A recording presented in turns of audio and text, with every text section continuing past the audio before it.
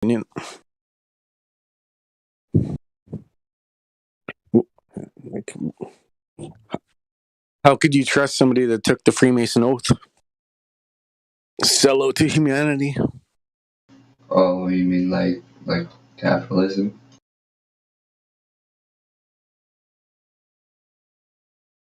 No, to get rich and famous, to get a certain amount of money, you have to join certain societies and fraternities and do certain rituals to gain that success and fame.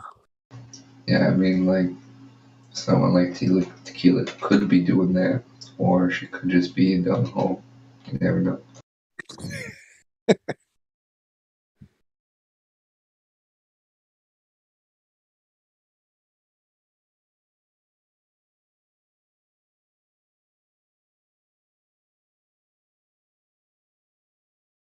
Like I said, I personally don't trust any celebrity, any athlete, or any geopolitician. Well, I get it, man. So Geopoliticians, I'm with you. yeah, so anybody who's like, "What about Trudeau? What about this guy? What about?" It's like they are all disgusting. Oh yeah, man. You don't want me to. I can't even say what I really want I to say. already know, man. Gotta say Well, shit. yeah, It's like I live in the most restricted area of North America for the past 24 months. So yeah, but yeah, Earth is flat, anyways.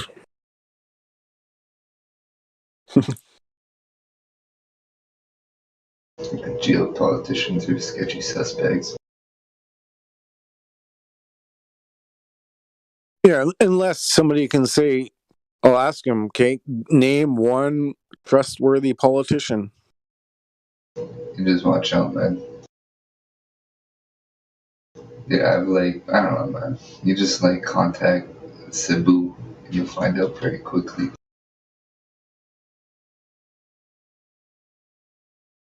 I don't know if it's your mic or I heard like contact civil and you'll find out quickly. But yeah. If you contact any Filipino country, no, contact the Philippines, man. It's a very corrupt place.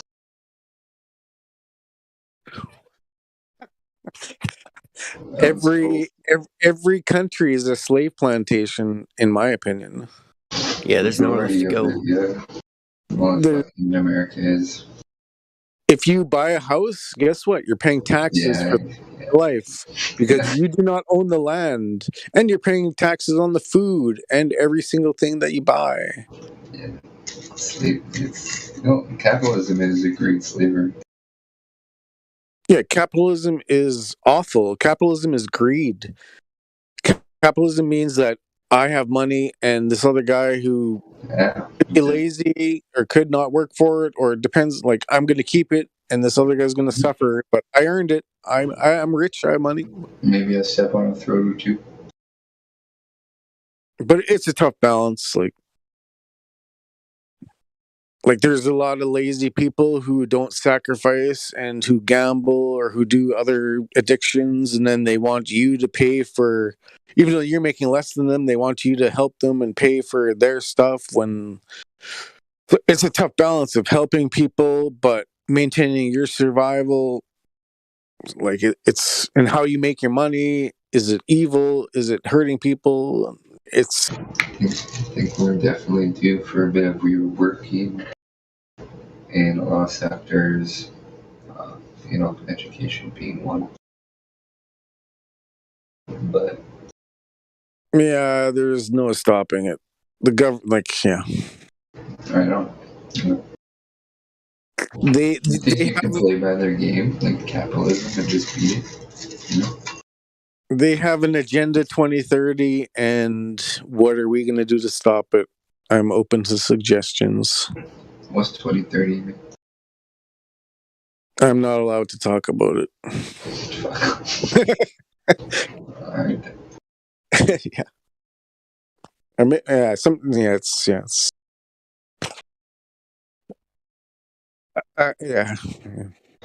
Maybe someone else can talk about it.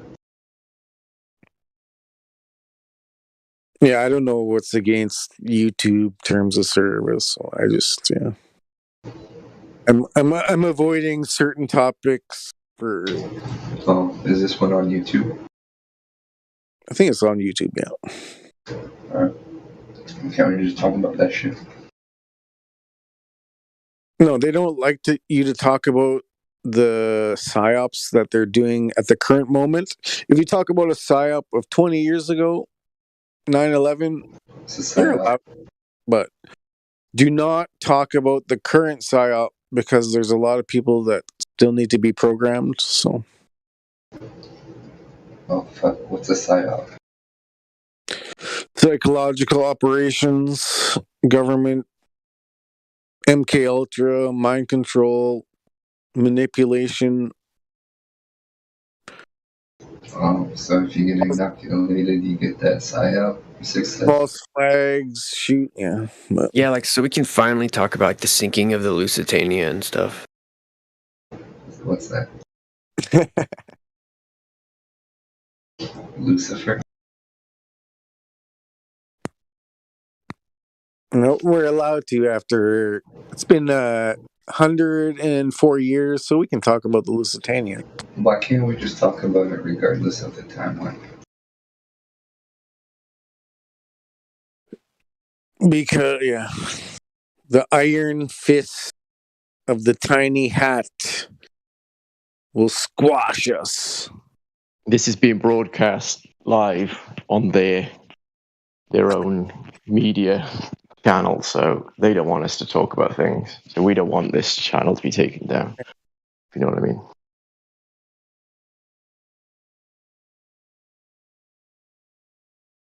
There are watchers in the night. Shut it down. Because you're paranoid doesn't mean they're not watching you. Oh, I know I'm being lying. Magikarp, carp. Magikarp, let's go. Oh no. Dang it. You say their name and they run. Like, oh shit, I just tried to sneak in here, man. Come on. Why are you calling me Who's out this like that? Listen. I can understand it, but you got to do the research before you enter the debate. If you jump in, you're gonna get annihilated. Well, But I don't in know. a nice way. I'll do it in a nice way. I'm not gonna. Yeah, I'll get you to double speak as quickly as possible, as often as possible, and yeah. Where's the channel where it's not streamed? I can link it. Oh, there you go. Ooh, dislike. This one. Health, nutrition. Nutrition. Well,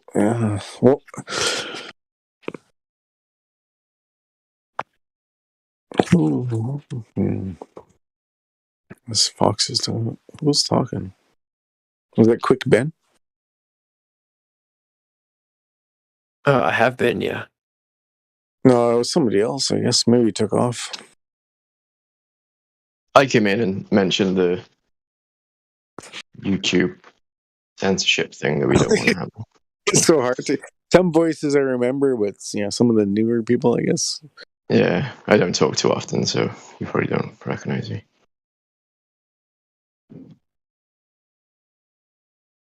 Yeah, I don't.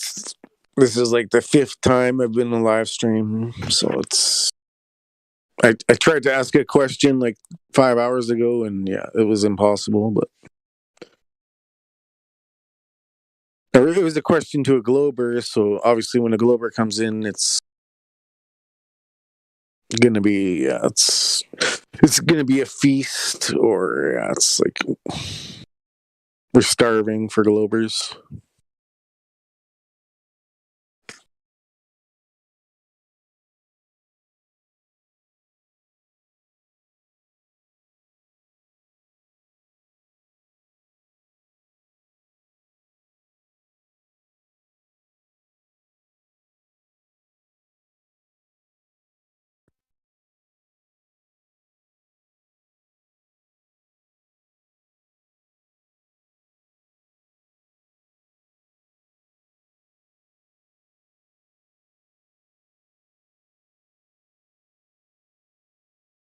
Zaz. I like the psyop talk. Can't find.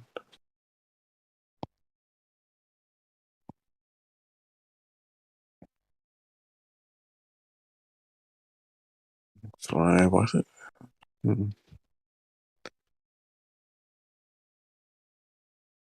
You wanna? Can you wanna unmute that new guy? Or is that forbidden? He who saith forbidden. It is forbidden to unmute in live stream. No, he took off anyways. What the hell? He who is taken off.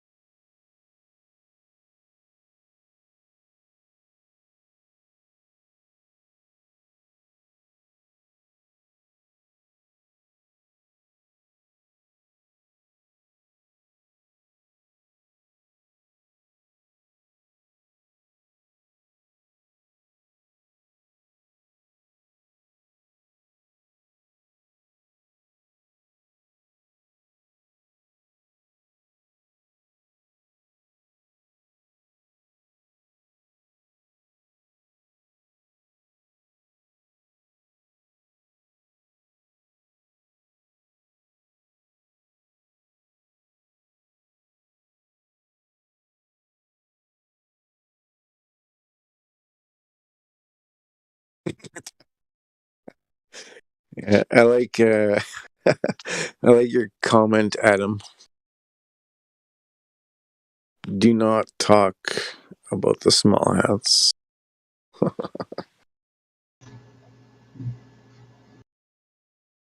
Was oh, I think I know that one.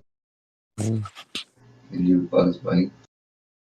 Yeah, I don't know if it's forbidden or if, like, yeah, like I said, is dead air better than exposing evil people? Or I don't know.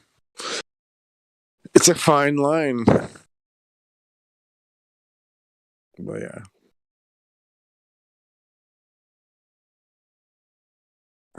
Well, we should have an open talk on it someday. How much truth about how, like, where's the line? Like, different servers have different things, and so, like, how do you expect people? I guess you got to expect people to control themselves and not talk about certain issues. And yeah, it's. But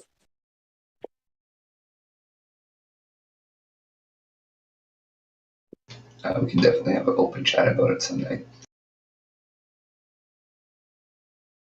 yeah, I need like the antagonist like riding on eggshells or something.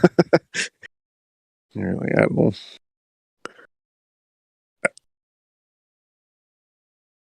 I need like the Glober to like expose, or like I usually don't just, yeah, I can't.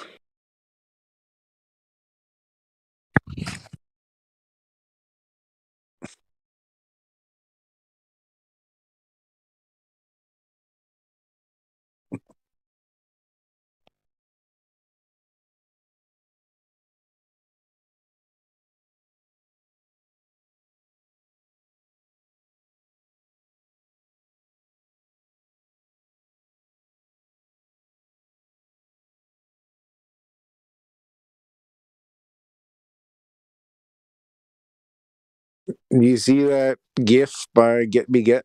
Or sorry, Cut the Shit. Would you ever wear that?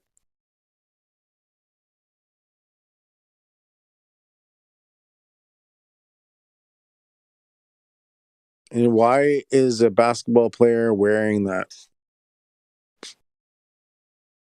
Or is that not Kevin Durant?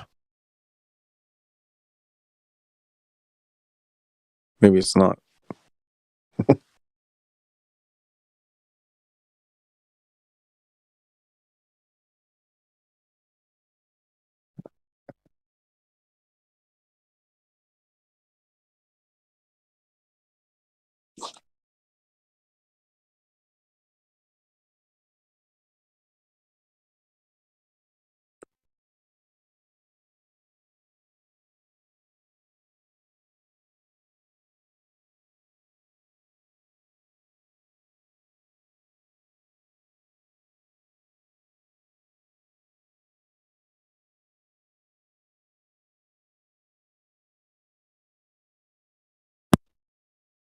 Mic check.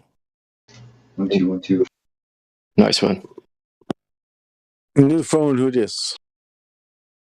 My wife's just complaining that her work headphones. She uses a gaming headset. She has to call people on her phone, and they're saying they can't hear her for some reason. So I'm just checking her headset. But do I sound okay to everyone? Some people's wives work from home now. That's true. That is Son true. of a bitch. COVID changed things. Back in the home where they're supposed to be. Oh, fuck. That was a joke, man. Don't cancel me. I could imagine like some. Laddie, you sound southern. Southern Wales, UK. Okay, no, I mean, I think I was well, doing I might be doing an accent. you know that Wales and England sound like Australian sometimes. Yeah. For whatever reason, whether that prisoner story is real or not. Yeah. But over here, we can hear a huge difference between us and Australia. But the Americans don't seem to notice as much, you know? Not even like Because we're ignorant. it could be like say you came back from a soccer match and Manchester United won like 6-0, and then you came on here and you're like high energy. You might sound different. You might sound Australian versus like. Yeah. We were talking about this the other day. Like the UK is tiny and it can fit into I don't know, one city over there in the US. And the amount of accent changes, like every 40 miles, there's a total accent change here. You know, so it's like all your states condensed into a tiny little area, I guess. You know. Yeah, that gets into the accent debate and whether it's like genetic or locational, and like whether somebody moves from Alabama to New York and do they continue their Alabama accent, or a New Yorker moving to Alabama, do they continue like, or do they try to change it and adapt? So like some people do. Some people instantly do. My cousin moved from South Wales, you know, here, UK, over to California, and within a month, he sounded like he was a Californian, you know, and he still does now. It's crazy. Yeah, it could happen because, like I said, you're going to hear people and you're going to try to, or you might even subconsciously mimic what your surrounding is or absorb it, or like, yeah, like, or yeah. Like I said, it's going to be individual basis, but. Do you think kids' access to the internet, like a lot of UK kids are watching a lot of American shows now. So do you think that's going to kind of water down, or not water down, but kind of mix up a lot of accents everywhere? It could be almost like what your parents say is what you're going to mimic. Yeah, the reason I said that is because there's a 6-year-old girl that lives nearby, and her mum is from like Africa, from Zimbabwe, and her dad's from Wales.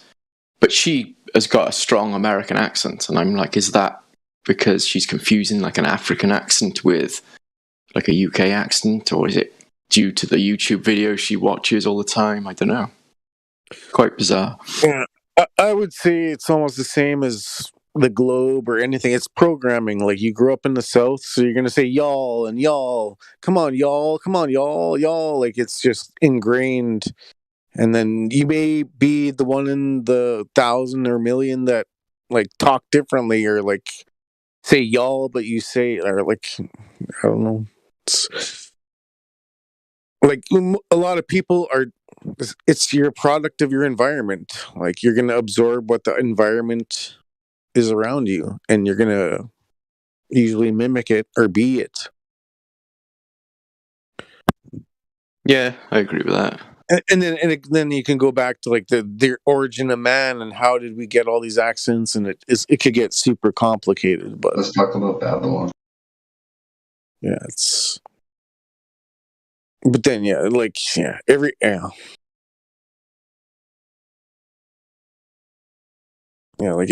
every flat earther would have a different age of Earth, and every flat earther would have a different origin story, and every flat so that's why I said it gets super complicated. Where like, yeah,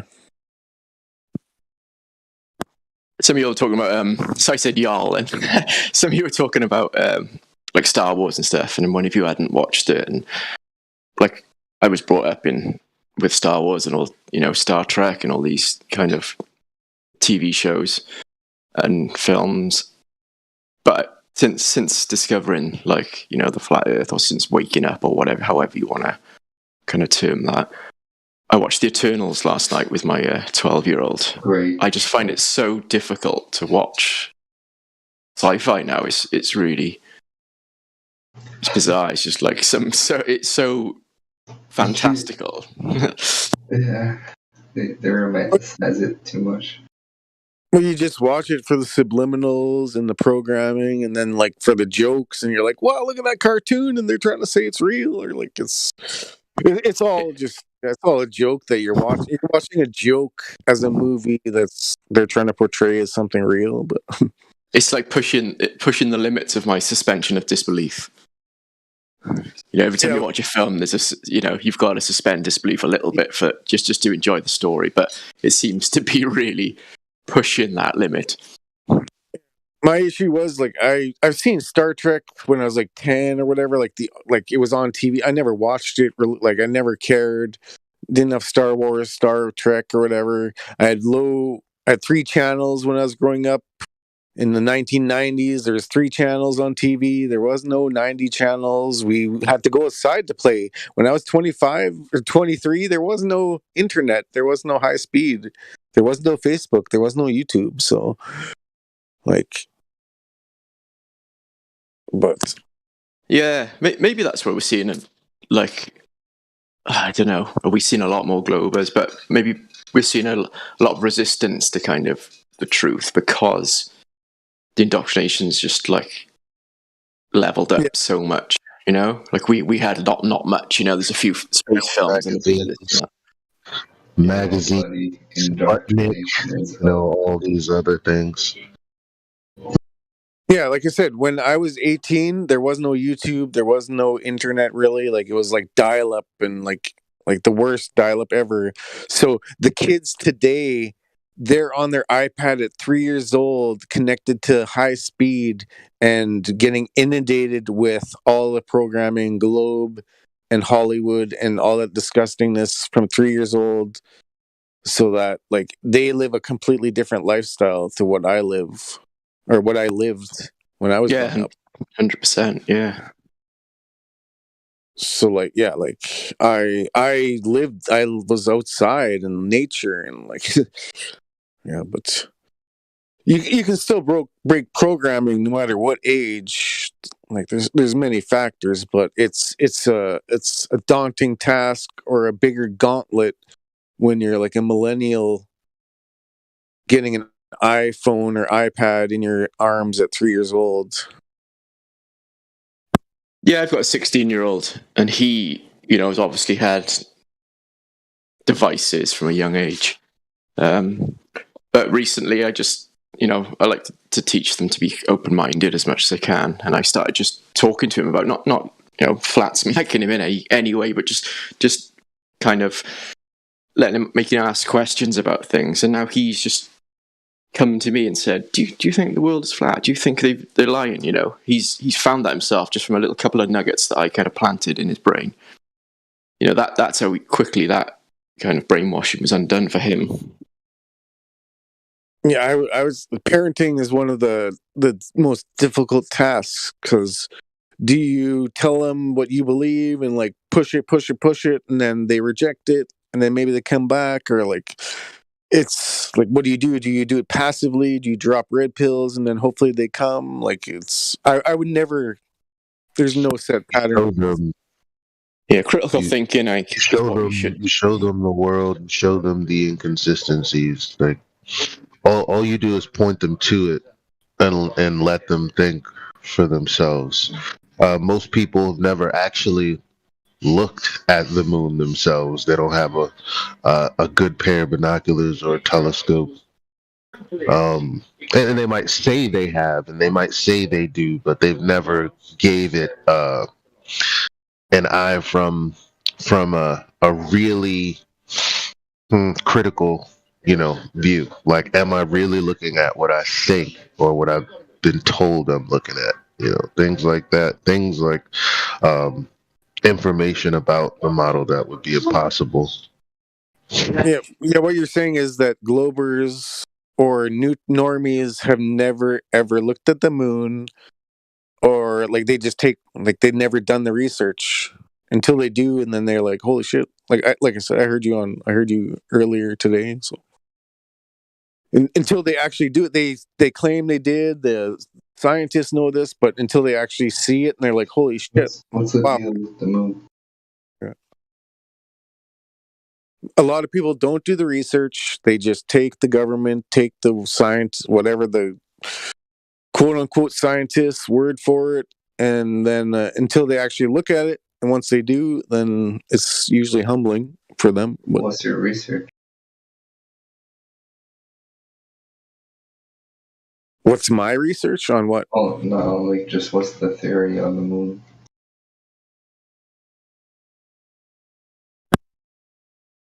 Like the simple study. Like, Can you be more specific? Yeah, like what do you mean when you just take the time to look at the moon, you'll see the truth. well, Elijah told a story earlier today, but I'm not going to repeat it because I can't do it verbatim. But the main gist of it was, until people actually look at the thing that you're talking about, then they may actually see it. But a lot of people just claim they saw it, claim the government, or claim this, claim that. But like, a lot of people just don't actually look at the things. Okay, I see When what they you do, Okay, I got you. No worries. That makes sense. And like, they can like, say, when they look up at it, they can say, "Yeah, I can look up. I see the moon." But what they're not realizing is, as they're looking through their eyes, everything in their brain, all that brainwashing is skewing their view of what they're seeing. Yeah, like they Does that don't make sense? in depth enough to realize that it could be this, or it could be Well, light, or it could be illusion. the most A honest shiny rock. the most honest position you can take is, I don't know what they are. It's just lights in the sky. And that's all we know. And that's all you can verify. And anybody who says anything different, you can call them whatever name you want. Yeah, but the problem with science and how everyone's brainwashed is that we have to know everything about everything. To live on this world, we have to know everything or have a theory of everything. Yeah. And if you don't, then you're stupid. Yeah, if you as a flat earther can't answer every question in scattergun formation, then it's a globe. Like, it's hilarious. Yeah, you've got no model, so you must be stupid. How can you not have a model? How can you not think there's something? Yeah, it's funny. And you say, "Where's your globe model?" And they're like, "Well, I can't. You can't post your globe model. So, like, why are you asking for a flat model when you don't even have a globe model?" So,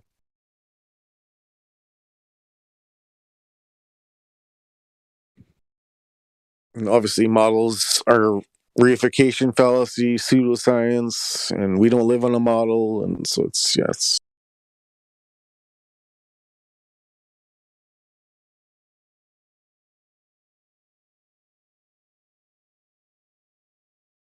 But yeah, just like imagine you're a Glober and all you're doing is coming and you're like, I'm gonna defend the government at every at every turn, no matter what the flat earthers say. I'm gonna defend the government. Like that's the globe earther position. Is like I'm gonna defend the government with my heart and soul. It's crazy. No, that's insane.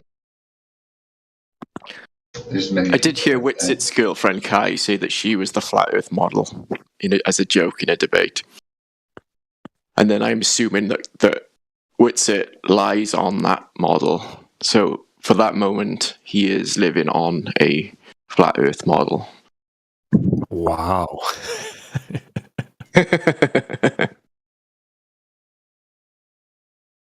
Oh, good one though.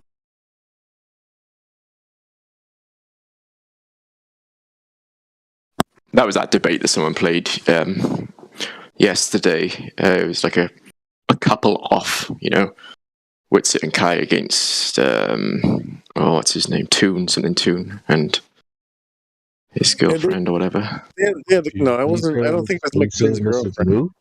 It was a couple. Are you saying this? Go ahead. Sorry. This is new?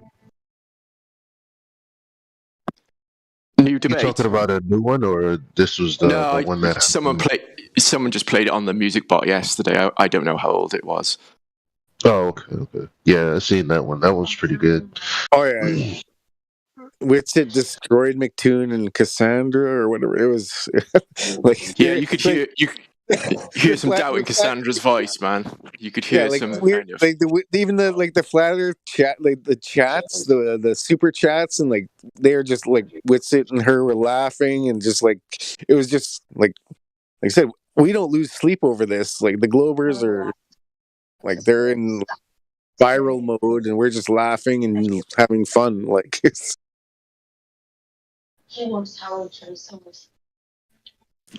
Did you say spiral mode? Like rotating on an axis kind of mode? Oh, I got a good clip from a Geo server of a couple spirals. I asked for scientific evidence of gravity, and it caused and then the percentage jumped in, and like I said, the only rotation detected is Glober spiral. It was hilarious. Oh, yeah. And on the flat Earth model, generally a Glober will concede that a map is a model, and every map is flat. Therefore, every flat map is a flat model. Welcome to flat Earth.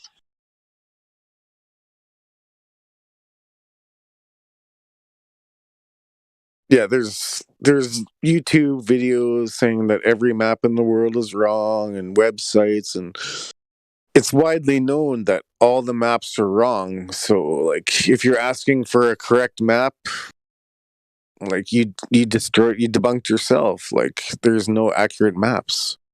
All the maps are wrong. They're representations. Maps are representations. Well, the maps are good for what they're purposed for, but when you try to apply it in an argument, like a world map, let's say, like well, you're not utilizing it for its purpose. And this is why you're seeing flaw in it, because it's not supposed to be used to determine that the Earth's spherical or not. Like, it's ridiculous. No, I agree. And it's about their misunderstanding of the word projection. So they say, haha, that's a map projection. And it can only be projected from a sphere. And you say, well, what does a projector do? Projector projects an image onto another surface. Does it mean the projector's a sphere? Does it mean the original image that's being projected is a spherical image? No. To project means to try and sort of get to the closest version of something, but it doesn't necessitate that it's coming from a sphere, which is the way they love to take the word projection.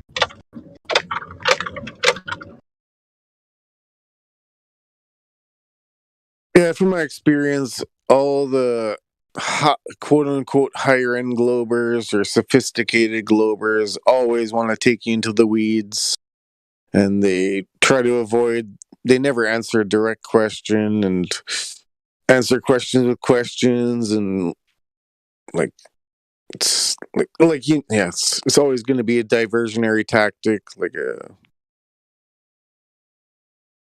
diversionary flare that, yeah, or whatever. So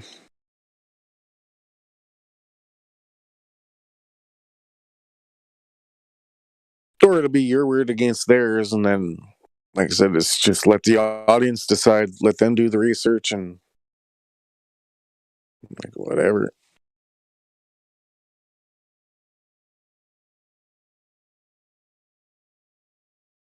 Why does it matter, you know? That's what I think sometimes. Why would they lie? Like, why does it matter what they think of the Globers? And like, everyone knows that they lie.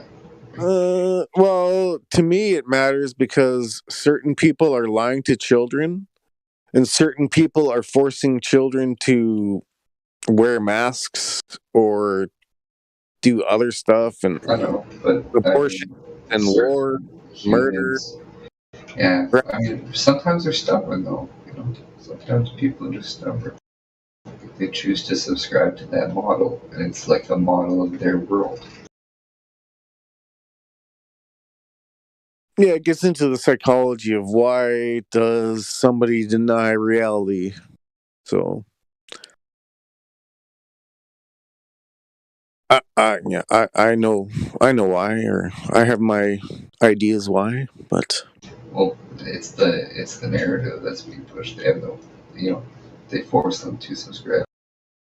So well, they make the world a survival, and they make it scarcity over abundance and capitalism, greed, and then they program you with lies in school so that you believe you're a spinning ball or a monkey on a spinning ball with no purpose, and that means that you can rob people, cheat on women, abuse people, oppress people, and there's no repercussions, but in reality you're going to be accountable for everything you do. So that's the issue where, yeah, if you it's always been bad. And the thing that's always made me laugh at them is that with their evolutionary paradigm, they think they're a primate. They think that they're a monkey. So with their monkey brain, they're thinking that they're that smart that they can deduce all this as, like, in the last 100 years, we've discovered everything. We know where we live. We know how the distances to all the galaxies. Before that 100 years, we knew nothing of the stars above us. But in the last 100 years, we just got everything right with our monkey I brains. know. It's like we've really been around for like 200 plus. You know, not that well, yeah, the population growth and the technology growth pretty much debunks evolution, because like how did we grow so much in these 200 years? What were we doing for 1800 years before this? What were we Bulls. for 5,000 years before this? And only magically we found our genitals in the last 200 years to populate from 1 billion to 8 billion. Like, no. But again, that's usually sampling data, and then that's only existing in the maths. So there's this birth rate and a death rate, and if you multiply the two by each other, the same thing with the whole COVID thing. It was like, if you look at this potential death rate we're going to have 1 trillion people dying per day, even though there's only 7 billion people on the earth. No, but these models show us we're going to have 1 trillion deaths per day You for want the next 100 years because the maths, Here's a funny stat. I was driving home today, and the radio said you're 136% more likely to end up in the ICU if you're not vaccinated. Oh my god! It's like what the it's they're but atheists will believe, and they'll have an excuse for anything, and so it's. But Why don't we like atheists? I mean, I can be civil, but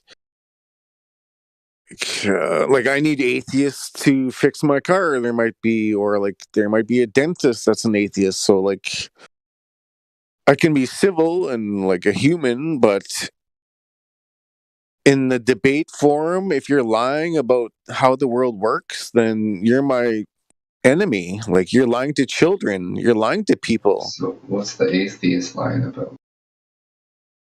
Almost everything. Like I don't understand. Evolution, Big Bang, the globe. They're confused mainly, right? Not lying. But they're scientists and they're scientism, so that is theology, so they are technically not atheist.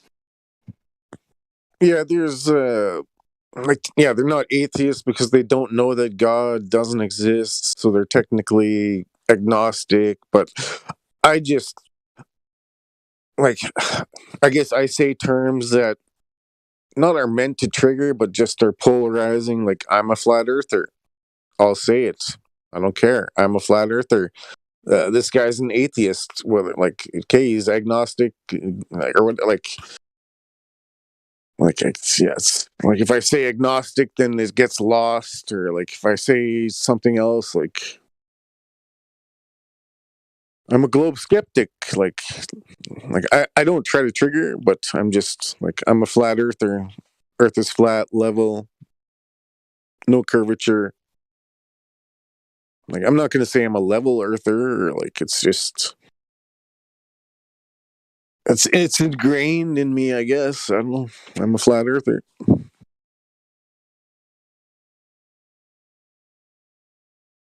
Right or wrong? Not wrong about flat, but right the term.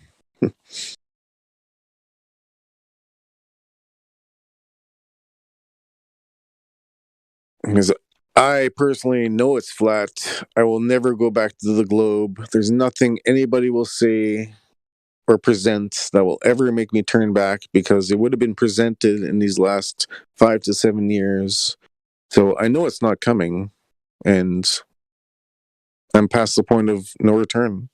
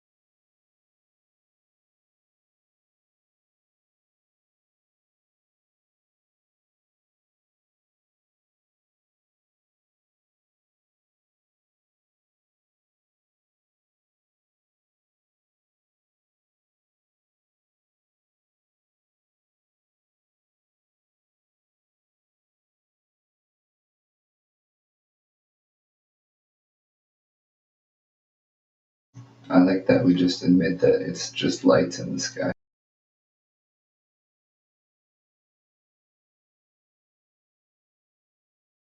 I personally admit that all I see is lights in the sky. I've never seen any satellites in the sky. I've never seen any planets. I've never seen anything transit the moon. So whenever I ask for a Glober to present their evidence of the ISS or a satellite or anything, they concede that they did not take it. They don't have a telescope, or they do, but they didn't get the picture. So I want the picture of the ISS with the details from your own personal camera, and it never happens. But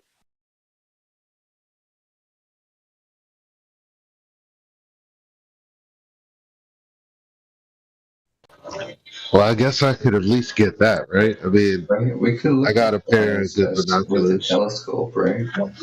Couldn't we? We can look at the lights in the sky with the telescope, sure. Mm-mm. A good enough telescope to see the people, right? Hmm?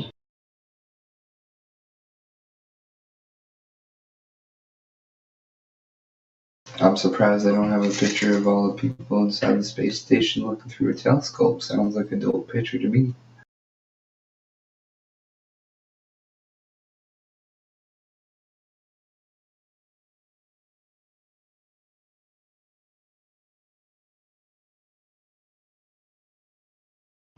And just as a photographer, I would love to photograph something like that.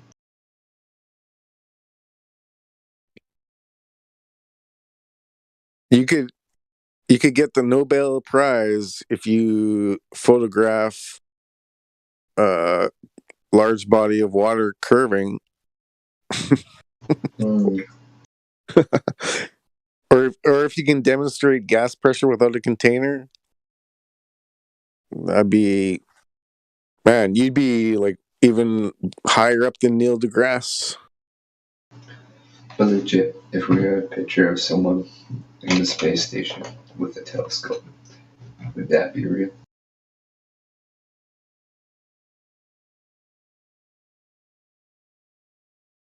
How would you verify that? I don't know, man. I guess you gotta like um, see it on TikTok. I don't know.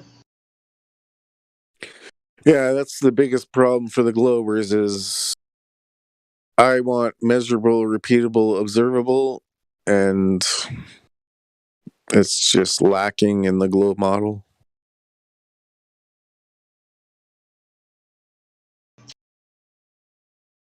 In every way, in every single in every single way. I don't even know how I would like show that water stays flat all the time.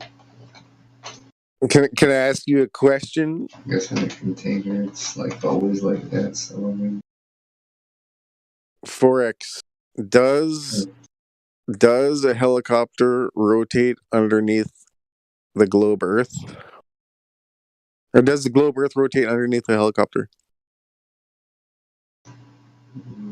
no. Welcome to Flat Earth.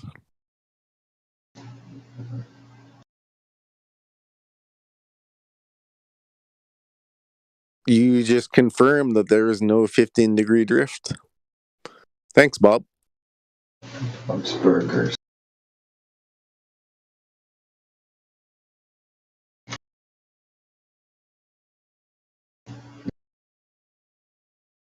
I mean, like, I just want to see a picture of the space station now through a telescope. Yeah, I try to Google it and try to find like the best picture of the space station.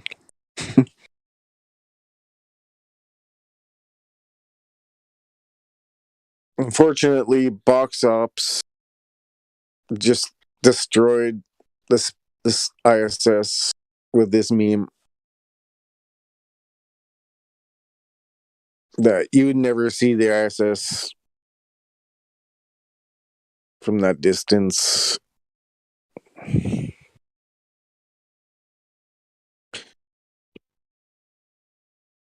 I've never seen anything pass across the moon ever.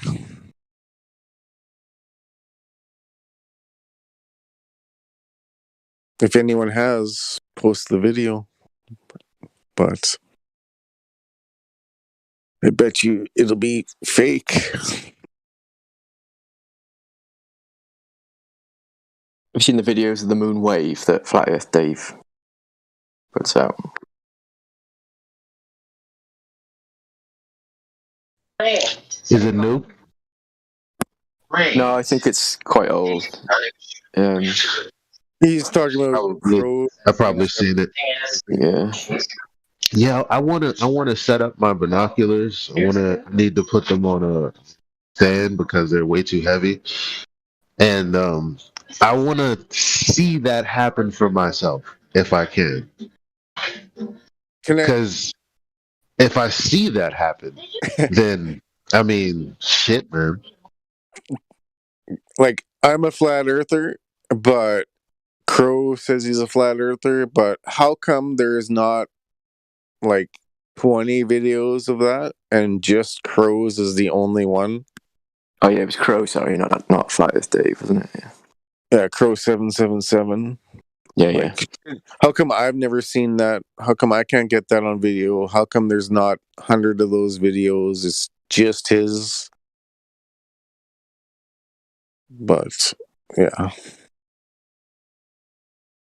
that would be my criticism of video. But Hello, everybody. Hello.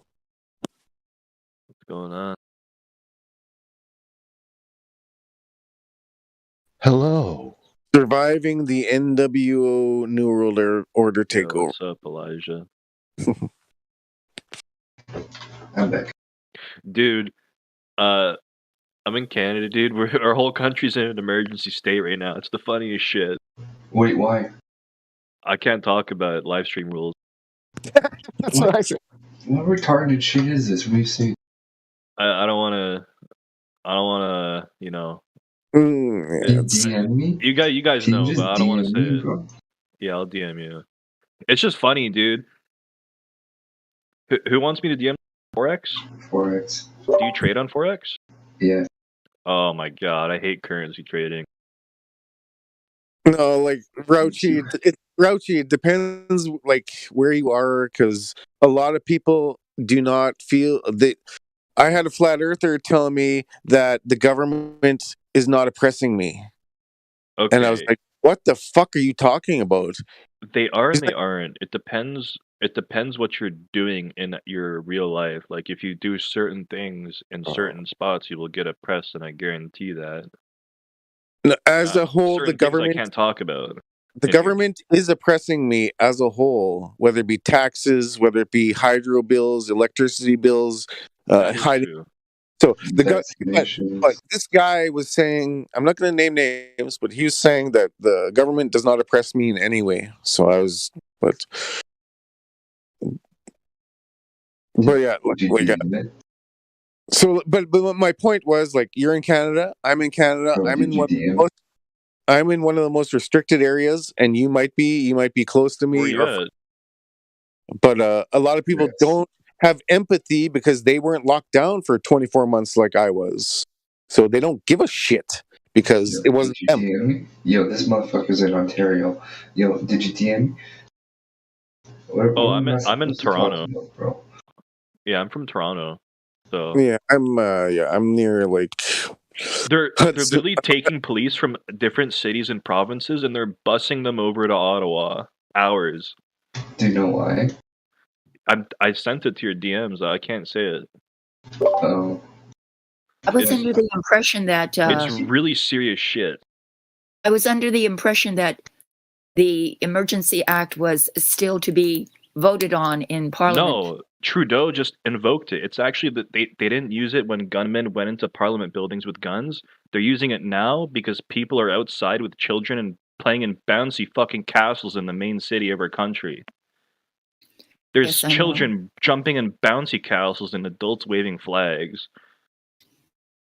Well, they shouldn't be waving that terrorist flag anyways, in my opinion. But Oh yeah, the Canadian talking? flag. You're right. why would you wave a terrorist Canadian or U.S. flag? That's disgusting, and it's not patriotism. That's supporting the colonialism and slavery. Bullshit. Ridiculous. Yo, You're ridiculous. why They're can't we talk patriots. about They that? want to. Otherwise, if they didn't wave that flag, they'd be shot. What I want to know is how far can they push the people until they snap? Well, look at Because them it's gonna now. They're happen. all in the streets. Yeah, they've been there for 20 days. They shut That's right. down. They got donated $10 million on GoFundMe. They shut it down. They got I know donated all about. $8 million Yeah. on a Christian website. It got shut down. And now, Yo, this is dope. since they're being given Bitcoin, that's why they invoked the Emergencies Act, so they can stop inter-Iraqi transfers, so they Yeah, can with investigate Bitcoin, yeah. crypto Is accounts. this live? This is live right now, hey? Yeah, dude, it's been live for 20 straight days. Motherfucker. That's what the mainstream media here doesn't even report. One of the major events in the world right now. No The police, kidding. the police made it illegal Yeah. they started confiscating gas cans because they didn't want you filling up their gas tanks, and they're arresting people for it. So the whole population there started running around the streets with empty gas cans. No, they gave them. They were ordered to give back the gas cans. The police were, but the police put water in half of them. Oh, that's how you gas destroy their cans were engines. filled with water.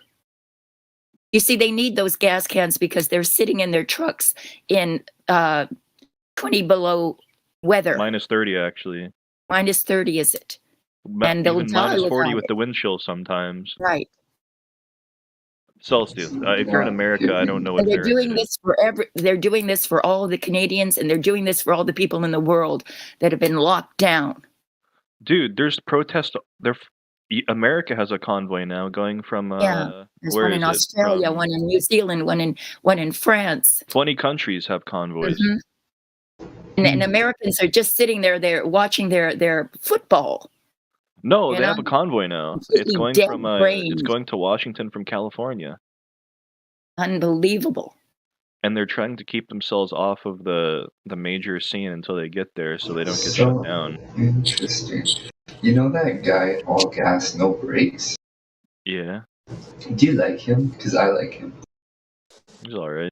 I think he's cool because he just talks to normal people. And, like, he gives you an unbiased kind of thing. Did you guys mention the confiscation of the funding? Yeah, dude, they're trying to confiscate the crypto now too. Yeah, so that GoFundMe page, they confiscated over $10 million and then tried to redirect that to charities of their own choice. That's fucked And then up. with the Bitcoin donations, I think they said that they raised over $5 million in a matter of, I think it was a couple of days. 20 And now they want 48 to. hours. Or was it 48? Oh, shit. Yeah, 2 days. But I think that's why they invoked the Emergency Act, because they can't stop. They couldn't stop the Bitcoin from coming in. With the GoFundMe, what happened was when they canceled the funds, this is what they said: either you can leave the money and we will So donate is the to Emergency Act invoked now? Yes, but what happened with the GoFundMe was they said that we're gonna either you can request your money back, or if you leave it, we're donating it. And what they did was they created a forum page and said, everybody, call your banks and do a manual cancel, because every time you do that, it charges them $15. And then they just said, all right, we're just gonna send back all the money a couple days later. Okay, so this is so cool, man. I want to drive down there, go buy myself a nice camera, and then just find a way to stream it constantly. They're trying to use the Emergencies Act to get into your what you're looking up online and shit, to see if you're looking up their convoy to donate to them. That's how they're really getting at your crypto. They have a website with their wallet, and they basically monitor that. Wow. It's a pretty shitty system. They're basically colluding with other services to commit thievery. Basically, that's what they're doing.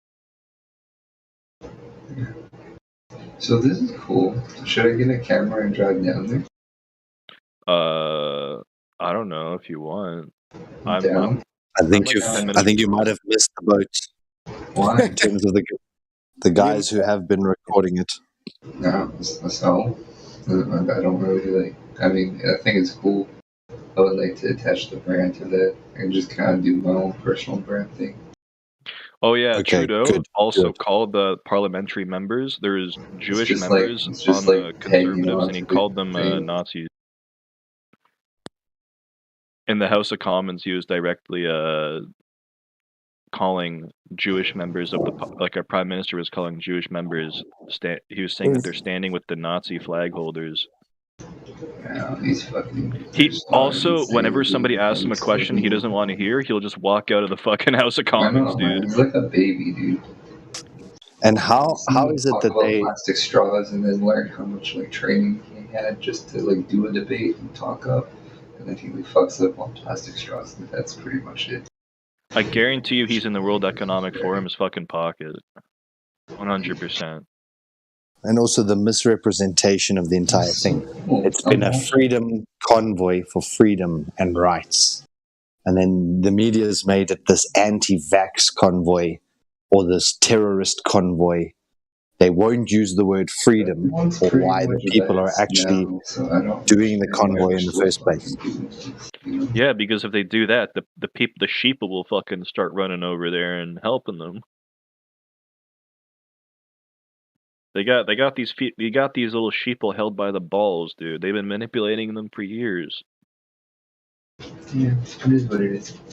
Borax, you sound like you're in like underwater or something. Yeah, you're like. Oh yeah. Sorry. I'll fix it. I don't know. I just think it's pretty crazy. I've never. I'm 26 years old. I live in Canada, and I've never seen anything of this magnitude. I don't think there's ever been a protest this large in Canada ever. No. I don't think there's ever been a protest invoke as large in Emergencies the Act world, for my BLM friend. protesters burning down buildings and stealing and killing, but they'll call an Emergencies Act for some people standing waving flags and kids jumping in bouncy castles. And they were also saying about how when a truck drives past you and he hoots his horn, generally the kids in the car all wave. There's a bit of a good vibe created. Or you tell the guy, honk the horn. And when he does, everyone gets all excited because there was like a bit of communication on the road. Yeah, exactly. Now they're making that honking of a horn like a terrorist type thing, saying that if the truckers are hooting, then it's an act of terrorism and it's there to disturb, and it's a sign of solidarity. It's a sign that we're one. They were just blocking the border. their ability to stuff.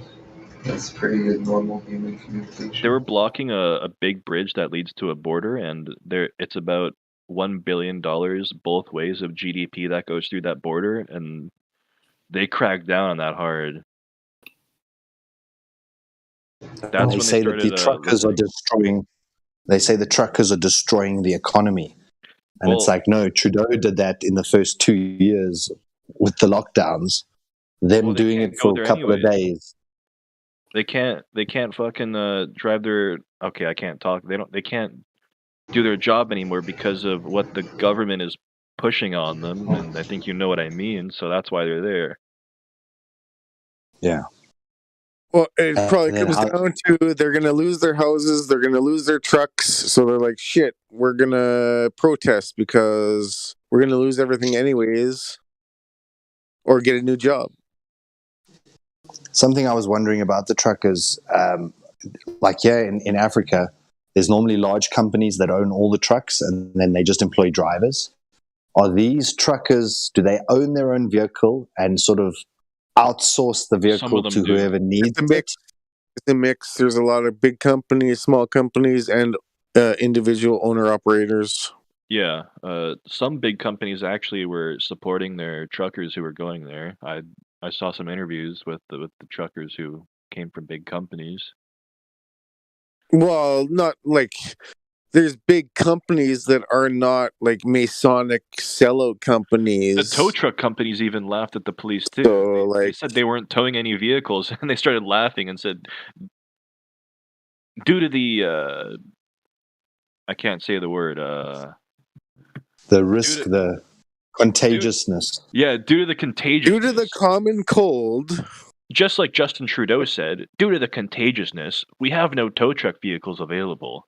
due to the contagiousness, we have no personnel available. And he just started smiling and laughing in the video. Yeah. And now they've released something saying that if the tow truck drivers won't tow, then the government will go and tow the tow truck vehicles away. Yeah, It's like- good luck. Good luck, dude. Dude, this is literally the start of a war on people. It's No, this is the first Fucked up. psyop of many psyops. This is just the testing. They're testing. They're feeling it out, and then eventually they put in measures, just like Patriot Act, and they squeeze. And then in 5 years, 2 years, a new strain, new lockdowns, new measures, and more restrictions and more fines. You come and protest, $5,000 fine. Anyone. So all they have to do is put that $5,000 fine, and you're toast. You're not if you protesting. got no money to pay for it. Then you go to jail and they lock you up. Yeah, for how long? Yeah, they can build the prisons. They print the money. They can lock anybody up. Oh, they actually built a new I think it's called a processing center for inmates. They built a new one just for the protesters. Yeah, like anybody who thinks this is over is delusional. This is step 1, step 4 of Agenda 2030. There's no stopping it. There's going to be more lockdowns, more tyranny. It's yeah. It may not be in your country right now because of whatever reason, but it's coming. Yeah, I thought the US was going to be the first country to declare martial law, just in terms of the rising pushback. It was quite peculiar that Canada was the first one, but all countries want to implement a martial law because then you no longer have a democracy, you have a dictatorship, and they can dictate whatever resources they need if they can declare it a national emergency. So the playbook, that thing that was released in 2010, I'm trying to think of the name now. It was the Swine flu. Either the Rockefeller, that Rockefeller Foundation that said how to roll out this top-down oppressive government with rising public pushback.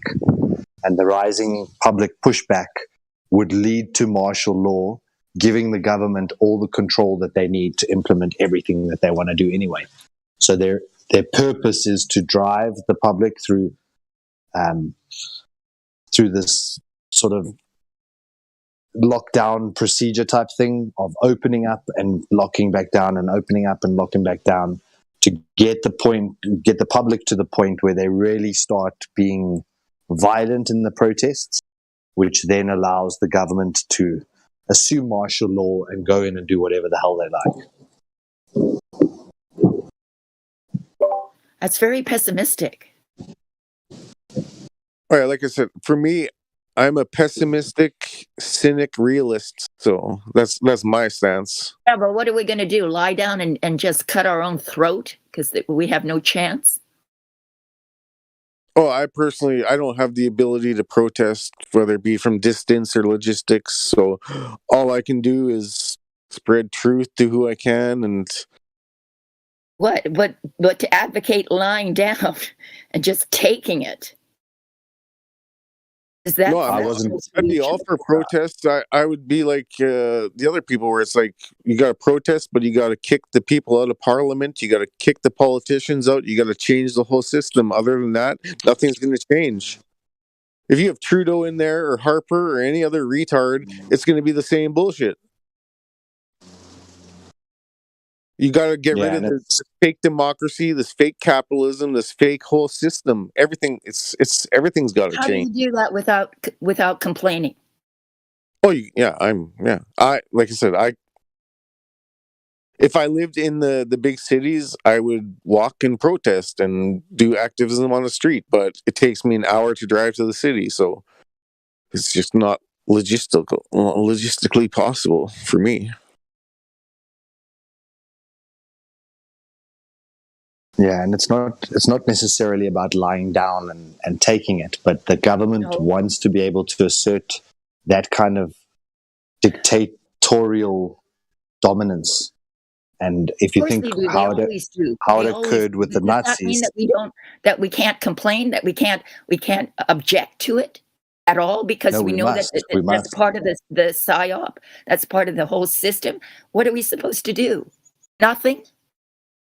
Well, I think that there's some really intelligent people who are challenging it legally, from a definition perspective. There's definitely small groups that are well connected, well financed, that are challenging the narrative. Those could also be controlled opposition.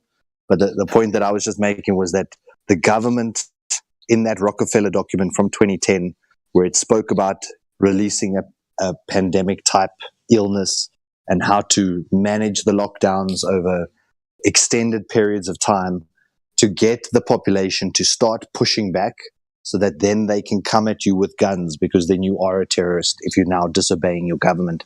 So it's the government's goal to get us to the point where we're so frustrated that we start crossing the wrong lines, and then they can clamp down, put us in FEMA camps, do whatever it is. They call it a redistribution of resources. What would your solution to that be? For me, it's just survival, and it's going to be different for every person based on your location, your age, your sex. And I would say you have to save yourself. And if you have to protest, protest. If you can, protest. If you can't, then do whatever you can to raise awareness. And yeah, like,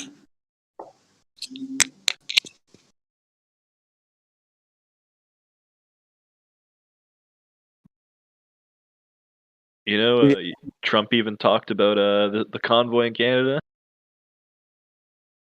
He was praising him, dude. the whole thing is there's more of us than them, and they know it. That if we went and surrounded the parliament, we could hang that guy. Or like if we went and surrounded Rothschild's mansion with 100,000 people, he can't go anywhere. So like they avoid that while manipulating us and screwing with us, but trying not to cause enough revolt so that we go and hang them, but causing enough revolt so that they can do these emergency measures and pay the military and police enough money, the corrupt atheist police and military, to harm and oppress the people for money, because you can pay people pay people money to oppress people. So yeah, maybe the military or police now are not as corrupt and they're not willing to beat the people, and it's going to take a couple more psyops until the military and police are crazy enough to do it.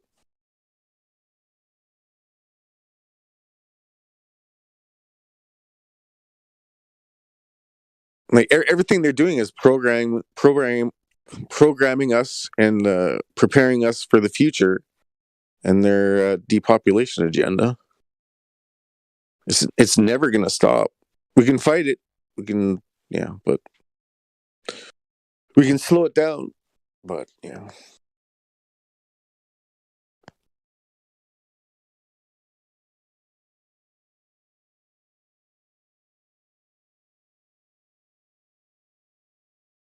I don't know, dude.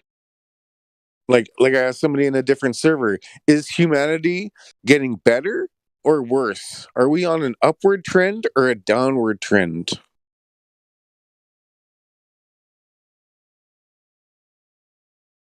Like whether it be truth, are we on an upward trend or a downward trend? Whether it be degeneracy and immorality, are we on an upward trend or downward trend?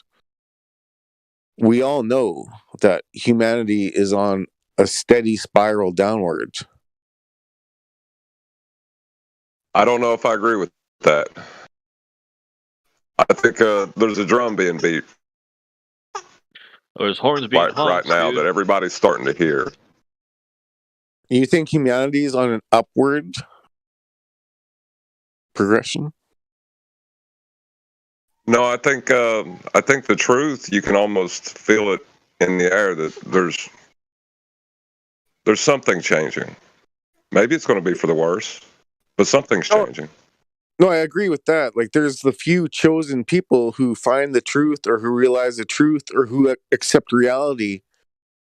But as a whole, are we going to overcome the 6 billion or 5 billion subjective truth believers?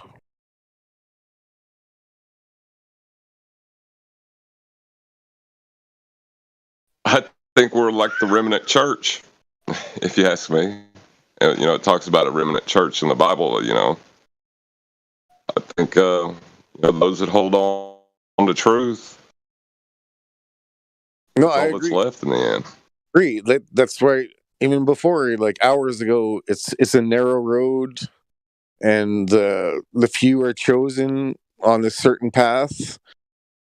So yeah, that's why that's why it's that this server should be at 50,000, 100,000, 500,000. This VC should have 200 people, but guess what? People worship money and they worship material and lies, and the programming is so strong that that's what we're fighting. Yeah, so it was called Operation Lockstep. The Rockefeller 2010 Foundation Report for the Future of Technology and the Management of Resources. I've just posted in the live stream.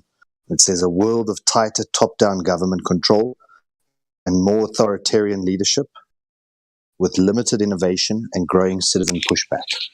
So they planned this from 2010, how they would roll out the limiting of our innovation and how they anticipated the public pushback and how they're going to effectively try and sidestep that force that's coming towards them. And I think part of why they've accelerated the whole medicine program that has been rolled out is that they know that they can't take on all 7 billion people, but if they can just halve our numbers or get us to a quarter, then suddenly they can respin the scenario, and then people have a short attention span. So in 5 years' time, they'll forget about this and carry on with their lives. Are you trying to So say that you think these medicines will actually wipe out half to 75% of our population? I could tell you just from the people I know that were normies 2-3 years ago, nobody trusts the news anymore. Like everybody's got a different conspiracy theory they're pushing. It seems like it's in chaos. They're causing chaos for whatever reason. But don't ever confuse that they're more powerful than they think they are. They're not that powerful. I mean, you could take down the grid with a couple of slinkies and a bow and arrow. But this thing is so fragile, they don't even realize it. Yeah, it's only powerful because the legion of subjective truth believers. Like we Yeah, but if the power went out tomorrow, who would they would eat each other, those subjective truth believers. We'd be out on the streets, dude, I guarantee you. Yeah. Like if they if shut the power down went the out internet, tomorrow, fuck yeah. they would eat. Yeah, but if the power went out tomorrow, we'd all be they on would- an even playing field, though. In a way, but some people would have more resources, but it would run out. And yeah, like that, it's like they won't let the power run out because then, like I said, then we would have revolt and like it'd be chaos. They want managed chaos. They want their own managed chaos. They can't have. That's what. Yeah. Like it's status. But that's what I was saying. That's what I was saying. You could take out the grid, the thing that supplies electricity to everyone, with a bow and arrow and a couple of slinkies. This thing is not held together as strong as they want you to believe, and I don't think it should fall. But I think a lot of what they do that they release to the public is to make you think they're more powerful than they are, because they need to come from a position of strength. Well, they're only in power because they run the courts, they run the police, they run all the systems. So like it's hard for one man to beat the courts and the judges and the judicial system. So like they own everything and they run everything, so that one man will just get annihilated.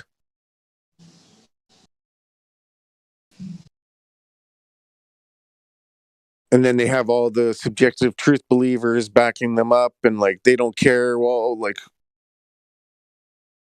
yes, like do you like subjective truth believers do not believe in injustice? They don't care about injustice really, or they do sometimes and they don't sometimes. They're super hypocritical.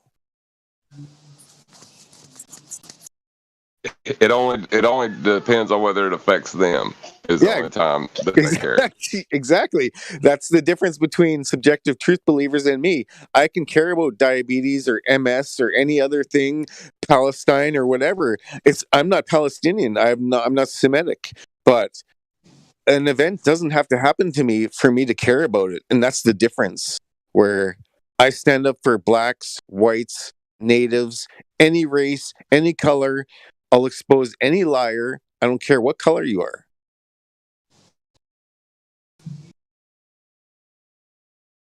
So yeah, like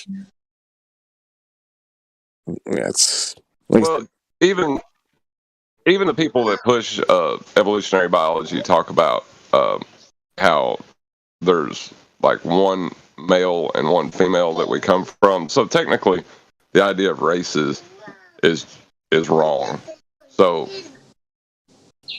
it's a little bit twisted. well, we're all genetically related.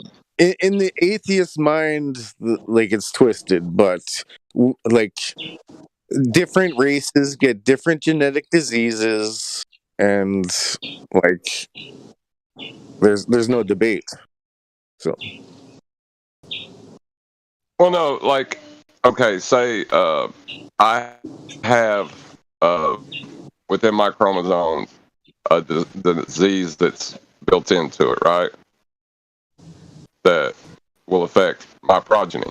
Does that mean that my brother who does not have that genetic malformity is not my brother?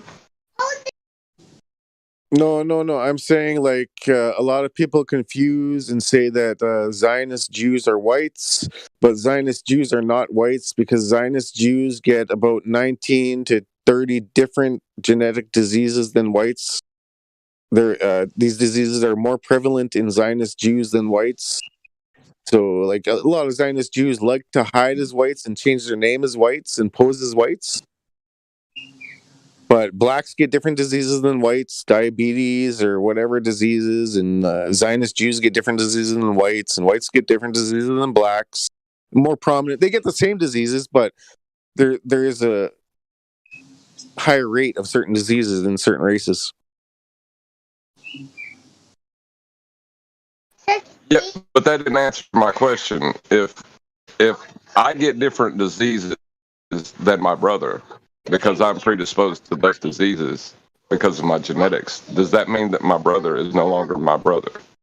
No, because you can give yourself diseases. You can give yourself diabetes. You can give yourself cancer. You can give yourself all these different things, and you're still your bloodline with your brother. You're still the same race as your bloodline mom or dad, unless he's a half brother. Well, see, that's what I'm saying. Like, you can't point to diseases as, the thing that separates us. There's way too much that we all agree on. You know what I mean?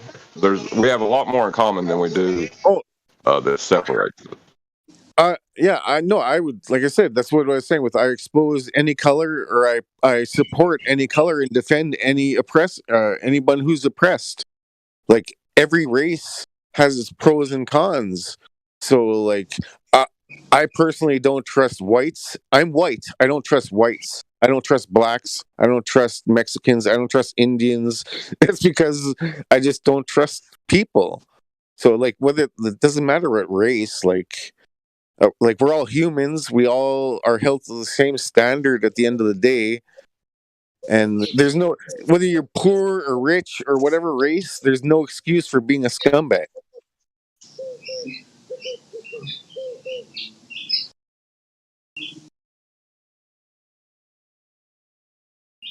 I don't think you fully understand what I'm saying. I think you're close to it, but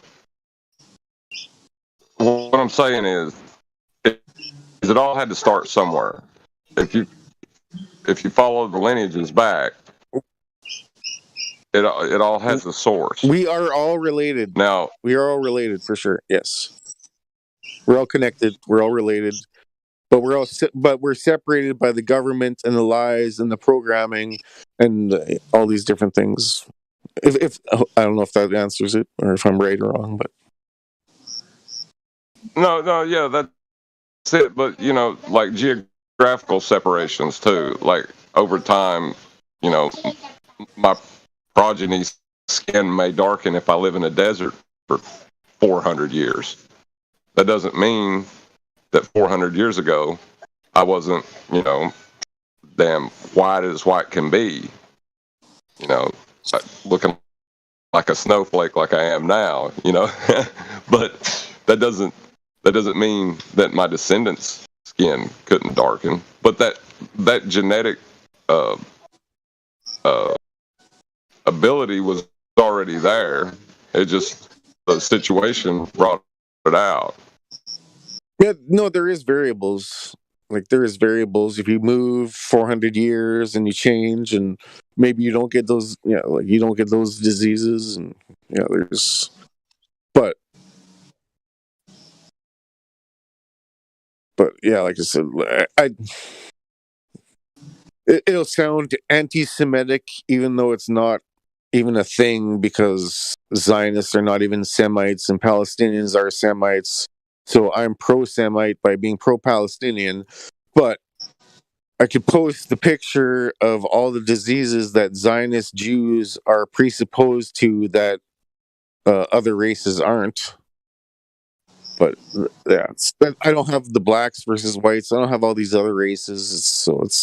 But I'm not trying to convince you or like. No, I'm like saying, okay, well, if you think about it with like dogs, right? Like that started with playing around with wolves or wild dogs, whatever. But look at all the different kinds of dogs because we've bred them to look that way. We've just been bred to look this way. That doesn't mean that we aren't from the same source, is what I'm saying. Yeah, no, I like you can mix. Yeah, like we're all mixed. You can mix. Yeah, over time we're gonna mix, and there's gonna be different genetics, and like, but like some people are more of that race than others, and some are more mixed. So then there's gonna be more variables in the mix. But if you look, I'm gonna post that the genetic diseases that, well, maybe it's only like 15 genetic diseases more prevalence in Jews than Gentiles, even though Zionists are not Jews, they're fake Jews, but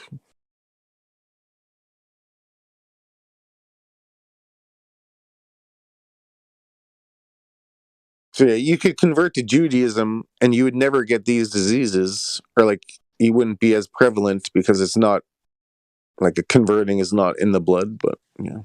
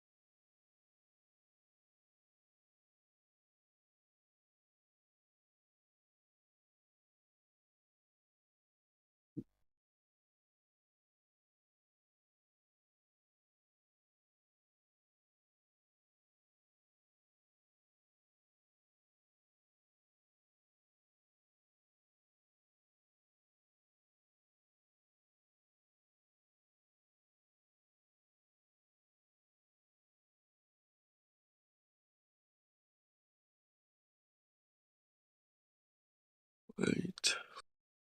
Any of you guys ever hear of the Flesh Pit National Park? Mystery Flesh Pit National Park.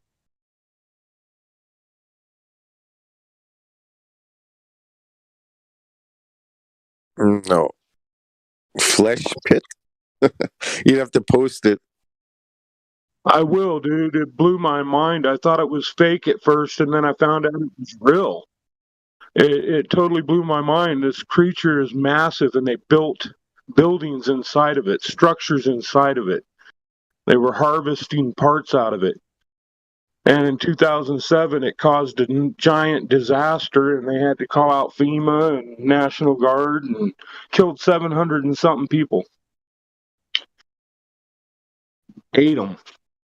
But yeah, I'll post it right now. Let me find it.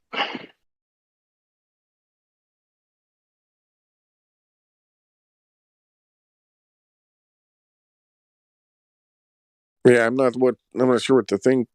I'm a proud auto hoaxer, but I don't know. I don't know.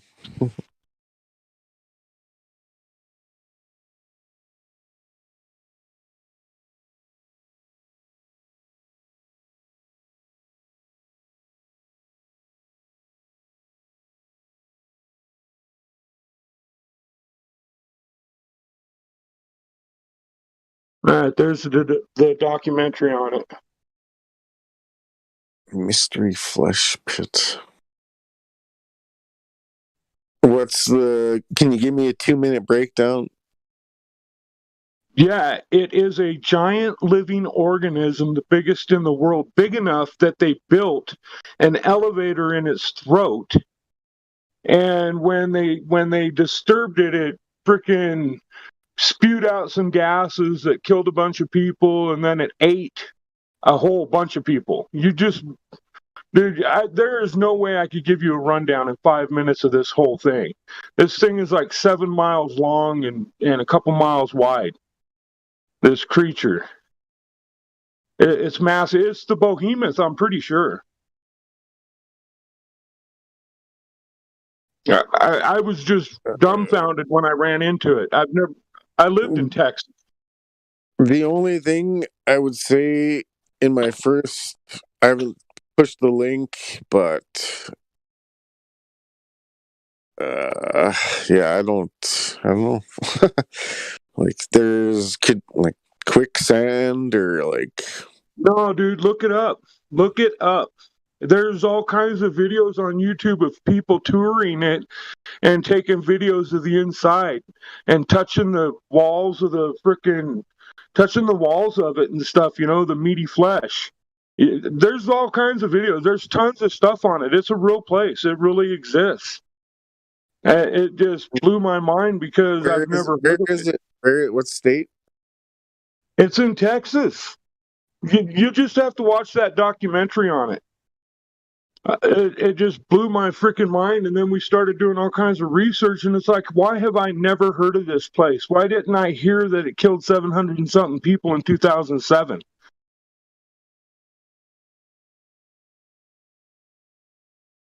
Well, there's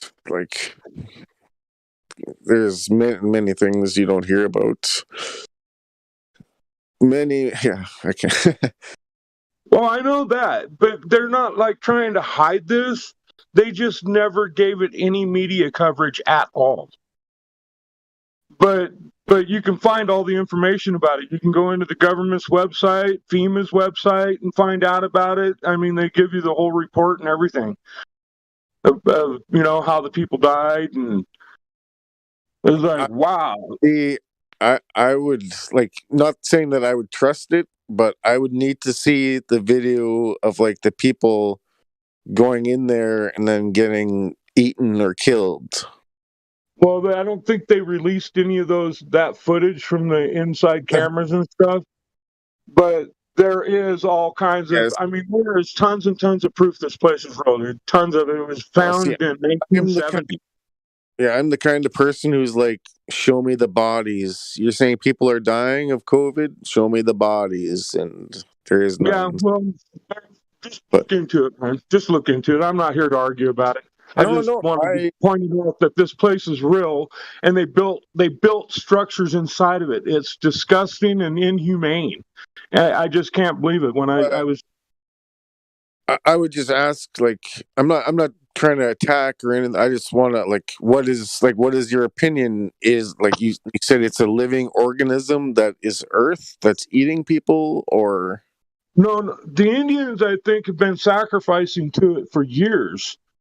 The natives, I should say. I apologize to any Native Americans, but anyways, they've been doing rituals and sacrificing it to it for years, and it says in the modern reports on it says that they're back to doing the rituals. It doesn't say nothing about the sacrifices. It just says that they're back to doing the rituals, and they put a big fence around it.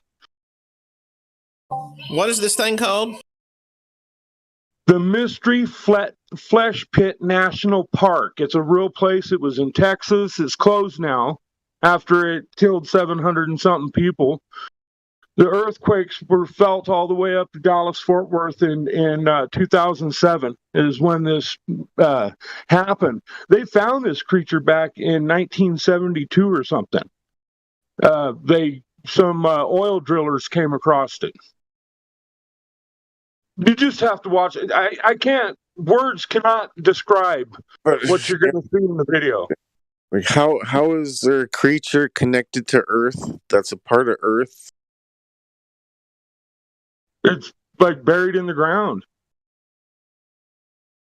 And it's got like a big blowhole that is just open so it could breathe, but it goes into its stomach, and they've got pictures of them going into organs and stuff. You just got to see it, man. It just is baffling to me how people could be so inhumane. To build structures, they held open its mouth. They built big clamps to hold its mouth open so they could put an elevator down its throat. They call it a mega organism, I think. Anyways, I just wanted to bring that up because I've never heard about it, and it just really, I don't know, it made my heart hurt when I was watching the documentary on it. I just wanted to bring it up. Yeah, no, if I can remember, I said, I'm not. It sounds far out. I would think of like different ways where like it's a ritual site, but like if you're saying there's an elevator in its mouth and it's eating people, then No, not deliberately. Okay, they were going in and harvesting parts out of it and stuff. Black bone, blue flesh material, and it bleeds. It's got red blood. It bleeds. It's a living, breathing creature. They say that you can hear its heartbeat while you're inside of it. The people that have toured it and made videos on YouTube. I mean, this park was open until 2007. How come we've never heard about it? Oh, that's because only the rich and the elite went there and visited. They had a motel in it. This thing is huge, massive. It's a huge, massive creature. It's like I said. I'm pretty sure it's the behemoth.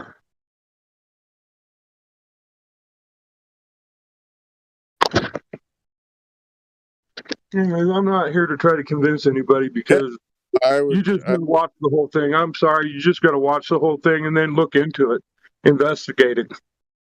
And there's another one they found in the ocean. Imagine that.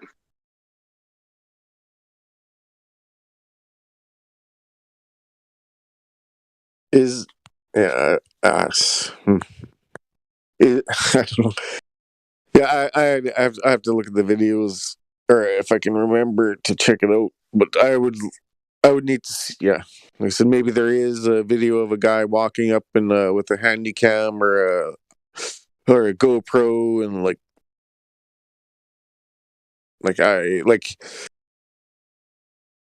Yeah, I'm personally skeptical of a lot of videos because a lot of videos can be edited. So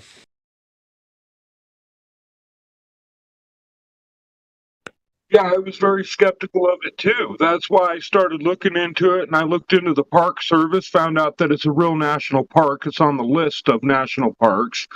Looked into the USGS. It's in the USGS. Looked into freaking the company that Anodyne, and the company went bankrupt when the monster freaking destroyed a bunch of stuff because it was Anodyne's responsibility. But it's all, the information's real, man. It blew my freaking mind. I'm still in shock by it. I found out yesterday. I just was like, dude, I did nothing but research on it yesterday. I'm scrubbing through the video right now, Yeah, you got to watch the whole thing. and it's just pictures. No, you got to listen to it, and it's a documentary. You just really need to watch the whole thing, and then you can do your research. It's the report. It's the incident report. He's reading the declassified incident report. Well, it was never classified. Everybody knew about this place, I guess. So, But us.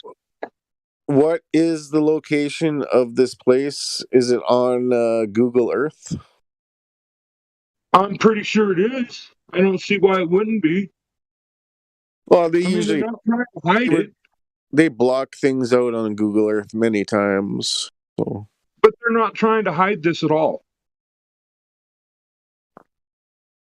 They're not trying to hide it. They're just not giving it any coverage. There's absolutely no news stories, no newspaper articles that I could find except for back in 1972 when they first found it.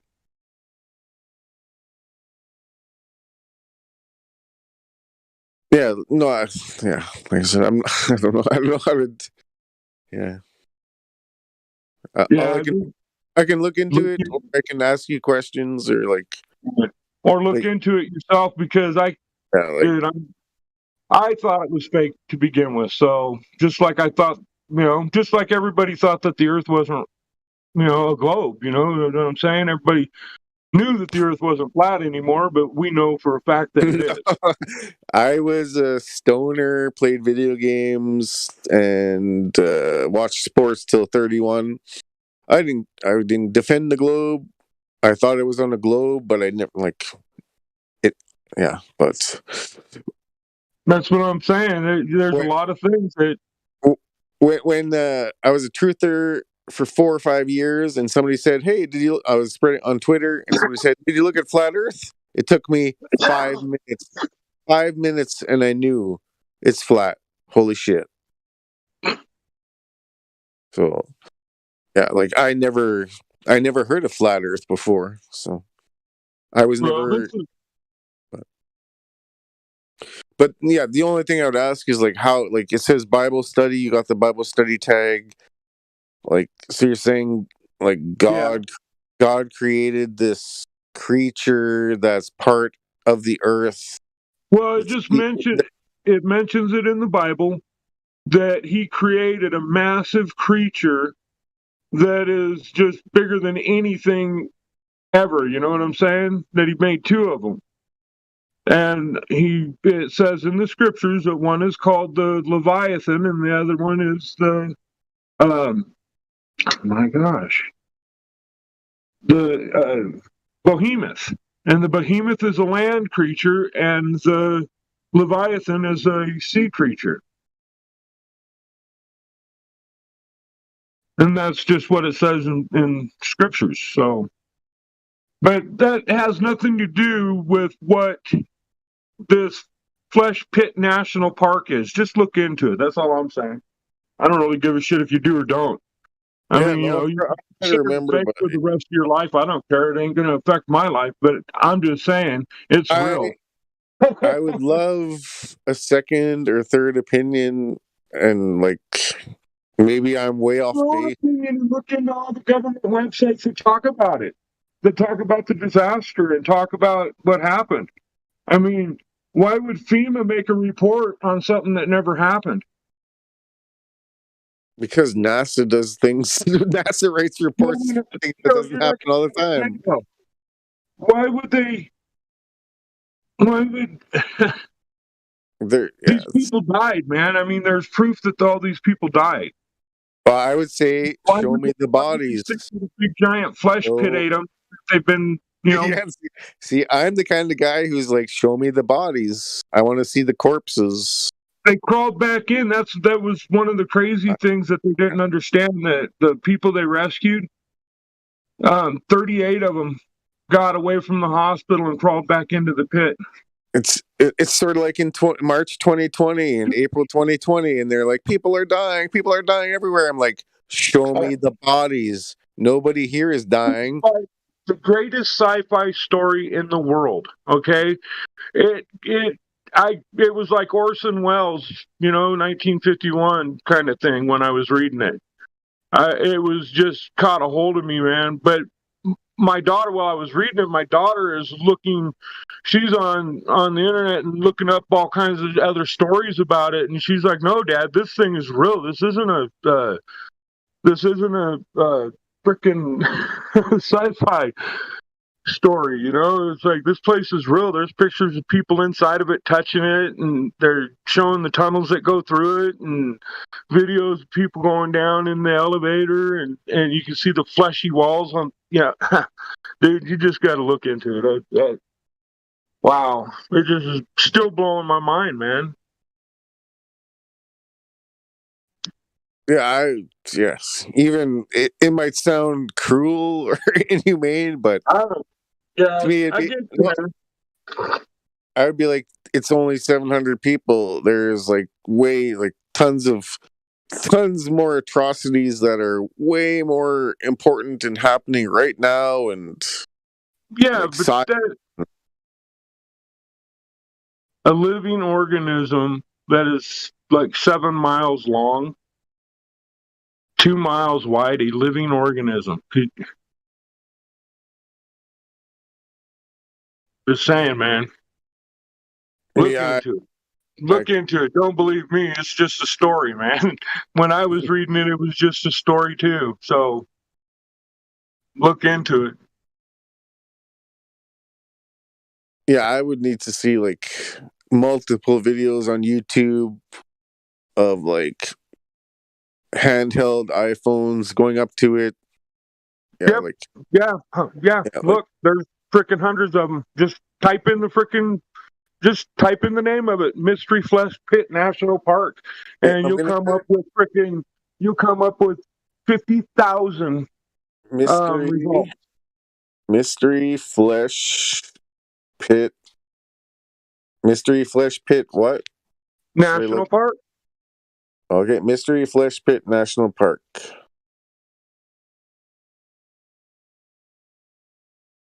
It's a real place, bro. It's a real place. Oh no, there's a bunch. It's real. It's this Flesh Pit of Disaster.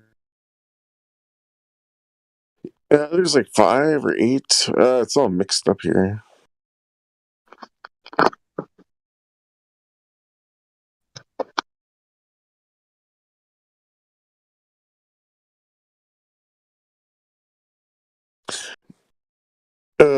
Yeah, it's. What was it? What was that?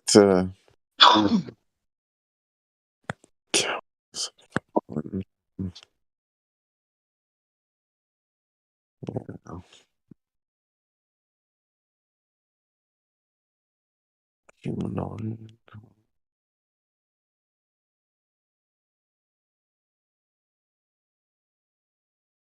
So yeah, like, do you have like the best video of like live action of anything happening?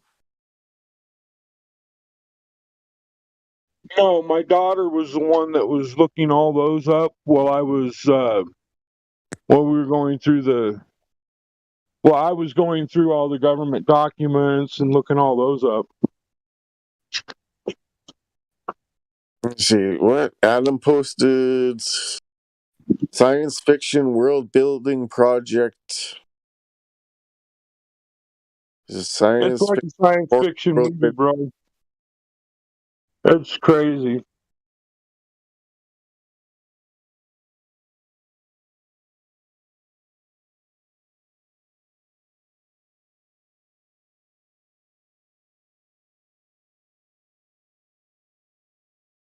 Yeah, that's the stairs going down to it.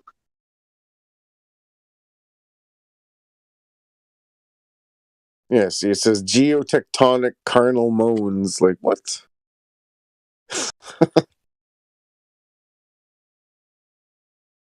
Carnal moans. What the hell? Oh, shit. Yeah, no, all I can say is I can hopefully try to look at it, but yeah, if I run into you again or not, and what, yeah. No, I'm on here all the time. I've seen you in biblical or chill or something, but yeah. No, I come in here early in the mornings, middle of the night. I don't sleep well. Anyways, that's just, my mind still isn't, I still have a little doubts in the back of my mind about it because, like you said, I haven't been there and seen it myself. But nobody's allowed to go there now. They got a big fence around it, and it says there's, nothing in here to find. There's no truth. There's no, because there's stories that all the people that visited the place are trying to get back in there. They say it has some kind of like hold on you, makes you want to go near it, be with it. I don't know. Like there's also a Indian ritual site above where they say the brain is. And the Indians have been doing rituals there for years and years, and they let the Native Americans start doing the rituals again. How do you think a location would attract you and lure you? How is it possible? I don't know. How does a female attract you or lure you or whatever your heart's desire is? No, that's completely different because male and female are opposites, so they're going to attract. Maybe it just has some kind of hormone or something that makes you pheromone that makes you want to go to it. I don't know. How the hell do I know? I'm not even. The women don't even give off a pheromone because you can see a woman on a picture on the internet and then you can be triggered. So it's not even a smell or a pheromone. I'm the wrong person to be talking to about any of that shit. I'm uneducated. I'm not. Hell, I graduated the 8th grade without being able to read or write. So no, I'm just saying. I'm just asking you how, like, in a biblical sense or a godly way or any humanly way, how is a human attracted to a location? I have no clue. I don't freaking know. I'm just saying what I read. I'm just saying all the different articles that I read on it, the different reports from the different scientists that they had visited, and that's all I'm going off of because there's hundreds of them, pages of them. Yeah, I know. I'm just like, it's just poking little holes where, like I said, like, to me, I don't see why so many people would go out of their way to write reports on a non-existent creature. They lie about everything. Bigfoot, everything. They lie about everything. They lie about anti-gravity. But they don't have a Bigfoot, and they don't have pictures of the insides of a Bigfoot. Okay? And Bigfoot gets all kinds of publicity, right? But have you ever heard of this flesh pit? No. It gets zero publicity, but they're not trying to hide it at all. They're just not telling you about it. Anyways, man, do your own research. I just spent over 24 hours on this. Reading papers and freaking watching videos and reading more papers and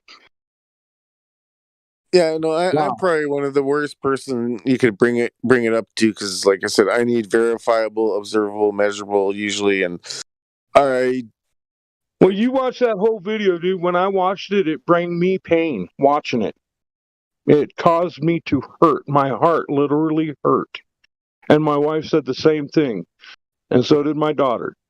They were like, yeah, I know what you mean. Inside my chest, my heart is hurting watching this, listening to this documentary about how all the thing cutting into this thing with the laser carterizing as they go. And they're talking about how they're, filling around inside of it looking for stuff, looking. You're having empathy for this land creature? Yes. Yeah, we all did. We all felt the same empathy for it. We all experienced the same thing. I have empathy for like animals, but like I watched the dodo, but I never felt a pain in my heart like I did when I watched and when I was looking into this stuff, man, and even talking about it now. What they did to it hurts me. And I don't know why, it just does. I don't know how to explain it. All I can say is just look into it yourself, man. Just look into it yourself. Don't take my word for nothing. Because, hell, I'm fucking nutty and crazy as could be. You can ask any of my neighbors. I'll tell you I'm a freaking nut job.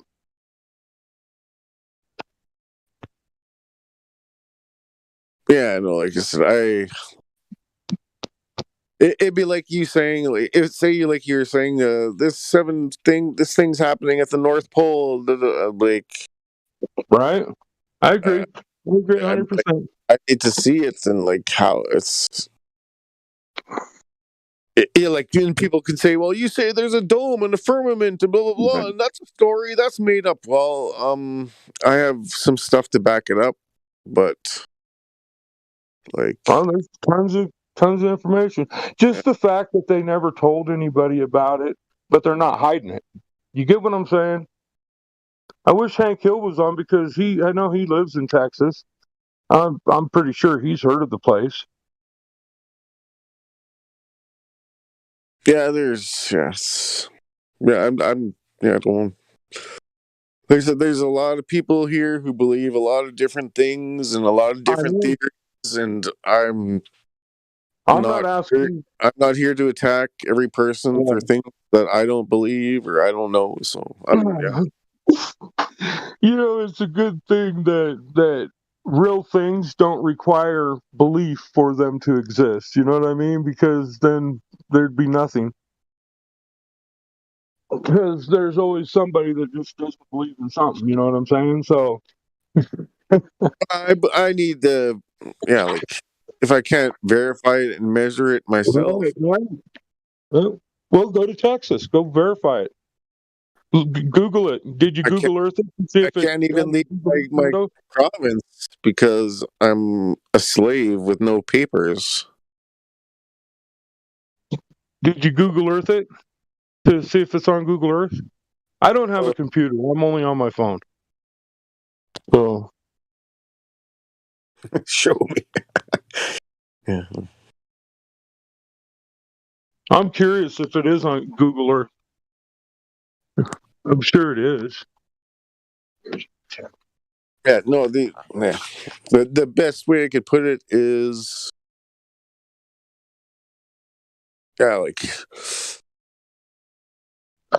I personally would be skeptical. That'd be like the best way I could put it. Super skeptical. Right, because this is like the greatest government hoax that they never told anybody about. Not not even close, actually. But like I said, 700 people dead. That's nothing. Like, no, it doesn't matter. Okay, the body count isn't the point. The point is that anyway. Whatever. I'm done with this.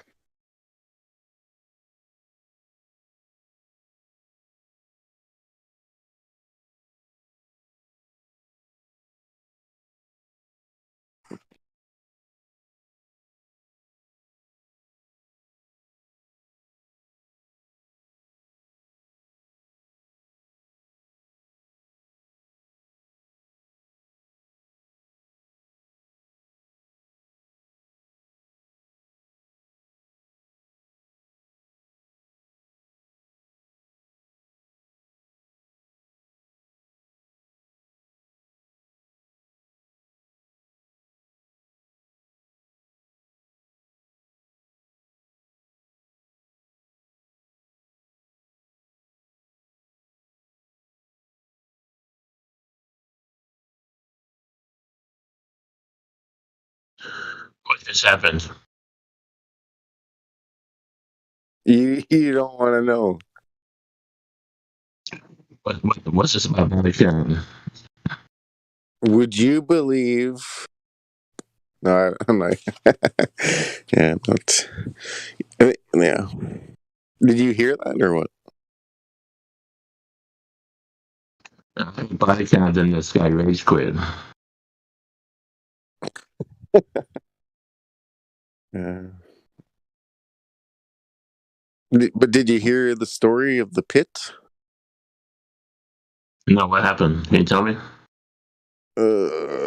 I can try. He said that there's a pit in Texas that is alive, that is eating humans, and they put an elevator inside this living thing, and humans are going in the elevator down and like stabbing the walls, and the creature is like crying or something. I don't know, something like that.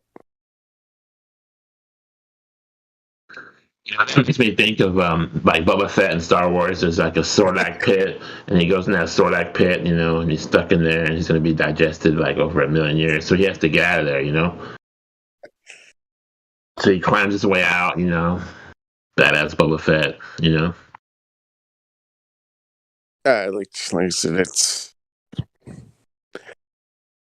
it sounded far out to me, and like I said, the video he posted was just all still shot pictures, and like maybe there is videos, but like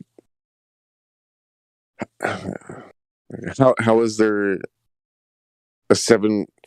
How is there a 700-foot creature in the ground that's alive? I don't know.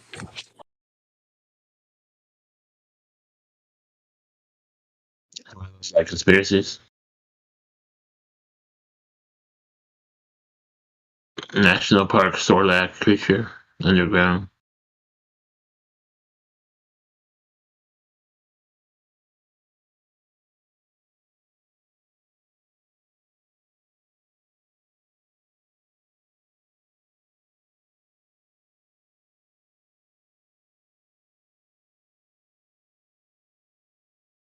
Yeah, I said there's all I said was need to be able to verify it, measure it, and observe it, and all we have is videos and hearsay. So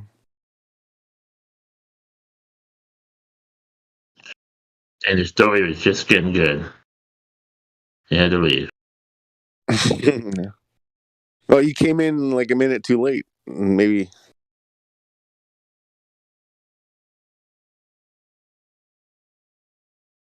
Like I said, I needed a second or third opinion. Like maybe I was wrong, or like.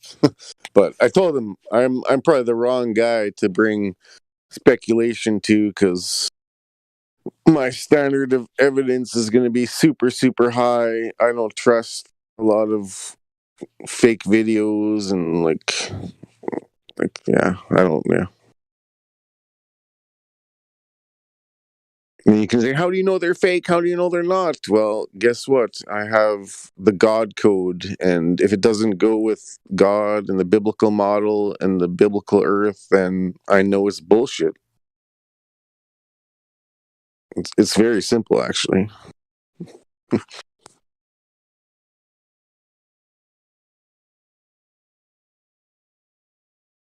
I'm sure you would probably agree, but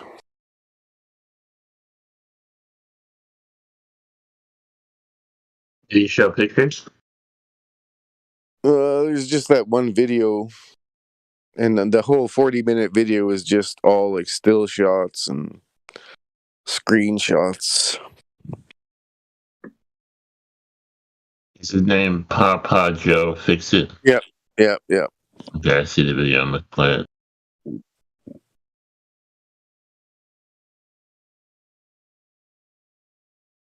Yeah, if I can remember, I'll look into it and see.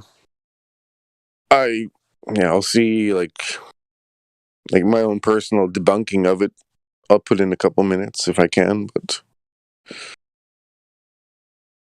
to me, like I said, when he first said it, it's like, how is there a creature in the earth that's alive? That's a part of the earth. How is it possible?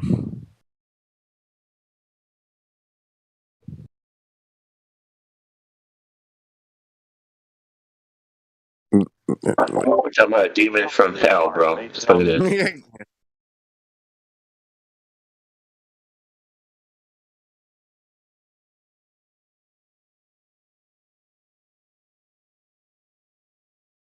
Yeah, I was trying to be nice. I didn't, like I said, I don't. I don't. I was trying to say as nicely as possible that I'm very, very skeptical.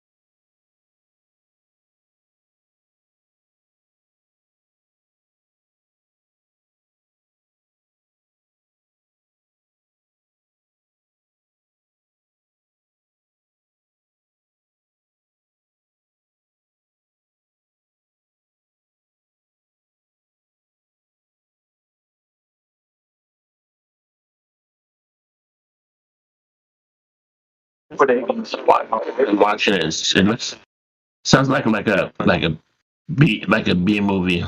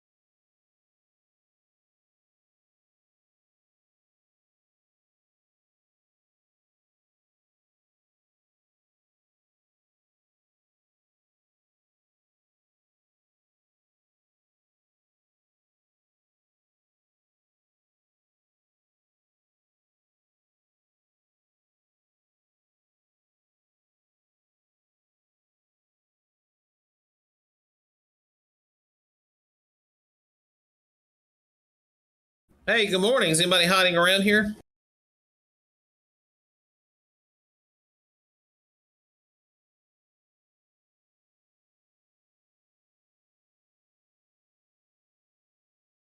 Yeah, go ahead. Hey, good morning. How you doing? Good morning. How are you? Oh, I'm finer than a frog's hair in a biscuit. Just getting the workday started here in about 15 minutes, and just been listening off and on this morning. And it sounds like everybody else headed off to work as well. Yeah, I think so. I'm going to be going soon too. Very cool. Very cool. Yeah. So I've come up with a interesting new strategy for dealing with globe trolls, at least on Fascist Book anyway. And anyway, that I was testing it yesterday, and it actually works out pretty well.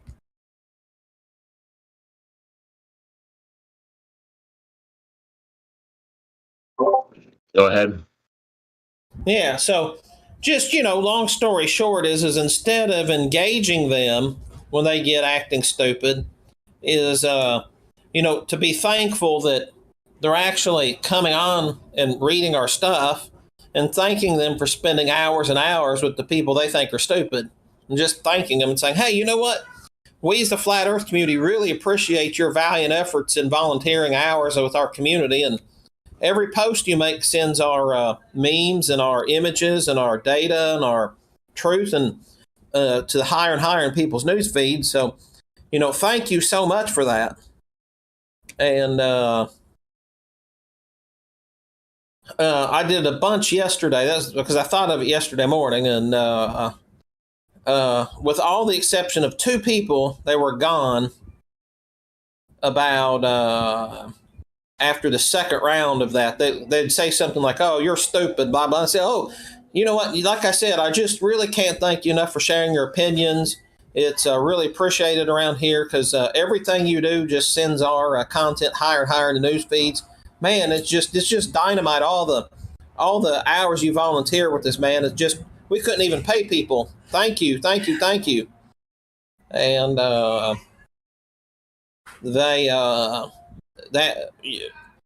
like I said, I did it to about 25 people yesterday, and all but 2 went away pretty quickly.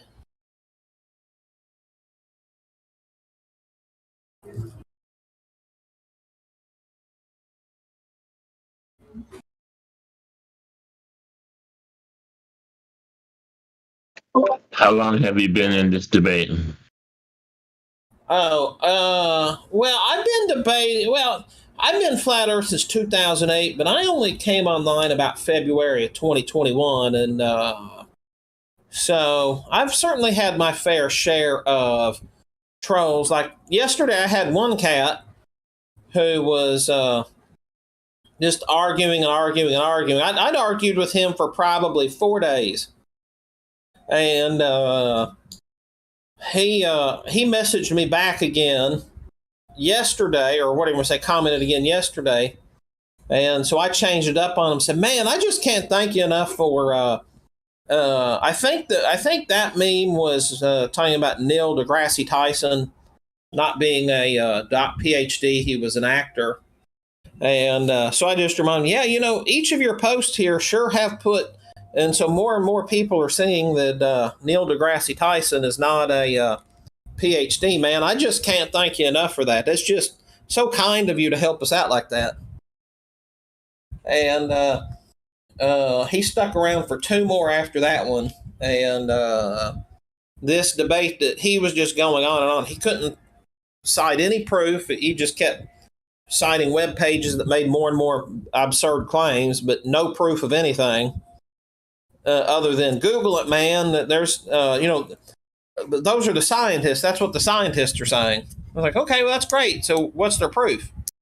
You're using it to claim as a claim. So what's the proof that claim is true? And we kept it on, like I said, he kept it on about 4 days. And well, the moment I changed it up, he was out of there.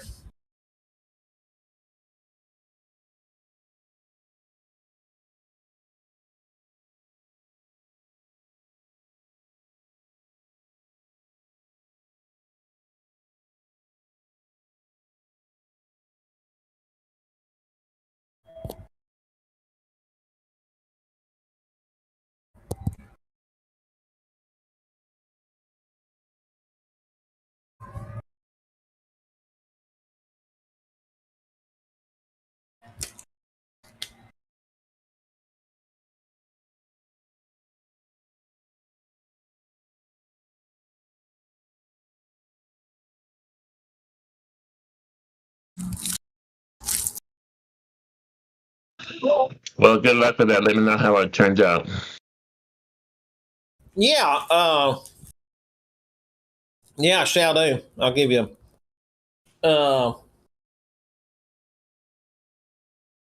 give you an update in a few days. See how. Normally, I don't interact with too many trolls, other than just to keep bantering. Okay, well, where's your evidence? Where's your evidence? Where's your evidence? Normally, that's. And then they'll just continue on and on and on. That's usually been about the only time I've interacted with them. But now it's funny because they'll be like in an argument with somebody else, and they'll just be going on and on and on, and then I'll pop in there with, "Oh, hey, thank you.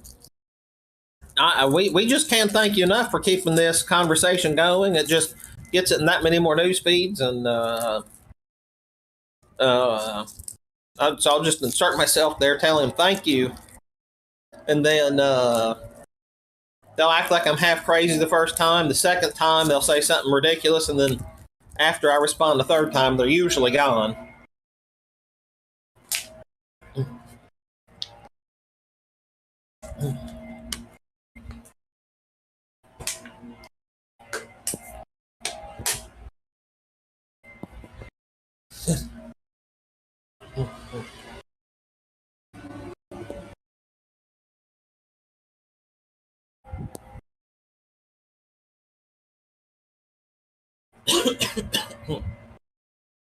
But how long have you been around the flat Earth community? And how long ago was it that you learned the Earth was flat?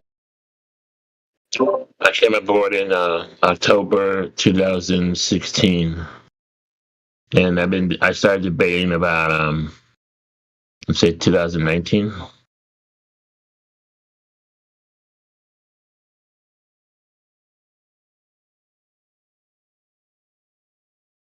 Yeah, hold on a second for me. They're trimming the hedges outside here. Now they're got the blower.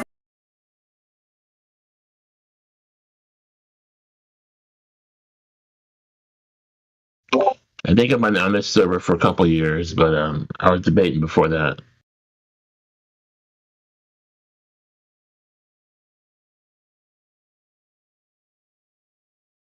Okay, hopefully he's done. Hang on. Oh, no, he's coming back. Hold on.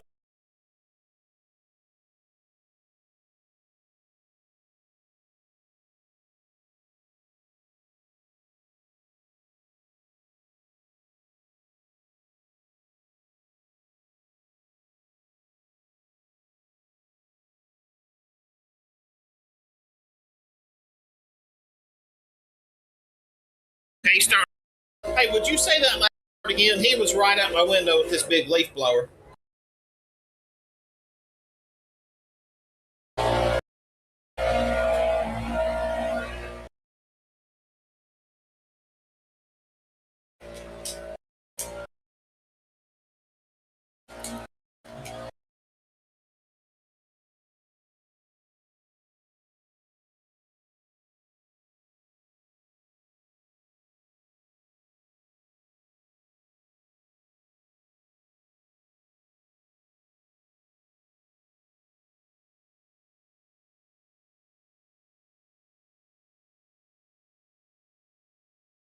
I remember the video that got me. It was a Mark Sargent, Flat Earth Blues.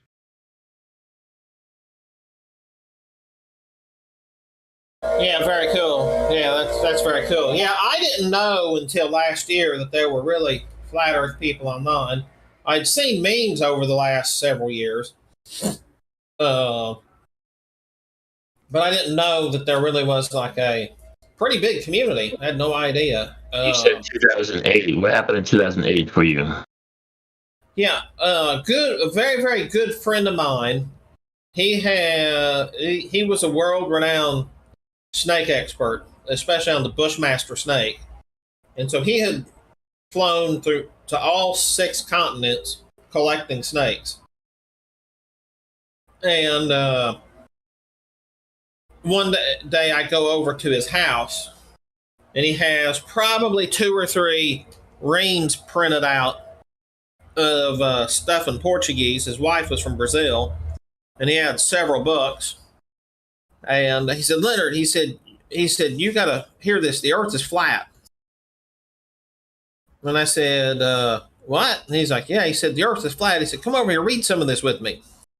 And I know Spanish decently well, so I could pick out some of it, but then I'd have her read a good bit of it. And it started showing these things in Brazil. Like, for instance, there's a constellation called the Three Marias that you should not be able to see, but they can see pretty much, I guess, most every night of the year, if I remember right. And then we were talking about it, and I just took it as a matter of fact that, like, this is a man that traveled on all 6 continents, and he's telling me of all the traveling and all the flying over the ocean and everywhere else he'd ever done, he had never one time seen any kind of curvature. And reading through all of these reams of paper, trying to pick and peck through it, and it was pretty convincing.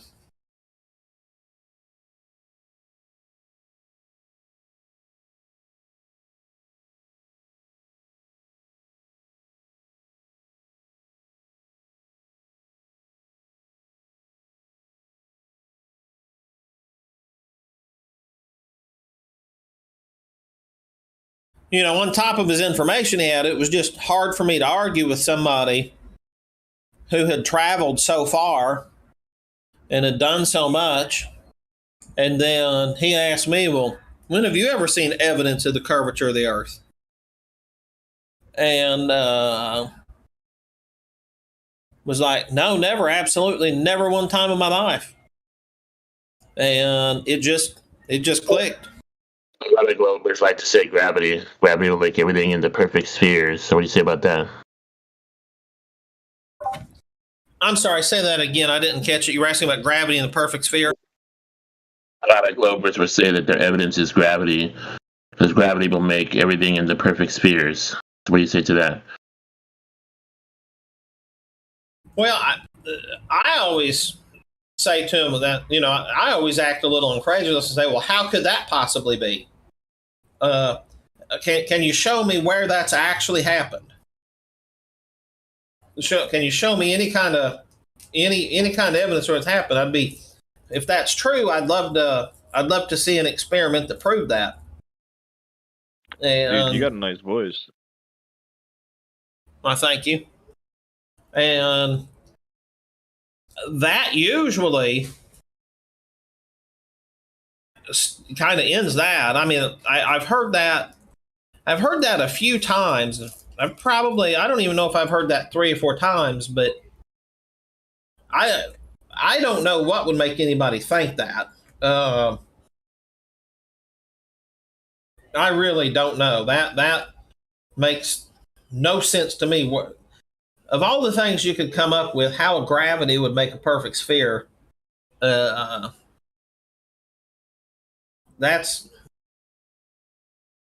think that's one of the crazier claims they've come up with.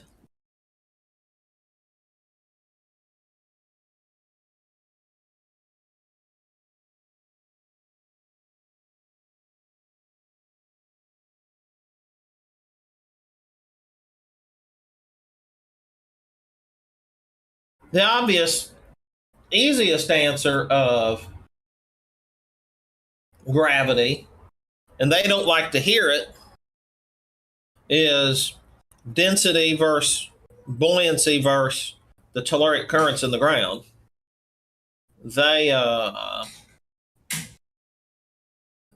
hate that one. They definitely hate hearing that one because it's Occam's razor at its finest. It's the simplest cut, and it's one that they can't dispute. The only thing they can say is, well, we've got this drawing, or we've got this encyclopedia article, or we've got Neil deGrasse Tyson telling us, well, we don't know what gravity is. No, wait a minute, they're not going to say that. But I like to ascribe that to them. Oh, so you know more than Neil deGrasse Tyson. How come you don't make millions more than he does a year?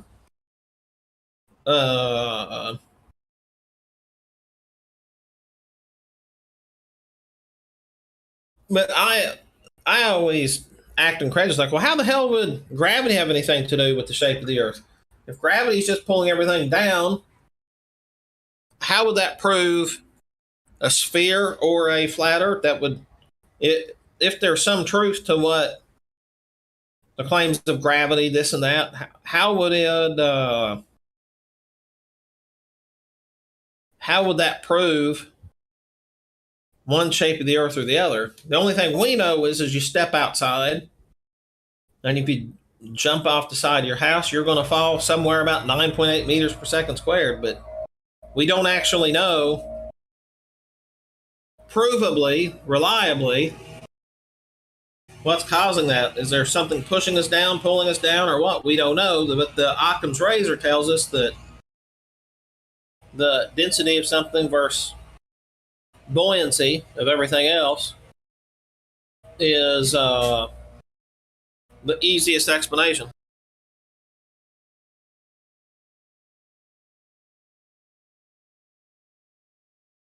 So, do you believe in a downward bias?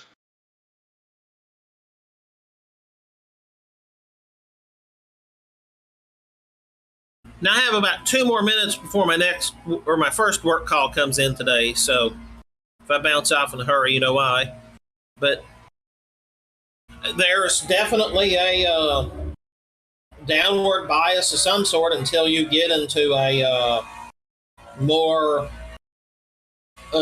dense substance, like you go from air to water, and then depending on the buoyancy of the object, it goes the other way. So there's an equilibrium point somewhere, so there's a downward bias above that equilibrium point, and there's an upward bias below that equilibrium point.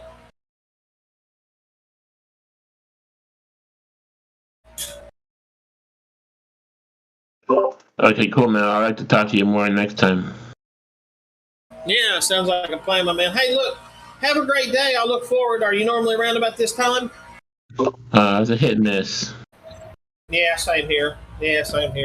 But I'm sure I'll catch you around, brother. Hey, go have a great day. Have a safe day at work, and I'll jab with you soon. All right, Barrington. Take care. God bless. God bless.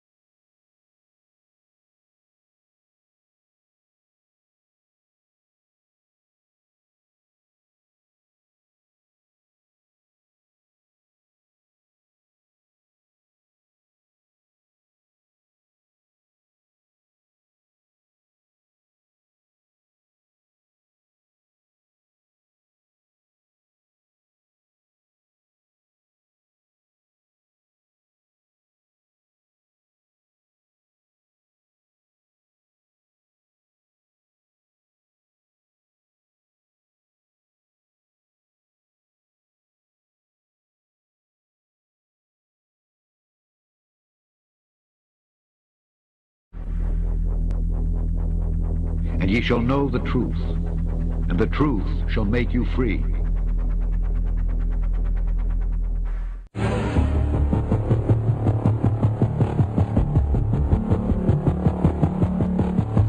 Orion is getting ready to launch.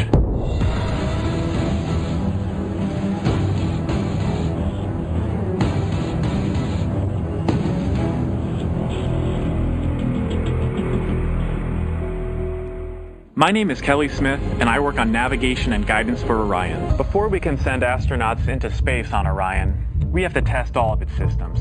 And there's only one way to know if we got it right. Fly it in space. For Orion's first flight, no astronauts will be aboard. The spacecraft is loaded with sensors to record and measure all aspects of the flight in every detail. As the spacecraft and the upper stage begin their first lap around Earth, Mission Control in Houston is monitoring the progress of the flight. Orion's over 100 miles up and going about 17,000 miles per hour. Just as it passes over the Indian Ocean, we lose communication. This is expected.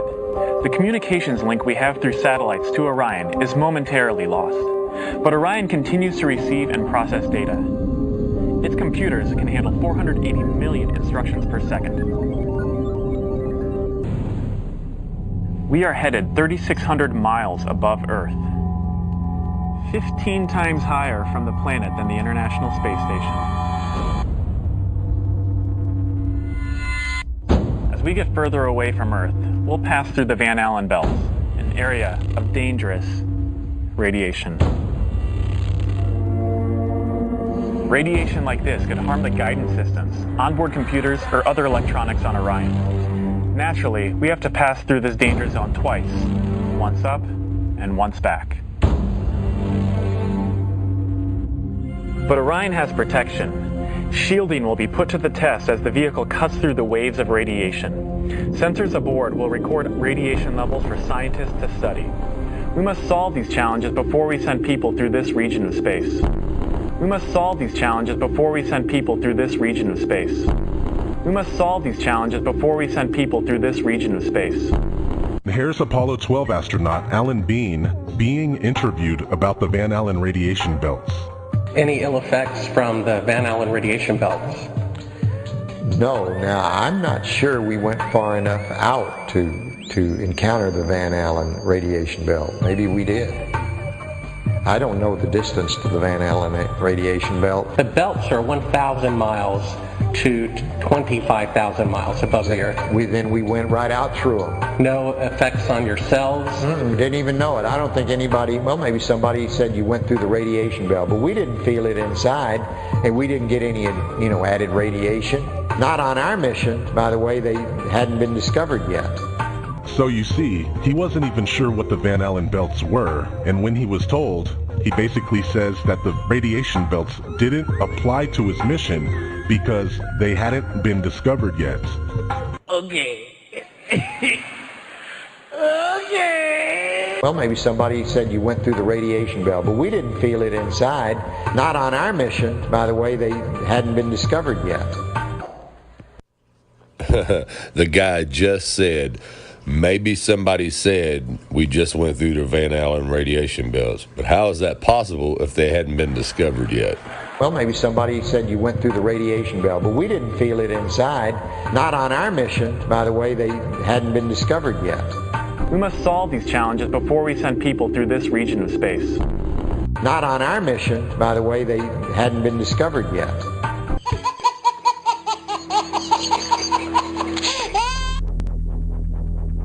And ye shall know the truth, and the truth shall make you free.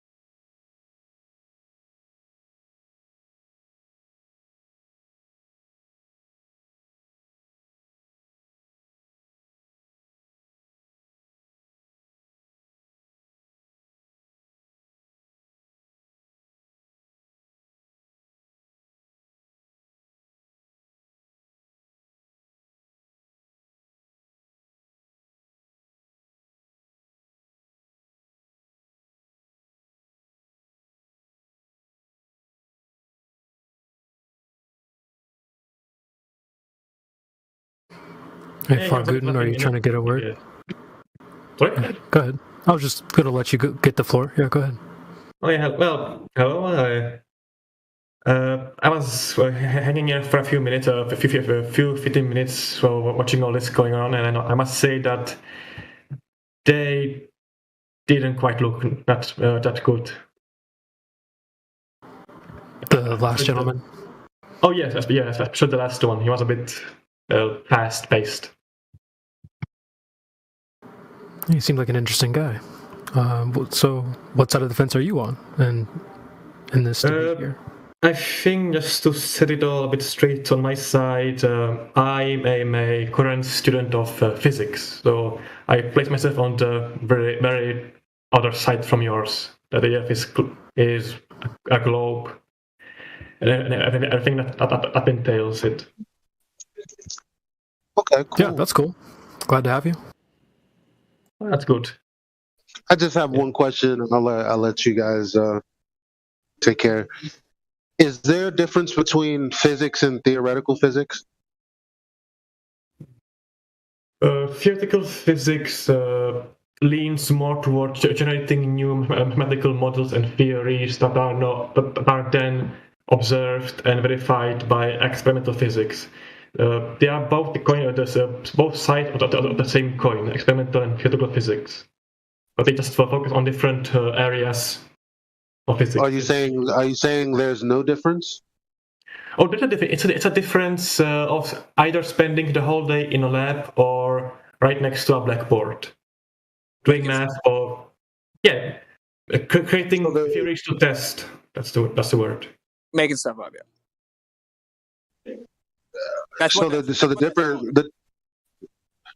The difference in physics and theoretical physics is one is doing experimentation to draw a conclusion from the hypothesis test, which comes after the hypothesis, which is a supposition as to what causes a natural phenomenon, versus theoretical physics, where you have presupposition or theories as to why something's happening, and then you draw up a mathematical abstraction with that. Would you agree to that? Yeah, in the broad sense, yes. Physics can be split this way into either focusing on doing experiments or creating theories to test in those experiments. I mean, like 50, 60 years ago, there wasn't much of a distinction because back then I think everything was a bit more simpler. So physics can be at the same time very good at doing mathematics and theory, and also doing experiments in a laboratory with glass, bells, and vacuum pumps, and such things. But yes, in a broad sense, yes. I mean, there might be some disagreement in the details, but in a broad sense, I didn't hear anything that was blatantly off. So yeah. Yeah. So were you in here when we were explaining that all of these theoretical physicists and different astronomers and people with PhDs or whatever, they're all on record saying that there's no way they can actually prove that the Earth is heliocentric in a heliocentric model as opposed to geocentric and stationary? Yeah, I did hear you talk about it, and I think there must be some things to remember. I mean, this might seem like a cop-out, but it still must be kept in mind. Those quotations, where did they came from? Was it from a book they made to the public or in a textbook? For instance, all kinds of different ones. So they have lectures they gave, textbooks, books, like infamous books like authored by Stephen Hawking. So these are direct quotes attributed to the people in this field, supposedly subject matter experts, right? I mean, within these quotes, we have Edwin Hubble and Einstein, and again, Stephen Hawking, Lawrence Krauss. It's ridiculous. We have the Royal Astronomy quotes. So an attempt to try to hand wave dismiss the whole thing with some excuse isn't honest. You should look at each quote individually, right? And if you really want to think there's a globe, then you may instinctively want to assume that they're out of context. Well, I encourage you to check them. They are not. Oh So yeah, here's that's another one. Go ahead. okay. Go on. Yeah, all right. Cool, sorry. because it's the best way to learn, right? If you think that those people are right about the Earth being a ball that spins around the sun in the heliocentric model, then you should fully understand what it is that you believe, right? So whether the Earth rotates once a day from west to east, as Copernicus taught, or the heavens revolve once a day from east to west, as his predecessors believed, the observable phenomena will be exactly the same.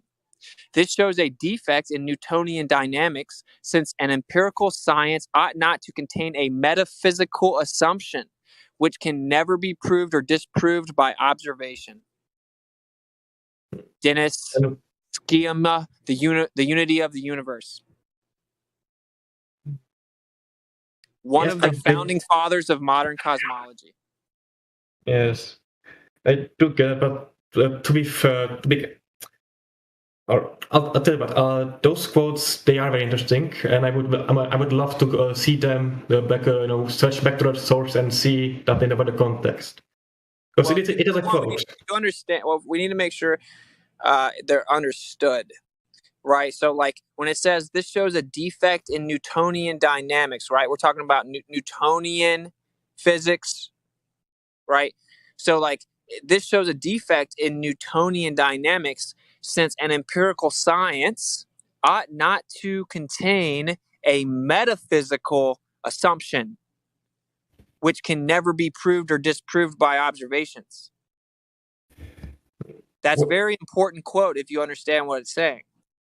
He's saying that for Newtonian to be taught as physical definitive reality or make a claim as such is ridiculous, because it cannot claim to be empirical science when within it is contained a metaphysical assumption. That's philosophy, religion, belief. That's not empirical science. The conflation debunks it. What do you think he meant by this metaphysical condition? Yeah, like these fantastical concepts of gravity, causing us to move around in this other concept of a universe with solar systems. Metaphysical, abstract. Yes. I do get what you mean, but the thing is, Newtonian dynamics, the model in which forces are applied to objects which then cause them to accelerate to accelerate. Those can work without a local acceleration, i.e., gravity. That's the whole equation F equals ma, from which we can derive many interesting things about how things can change in their position and speed. That's not the point. The point is that using it doesn't differentiate that the Earth is spinning and there's magical force called gravity that's causing it, or that the Earth is stationary and things just fall based on the equilibrium being side over top of it, not moving. That's what it's saying. That's why it starts off with the distinction that you couldn't tell the difference if the Earth was moving to the east or if the sky was, or from the east. Yes, I mean, if I just go outside and look at how the stars move across the sky, from that alone I wouldn't be able to say which one is moving, because that's relative. Yeah, that makes sense.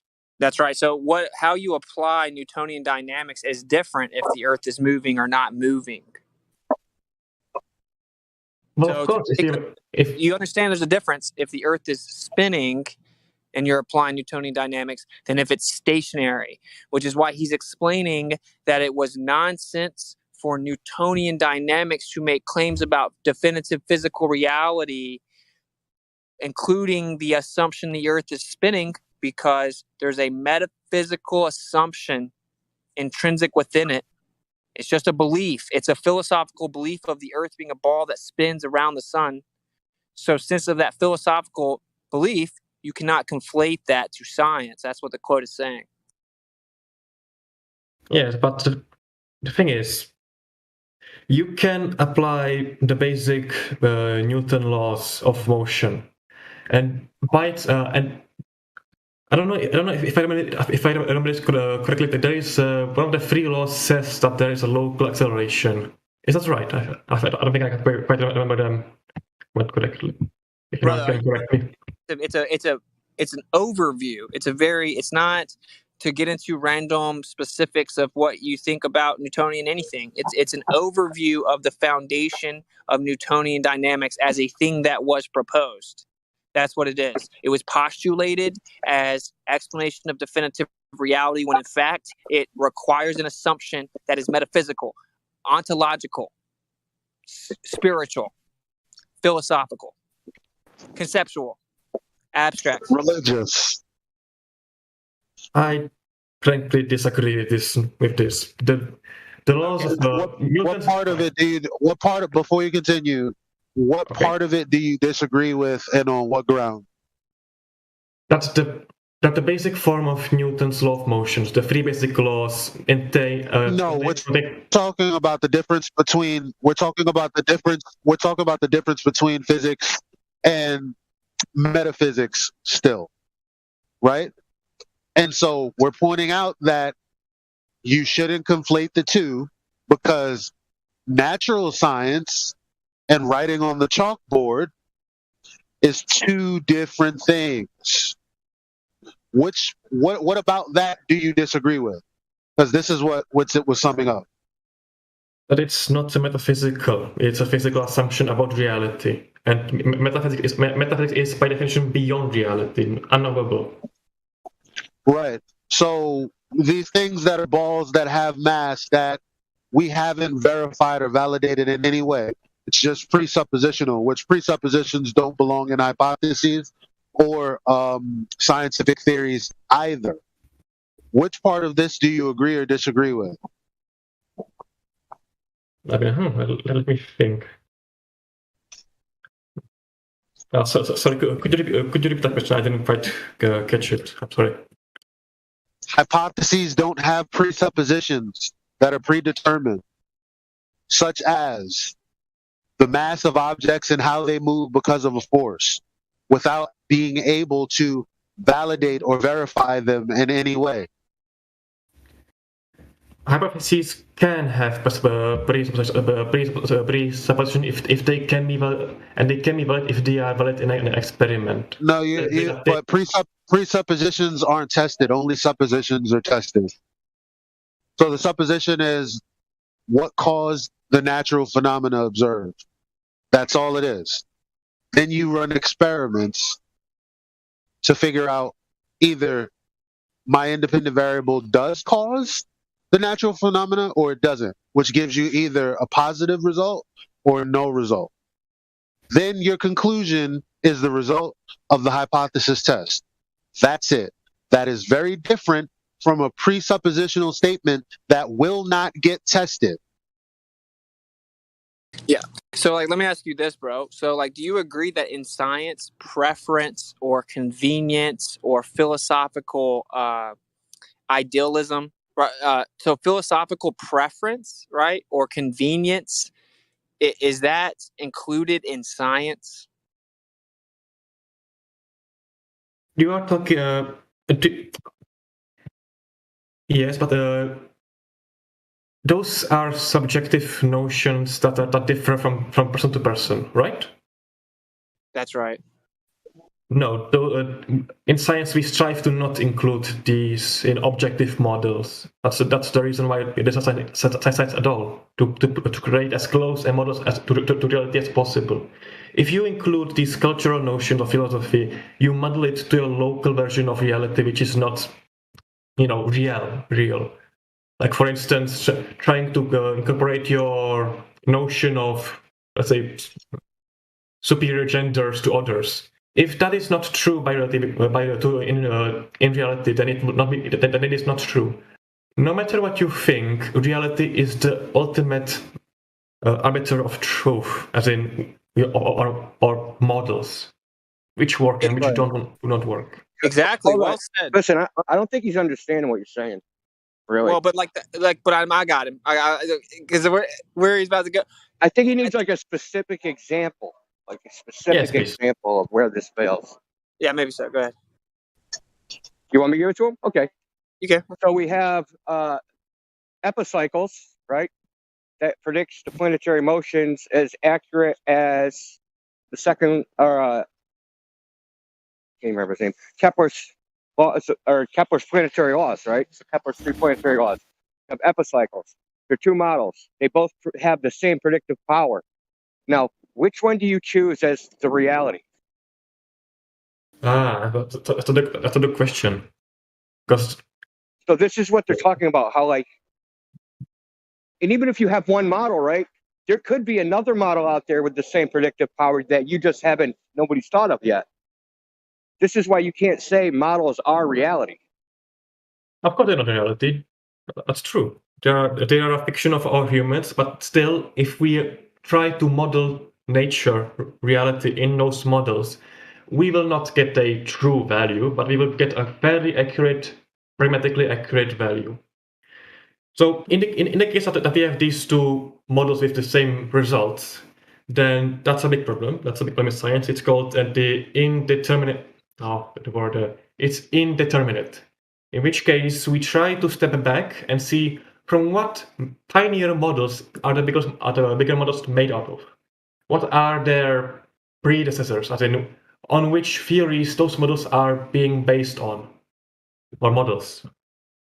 And then try to evaluate closely and see if those models that those 2 are made out of are actually accurate, and see if they can fail in some experiment or observation.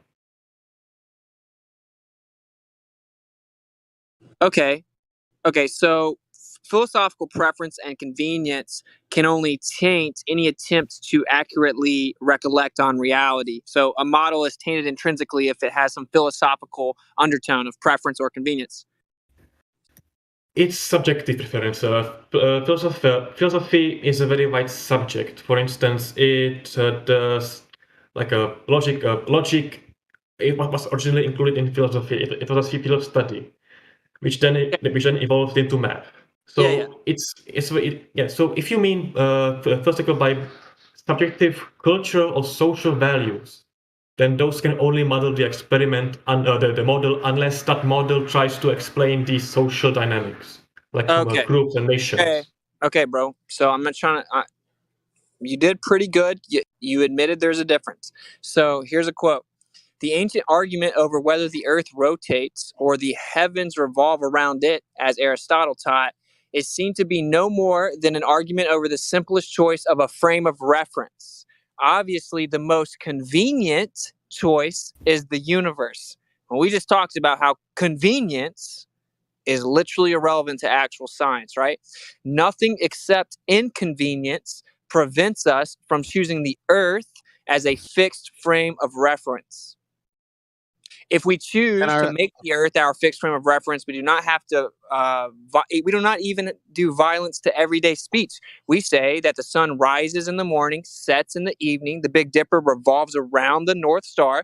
Which point of view is correct? Do the heavens revolve or does the earth rotate? The question is meaningless, which actually isn't meaningless, of course, but do you understand what he's saying? Yes, that unless you try and see what other metric these two models predict and how they differ, then if you just focus on this simple notion of whether I'm rotating or the sphere or the universe is rotating, then it'll be very hard to see which one is more right in this case or more accurate. No, they're explaining there's no difference in predictive capability, and I'll give you plenty of quotes about that as well.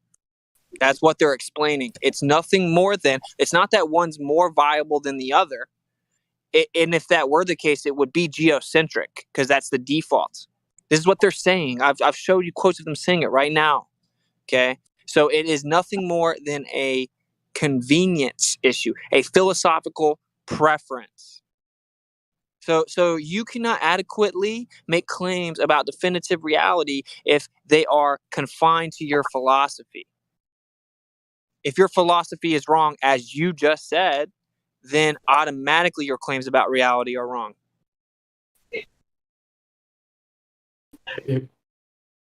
if my philosophy is, as in my approach to or my view of how science is done, is that what you mean?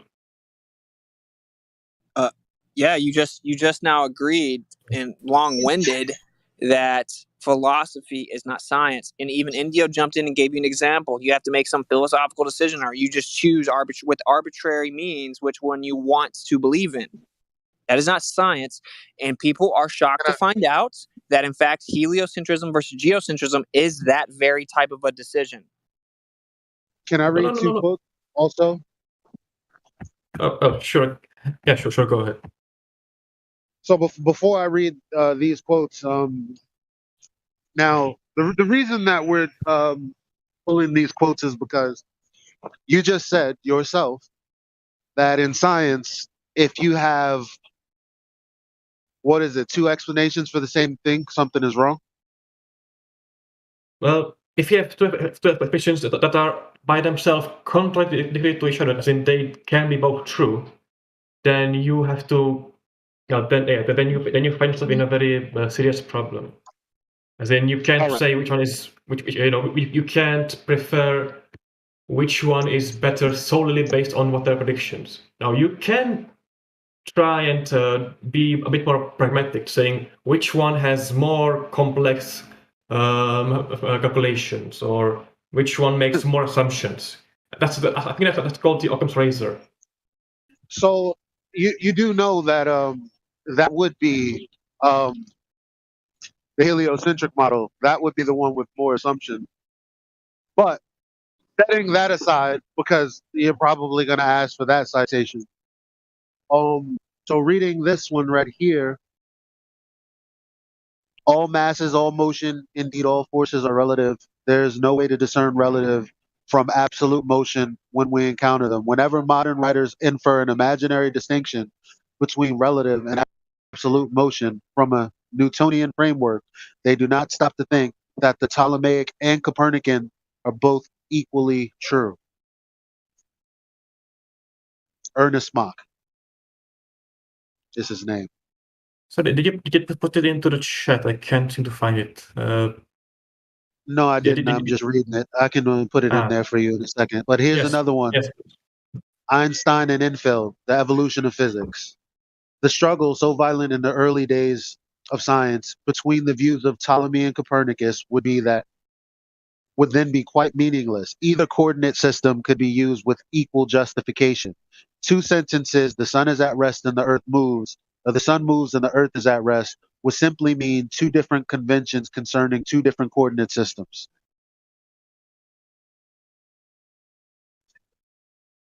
Yes. Again, so you don't see how it flows with.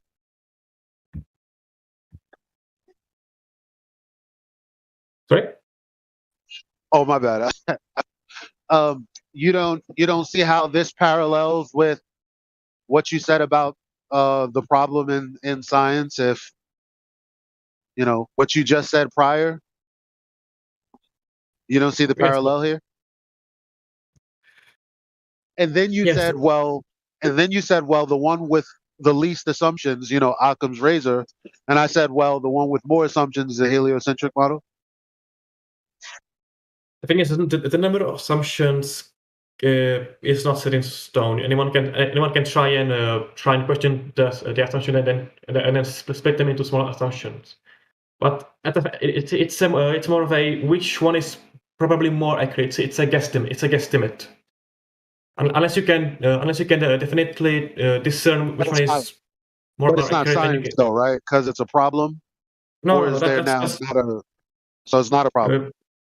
Operating by these estimates and guesses is more about pragmatism. Estimates and guesses. That isn't science, is it? No, Natural science. I'm sorry, natural science and dealing with the physical and natural world through the scientific method. What you detailed is not that, right? It's not accurate. That's the problem. I'm sorry. The question that I'm asking is guessing a part of the scientific method? Well, outside of the hypothesis, right? Well, the Or oh, sorry, go on. Is calculation and guesswork without the test of a hypothesis science? Yes or no? If you don't test your guesses, your hypotheses, then you can't really say that they are true because you didn't test it by nature, but by experiment. Okay. So they only remain hypotheses, unformed, unbased. Of course, they can have very elegant maps, very nice results, but if you don't test those results in reality, seeing it, if you set an experiment that can tell you if this number is the same number as the one measured, the one that came out of this model or hypothesis or theory, then it just remains a hypothesis. Experiment is the sole judge of truth, accuracy, truth in this case. Okay. So anyway, man, dude, we're trying to explain to you that it's philosophy, right? So they did this thing where they looked at the microwave background. The idea is that it's all the energy and the furthest parts of the universe they can see and all this nonsense they make up. Well, it showed you that everything was dispersing away from the Earth perfectly. And so here's another quote. But when you look at the cosmic microwave background map, you also see that the structure that is observed is, in fact, in a weird way, correlated with the plane of the Earth around the sun. I need you to listen to this part, bro. Is this Copernicus coming back to haunt us? That's crazy. We're looking out at the whole universe. That would say we are truly the center of the universe. Yes, if that was not a coincidence of alignment, then it would be a very strange thing in the and would warrant some further attention. Okay, I'll go find the quote that explains to you. It's nothing about it's. Why do they call it the? That's not how it works. I want to know why do they call it the cosmological axis of evil? Why is there a moral connotation to what's supposed to be a scientific question? That's what they call this observation that Earth appears to be in the center of everything. It's called the axis of evil. The axis of evil. Yeah, well, cool. Cosmological axis of evil. Correct. Yes, that's a name. Oh yeah, so astrophysicist right here. The apparent alignment in the cosmic microwave background in one particular direction through space is called evil because it undermines our ideas about the standard cosmological model. The Copernican principle seems to be in jeopardy. So he just told you why they call it evil. Yeah, that makes sense. And then they came up with a mathematical explanation to band-aid the issue on top of the bad science. You don't see a problem with that? Wait a minute. Could you expand on that, please? Or elaborate. It's been a long time since I've... So, after they came out with this result, maybe Indio can help me out. What did they propose to correct for this issue? Was it dark matter, or is that something else? I have not yet studied this matter. I actually can't remember, but they did say they came up with some weird geometric thing.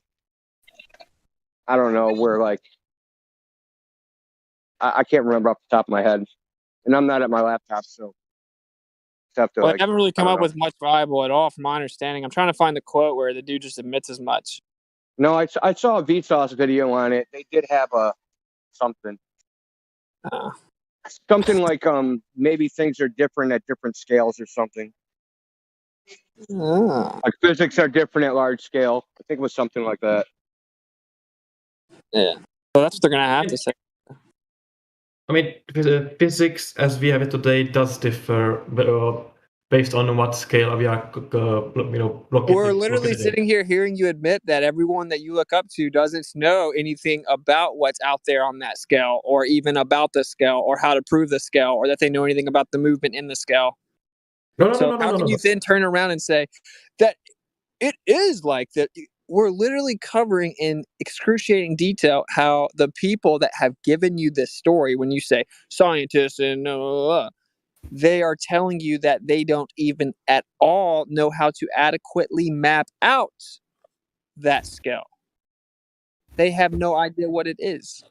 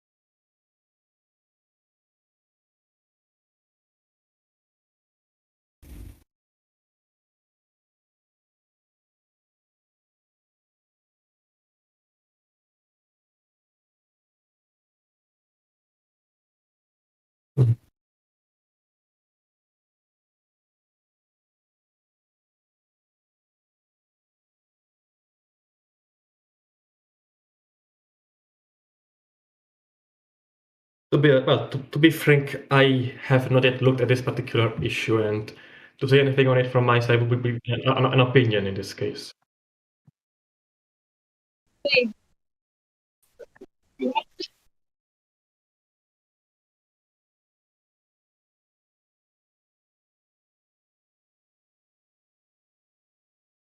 But the thing is, there is no center of the universe.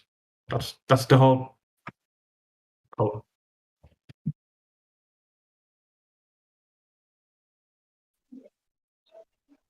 Right. So, yeah, I was able to find a quick article, but yeah.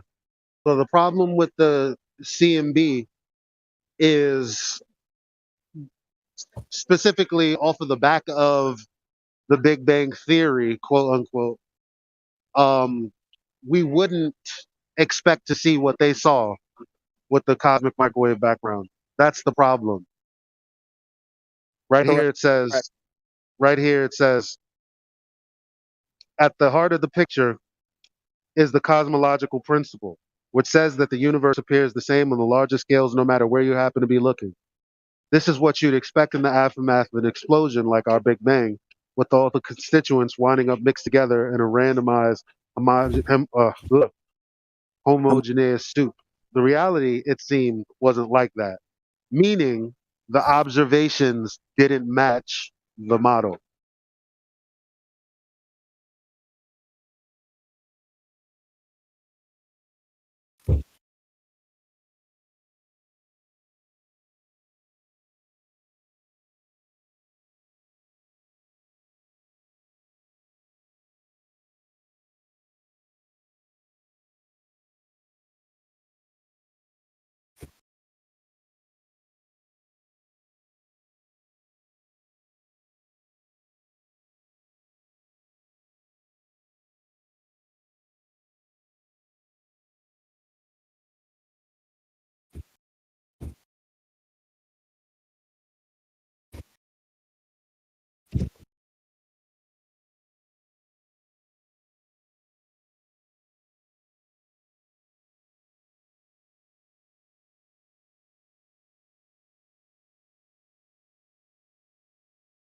Correct. But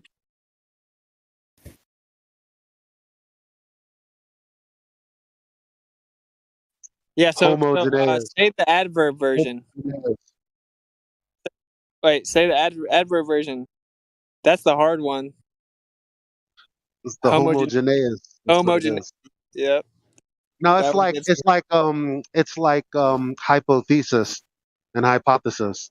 To me, it's tomato. Well, they're two different words, homogeneous and homogeneity. But here's Is it? I don't know. Here's a different bro for you. So dark energy appears to be in the dominant component of the physical universe, yet there is no persuasive theoretical explanation for its existence or magnitude. The acceleration of the universe is, along with dark matter, the observed phenomenon that most directly demonstrates that our theories of fundamental particles and gravity are either incorrect or incomplete. Most experts believe that nothing short of a revolution in our understanding of fundamental physics will be required to achieve a full understanding of the cosmic acceleration. For these reasons, the nature of dark energy ranks among the very most compelling of all outstanding problems in physical science. Yeah, that's true. Yeah, so what they're doing is, what they're doing, instead of going and even acknowledging that there's a viable option, which is that the Earth is stationed with a fixed frame of reference, they're frantically trying to explain the other as if it's not even an option. That is not science, is it, right? That is religion. That is zealotry.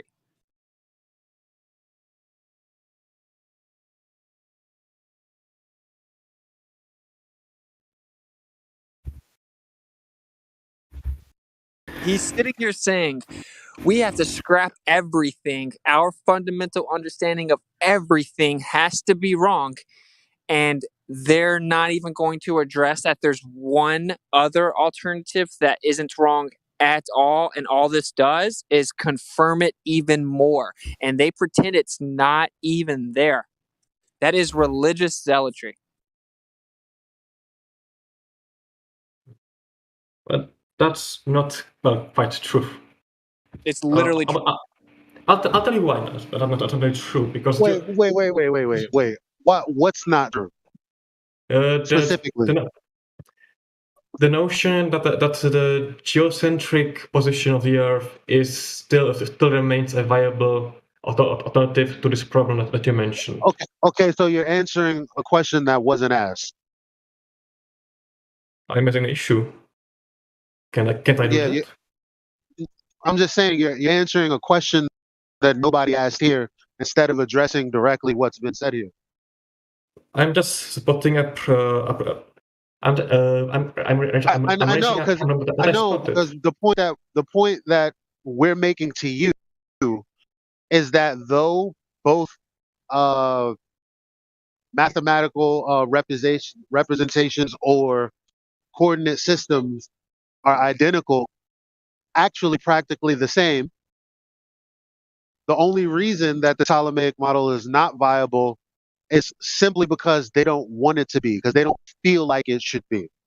And there's tons of quotes where they say specifically that. There's no actual evidence, according to them, that could go against this. There's no hypotheses or no test that would disprove that the Ptolemaic model is correct. But on the grounds of philosophy alone, they accept that we're not at the center of the universe. So what about that is incorrect? When you disagree with it, you're disagreeing with the people that brought you your belief. Well, to be frank, these are quotes. And the problem is science is not through quotes. You are distilling a whole position into a few sentences. They're not true quotes. Okay, so what they are true. Wait, but don't freak out. Cool. So all you can try to say, and I covered this with you earlier, right? Because we're experimenting with this, and what we found out is that anyone that needs to cling on to the ball, they don't have many options here. It's very difficult for them because they think they know the Earth's a globe because they appeal to this idea of these superhero scientists with their capes on that did it all for them. So when you start to bring them those people one by one, and you show them what they're actually saying to explain what it is that they hold to be true, right? Then you don't really have many options to disagree with it. So the only thing you can really say is, oh, this must be taken out of context or cherry picked. Now, if something is cherry picked, that means that if you left it in context, it would actually reveal information that was contradictory to what you're claiming it says. Not one single quote that we're showing you is like that. They're all completely in context, and we encourage you and any of the readers to look up the citations and go verify this. I did. All right. I thank you for the quote that you have posted in the chat, and I will go look at them later. Okay. But you should already know this, because in academia, these kinds of arguments happen all the time. There are hundreds of models. Like, you should know that if you're in school for this stuff. So do you know what I'm trying to figure out what's going on, because I'm an outsider looking in. I didn't go to university, and I know this. Why? Because the people at university are informing me. Because I care about the information, right? So I don't understand why you're just hearing about this today. It's not that I'm hearing about it for the first time. It's about that I'm hearing this particular. Yes, I am kind of hearing about it for the first time, because physics is a very large body of knowledge. So to expect anyone to know every single bit of it is. No, I get what he's saying. I get what he's saying, though. I get what he's saying, because he's lumping physics in with theoretical physics, and we get that already. Please continue.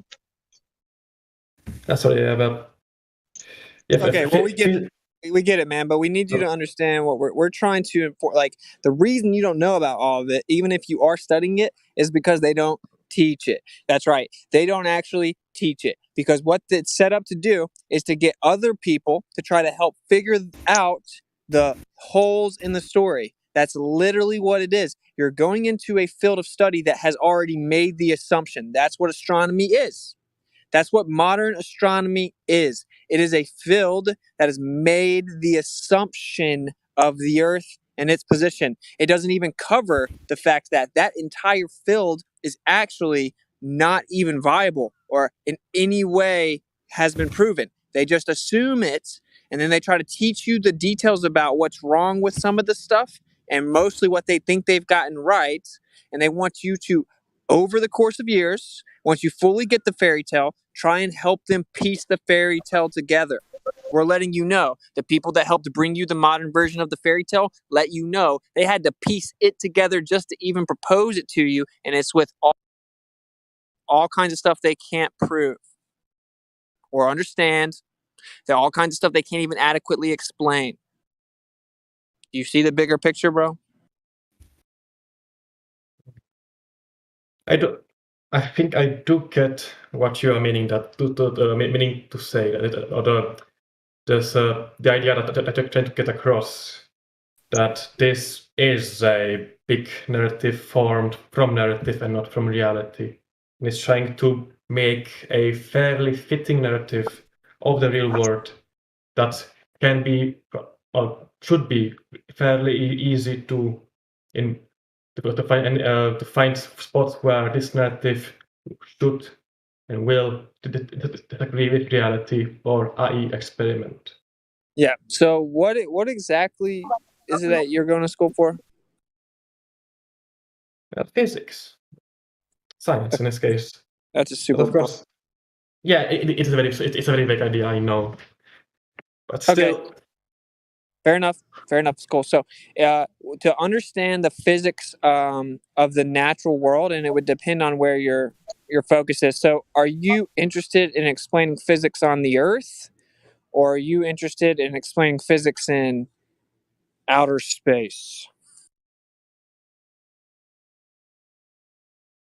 Well, it is kind of true that some experiments done on Earth will be different than ones done in space.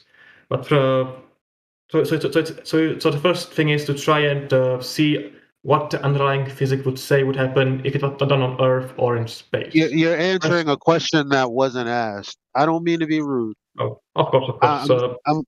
I'm just pointing out that a question was asked to you, and I don't know if you're aware or not, but you're not answering the question. You're answering a question that no one asked. Okay, well, I must try to get to it through this context, but all right. I don't really care if it is done on Earth or in space because I believe it is universal, depending on the local context. Like things don't fall in space, but on Earth they do.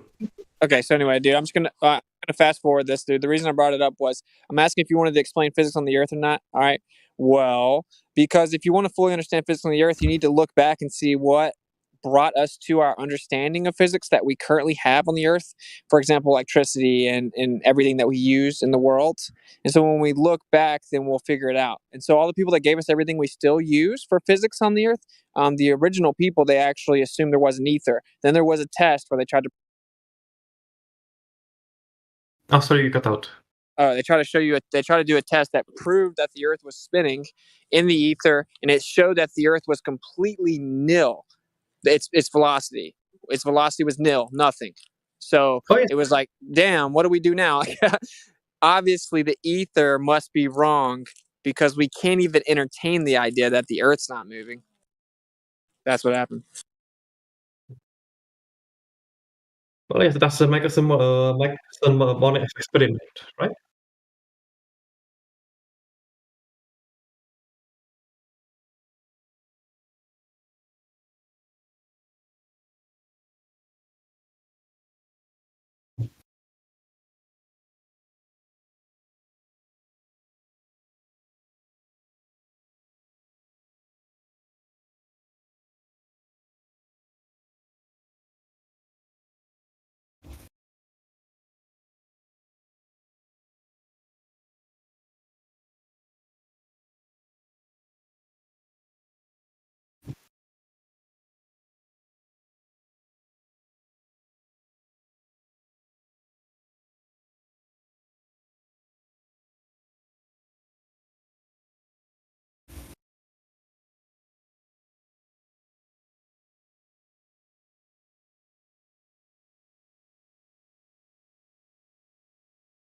Yes.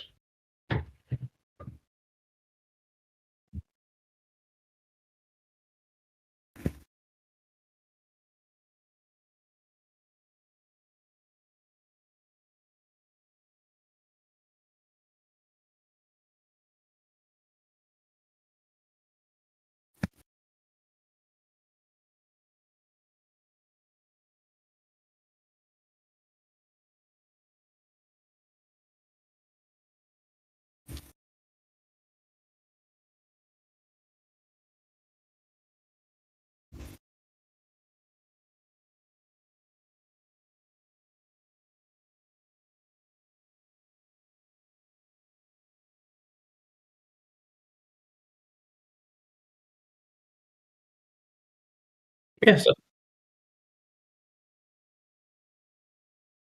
Yes, that's true. Yes, that's true. The thing is, oh yeah, go on.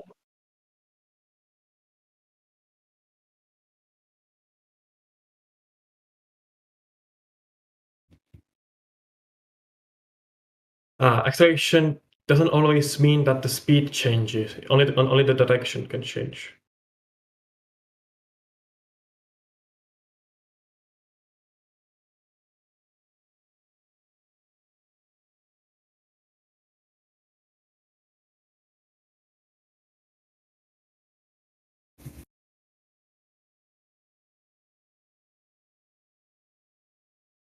Yeah, and really the important part that you need to get, bro. I brought this up because you need to understand what happened. Okay, because obviously as we show you these quotes, you don't know what's happening. They found out the Earth wasn't moving. They had to pretend that that wasn't the case. They didn't even entertain that the Earth was moving. So then the theory of relativity eventually was come up with.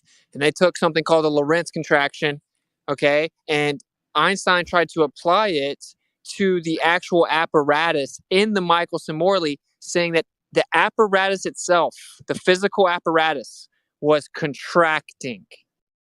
Literally, okay? It's insanity. And that's just the beginning of the insanity. Then the theory of relativity goes on to desperately attempt to explain how the Earth's a spinning ball on an axis, but it's going to appear to be the exact opposite. That's what happened. That's what relativity is. Quick question. Oh.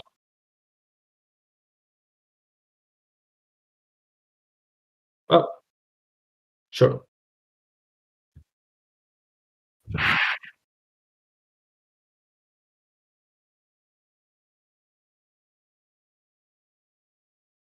I've only had experience with the special theory of relativity. I've not yet encountered the mathematical theorem behind the general relativity.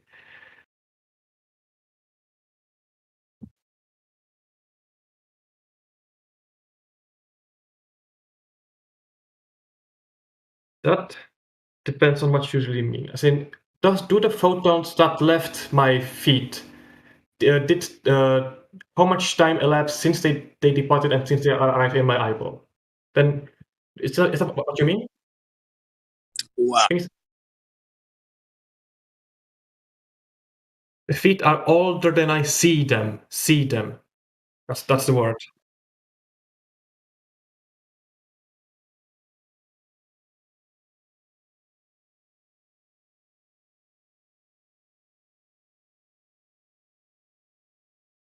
But the relative speed of velocity is nilch, 0. In that case, they both experience the same time.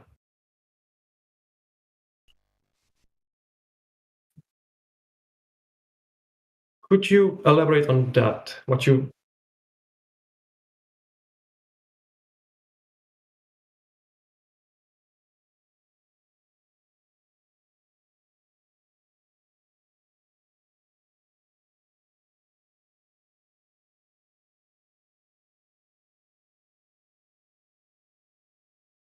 Going on in here?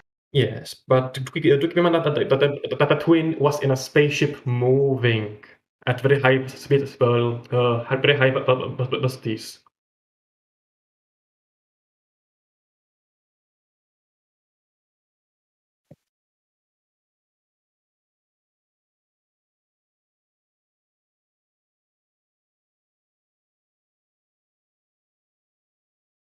Is this a recording or something?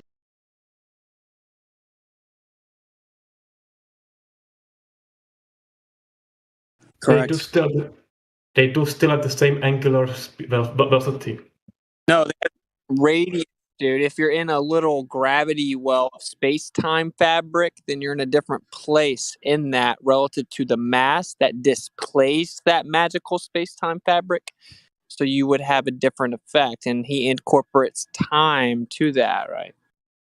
Yes. Oh, that's general relativity. Yes, that's if you are including that one, then yes, those will have different time spans, but of course very tiny, very tiny. I wouldn't have to even measure them.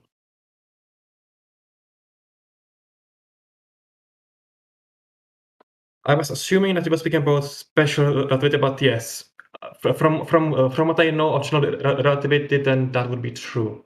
Of course, you wouldn't really know how you wouldn't really detect that. That's Because pretty you don't crazy. know. Is it not? That's pretty crazy, bro. It is not common sense, but no, it's crazy. I know, but the thing is, we cannot rely on common sense in these cases. Oh, that's fair enough. Right. You mean actually you have to exclude common sense? Is that what you mean? You have to get rid of it. Look, where do you think common sense came from? Common sense is inherent in our Senses? reality.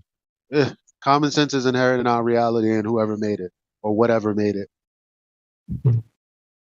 Yeah, I mean, they come from your senses. That's why it's in the word. That's why the heliocentric model is, by definition, nonsense. Well, let's get to the crux of the philosophical debate. Okay. So now people say, what shape is the Earth? Is it flat or is it round? Now, problem number one: flat is not a shape; it's a description. It's an aspect of something. So automatically, this this juxtaposition is that the media puts out is already incorrect on arrival.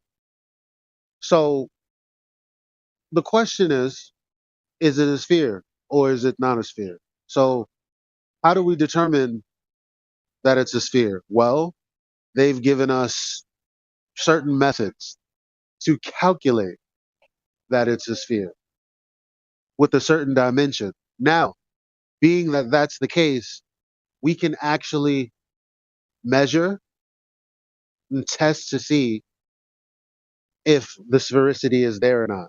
So before we even go into that, if the Earth isn't a sphere, what really changes? Okay, well, on the locally, like within your room and such, as now actually No. If it's not a sphere, like if the Earth isn't a sphere, what does that change academically for you? Well, I was getting to that. Locally, not much difference would be felt. Like your cup of coffee wouldn't be different on the different laws of physics. Well, is there any difference though? You said not much difference. Is there any difference? Is what he's asking.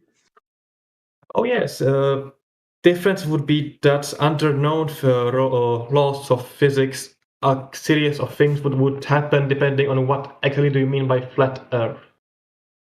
Okay, so all the physics were come up with on the assumption that the Earth is stationary and flat. That's the only way we can physically do anything in the world successfully. So physics, if it's science, then you can physically test it, meaning you can use it. You can do something with it successfully because it's physically true. It's physics. That all assumes that the Earth is flat and not moving. So when you say on the local scale, not much would change. No, the answer is that literally nothing would change. And if you claim the Earth's a globe, you just have to say that it's identical to what it would be like if it was flat and not spinning. But relativity says it just tricks you. It's an illusion. And that must be true. Well, let's not for a moment include general relativity because I don't have the math behind it to tell what would be the consequence. Okay, it's just important to understand it, man, you know? Yes, I do know what you mean. But when you ask what will be different, well, to answer that, I would need to know what is different in the scale on the Earth. So would this flat have a thickness? Of course, the deepest anyone's ever gone in the Earth, ever, is under 8 miles. So it doesn't matter what anyone says about anything beyond that. Literally means nothing. It's just a fairy tale. So we know nothing more than that. So go on. Well, yeah, because when the Globe Earth made all kinds of predictions about what would be all the way down to the 8 miles, they were wrong about the entire thing. So that definitely doesn't help out anything but flat Earth. And that's the point we're making, is everything is like that. Let's use radio waves for an example. What would it change if the Earth's flat? Nothing. That's how we use them. We shoot them horizontally for thousands of miles. Not quite. In a flat Earth, the signal bouncing back from the ionosphere would travel a larger distances because they would encounter the upper bounds of the atmosphere at a different angle. This comes from. Well, I didn't really want to get into. I don't know. Maybe I asked the wrong question. So what I want to do is take you to whether or not the Earth measures to be a globe or not, and then go from that perspective, because we can't measure it not being a sphere, and then you then say, well, it wouldn't work if it weren't a plane, therefore it is a sphere because of lasers bouncing off the ionosphere, whatever the case. But right? real fast though, It, bro. it Like, wouldn't. I think it's important to make him before that. I mean, okay, the conversation was, so like, what would be the difference? And so I brought up a perfect example that not only would there be no difference, but it's just how we actually use something. And so he said, nuh-uh. He needs to know specifically. This is a good example because this is how the whole thing is going to be for you. You think right now, nuh-uh, the radio waves wouldn't work like that if the Earth was flat. Now, here's what actually happened. Someone named Marconi sent the longest radio wave ever, radio transmission ever at the time, over 2,000 miles, 2,200 miles. All the people said, you can't do that. The Earth's a ball and it'll block it at 200 miles. He ignored them. He used line of sight. He horizontally hit his target the first attempt 2,200 miles away. He then ended up sending one 10,000 miles horizontally, hitting his target using line of sight directly in front of him, assuming a plane underneath him. Then people had to theorize with the idea that there's an ionosphere up there and there's an area where it actually reflects back down and comes down and lands on the globe. Now that's what actually happened in actual historic reality. That's what happened. Yeah, that's a good example of what you talked about before about the two models still giving the same result. So in either case, the signal did go a very long distance, and in your model, on flat Earth, you say that the signal went further because there was no bend, no curvature, so there was a line of sight between the target and the receiver. Correct. Yes, and on the globe Earth, another idea was formed that there could be something like that, or can be some. There might be something that can reflect back a portion of the signal from this layer of ionized atmosphere. Right, but they came up with that idea to try to explain how it could have happened on a globe.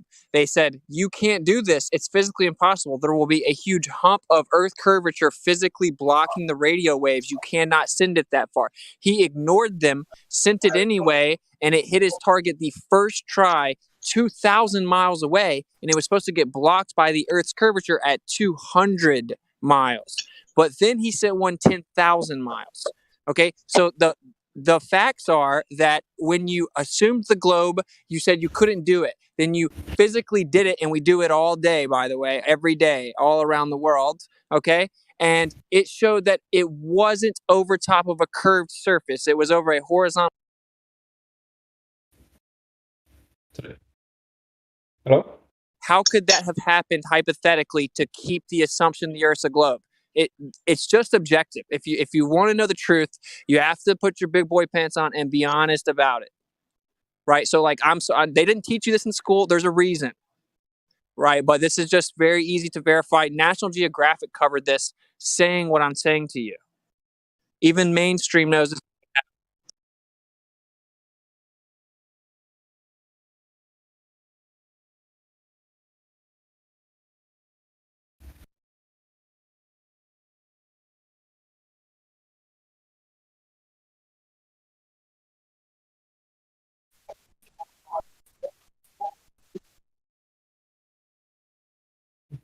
Correct. The military had a ground weapon system.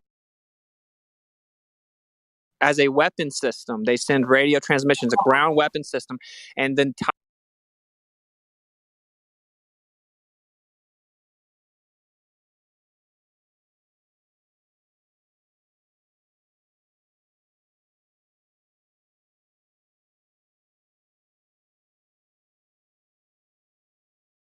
title of the military millions of dollars to produce.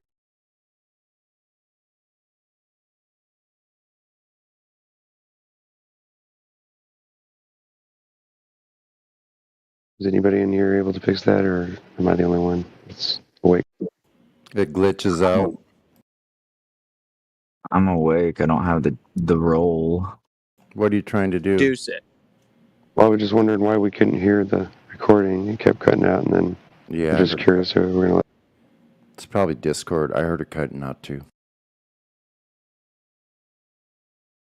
Cool, just checking in. A spherical Earth are more complex. They need to account for curvature, so we need to use. What happened to Occam's razor? No, it's very simple what happened. If they shot the waves assuming that the Earth was a globe, they couldn't hit their target. So they had to create a viable model to shoot and hit their target because we're talking about the military, that people's lives are at stake. You have to get the bad guy. We're not talking about I want to play games and make up stories. This is like real life. And so they have to assume that for it to work. And it's explained in the document. They have to assume there's a dielectric plane. Dielectric is just a word that means electrostatic. The Earth is intrinsically electrostatic and it's a plane within a magnetic field and it's horizontal. They have to assume that to use the weapon system that they do use on a regular basis. And this is they are dropping the document for you. If they're not, I will. Okay, I'll take a look at it later. Thank you for that.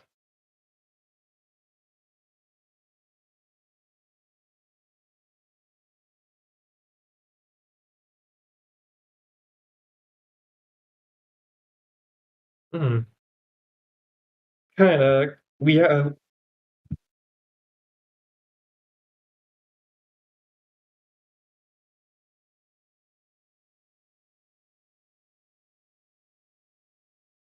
Well,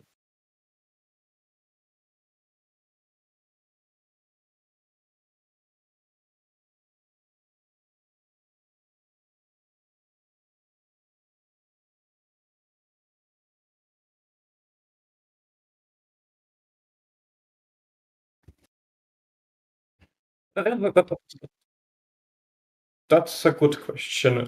So when light does reflect off materials, of atoms, two things can happen, or two kind of thing happens. Either the light reflects elastically, just bounces back off like a perfectly elastic marble, which doesn't really happen that much, or it.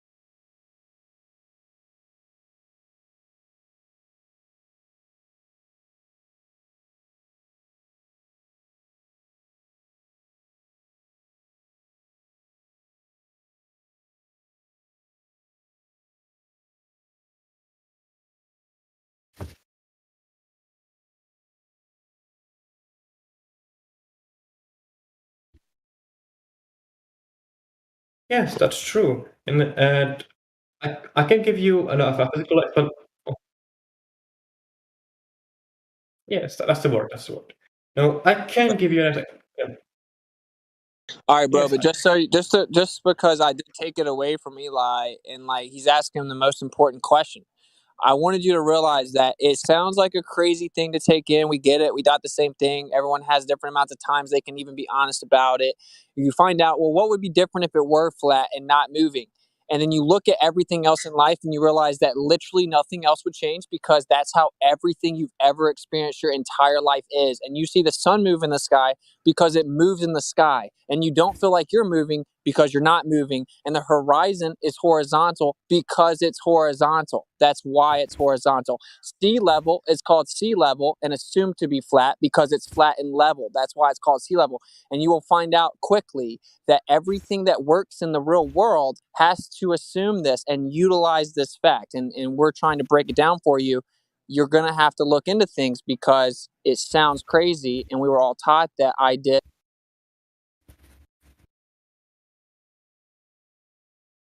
Sorry? Cut out with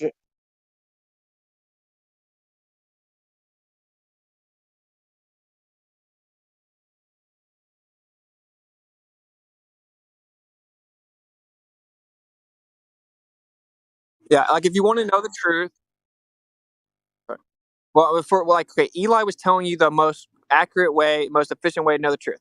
They claim the Earth's a globe. It has a radius of 3,959 miles. It's on a 23.4 degree tilted axis. It spins 1,037 miles per hour east at the equator. If you want to know if that's true, then you can physically measure the surface of the Earth. It has to curve at a rate consistent with that radius value. That is 8 inches per mile squared, specifically 1.225 times the square root of the observer's height in feet is where you would see the curve of the Earth. Now, I'm not trying to overload you. I'm just trying to explain to you. It's very simple. The Earth's a sphere with a certain size is a geometric claim. The way that you can test or falsify this claim is by physically measuring the surface, and geometry is how you do that. When we did that, and you can do it, it falsifies the radius, which means everything they told you about the Earth cannot be the truth.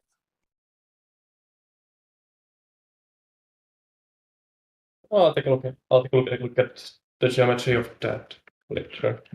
Okay, You yes, thanks for agree that geometry is how you measure shapes. Yeah, I think using geometry in this case is a valid method of saying what will happen and what is, well, yes. Well, it's what we have to use, right? Because if the Earth's a sphere that's this size, you're making a shape claim with a size. The only way to test a shape claim size is by the measurement of shapes, which is defined as geometry. And it's simple. The sphere has to curve at a certain rate if it's a sphere with a certain size. So that's the most efficient way to test it. We tested it, bro. We have observations where the radius value would have to be over 250,000 miles. And they claim that it's 3,959 miles. Did you post your methodology in the what was it in the videos in the section about some the topics below? Yeah, everything we're talking about is in the sections below, and we can drop in the voice text the observation that showed the radius would have to be over 250,000 miles. Oh, good. Thanks. I'll look at that later. Let me just write it down. Don't want to drop the black. I never use commands or anything.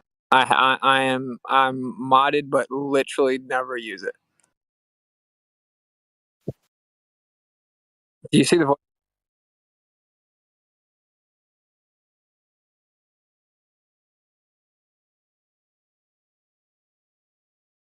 I'm not familiar with those. What are they?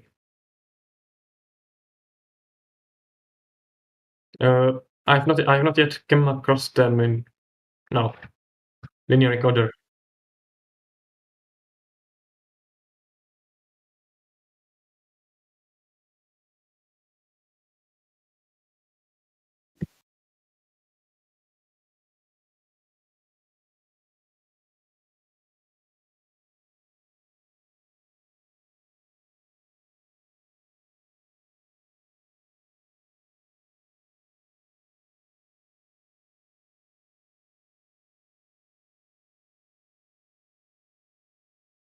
Continue.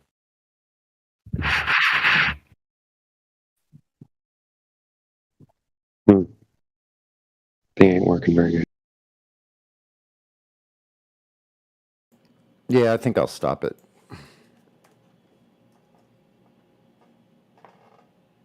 I definitely don't have a problem with that. Okay. Okay, the bot's been cleared, stopped, and queue has been cleared. Yep, there we go.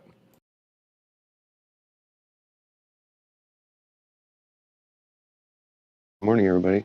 How's everybody Good morning. Wait.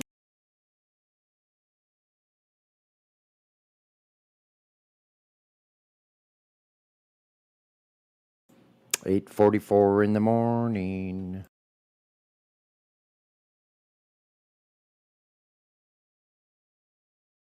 9:44 here. Ah.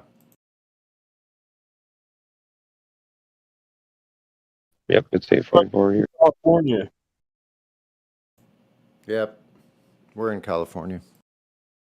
Yeah, I'm in the Bay Area.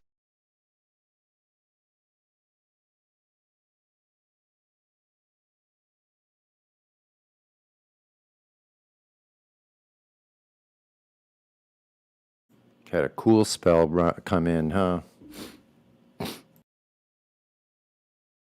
Pretty cool up there where you are. It's like been back 40s. and forth, yeah. 40s. Well, yeah, it gets cold at night, and then during the day it's like 60s, 70s, and it got up to the 80s the other day. It's the same thing here. It's basically about the weird. same weather here.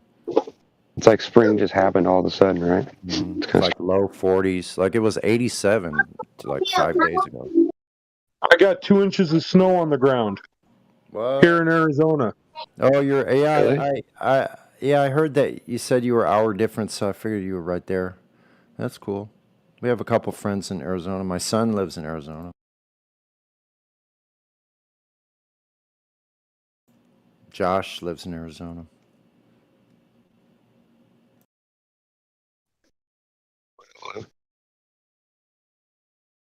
That's funny. My son Josh just left Arizona and moved to Nevada. Really? You must be in like the higher deserts if you have snow, right? You're like north of Phoenix.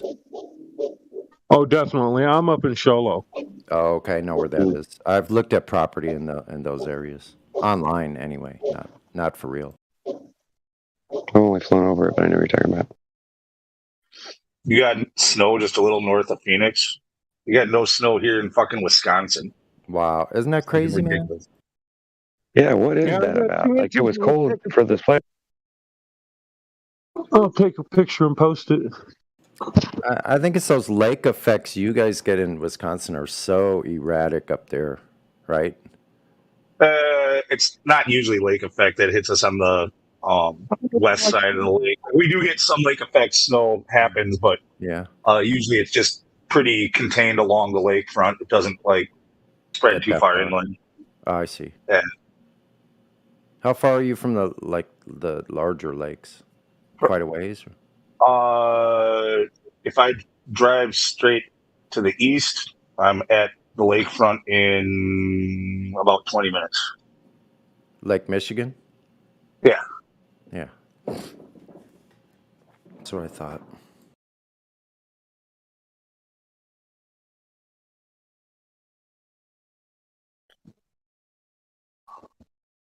Yeah, I had relatives that lived in McHenry, Illinois. It's quite a ways north up there. I guess it's right across from Wisconsin, not far from the border.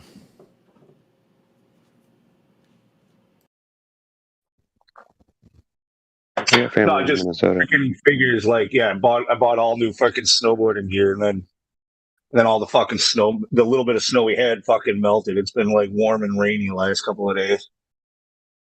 So there's nothing. There's like no snow on the ground pretty much. That sucks, bro. I'm sorry you spent all that money and now you can't use it. That sucks big time. No. That's not exactly how it is. It's just I want good natural snow. I mean, they have a somewhat of a base still of the man-made snow on the hills around here, but actually I'm talking about heading out west for heading to Colorado and maybe in like April.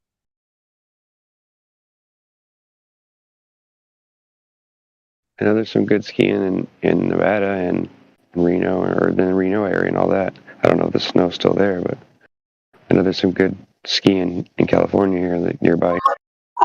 Even Colorado, they haven't really had much of a snowfall year, but really? up in the altitude, like you never know, they could still get huge dumps.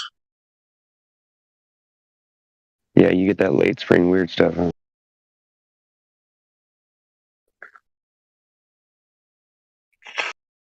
Or late fall, early spring, you know.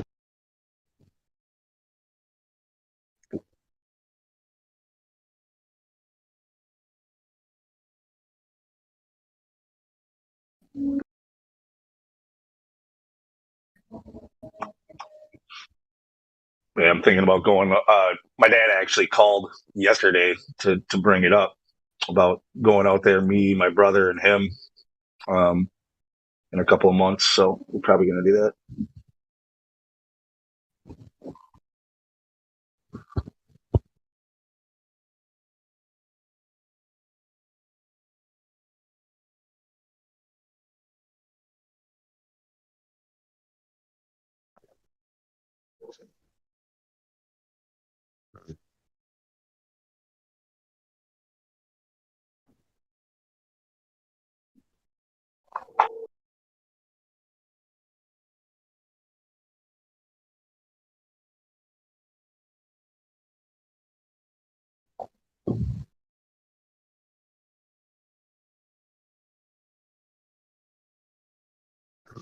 I was just going to say something to him and he left. Oh well.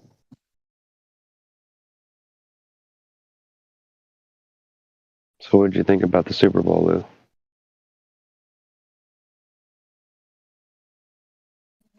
Or did you It's already been a little while. No, we watched it. We watched it in the freaking. Yeah, I always have a party every year and invite friends over, even though I don't really like football anymore. But yeah, I just like to watch the commercials and how crazy they are. It turned out to be a pretty decent game, actually. I like close games. Of course. Yeah, it was a good game. The thing about commercials, I don't understand why people say the commercials. The commercials haven't been good during the Super Bowl for like 20 years. They're freaking. No, I know, but you can kind of gauge what they're going to push for the next year by the Super Bowl, kind of. At least that's what I've noticed.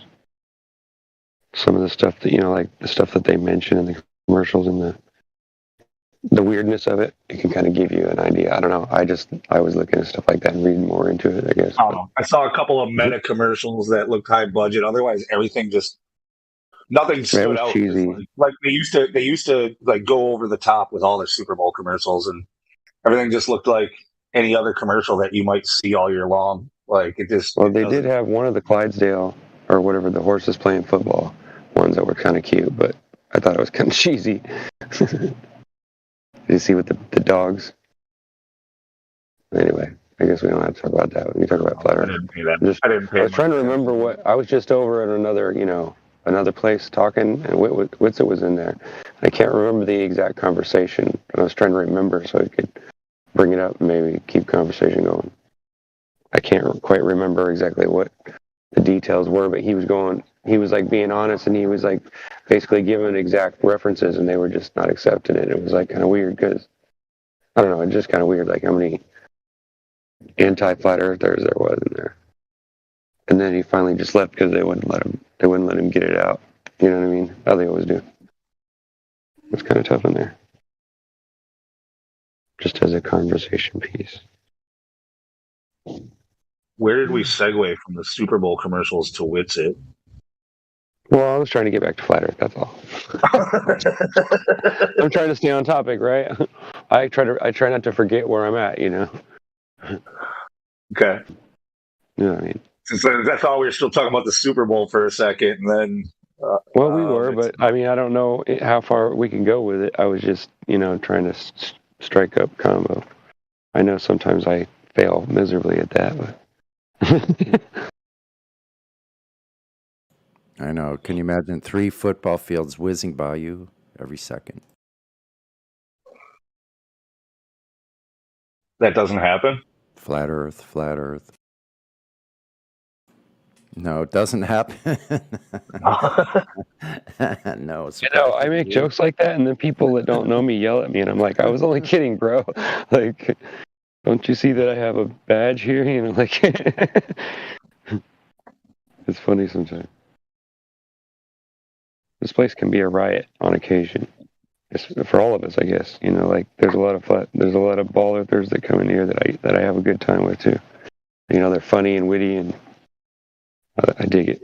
Yeah, it's true. Actually, it's been pretty good lately. I've enjoyed it. But then there's been those parts that I can't take, and I just leave. Yeah, mostly the parts I can't take come from flat earthers. I was going to say that, but I didn't want to be the first one to say it. Well, yeah, it's only a select few that start talking about some weird shit, and I'm just like, okay. Well, I do it, so you probably get my name's probably at the bottom of that list, or at least somewhere near the top. No, not really, Rookie. Actually, not at all, really. I've never found what you're saying boring or monotonous. You usually have pretty good things to talk about that are interesting. Yeah, so I wouldn't say that's true. I appreciate that.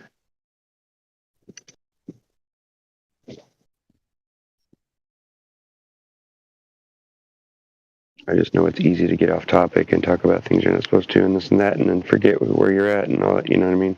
Because I talk in so many different places now to get conversations and get to know people. Trying to get to know everybody a little bit so that people know who I am, and then I don't have differences or issues with people. Yeah, I don't go to. You know what I mean? There's a lot of people. I don't go to that other server anymore. I don't go to too many. Don't get me wrong. It's just sometimes I'm bored. It's like I'm looking for conversation and related to flat Earth, and it's hard to find. So I go where I have to sometimes. You know what I mean?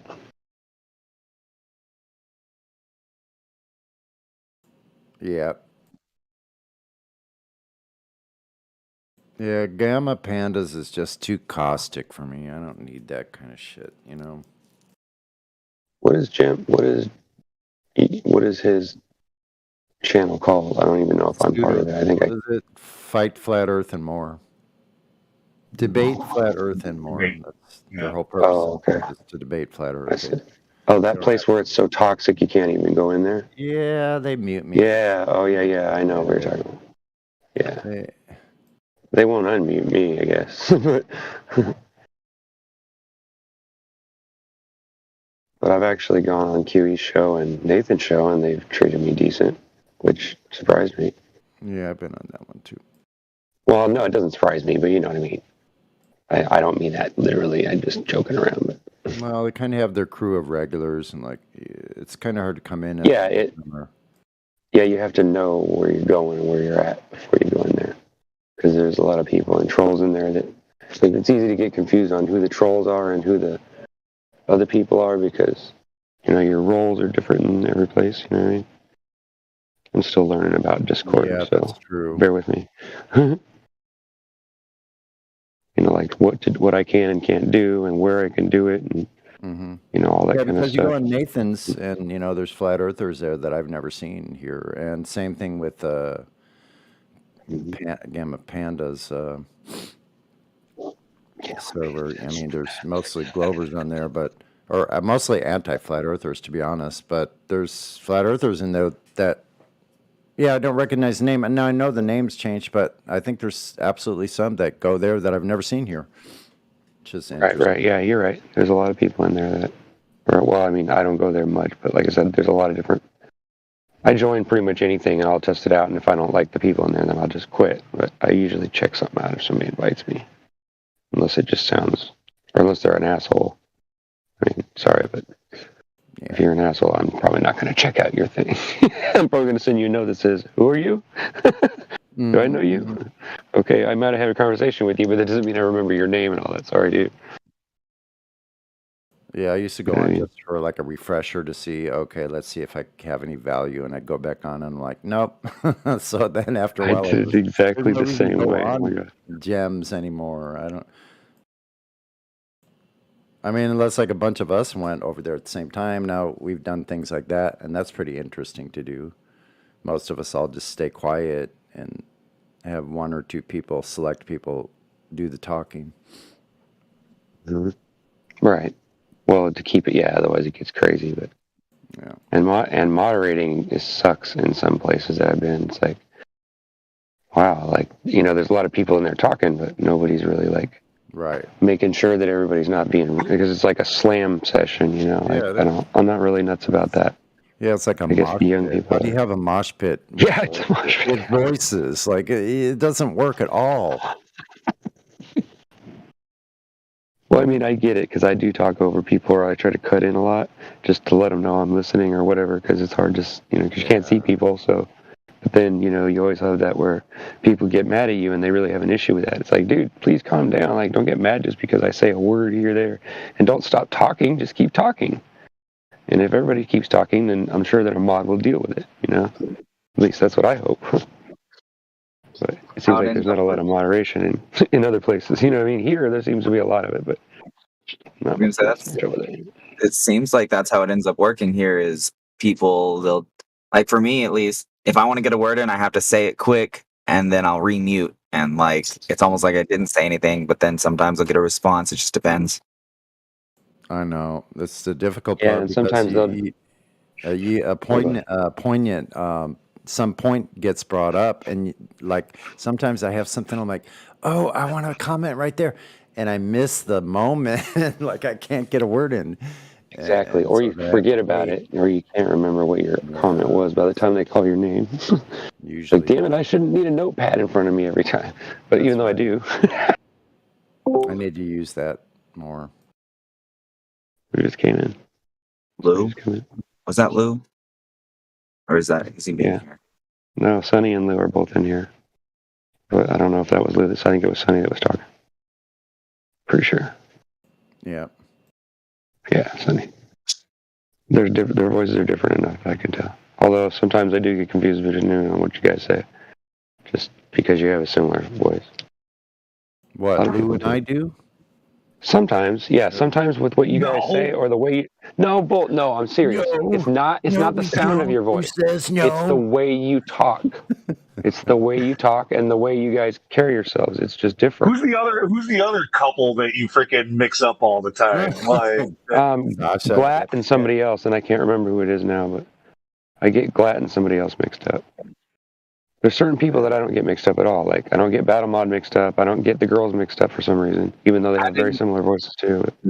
I used to get them mixed up when I first got here. I don't anymore, but Crypto and Crack Villain. Oh yeah, those guys are really hard too because their accents are so strong. But not anymore. Crypto has almost like more energy when he talks than Crack does usually. Like Crack is more chill out, laid back kind of person. It's a different tempo, different candor. Mm-hmm. That's how I. Yeah, whereas like when Sonny and Hank and all you guys are in here and you guys all the light voices, it's easy to get you confused on who's talking just because you're not looking down at it. It's not that you sound alike. It's just that you guys are so similar in how you speak, and you know what I mean. It's just a friendly way, and it just kind of it's easy to kind of like lose track of who's talking. Crypto sounds more posh than Crack. Crypto, yes. Oh yeah, definitely. And Crack is he sounds like he's drinking, even though he's not. Sort of, you know what I mean? He has a slosh to his voice a little bit sometimes. You know what I'm saying? Are you guys like identify what I mean? Yeah. Understand what you mean. Mm-hmm.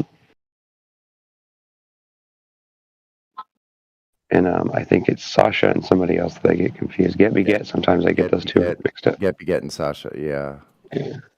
Sasha 1. The original Sasha. Or the only one I know of. Well, I know Sasha 2 as well. Sasha Innova or something. Mm-hmm.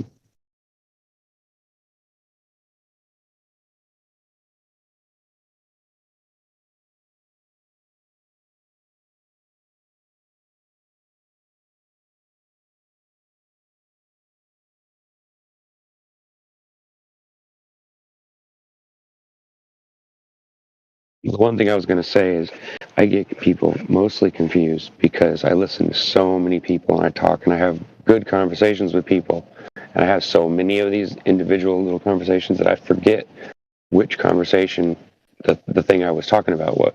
Because I have, you know what I mean? My mind's so busy with all, I meet so many people. And sometimes I just go through all the people that I've talked to that are friendly. And I send them a, hey, how you doing today? I haven't seen you in a week or so or whatever. How you doing? Just to like strike up conversation and, like keep a rapport with people. I think it's cool. I don't know. Something I do.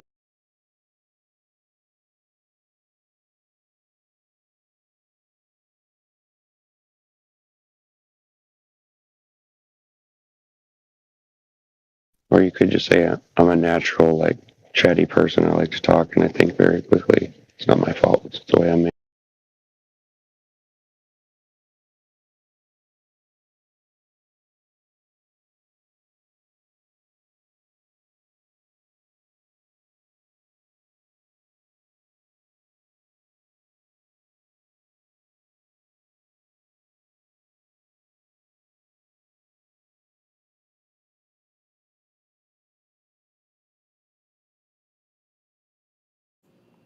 I like the conversation Witsit was having on that recording. That other guy. Yeah, what part? I wonder if that was here. The part I liked is, Earth's not in motion. The way you tell that is you're not in motion. Like the simplicity of like the horizon is horizontal. Like all these things that we all use. Like that's the way we have to use it because that's the way Earth works. and so the humor part is like the Glovers are coming in here telling us why their senses don't count. I know, that's kind of odd, isn't it? Like, this is why we're crazy, guys. This is why we can't see, can't hear, can't feel. This is why. It's all an excuse of why we can't sense or experience the globe. Like, there's no sense that you can use. If there is, I'd like to know which sense it is, because people come in here and say the globe makes sense. I sure would like to know what sense they're using, because unless you can measure something, telling me something has a shape and a size that you can't measure, you can't see, and you can't experience. What else would you call that but imagination? That's all it is. Yeah, it gets on my nerves too sometimes, because it's like that's all they have, and so they argue or they do the character assassination. That's the part that gets me the most, actually. It's a good one. A logical fallacy, an appeal to imagination. That's what they're doing from the get-go. As soon as they bypass the radius, they're off in imagination. I'm going to start calling them out. Well, why'd you go to imagination? I thought we were talking about the actual Earth, not imagination. Right? Yeah, can we talk about reality? And then they go, oh, well, you say this and this. And I hate when they try to take the stuff, like, with the science that we do have. Once you, like when we tell them that, no, we're not saying that all science is wrong. We're saying that this part of science is wrong, and theological science is wrong. And then they'll always flop over to that and say, oh, well, you use all these, stuff from, collegiate and all that stuff, scientists, to argue your point. It's like, well, yeah, because there is real science, remember? And then it's like, why do they always talk in circles like that? It confuses me why they even go there. And then when you try to tell them, no, we're not going to do that, then they get all mad, as if they get butthurt, as if you're not going to give them a chance to talk or something. It's like, huh? I don't understand. Can anybody explain that one to me?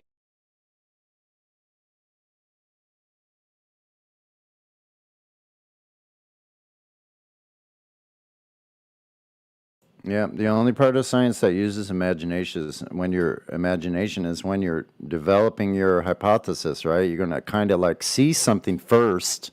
That has to be the first one. You don't ask a question or imagine something before you've actually observed it, right? So you have to observe it first. Then you're going to say, I wonder why this happens, And you go, okay, well, let's see what I can wiggle. Can I move this? Can I change this? But at the core, I am curious why they're holding on to it, though. And sometimes I get, you can't manipulate. We're trying to feed them. You can't manipulate something in reality that only exists in your mind. Right. And of course, they look at it the same way if they're honest, right? Until you start to show them otherwise. If they want to see it, that is. Right? What's up, Hank?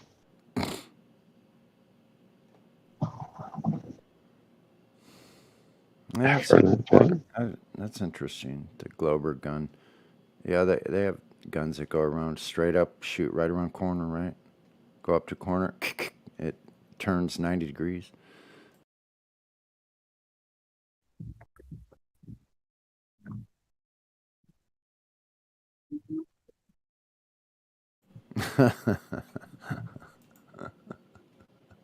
Thanks, Vladdy, for the comment. By the way, I just saw it.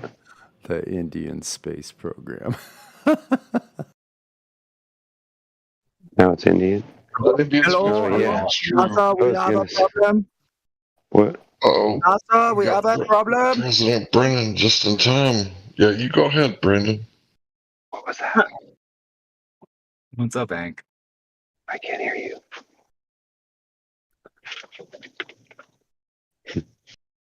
Okay. Howdy. Howdy, Hank. Good morning. Morning to you guys.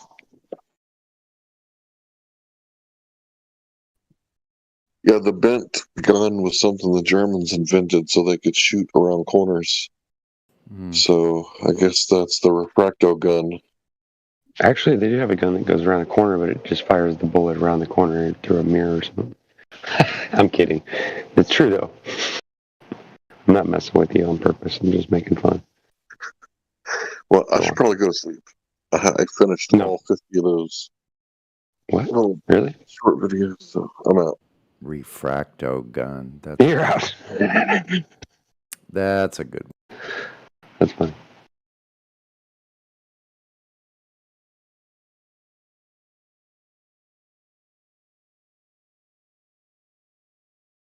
We need a good subject, don't we?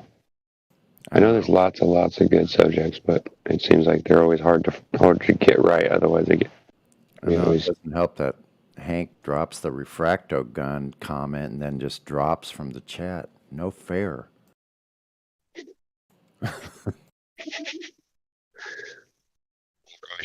He's just fueling the conversation. How's it go? Damn it, Hank! The refracto gun got dropped in the chat again.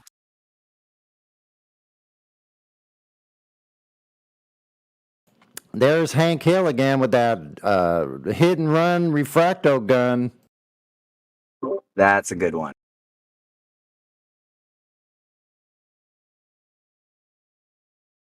He's all hit and run with that refracto gun. You should call it something else. Coriolis bullets.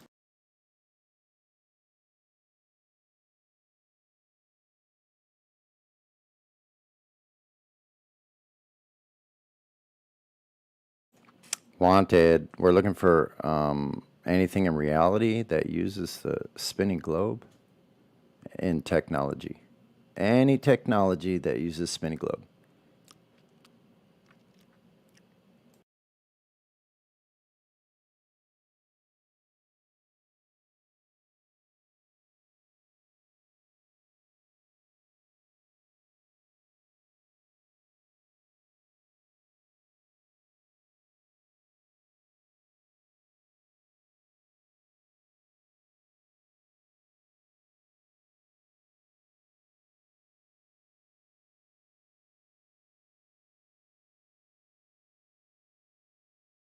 No, I got one. NASA CGI technology.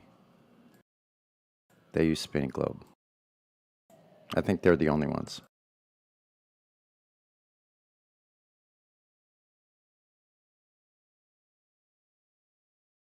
And I should have made a caveat.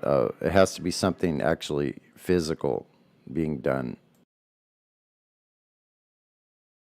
Cartoons don't count. Sorry, NASA. Sorry, NASA. We're waiting for some real technology.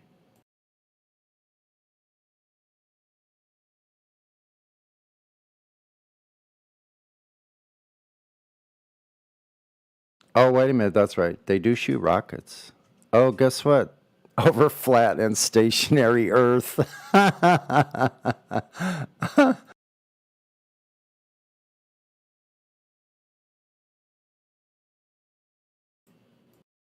Just like all the other ballistics done on Earth.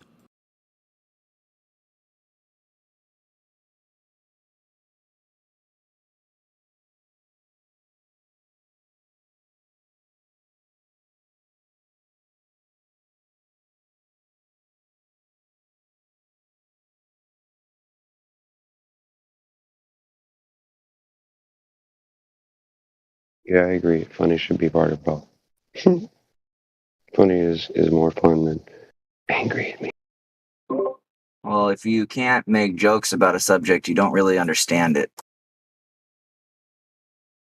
I agree. An intelligent conversation, yeah, usually the person joking around not always, but usually knows more about the conversations than the people that are just arguing and won't stop. Mm-hmm.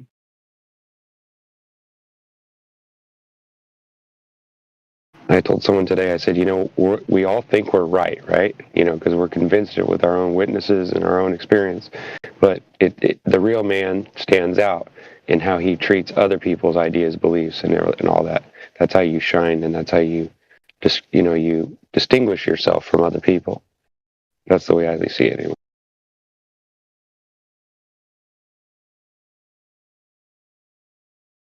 It's not about winning. It's about finding the truth and in a respectful way. Just say. This just in from the news desk. There's some information here about Coriolis. Hold on, please. Cornelius, what? We only have one shot at this guy. Okay, a little left. Okay, now factor in the spin. No. God damn it, man. Okay, what direction are we? East, west, north, south, northeast? Factor in everything. We need to know exactly the direction, the spin of the earth, and how to combat it, or else we're gonna miss. There's no spin of the earth. Take the shot, retard. But that would mean Neil deGrasse Tyson is wrong, and you miss every single shot when we do this. If we miss this shot, our location will be blown. We've been here for 4 days shitting in little cans. Tell me the spin of the earth. Like, okay, down to the left 16 inches. No. They saw us. I missed a shot. I guess it was spinning a little faster than I thought. Oh. Globe, Earth, sniper. I can see the mirage. No, that's the target. Must be a mirage. Well, I've done the calculations. 8 inches per mile squared. I wouldn't be able to see him. It's a mirage. I'm not taking the shot. It's him! Like, every sniper just shoots people. That's a fucking mirage, or that means Neil deGrasse Tyson, the bike thief with the answers, is somehow misleading me. Globe, Earth, sniper. Okay, if you factor in the curve. This is clearly a mirage.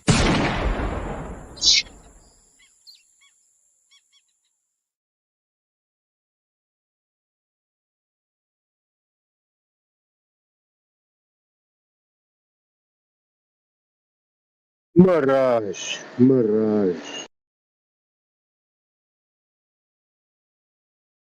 This here is a mirage. What you see here is a mirage. Apparently, everything we see is a mirage, Yeah. Have you heard enough times the word mirage? Haven't you heard it today? Make sure you hear it 10 times a day. Mirage. Yep. So if you follow that not trusting your senses to the logical conclusion, those people shouldn't get up out of their bed and move around. It would be too dangerous. Going to the bathroom would be like a major logistical operation. To me, it makes perfect sense. The slave master wants his slave to believe him, not what they choose to believe.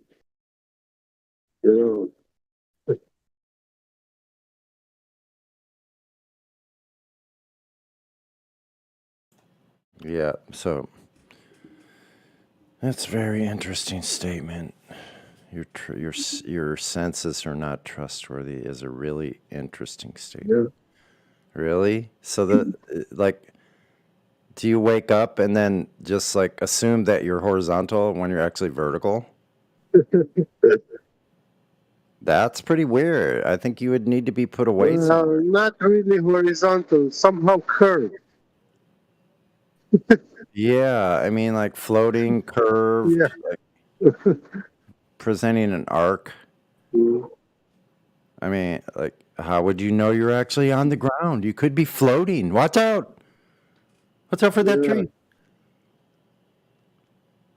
What did you say? Ground? Do you mean like up and down? What is that? Round. I don't know. Like, I'm just imagining, like, if somebody that doesn't trust their senses, what they could possibly be going through their minds of where they think they actually are. That's insanity.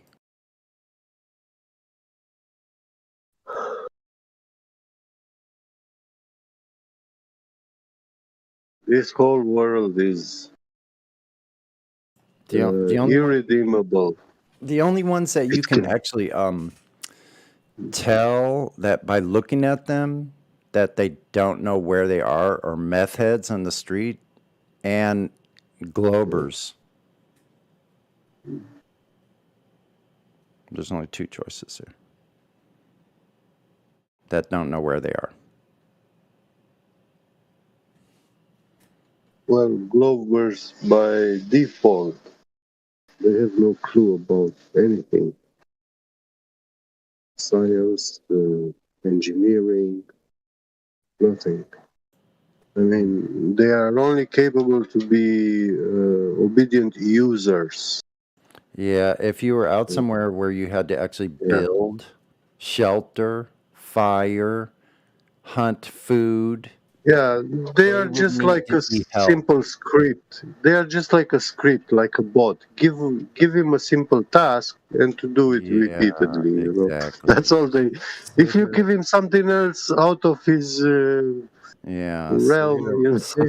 you messed him up. Or sit by the stream. No, don't sit by the stream by yourself. You might fall in. Sit over here with this like little basin and wash these towels. Yeah. No sharp objects. Stay away from all of those. You can give him the fishing pole, but they don't know how to fish. I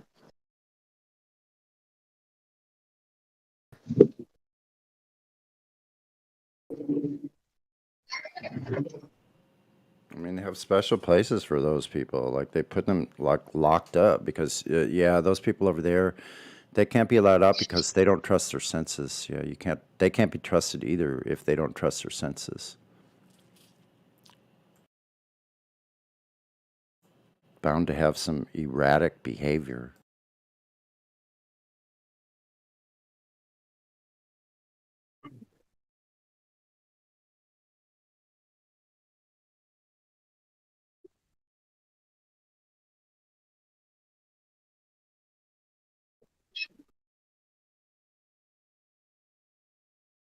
Yeah, like strapping pieces of cloth to their heads and yelling at you like you're an asshole because you won't. Mm-hmm.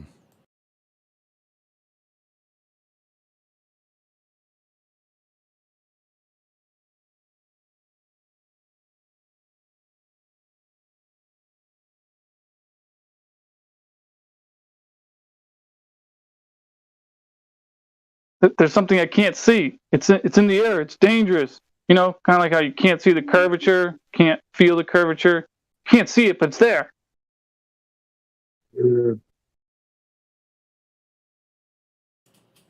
Yeah, it's like we're listening to people that have blindfolds on.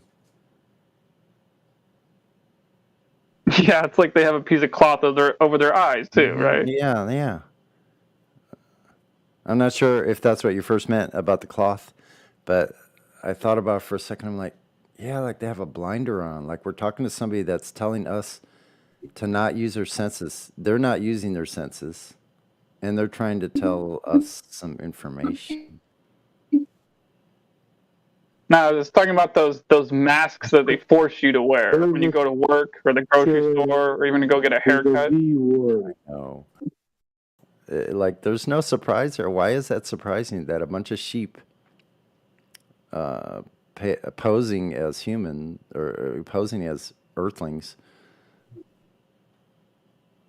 they're really two-legged sheep walking around, doing whatever they want. Wind is very dangerous.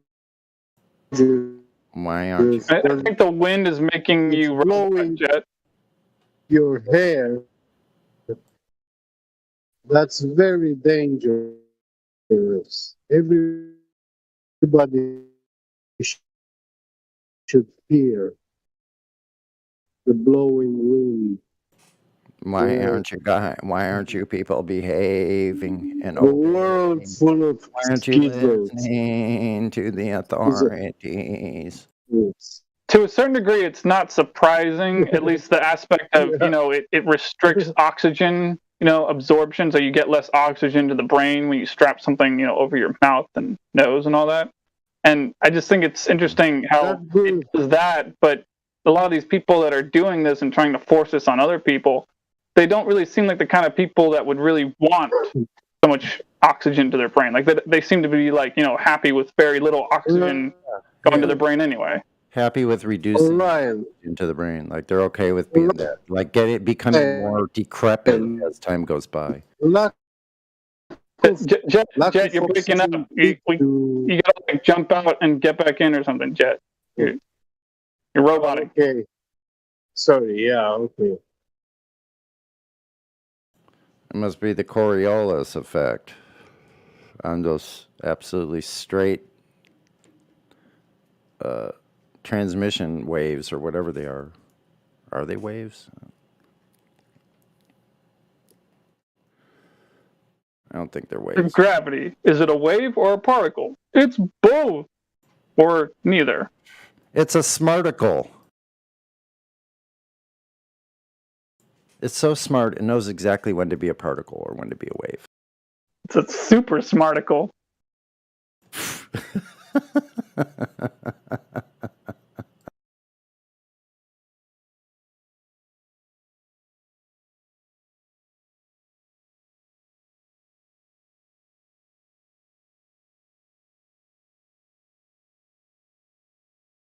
It's so smart. It's making gravity is making curvature disappear.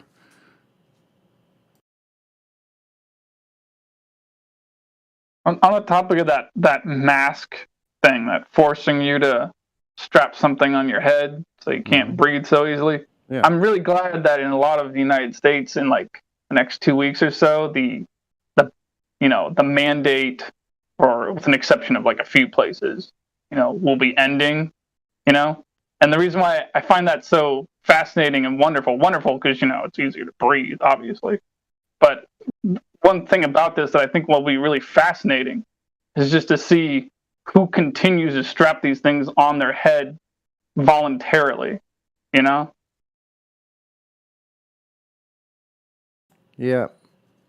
It's like they wanted to separate those people out visibly. It's kind of like watching a small child with a blanket, and it like loses the blanket and then starts crying, won't stop crying until finds the blanket again. Can't feel comfortable or safe without the blanket. Yeah, Crypto, you're right. Certified, huh? Oh, he's not even in the chat.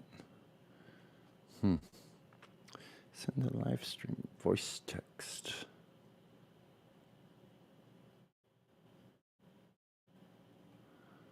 Yeah, I mean, really, like, I was out telling people, I'm like, who else had to wear that?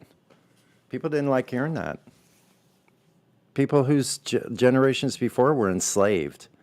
And now they're just willingly, voluntarily doing the same thing that a slave would have to do. I was yelling at these people. Yeah, the mass complacency I found to be kind of disturbing, like those few moments, not even a few moments, but a good handful of moments where you'd either be in like a Home Depot, I think was one of the most interesting ones just because it's such a big open place. And like, there'd be like, 200 people just in the aisles just around me or whatever, just in the place, and like I'm the only one not wearing one of those things on my head. Yeah. It literally looks like a scene from out of a modern incarnation of the Twilight Zone. Mm-hmm. Yeah, and it's ridiculous. They can say whatever they want. It's all bullshit. Like all of it. Any kind of, I don't know, man. I'm over it. I just used to like ride up and down the Embarcadero where all these tourists were thousands of people, and 95% of them all had that, and they're a captive audience because they're standing in lines. And I'm like all you people have Stockholm syndrome. Like I would just like, hear ye, the town crier. They heard me. I wasn't being quiet about it. And then hearing a bunch of people going that aren't wearing it saying, yeah, he's right. Yeah, he's right about that. Like a lot of people giving me support for being vocal about it. And these other people just looking just horrible, man. Like the looks in their eyes. when presented with that truth of what they're doing to themselves. Wow. I don't even really think less of anyone. I mean, I'd be a hypocrite if I did for being initially fooled by it. Because I myself was. I even made these masks at home out of tape and fabric, like for the first 2 weeks. But then by the time the first month came to a conclusion, I was like, something doesn't seem right here. This doesn't seem right. Did a little research, realized it's just all a hoax.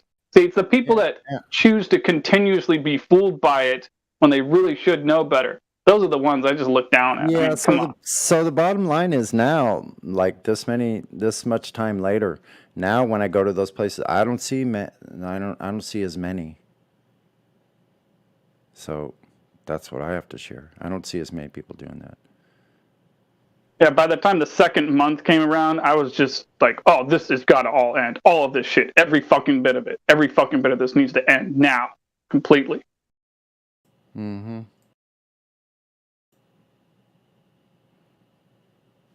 Yeah, and I'm kind of glad. Actually, I don't know, is this bad or not? Like, I'm kind of happy that there's a bunch of people that are afraid to be outside. Less numpties in my open spaces, man. I freaking love it. It's been better. Like, some things are better, I swear. I'm taking the good parts.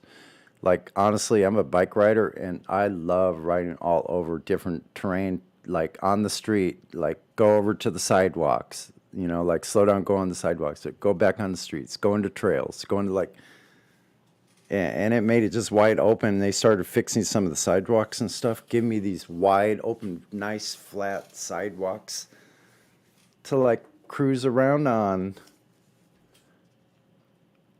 I mean, in some ways that made me really happy. I was like, shit, felt like. Oh yeah, so just the other day or a couple days ago, I was handing one of my cards or whatever, you know, with the Discord QR code on it, to this guy, just out of my car actually, because I rolled down my window and told him like, hey man, you should take the mask off or whatever. You know, you don't need to wear that over here. Take one of these cards or whatever. And he was telling me that, you know, he was only wearing it because he had a warrant out for his arrest.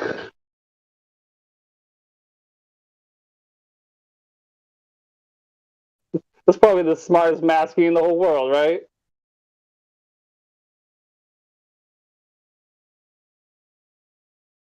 Don't want the cops to see your face.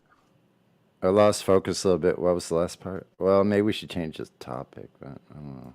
I was just saying, you know, it was one of those guys, you know, walking down the sidewalk with one of those things strapped to his head, but he wasn't wearing it because he was afraid of Miley Cyrus.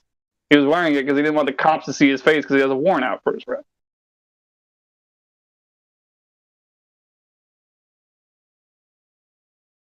It's kind of worth pointing out, this is technically empowering the criminals. But he seemed like a nice guy. I don't think he did anything terribly bad. I think that's what the purpose of it was.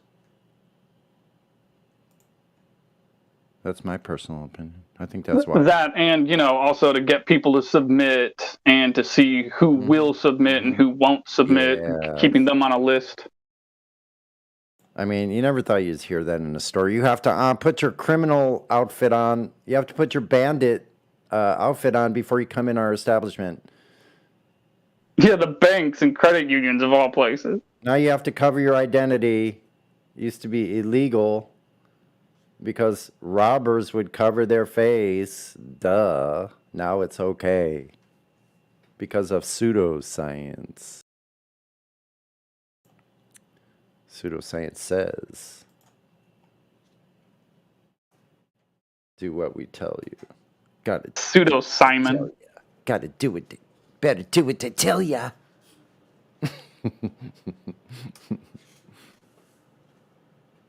Hey, maybe that would work as like a cartoon character. Pseudo Simon. And Pseudo Simon says everything that pseudoscience says. There's just a cartoon character that just bullshits people halfway to death. Orion, that's a great idea.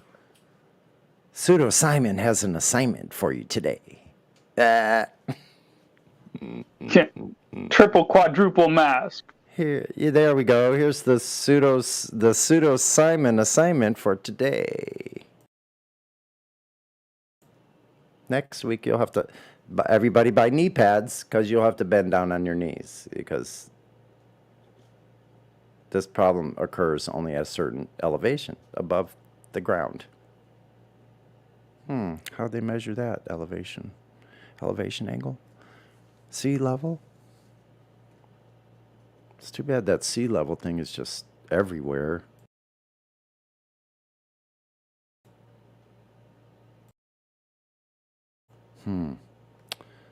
Such a sturdy reference that it's just always used every time, everywhere, whenever we're building anything.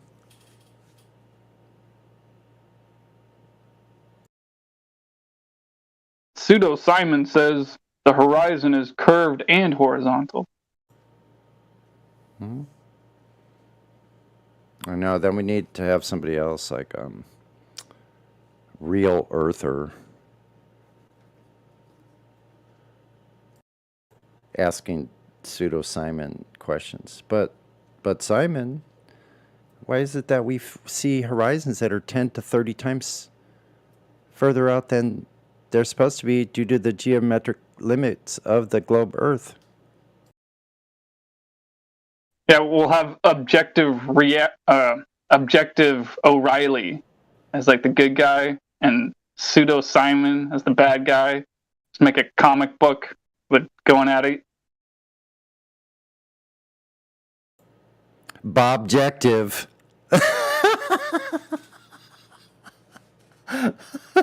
Objective reality, reporting for duty, sir. Yeah, there we go, man. Here we go. This is called character building. So we got Bobjective. See, the backstory of Bobjective is he was lied to about the Earth, and when he found out it's not a ball, he was just kind of annoyed and pissed off, and at least for a little while. And then he realized, maybe I should tell other people about it. Bobjective's going to be like a hyper realist, a hyper empiricist. Is that a correct word? Yeah, I think so. Empirical.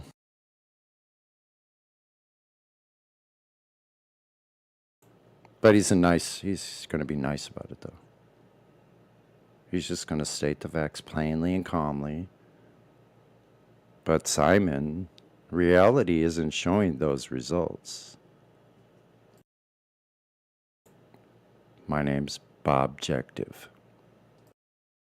Here with the objective reality for the day. Yeah, Pseudo Simon's got a NASA t-shirt on. That's pretty fun. That's fun. That's pretty funny. See, man? Can be creative like that. Should be hundreds of stories being created like this.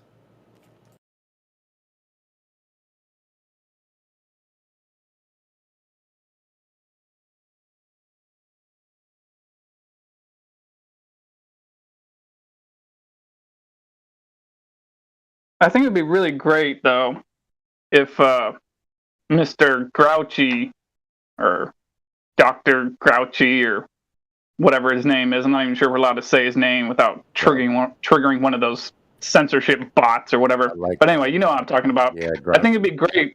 I think it'd be great if he went on national television and said, you have to put a veil over your eyes in order to, not get the next Miley Cyrus in the air. Like, can you imagine how many people would put those over their eyes and just wander around? I bet a lot of people even drive with them on. Maybe like they had to put it over their eyes and they had to wear a big inner tube over their belly so they don't bump into things. So they bounce off. Boing, boing, boing. Oh yeah, they have to wear life jackets when they're out of the water. There you go. Life jacket and a big inner tube around their belly with something over their eyes. Mandatory.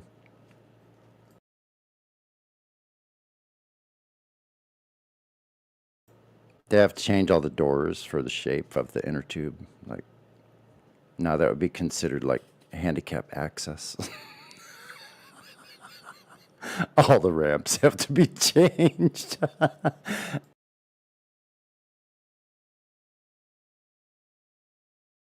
I think it's a perfect idea. Just give them all inner tubes so they don't hurt anything, so they bounce off. Bing, bing, bing. But you see, if you're not wearing this veil over your eyes, then you might see that you've been lied to. You can't have that, because then you might want to open that dirty mouth of yours and talk about it. Sound like an Orbit commercial. That's a weird name. Holy crap. Better stop. Why would you name gum Orbit? Whatever happened to the Orbit gum girl? She was weird, but I liked her. Yeah, I know. The way she said dirty mouth was... Oh yeah, I totally forgot about the accent. Was that an English accent or something else? Dirty mouth? Yes, it is. It's British, of course. I'm sorry. She looks kind of Swedish. That's racist of me. I'll stop.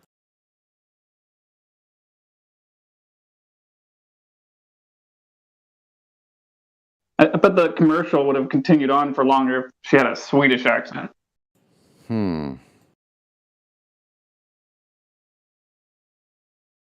Yeah.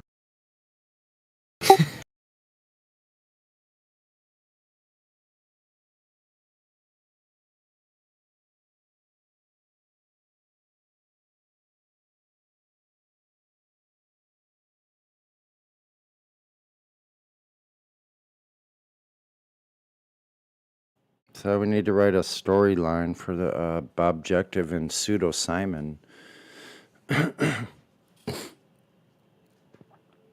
Storyboard, is that what they call it? Yep.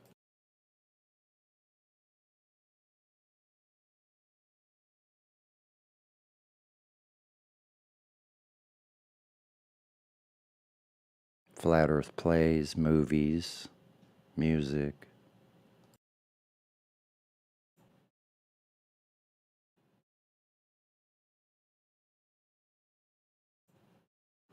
Real science education.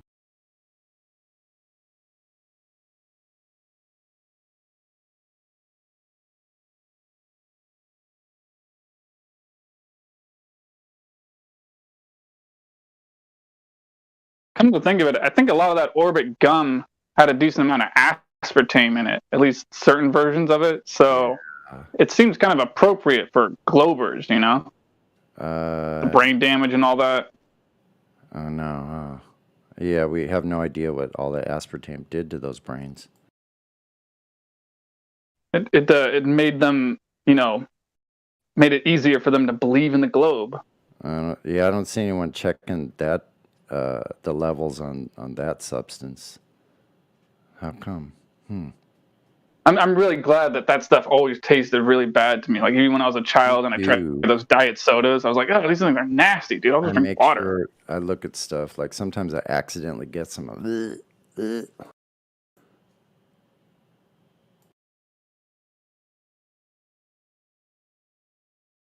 What if all that stuff is sending all these Globers into some kind of like mini acid trip, believing in the globe?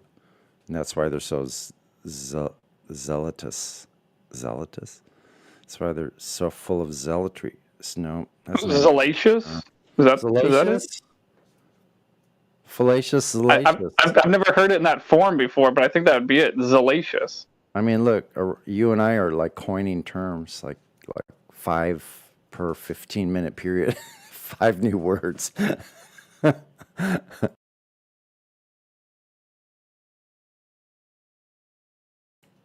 We got Bob. Don't be zealacious. Pseudo Simon. We creating characters now.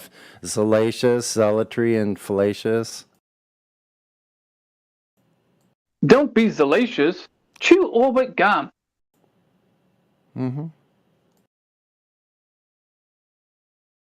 Or be as zealacious as you can. Chew Orbit gum. Salacious mouth. Try Orbit. Do you have the dirty taste of flat earth in your mouth? Chew some aspartame Orbit gum. It will help your brain. You won't have to worry about those silly flat earthers anymore. Or any longer. After a little while, you won't even be able to think about them. No need to think for yourself or use your senses. We'll be sending you messages through your media. Don't worry, we'll tell you what to do next. Trust us.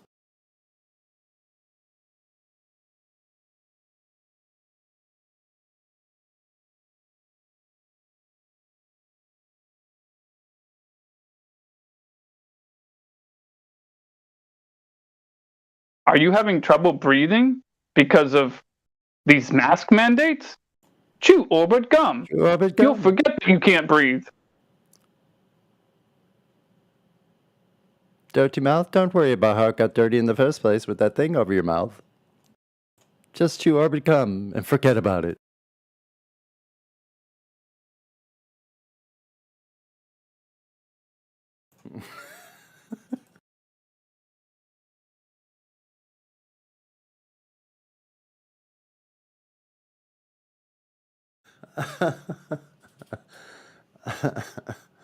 Oh man, you're funny.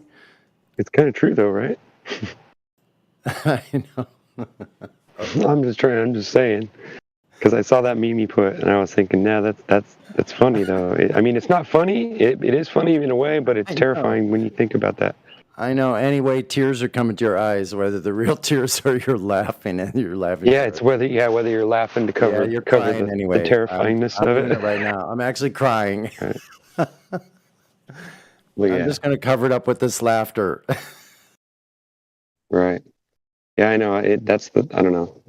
Those are the things that get me. It's like we could do something about it if we all put our heads together, but we seem just too busy with our own thing till it's too late, and then it's like, oh crap, I should have thought about that when I was, you know what I mean? It's kind of silly.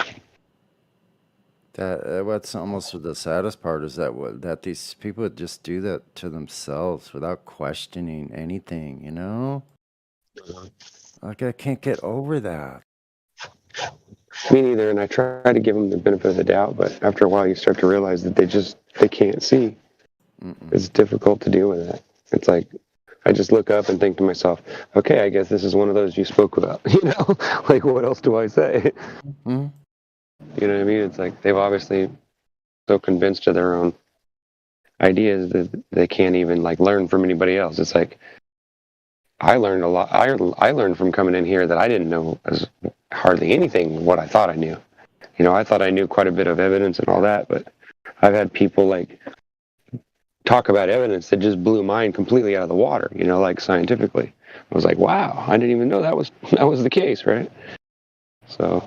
I don't know. I just kind of like, you know, you kind of learn from your mistakes and whatever. Yeah, if you don't, then maybe your ego take it over. Sorry. Do you notice this? Like, not to talk about people when they're not here, but some people actually deserve it. You know, I'm sorry if that hurts people's feelings, but like one thing I'm like noticed that I'm actually grateful for is Matthew's coming in here. He's getting more and more angry. He's getting more and more angry and spiteful and saying things that are just hurtful. You know. And like, it's not working. It's not working. You know, now I'm thinking that I don't believe it for a second. I don't believe not Matthew, not the Matthew I know. No freaking way. What did he say to you? Oh man, he tried to tell me I didn't know what I was talking about. That he just assumed I didn't know anything I was saying. Are you talking about yesterday? No, he did that. He did that like a week ago, and then he disappeared for a while. Or I didn't see him for a while. He came back on, and he is just losing ground left and right, man. He is. Well, saying you don't know what you're talking about isn't like an attack on your person, on your character. Like it's when you say he's being hurtful, was that intended to be like? Was it with spite? Was it meant to be hurtful? Because that doesn't sound like Matt. Yes, because I've had conversations with him for almost 2 years. Yes. He never. Well, what tone of voice did he say it in? Any part of anything I've said has been wrong. He's never been able to like put my feet to the fire and prove me wrong of what I'm saying. Like I'm fully willing to like. I'm not always right. I'm fully willing to say like I made a mistake. Yeah, I was wrong about that. All the time. But the things that I know, I know. There's not like anybody could ask me questions about it. Like I'm not opposed to that. I'm not the smartest. I'm not the sharpest tool in the shed either. You know, really. I'm just an average person, average whatever. Matthew just needs some Orbit gum. I think so. I don't know. You know, I mean, I didn't notice him being mad, but I'm gonna stop. But actually, kind of makes me. And didn't you say you weren't going to name names? I know. He says he said he doesn't like to, but some people deserve it. That's that's right. Oh, that's right. I guess he did stipulate, didn't he? I'm honest about that.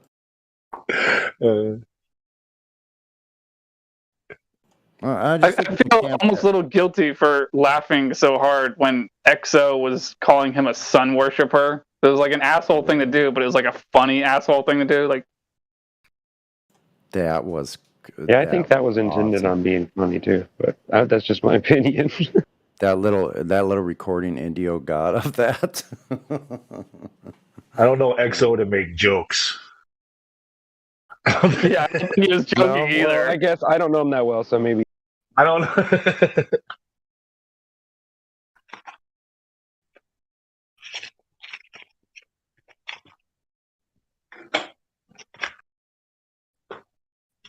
But seriously, like for an actual asshole flat earther to talk to a non-flat earther in an asshole way, like that's probably the funniest way.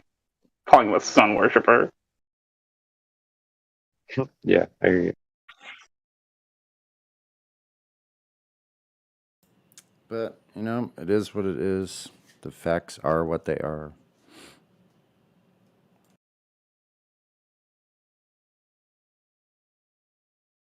I don't know, makes you wonder though, right? What's that? I said it does kind of make you wonder when you have people that are passionate like that about stuff, if there isn't some truth to it. That you know, that they actually put behind all that passion, right? Or is it just all dumb? You know what I mean? Like I always wonder that. Like where do people find the passion for stuff that I think is crazy, right? Like I'm always curious. It's not like I really want to attack them. It's more like I'm curious, why are they that way and how did they get that way? Like what in the world have they seen that I've missed that made them draw that conclusion? You know what I mean? Yeah. That whole sun worshiper thing, it actually reminds me of years and years ago, the dumb shit boomers say, like my dad. It was it was a nice day. It was sunny out. And he's just like trying to make conversation, I guess. But he's like, you know, in some countries, they worship the sun. Like, I mean, I just love the sun. I mean, I would be one of those countries. I'm like, okay, like, okay, so much wrong with what you just said. So much wrong. First off, you're not a country. The nighttime is the right time. The nighttime is the right time. Honestly, I've laughed at boomers my whole life. Like the people in my generation, I think they are stupid, ridiculously stupid. Most of the people, hey, watch it. Just gnarly. I'm sorry. Like, what happened to them? I'm teasing. Like, I'm not. I got away from that by a couple years. Being a boomer, that is. I think I'm a Gen X thing because what they call me. I don't know. I've never felt the same as my generation. And they never understood me, and now I understand why they didn't understand me, because I didn't think the way they did, ever. Probably because you're not one of those countries that worships the sun. Yeah, well, I like the sun a lot, too. I could say at times in my life, I lived in Southern California for quite a few years. Yeah, I've spent a lot of time in the sun. Now I try to limit that a little bit. I'm out in the sun quite a bit, though. Still. Almost every day. Is there really anything wrong with saying that the sun, I mean, you need the sun for to live, right? So I can understand you like needing it and putting it in your life at some point, you know, and integrating it and not hating it, but I can't see you like saying that it's the thing that rules the world and it's where all, you know, like, even though it is a source of energy and all that, I mean, it doesn't mean that it's all knowing and all powerful. It's just a light in the sky. right? Yeah, like saying you live for the sun, that would be kind of weird. No, the sun allows us to live. Living is a whole lot of different things. That's another good answer. It's another good statement. I should say.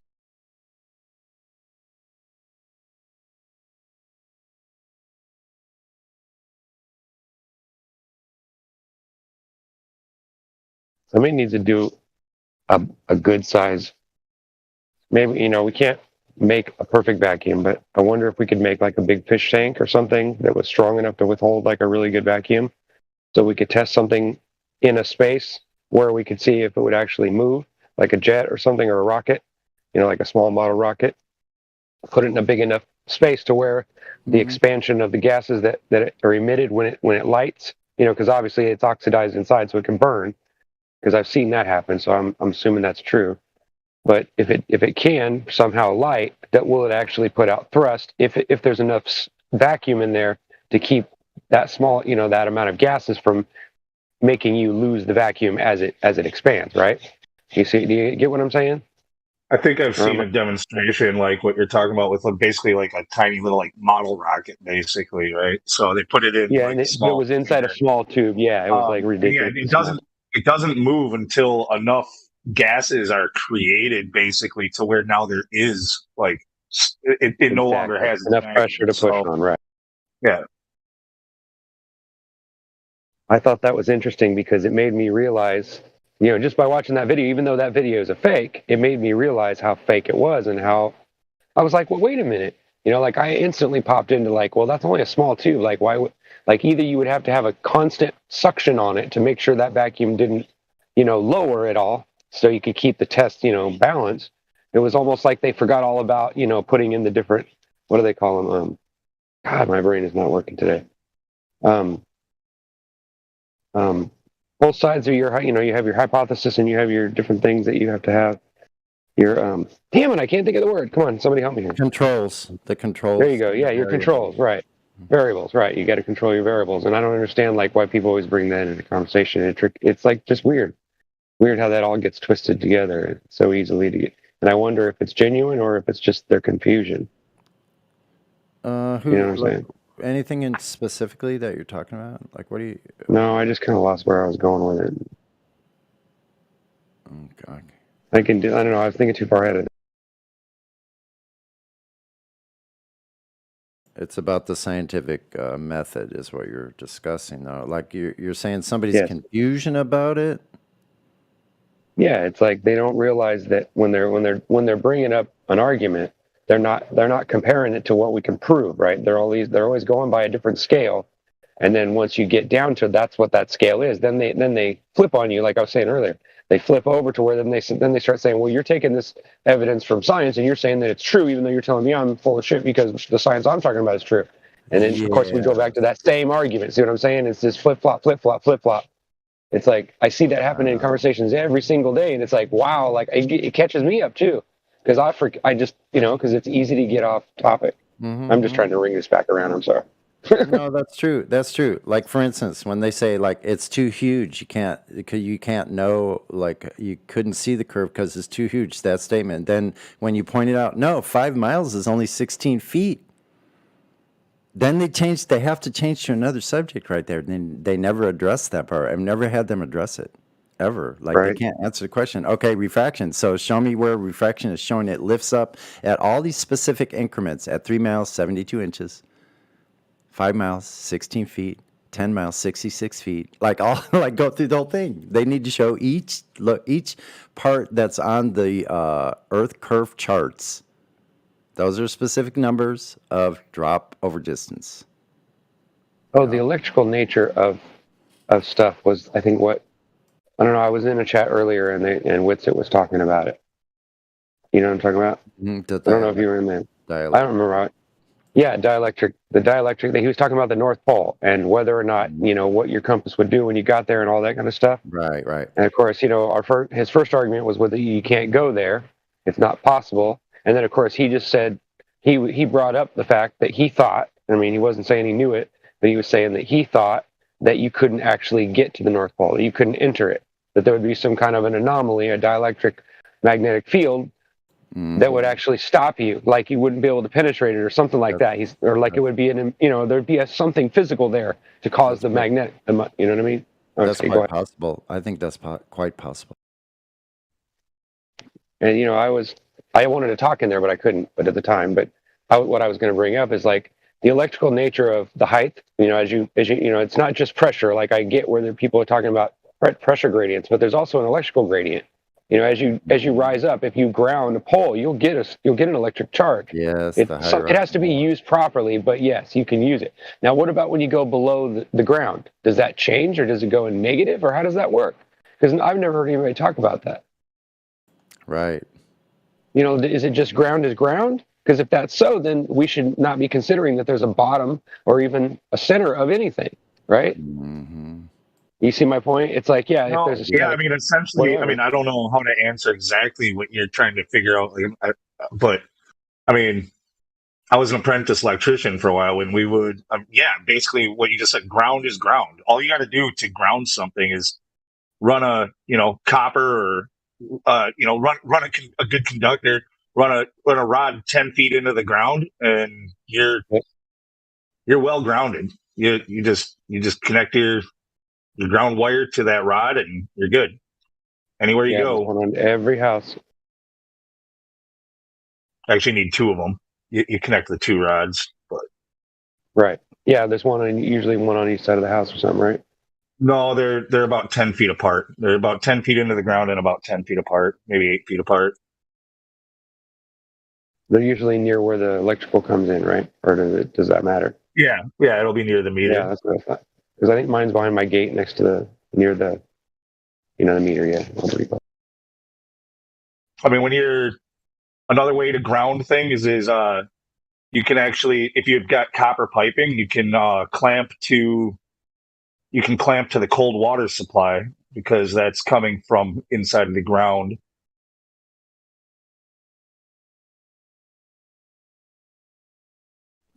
Yeah, and then I wonder about as you get high enough, like there's sprites. We've seen that. Like, I mean, I know we can't confirm it because it's just stuff I've seen in videos and stuff that's been put out by whoever that's taking pictures of it. But I'm assuming it's legit. That makes me wonder if the charge above us isn't some different kind of charge, and as it drops down in altitude, it changes, and that's what causes. Like that could explain why we get like things that seem to fall from the sky, like shooting stars.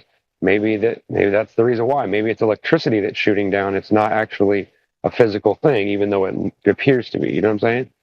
Or maybe it's some kind of a gas that breaks loose, or I don't know. I mean, there's all kinds of like crazy ideas, but I'm getting into theological stuff. But I'm saying like, I think there's a way we could figure a lot of this stuff out if we would just put our minds to it, and focus on it, and like do some real research and get to know what they know, what science knows, and what we can depend on.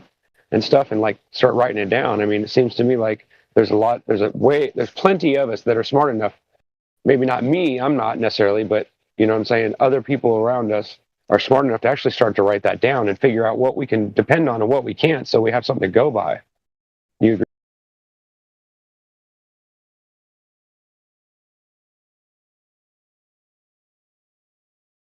Like an almanac or a encyclopedia of factual stuff that we double check and check to make sure that it matches up with reality, not necessarily theology and all.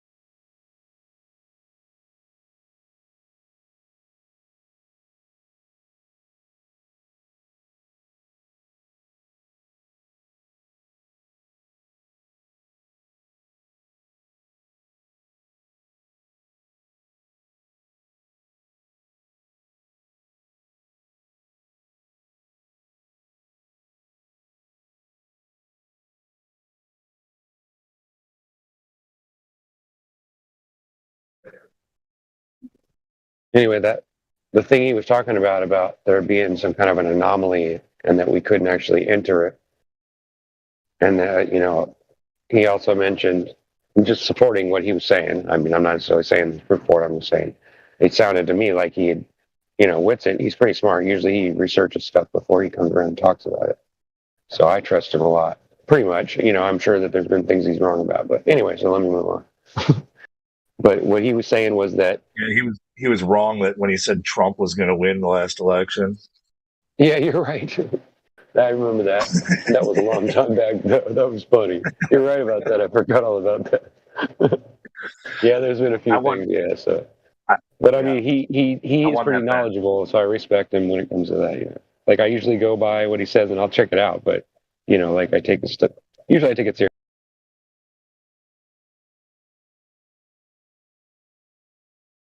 But now it's like really driving me to want to know what is at the North Pole, and if there is one. Like I've always wondered that.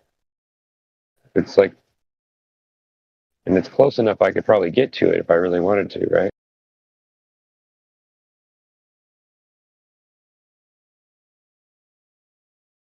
I assure you, it's still quite far away. Oh yeah, I realize that. I'm just saying it's a lot easier than finding the other direction, right? I got 3 times as far to go. We're damn near 2/3 anyway.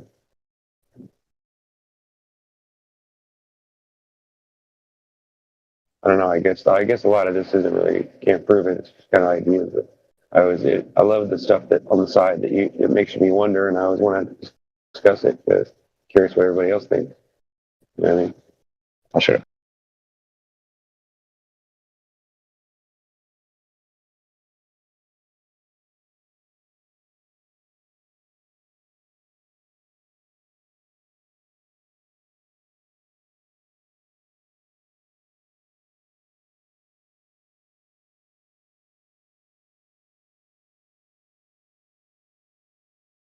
Anybody done any looked at any of the stuff about like reciprocating and spinning things and making things like lighter than they are in some sense and changing density by rotation? Like, the science behind it, not talking about like gravity science. I'm talking about centrifugal type of stuff. Has anybody really looked deep into that? So I've been looking into some videos lately and learning stuff about it. I'm fascinated by the possibilities of it.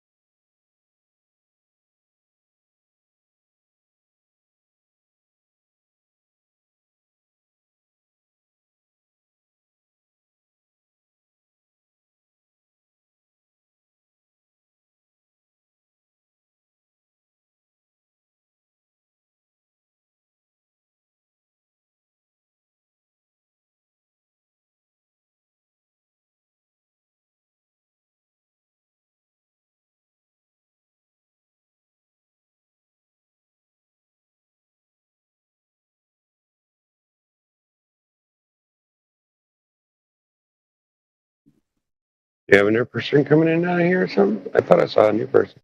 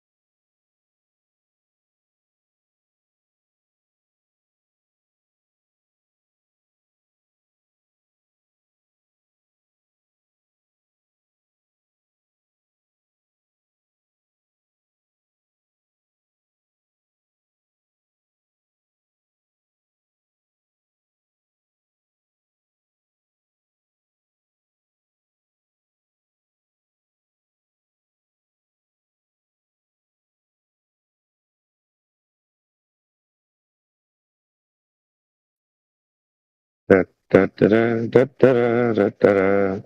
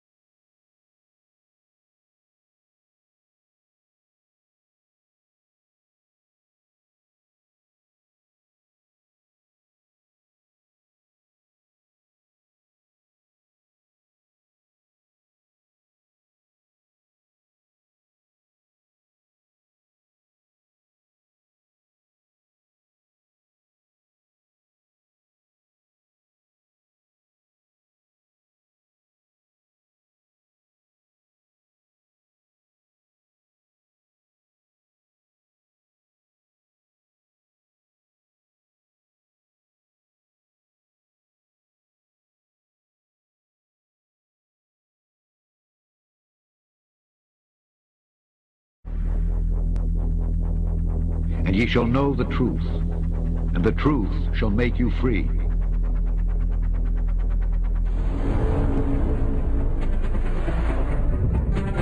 A single idea from the human mind can build cities.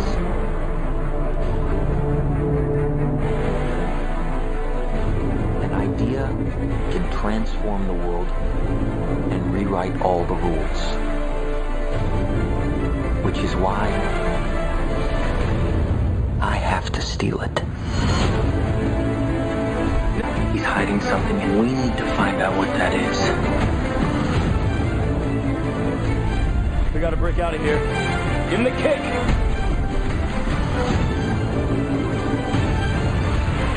This one's not a part of the plan! Wake me up! Wake me up!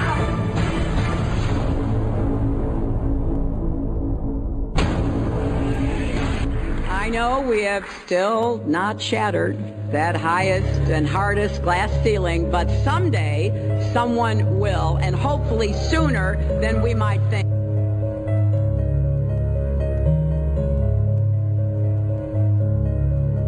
As the galaxies go whizzing by over the glass domed ceiling. Now tell me that does work for you. If it's true, does it change how I live my life? This is something that is not an easy answer because of the magnitude of what we're talking about here. How it will change your life, first of all, when you understand it, is dramatic, to say the least. Will it change you from having to go to your job every day and the things that you typically do every day? No. But when this knowledge becomes more mainstream and these agencies are starting to be held accountable, and you understand that they're all participating in this, not just the United States government, not just NASA, but China, Russia, India, all of them have space programs. They all have the same symbolism. They're all doing the exact same thing to their citizenry.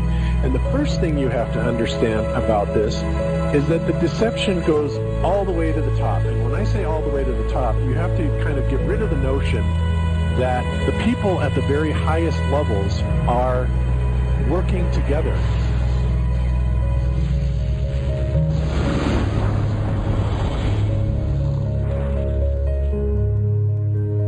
Why would they do this? Why are they trying to hide the fact that we are on an infinite plane or on a flat Earth rather than a ball? Well, If you isolate people into the idea that they're on a blue marble that's in the middle of a universe that is really insignificant, and there's thousands or millions and billions of other worlds and possibly other civilizations, that makes most people think that we are insignificant and that we did actually come about as some sort of an accident. Now, when people believe that, their minds are much more malleable into being given the idea that there is no God, there is no creator. And because of that, that also gives the controllers this fertile soil to build other deceptions on.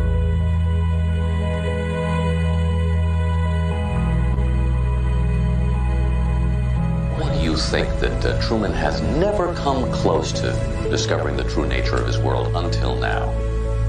We accept the reality of the world with which we're presented. It's as simple as that. It's as simple as that. It's as simple as that. It's about total control, mental, physical, spiritual, every way, shape, and form possible. You have to remember how big of a conspiracy this is. This isn't talking about just the JFK thing, or isn't talking about just 9/11. It's on an umbrella kind of system to where it is the biggest deception that there is. It actually exposes every other deception, and nothing else brings down the power of the elite, because it really exposes education, science, the economy, television, museums, universities. Think of all the things that have been fooled. I feel worse for the people that are out there building satellites, the people that are out there actually working for these space agencies, the people out there teaching in schools as professors, because they would all come to the conclusion eventually, once this gets out, that they've all been contributing to the lie. Why do you believe what you believe? Prove it without using NASA or any other space agency, the government or military of any country in the world. Why would I say that? NASA has been proven to be liars time and time again. I could spend a whole weekend here showing you the lies of NASA. How many of you believe your government is 100% honest and can be trustworthy? And how many of you know the military answers to their government? Okay, so if those three sources are all proven liars, why would you trust them? Fool me once, right? Shame on you. Fool me twice, shame on me. I say, continue to believe pathological liars and you're an idiot. But that's what we've all done. And so, I look at these stuff, we've all seen the textbooks, we've all seen the videos and movies and all these things, and there's so much of it. Do you know what the budget NASA has? Do you know how much they get? How much money they get? Have you seen the movie Gravity? Okay. That's made for about $100 million, give or take. And if you saw the movie Gravity, that was pretty impressive. I saw it on IMAX, big screen, like, wow. I mean, I felt like I was with Sandra Bullock flying around in space, freaking out myself. Okay, this is what they're able to do with $100 million. What are you able to do with tens of billions of dollars a year since the 60s? Now, in my opinion, we're being lied to not only about the shape of the Earth, we're being lied to about the very nature of reality itself. In 1954, Admiral Richard Byrd, a highly decorated naval officer, conducted an interview where he alluded to the idea that there may very well be land beyond the poles. Admiral Byrd, you've been to both the North Pole and the South Pole. Is there any unexplored land left on this Earth that might appeal to adventurous young Americans? Yes, there is. But strangely enough, there's left in the world today an area as big as the United States that's never been seen by a human being. And that's beyond the pole on the other side of the South Pole from Middle America. And I think it's quite astonishing that there should be an area as big as that unexplored. It's a tremendous So there's a lot of adventure left. Well, do you hope to see that? We don't know. That's the big problem. We don't know where we are. Okay? That's what we're all trying to figure out here. But there is the Antarctic Treaty where 53 or so nations have signed saying that no one's going to lay claim to Antarctica and that there are massive restrictions for travel there. You can't just get up and go to Antarctica on your own. You have to have a tour guide with you of their own. certain entry points, and there are limits on where you can go search.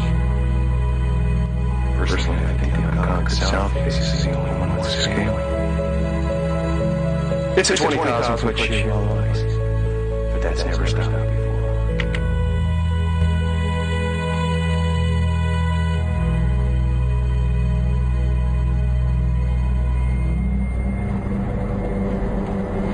Welcome.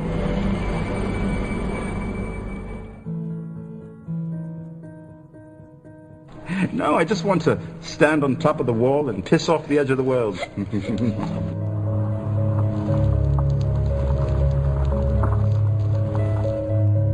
What difference does it make? What difference does it make? Yeah, that's their favorite line. Got a lot of people, what difference does it make? You can't figure out what difference it makes? If you can't figure out what difference it makes that the people running your world are lying to you over and over your whole life, if you can't figure out that someone lying to you is trying to control you, suppressing of information, of knowledge is control. Deception of information and knowledge is a form of control. So what difference does it make? It makes a big difference, because once they start omitting information or lying about information about where you live, they're doing it to control you. Period. Why am I having to explain this to critical thinkers in the truth movement? The way you control billions of people is to keep them divided and fighting each other. Flat Earth is not a PSYOP. Flat Earth destroys the PSYOP. Every PSYOP that's been used to control us for as long as they've known about it. So this system has been in power and control for hundreds of years, ever since they convinced the rest of the world that they didn't know where they live. It created this fantastical scenario to make people feel insignificant and to follow those that appear to know better. Why is the flat Earth so important? Because it shows the deception. And if everybody would just come together and demand answers, they would be in checkmate. They would not know what to do. Train up a child in the way that he should go, and when he is old, he will not depart from it. I believe that's why we have so many who are indoctrinated to still believe and fight so hard for the heliocentric model. The reason being is because we've been taught the globe model since before we had the ability to think for ourselves. Think about that. Before you could think for yourself, before you could form rational thought, you've been taught that you live on a spinning ball, although your five senses tell you something totally different. Our senses tell us that the Earth is flat and stationary, that the sun and moon and the stars rotate above us just as we see, that they make their annual cycles in such a way that we can calculate days, months, and years of the passage of time, just like in Scripture. The Earth in itself works like a well-designed timepiece, and we all know that any timepiece that we can think of has a designer. What if the lie is to hide the existence of that designer? What if they're lying to us about this because they're hiding God?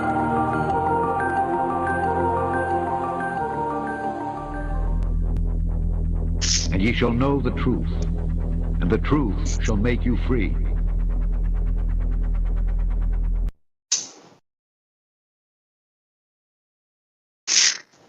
Man, I'll tell you what, there may be some controversy to Daniel Pratt, but when he gets on a roll, oh man, I love it.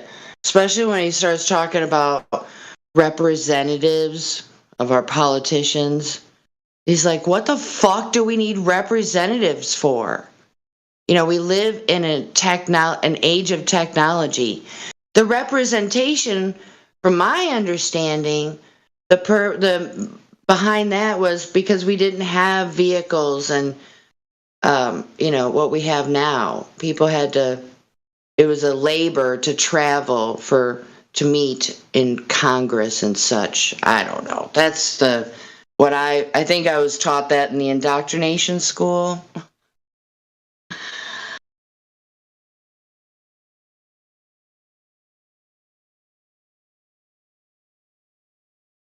I like that. Well, yeah, I don't agree with everything he says, but the man's got some fire in him, so that I appreciate for sure. How you guys doing today?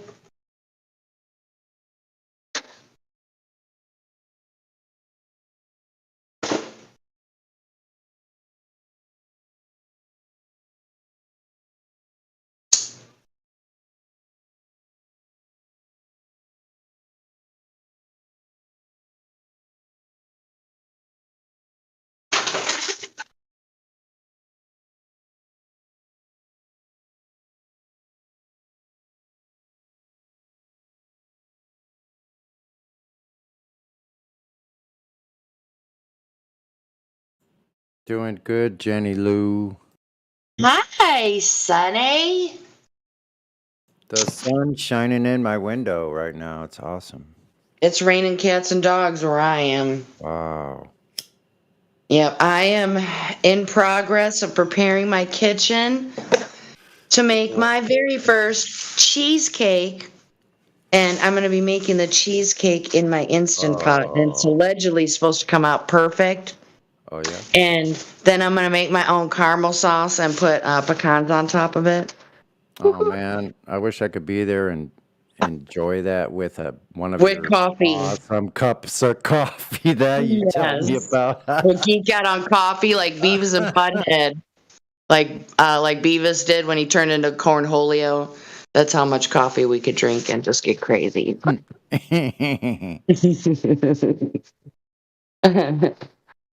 Oh, boy. Yeah, I can't drink coffee like I used to. I'm a new old person. Sometimes I have a bladder of a squirrel. Kidding. Yeah. I usually have one large cup in the morning. Yeah, if I do more than that, I'm in trouble. But sometimes I drink it in the evening. I tried to last night. I couldn't drink it after a while. It starts bothering my stomach. Well, I have to be careful. If I drink it how I want to drink it, it'll give me like a little bit bout of anxiety and shit. It's like, woo. Oh, I've heard that from people. Yeah, it doesn't do that to me. Yeah, because, I think it's a big, a thing that should be put out there more. People don't realize you are what you eat, and the food you eat affects your body. People think they buy it in the grocery store. It's 100% safe. I don't know. I mean, that's kind of maybe being unfair, saying it like that, but... No, I don't think so. Yeah, so... I think a lot of people probably take prescription medications thinking they really need it for anxiety when they could probably just calm the fuck down on coffee. Yep. Because I sure as heck don't take any pharmacological things at all. None. I mean... Amen to that, sister. Me either. Yeah. I mean, I did a while back. I had a kind of a flare-up with the bad tooth that I have. And I just took regular over-the-counter, and it worked just fine. While other people would have to go to the dentist because they take over-the-counter pain relievers too much. Yeah, I'll take none of that crap. No, me neither. In fact, when I worked in a factory, I used to take ibuprofen all the time. And it was really strange. I had high blood pressure, and I don't know. And then I also had like swelling around my ankles. And, that's partially due to stomping around on concrete and stuff like that, but kind of not. And, when I stopped working there, lo and behold, those things went away. So I just don't think, if you don't know, I didn't even realize that until after the fact, till, quite some time later that I read the major side effects of ibuprofen. I'm like, well, son of a bitch. Because I remember during that time that was an issue for me. And it's not I don't know. Do people just think, I think, what do you think, Sonny? Do you think people give more credit to what doctors tell them about that it's genetic? Then what? Genetic. Then your body is affected by the food or liquid, whatever you put into your body. Yeah, they don't. I don't think they don't know, man. Well, you think the general person, average person, do you think they give too much credit to, oh, it's genetic, that's why I'm diabetic? Yeah, I think no, stop eating so much food. Right. I mean, that may not be the case with everybody, because I do believe aren't some people born with, because there's two different types of diabetes, the kind you're born with, and you that doesn't go away? I don't know a whole lot. I don't know either, so I probably shouldn't say that. There could be, we all know that there's all kinds of information that's conveniently left out that, oddly enough, sways the opinion drastically. Yeah, I think one of the things they left out is that sugar actually causes diabetes. Oh, yeah, I had one customer come in. He must have been having a bad day. I don't know how it got brought up. I mean, but he said it kind of loudly and a little bit emotionally, and I understand where he is well, not personally understand, but I can understand where he was coming from. He said, sugar's horrible, it's poison, it killed my whole family. It's I'm like, oh my gosh, be quiet, be quiet. That's what I was saying in my head. Like, I felt for the guy, but at that moment I kind of felt more like a bartender than I did, like a cashier. And that's fine, because some people in this world, they don't have anybody to talk to. Yeah. Yep. It doesn't take much to be simply kind to someone. I like to try to say hi to people that look like nobody says hi to them. I know. All you got to do is smile and say hello. Yep. It's not difficult. And there's other people, and I don't want to give this too much thought because it'll make me mad, but, people are judgmental. It's like, who the fuck you? Who are you? It's like to talk about somebody and pass judgment on them. It's like STFU. Yes. Who can say they're higher than everybody else so they can judge others? I mean, we all make these quick judgments. I mean, it's just human nature. Yes. Yes. All day long we do. But I mean, what kind of judgment I'm the talking intentional about. one. Damnation judgment. Yeah. Kind of yes. Like that's. Yeah. No, that's what they think of us, flat earthers, pretty much, People make judgments not having all the information about said person they're casting a judgment upon. Really? If you break that down and split some hairs, that's insane. Blanket statements about groups of people. Yeah. I mean, I guess you could, for the sake of a conversation and to promote more thought and understanding, you could use those statements if you build upon them. But, to point fingers at people just because they look a certain way, or they don't have money, that's just ridiculous. Because a bum on the street could say something so profound and blow your head off, you just don't even know. But if you turn your nose up at him and don't even pretend like he's there, you could be missing out. You just don't know. Not that I go around talking to bums or homeless people, but, they have, I don't know.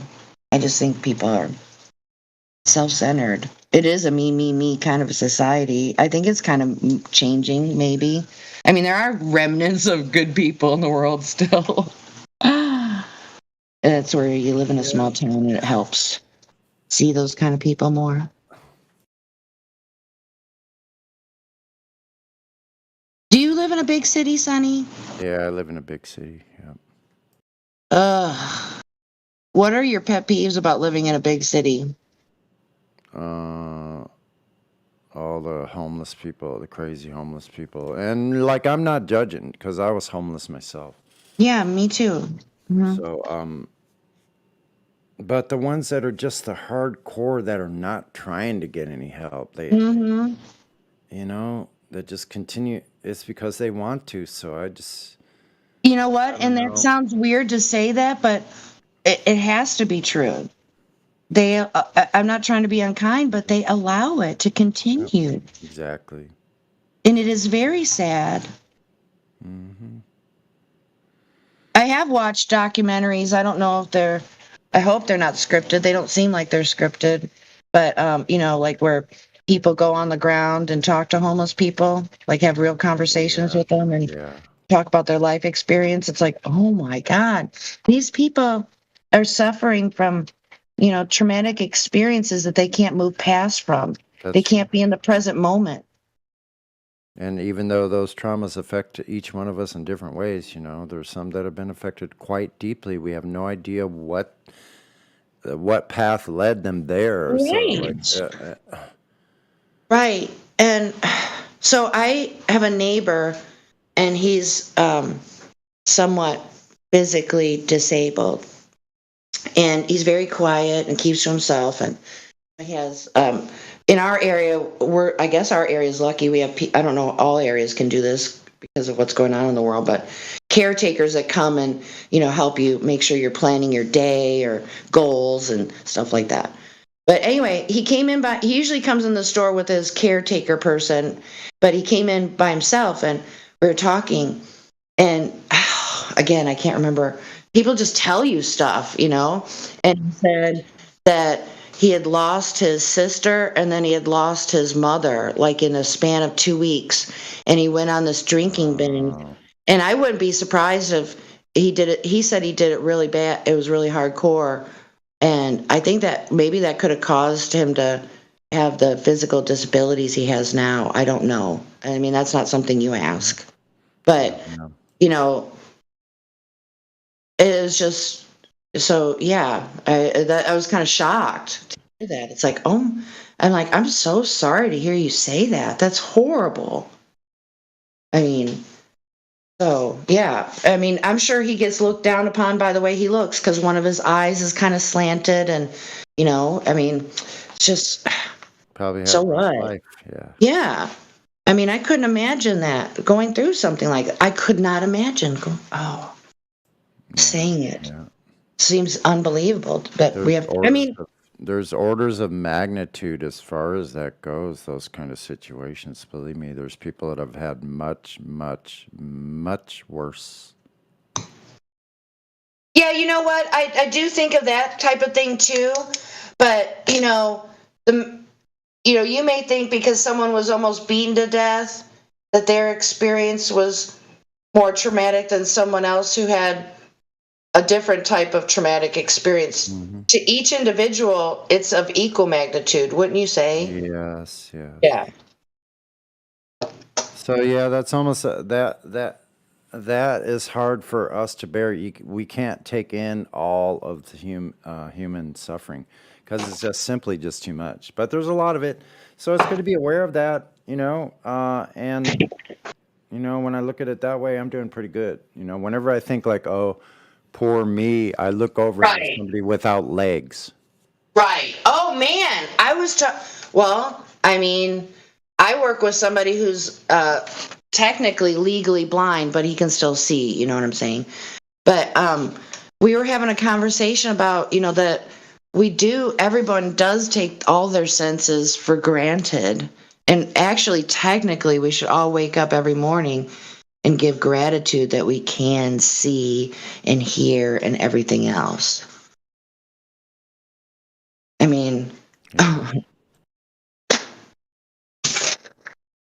Yeah, like those things aren't here for no reason. You're not here for no reason. Observing all of this through these eyes, how did that happen?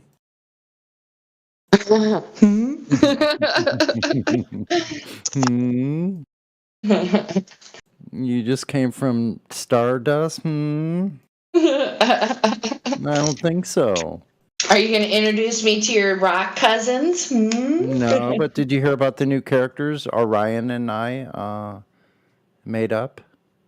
I don't think I have. Okay, well, one's name is Pseudo Simon, and we're going to have a Pseudo Simon assignment for you soon. Session? A pseudo-Simon section. A pseudo Simon assignment for you soon. Anyway, so then we have the counter to pseudo Simon is Bobjective.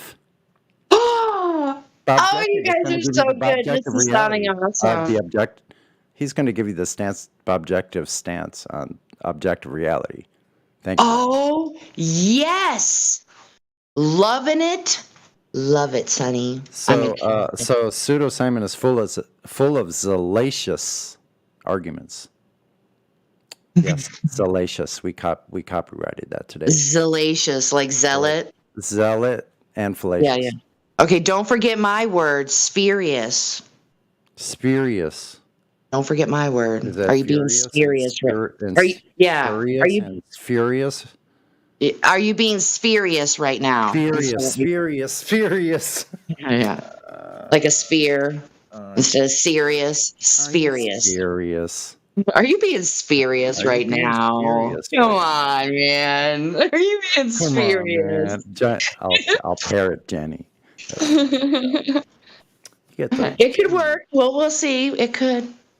Jenny and Sunny show.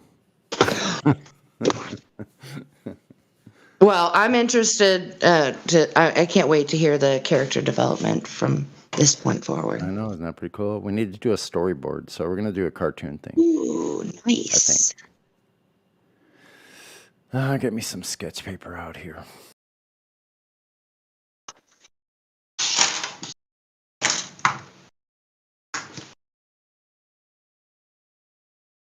Yep. So pseudo Simon says refraction is a thing, and that's why the black swan is. You should. Would it be too much to add a little duck? And Bobjective is like, but no. Andrew Thomas Young, the expert, tells us that the horizon is 1.22 times the observer's square root of the observer's height in feet, and so we'll just use the experts that are telling us where the geometric horizon is. Thanks, Bobjective. Hey, Sonny, did you order your new microphone yet? I'm speaking out of it now. It came, okay. Came 2 days early. Okay, then it must be my side. I mean, I am just on a phone. Yeah, I'm on a brand new mic here. Boom mic. Turn up that volume, boy. Turn it up. Okay, I can't hear you that good. Okay, is that better? We need all the Sunny we can get. Okay, I might have to turn my setting up and let me go check it. Maybe. I don't know. Somebody else could give their second opinion.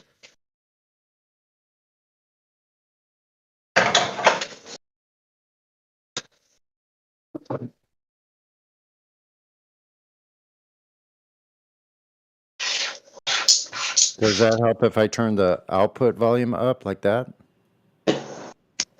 Is that better? Or the same? I think so, yeah. Because I got like the gain up almost all the way and the volume up almost all the way.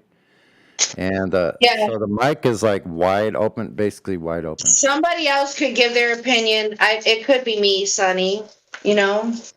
But it does sound louder. Maybe I need to stand back further like this and project my voice louder. Is that better? Yeah. Okay, so I'll just be back about a foot and I'll just talk louder. Okay. What? Yep. So that's good. Good. You can always be a foot away from your microphone and not be inconvenienced. No, because I'm sitting at my table with a boom and looking at the screen. Looking at the meter on my interface to see that I'm not going in the red. Aha. So I can see as long as it's like in the green, like it went in the red just a little bit there. I think if it's in the green, blue, it's good.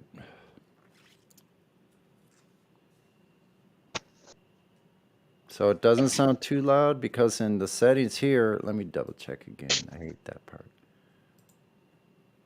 Yeah, I got the output. See, I don't think the output affects you guys. I think that's only on my side. Let me see. This is the mic. Hold on. My digital stereo. That's it. Wait a minute. There's a couple different choices. EIC 958. Hey, I recorded that song. Think About Your Troubles. I recorded it to the instrumental music.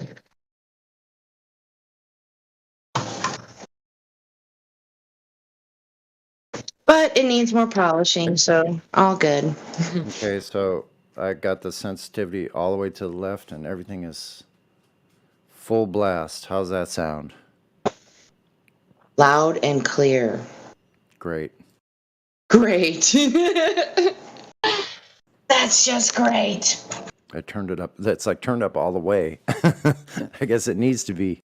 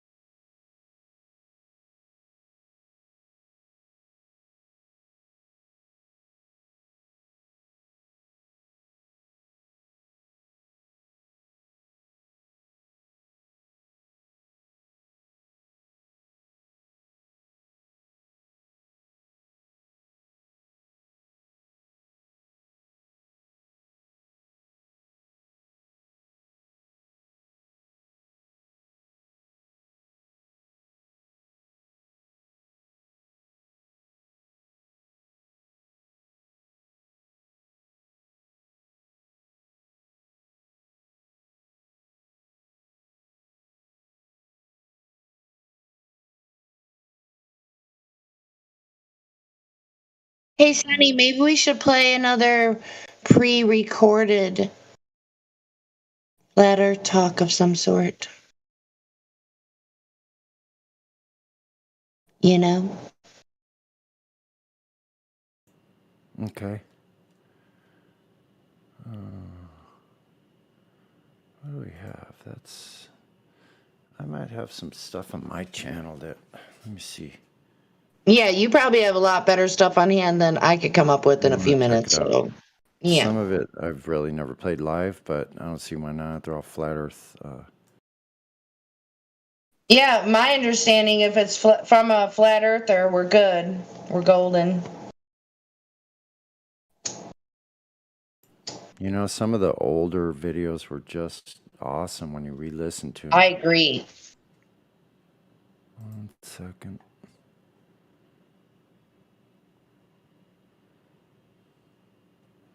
Can look and see if my subscribers went up. Not that I really care that much, but sometimes I start talking quiet or more quiet, I think. I think I kind of fade out sometimes, my voice, and I don't realize that you're going like, why are you so quiet now? Right.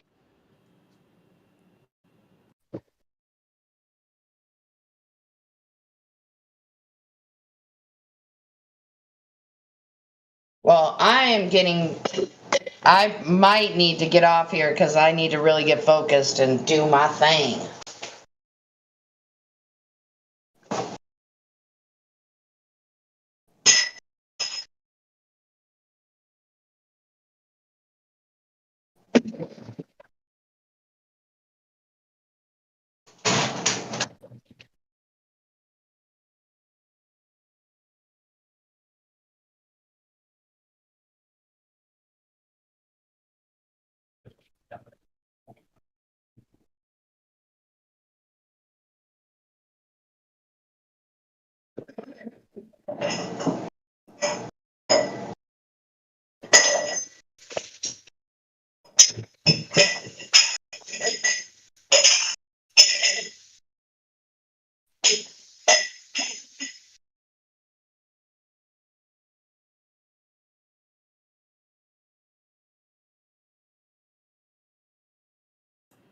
1 second.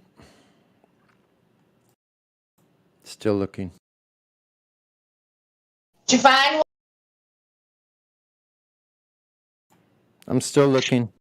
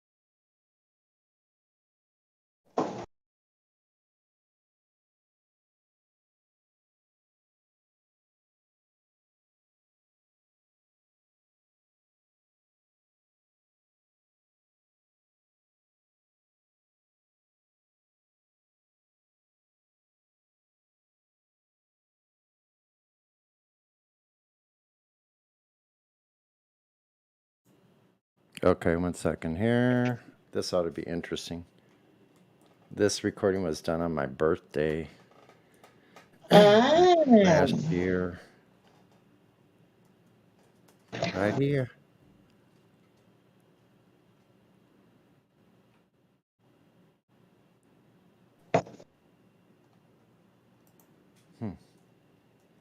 Didn't just play it.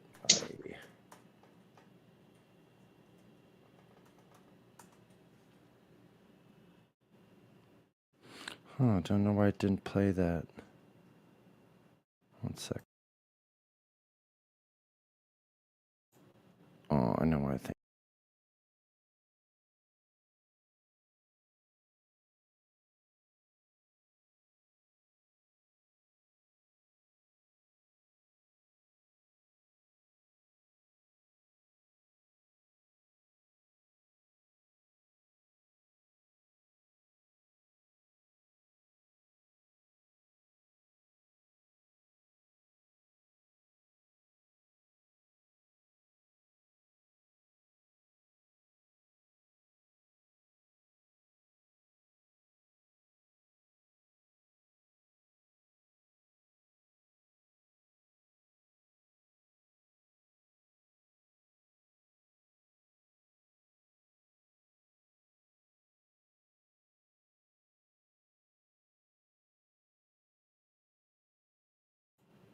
I don't know. I'm having trouble with the bot. 1 second.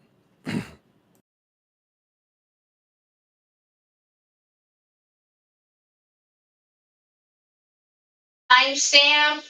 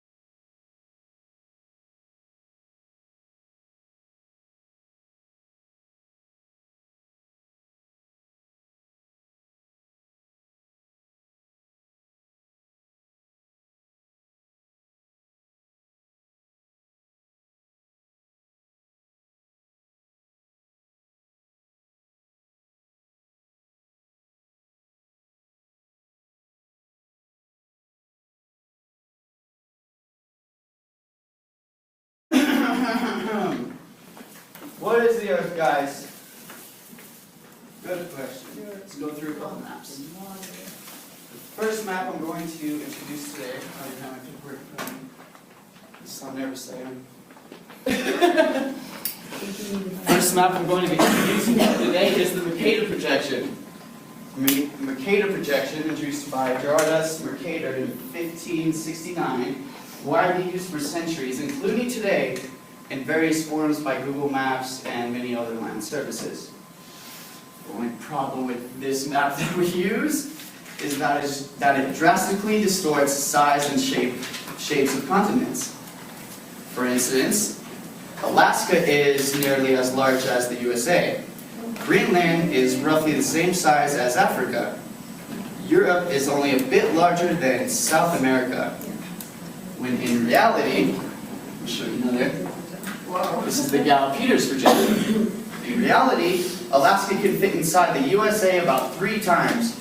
Greenland can fit inside Africa an incredible 14 times. South America really doubles Europe's landmass. That's what introduces me to my next map, the Gall-Peters projection map. Presented in 1974 by Dr. Arnold Peters, who claimed he invented it. Though well after the discovery of an identical map made by James Gall in the 1800s, therefore calling it the Gall-Peters projection. That's the difference between the two.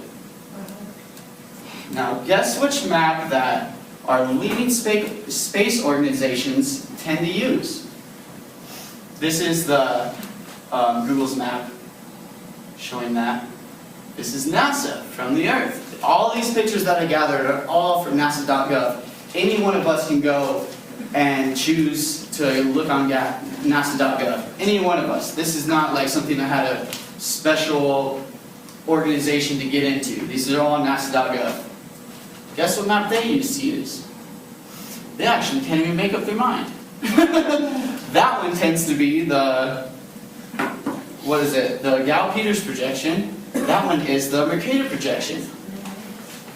The map I'm going to be introducing today, oh, besides this one, my bad, I forgot to introduce this one. This one shows, these are real pictures from NASA.gov. This is one from 2012. You see the size comparison of America. See how it grows, like 4 times the size? The next year they shrink it up. The next map I'm going to be introducing today is Alex Peterson's 1892 map, which I believe to be the most accurate map of the Earth today. Well, I'm going to have to explain a lot, it sounds like. Because well, we know the Earth to be 93 million miles away. This amount in some circumference, actually I think that's wide, and then 4.3 million miles in circumference. But have you guys ever heard of the torus effect? Nobody ever heard of the torus effect in here? No. It's, I'll explain the directional pattern right now. It'll make it easier for you guys to understand this map. In this map, it's going to be a stationary plane. When the Earth is stationary, the sun, moon, and stars all wrap around us. Well, a lot of people don't get about this is the directional pattern. That's what I'm willing to explain right now. On the directional pattern of this map, let me go back, is a giant torus effect, which I wrote right here. This way is always going to be west, coming out of California. This way is always going to be east, coming out from New York. This way is always going to be south. And this way is always going to be north. So the north is always going to be right there, and south is always going to be there, right? The torus effect. It's kind of easy to explain seasons and directional patterns and all that. And if you guys haven't looked into the torus effect before, I would. Because it explains a lot about the Earth. There's another effect of the torus effect. The torus effect, in my opinion, is a perfect example of the law of attraction. Another thing I've been looking into quite extensively. You give out good energy, you get good energy. Yin yang, doing others as you would have do them to you. Karma, whatever way you want to look at it. You give bad energy, you get bad energy. You give good energy, you get good energy. The reason I'm going to explain my Earth being a stationary plane, people ask, oh, don't you fall off? Where's the end of it, right? Directional pattern, torus effect. I had some stuff written down, but I'm just going to go off my heart. So, on a globular model of the Earth, every time you head south, which way are you going to go? You're going to head toward Antarctica every single time, right? Same like this. Every time you head south, you're going to hit an ice barrier every single time. There's Antarctica. By the way, there is an Antarctica treaty stating that we cannot go there anymore. It was signed it was officially organized and officially illustrated in 1956 and then officially signed and originated in 1961. Don't quote me on that, but you can do your own research on it. That's the reason we can't go to Antarctica. Because there's an Antarctica treaty stating that we can no longer explore there. And if that interests you a little bit, I would look into Admiral Richard E. Byrd, who was a polar explorer who spent most of his life exploring Antarctica. He came back with so much information about minerals and resources that we could use. But right after that, they cut it off and said, we can't go there anymore. Interesting fact. This is the torus effect of being the Earth. I'll get back to more of this later. Next thing I want to introduce about this map being the most accurate map in the fucking Earth is that it's stationary and that the sun and the moon have to wrap around us correctly. I have a lot of proof of that. I have a cell phone. Do you guys have a cell phone with the light on it? These are the sun's rays. Thank you. So the sun simply is going to run around us, making a wrap around the Earth in a torus effect. Okay. Another proof I have of that is the sun's rays. If the sun was 93 million miles away, let's make a little size comparison of it. If this is the sun and this equals to the entire structure of this building. Let's pretend that's the sun. And the Earth is 93 million miles away. Probably about the size, you could put this dot in the next town away. Right? So if we had sun rays coming in from 93 million miles away, we have sun rays coming from the sun. Da-da-da. If we had sun rays coming from 93 million miles away, they would always consistently come in parallel. But they do not. On every single time. You see the triangular angle, the sun's rays come out. Every single time. This is a consistent basis that happens every time. And there may be some phenomenon with weather making it coming at triangular angles at all times, but it doesn't add up on a consistent basis. This picture right here kind of gives it all away. Look at these hot spots the sun rays are giving in a triangular angle. There's some people that take the geometry equation and proven the base and the angles and the actual height of the sun. The actual height of the sun, I've never done it, I've never done the equation, so I can't get too much into it, but they predict to be just thousands of miles high. Another proof I have of that, don't mind me getting over here, this is a video that was released. Oops.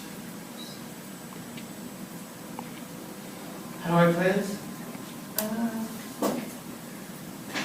I usually just copy the URL into something. I'm not sure it's using Medic. Yeah, it's a YouTube. We can skip this one. I'm not that worried about it. It's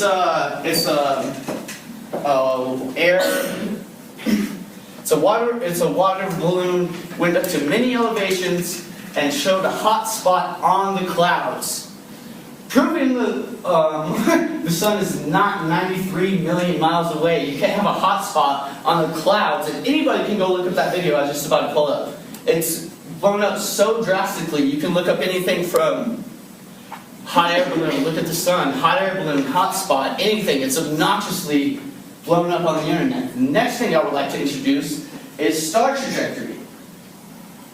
This is my favorite. This one is by far my favorite. Because if you, excuse me, if you focus your camera on the Polaris star, which is known as the North Star, known as the brightest star in the minor, the minor something constellation, known as the bright star, also known as the non-movable star. If you take your camera, you put it up to the North Star, and you do a time lapse, which on this map would put the North Star right here, right? Thanks to any compass on this map is going to head you west, any compass on this map is going to head you east, any compass on this map is going to head you south. Any compass on this map is going to head you north. Correct, guys?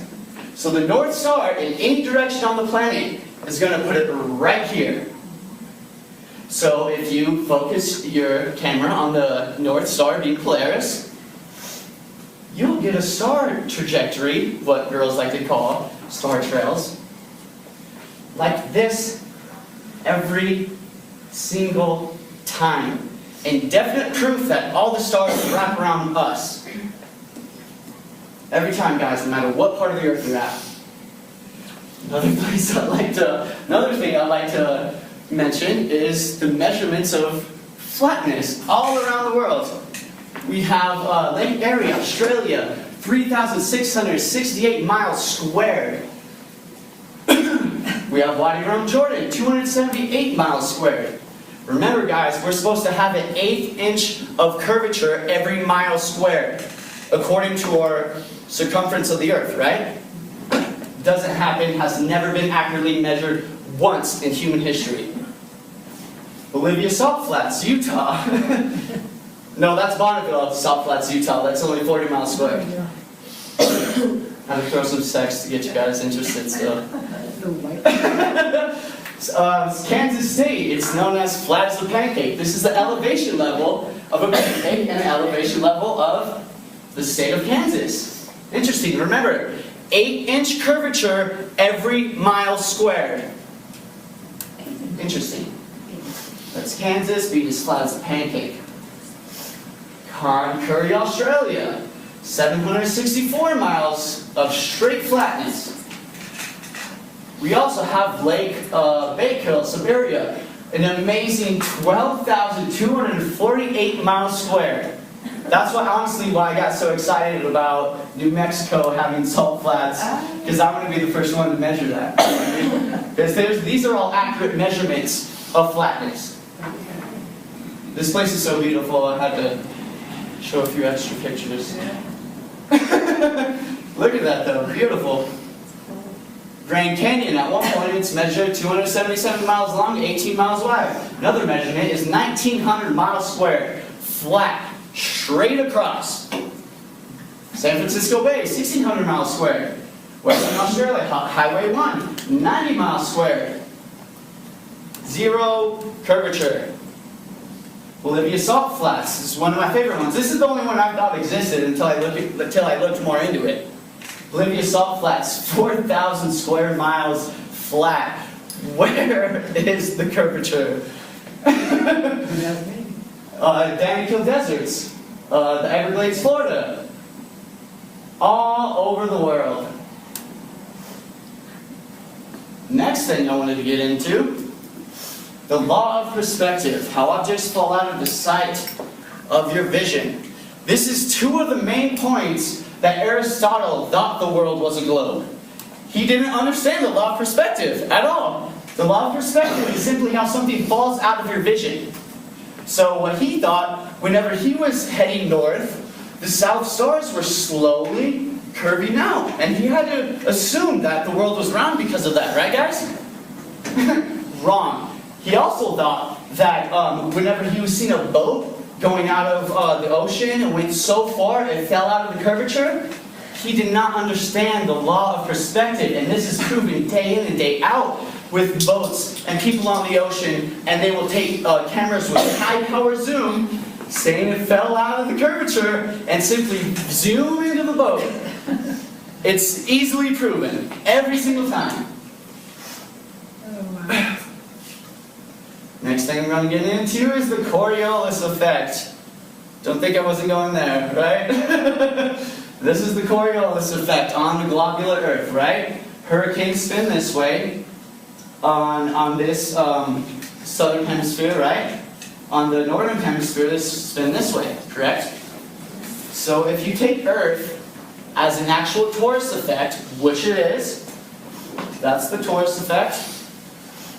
That's the torus effect looked at another angle. If you can imagine this, we're going to explain to you guys the torus effect.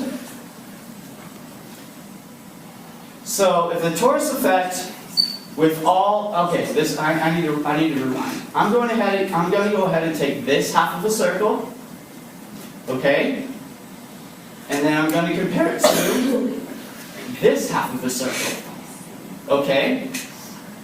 So with this part being the northern hemisphere, correct, and this part being the southern hemisphere, correct, according to the heliocentric model of the Earth,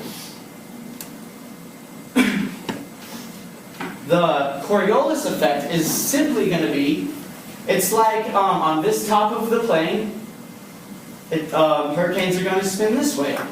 On this part, hurricanes are going to spin this way. Another easy analogy to explain is take a quarter, roll it off that way, it's going to roll this way. Take a quarter, roll it off that way, it's going to roll that way.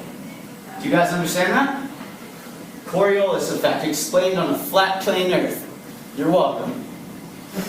Next thing I have to introduce is, what about satellite imagery, guys? There's so much satellite imagery showing the curvature of the Earth.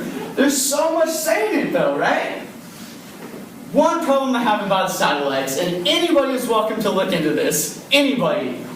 Satellites hang out in the thermosphere. The thermosphere is showing at temperatures of 931 degrees Fahrenheit to 3,632 degrees Fahrenheit, an average temperature of 2,282 degrees Fahrenheit.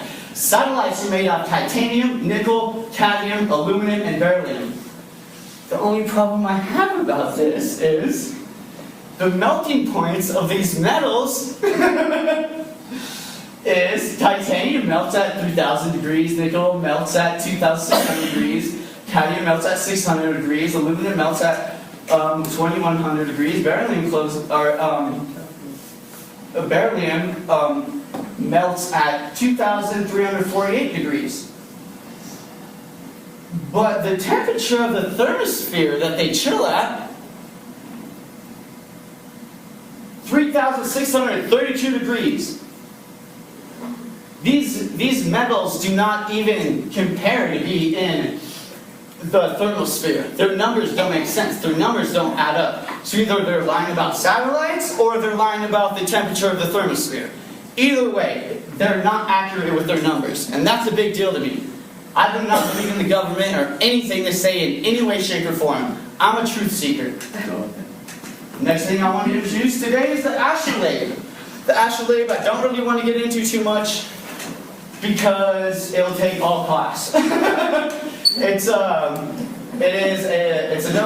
early astrolabe was invented in 220 BC. Greek for a star taker. It's a clock. It's a navigational device. It's a calculator capable of working out several different equations. But the main part I want to base about this is that bases its positioning off the North Star still works with precision to this day. Just another indefinite proof that we are a stationary plane.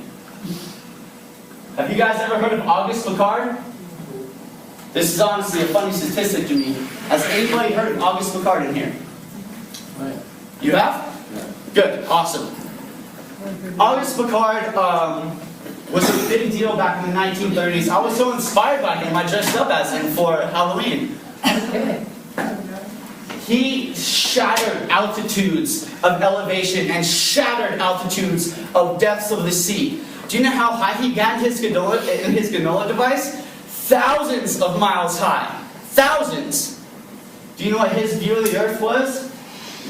In a 1931 Popular Science magazine, August issue, do you know what he says, word by word? Talking about the Earth here. Before NASA, by the way, before NASA. He explains the Earth to be, talking about the Earth here, it seemed, where's that? It seemed a flat disk with upturned edge. Interesting, we never heard about this guy, right? He shattered altitudes. He was a scientist, explorer, everything. I'm going to wrap this up real easy. Sorry to take up so much of your time. Gravity is density, not the theory of relativity. And I'm going to have to work on my paper for this one.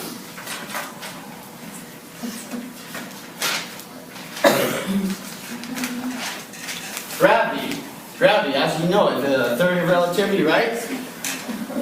Gravity is a force that cannot be seen, tasted, heard, felt. We don't know the mysterious force of gravity.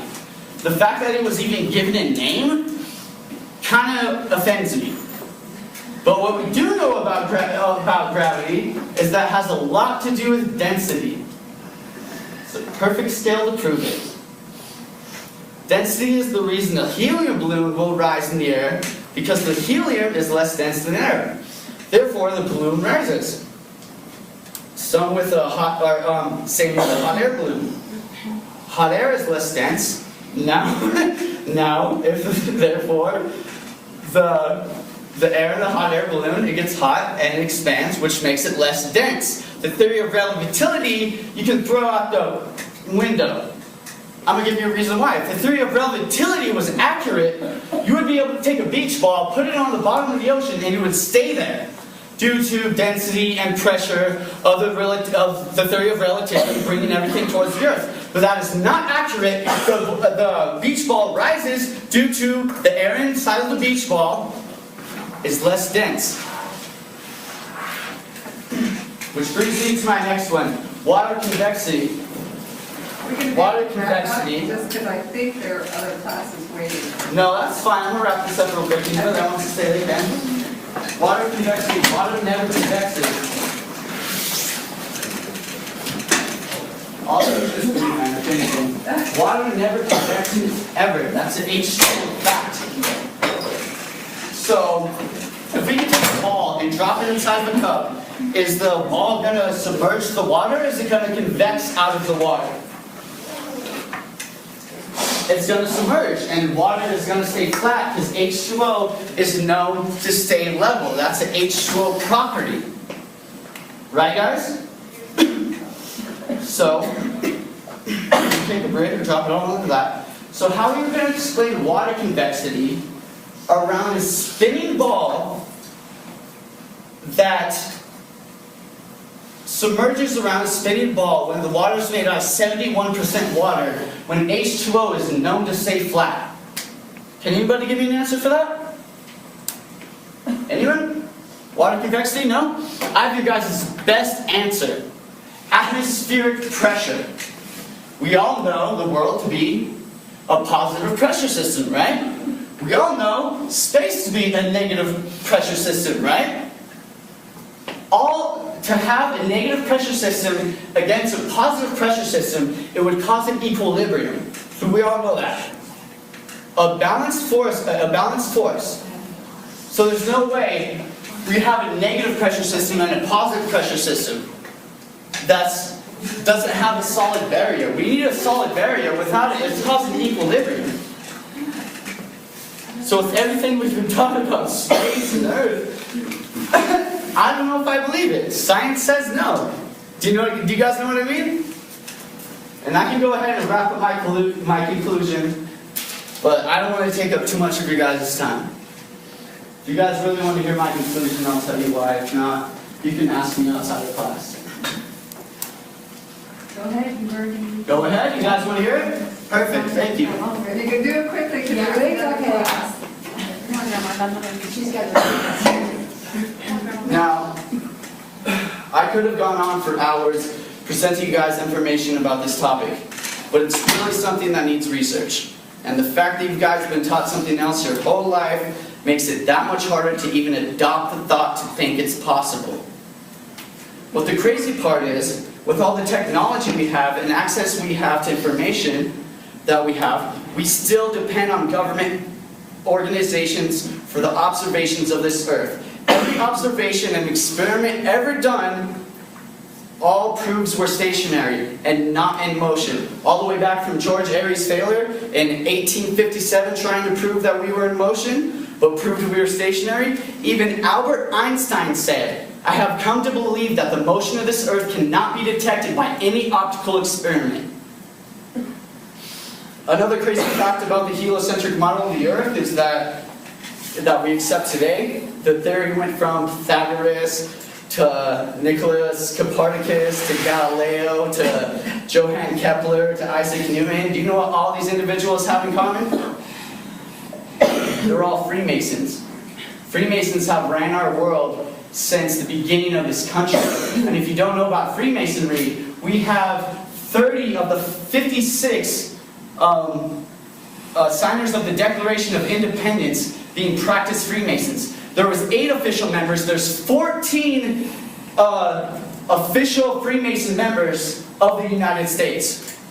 So like we're just like, oh, everybody with the heliocentric model of the Earth, we're just going to run with it and take it. Freemasons run the world anyway, right? We're going to believe anything they say. But when you actually go out and do your own observations of the Earth, it proves wrong every single time. And I could go on to satellites being fake. I already did that. Big story, long story short is, why? Why? Why? You know what I mean? I have this all written down, but I'm just going to go from the heart. You know what I mean? A spinning ball going through the galaxy, 1,000 miles per hour, doing a 360 rotation daily, going around the sun at 66,600 miles per hour, and the sun is going through the galaxy at 480-200 miles per hour, and then the next celestial star is 93 million miles away, and the next celestial star from that is trillions of miles away, and then there's trillions of celestial stars in the sky, right? Your place of importance becomes less than a grain of sand when it comes to a comparison of the universe. But all of a sudden, if we're a stationary plane, and the sun, moon, and stars all wrap around us, which can be proven through star trajectory, it all of a sudden makes you a lot more important. It all of a sudden puts everything around you. It proves precision. It proves native precision. It proves creator. Okay, we gotta wrap it up because they need to get in. Thank you. All right. Yeah. Pretty cool, huh? He said, was that in, so I saw the date 2017 it was posted. When was that recorded? Just a little bit before that. Let me see, I could probably find Cool. He's not the greatest presenter, but his information was solid.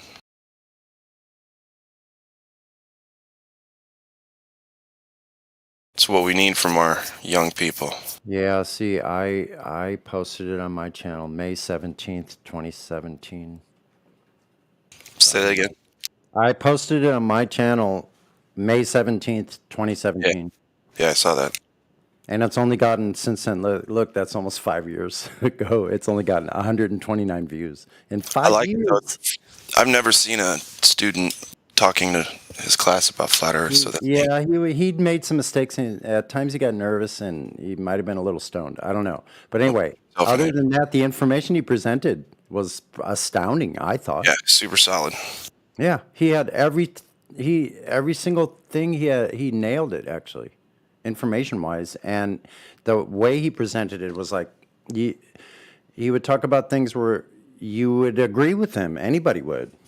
He could get the whole audience going, yep, yep, and then go on and the whole globe thing gets destroyed. I love that. So that part's great. It's a little bit long for this, but anyway, yeah.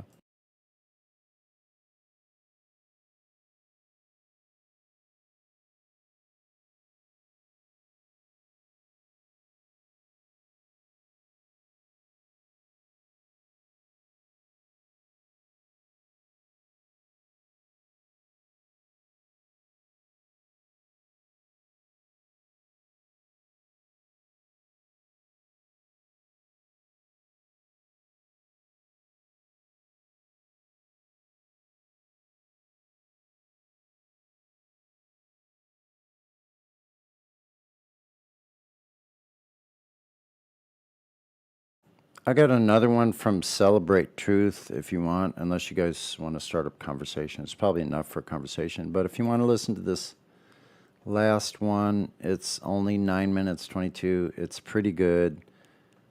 I want to hear it.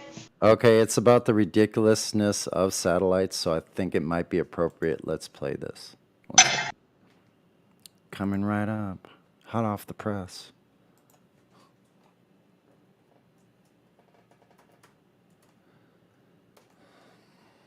So I got the right one.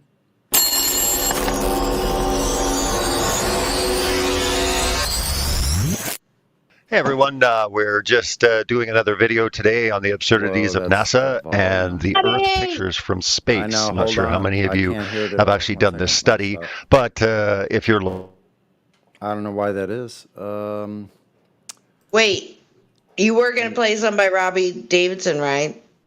Yeah, it's Celebrate Truth. Yeah, that's him, right? Yeah, so why did the volume of that go to nothing? And it's all the way up, and the bot is at 150%. I better change that back to 100 or 80. Some things are really loud on this.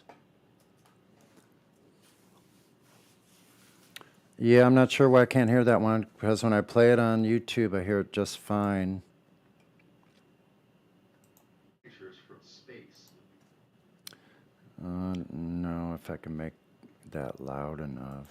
Not sure how many of you have actually done this study, but if you're like a lot of people, they started doing the search by looking, wait a minute, how many pictures, real photographs of the Earth do we actually have? And the reality is we don't have a lot at all.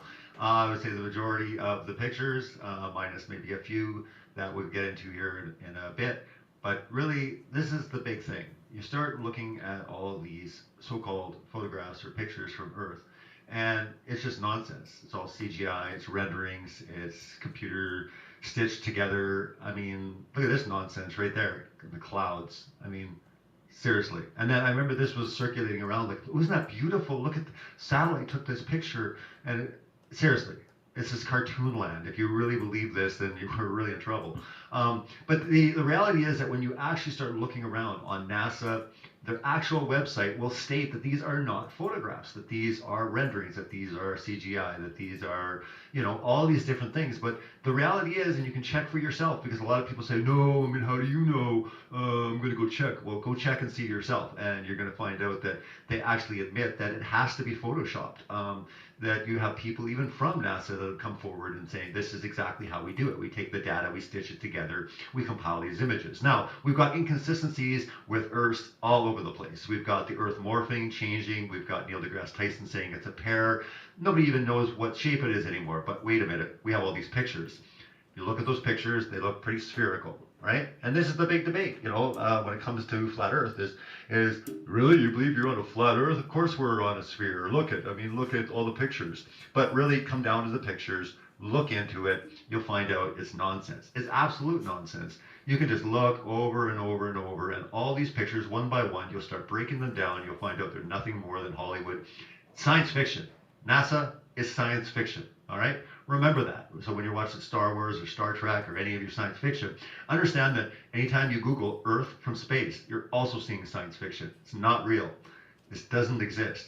I know it's hard for a lot of people, but the reality is just that. So anyways, I'm searching around for pictures from Earth from space. And actually on a podcast the other night, they actually had brought out this video, which I thought was pretty funny, or actually the picture. But anyways, you start looking around, you got NASA, but then everyone says, well, what about the other space agencies? You know, there's Russia, and there's China, and, you know, and again, their footage is even more ridiculous. But again, let's get into one that I thought was actually pretty funny, but let's get into this one. Not that one, let's get into this one. And this was a picture, Russian satellite, 121 megapixel image of the Earth. It's the most detailed yet. And it says pictures from the Electro L #1 Russian weathered satellite of Earth are the highest detail images yet, and come in at 121 megapixels. The color scheme comes from the image capture method, which combines data from 3 visible and 1 infrared wavelengths of light. when it takes full-size images of Earth every 30 minutes. Okay, so every 30 minutes they're taking a picture of the Earth. You know, I guess the Russians, they've got it all, you know, figured out. They've got everything going. And again, it comes down to this just nonsense of the Earth, right? There's been a long history of NASA providing blue marble images of Earth, but now we're getting a different perspective thanks to a photo taken by the Electro L #1 Russian weather satellite. And again, it goes on to basically say, unlike, you know, NASA, this is even better. It's high resolution, you know. And again, there's basically saying that the different color schemes in there, they're, you know, orange, you know, for a reason.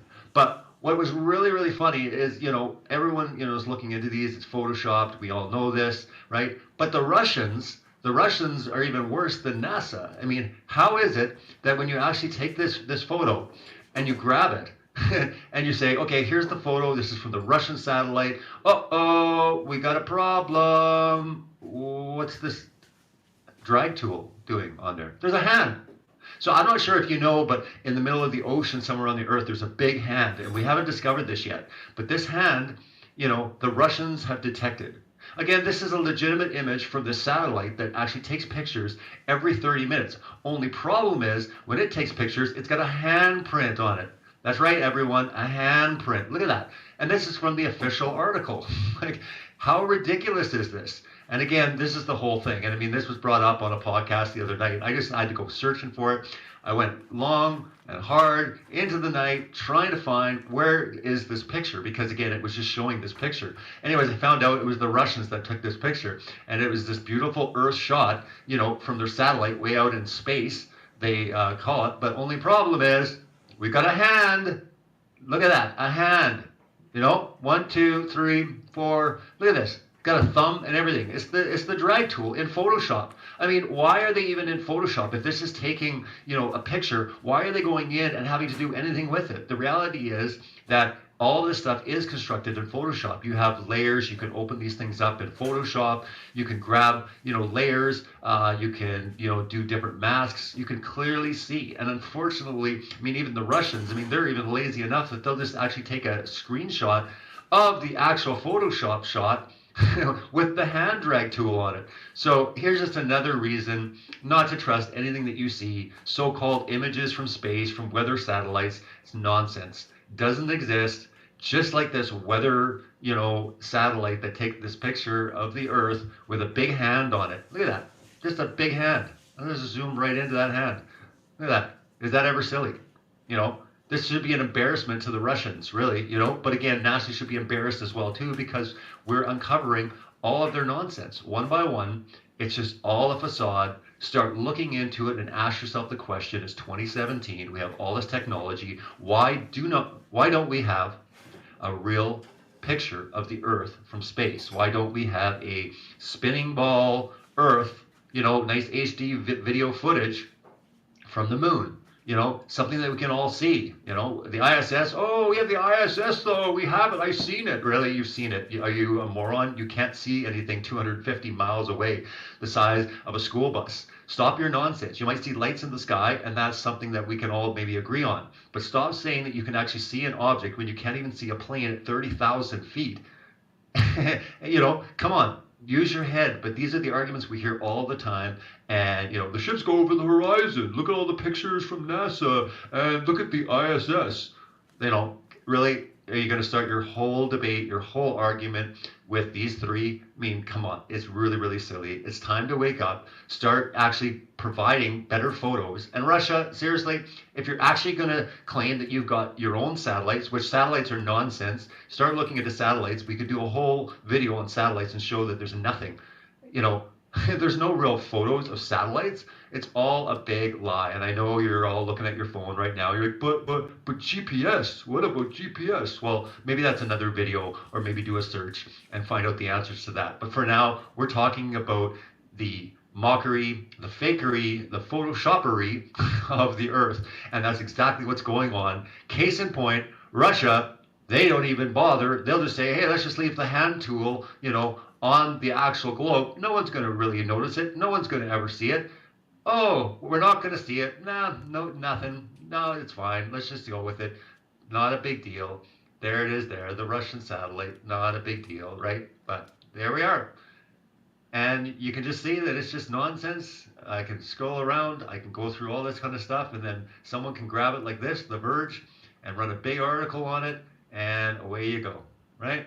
There's been a long history of NASA, but look at this. Russia, they did a lot better, but only problem, we got a hand on there.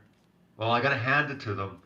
They tried to fool the public, but it didn't go over well. Hey, man, expose the world's lies, celebrate truth. God bless. And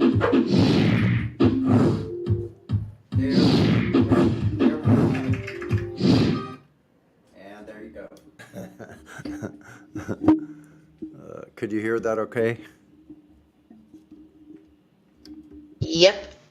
I don't know. Everybody left the room. Sorry about that. Hope it wasn't my fault. Probably not. Everybody's got a day to do. Alrighty. I didn't really catch much of that. I'm What's sorry. up, Man. It was low on my end. Oh, hold on a second. What did I do? But if other people heard it fine, that's cool. Could just be me. I had some shit turned down.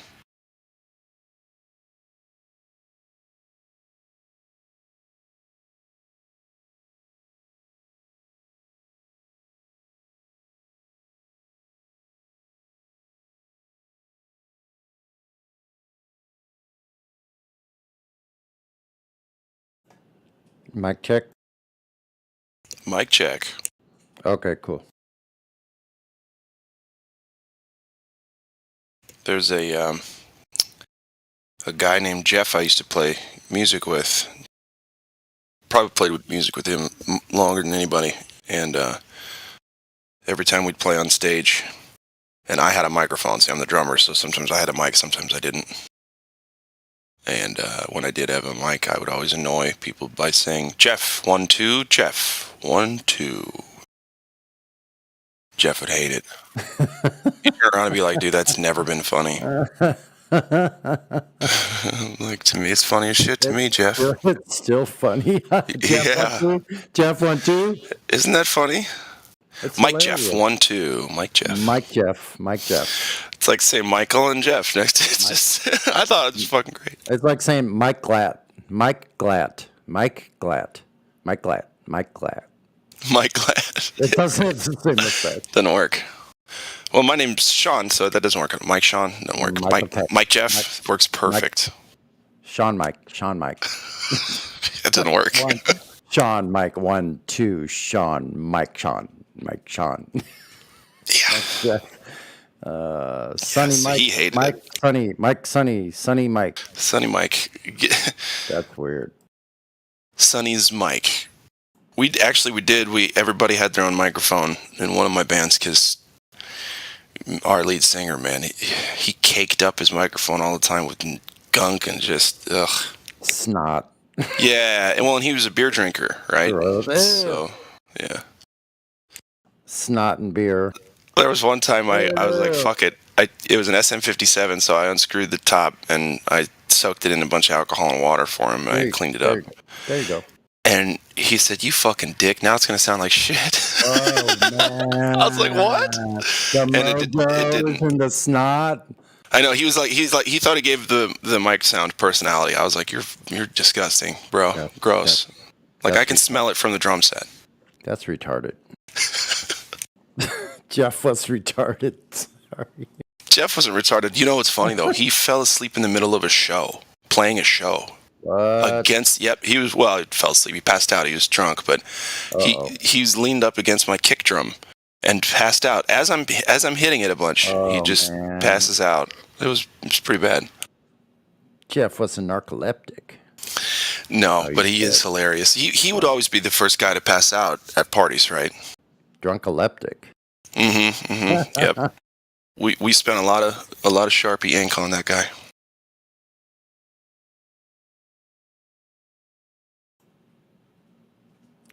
Looked like a Maury warrior when you guys got done with him, huh? Like, why hang all this ink on me? Yeah, we did some crazy stuff to Jeff. I'll just put it that way.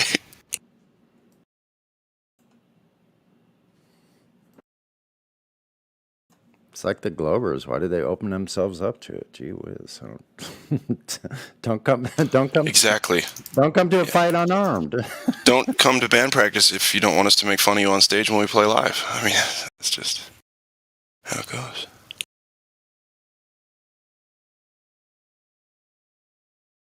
But see, then Jeff would get all the girls, right? So it was like, in your face, assholes. Okay. So it worked out. Well, yeah, it worked out because he's married and happy now. Well, cosmic equilibrium will occur. For sure. In all cases. In all cases. At the very least with gases and air pressure. Yeah, those are just like the visible signs of that stuff, right? You know, those are the only things we go, well, that always happens. Well, they're going to call this a law then. Right, yeah. Hey, man, did you always see this happening? Yeah. Did you? Yeah. Okay. Well, we'll call it a law for now. All right, sounds good. Let's check it together one last time. Okay, we all checked it. Yep. Now it is a law for sure. No, actually, now we'll call it an axiom because everyone everywhere checking it has always come up with the same result. So yeah, then now it's a law and an axiom. Is that possible? Yeah, I think so. I think it is. Or laws are actually axioms.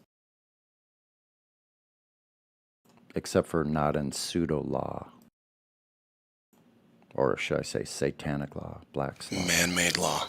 Hang on, I'll be right back. Yeah.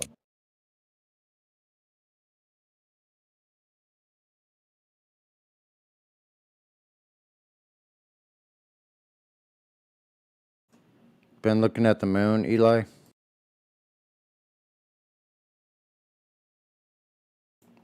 Maybe he's AFK. He's probably busy.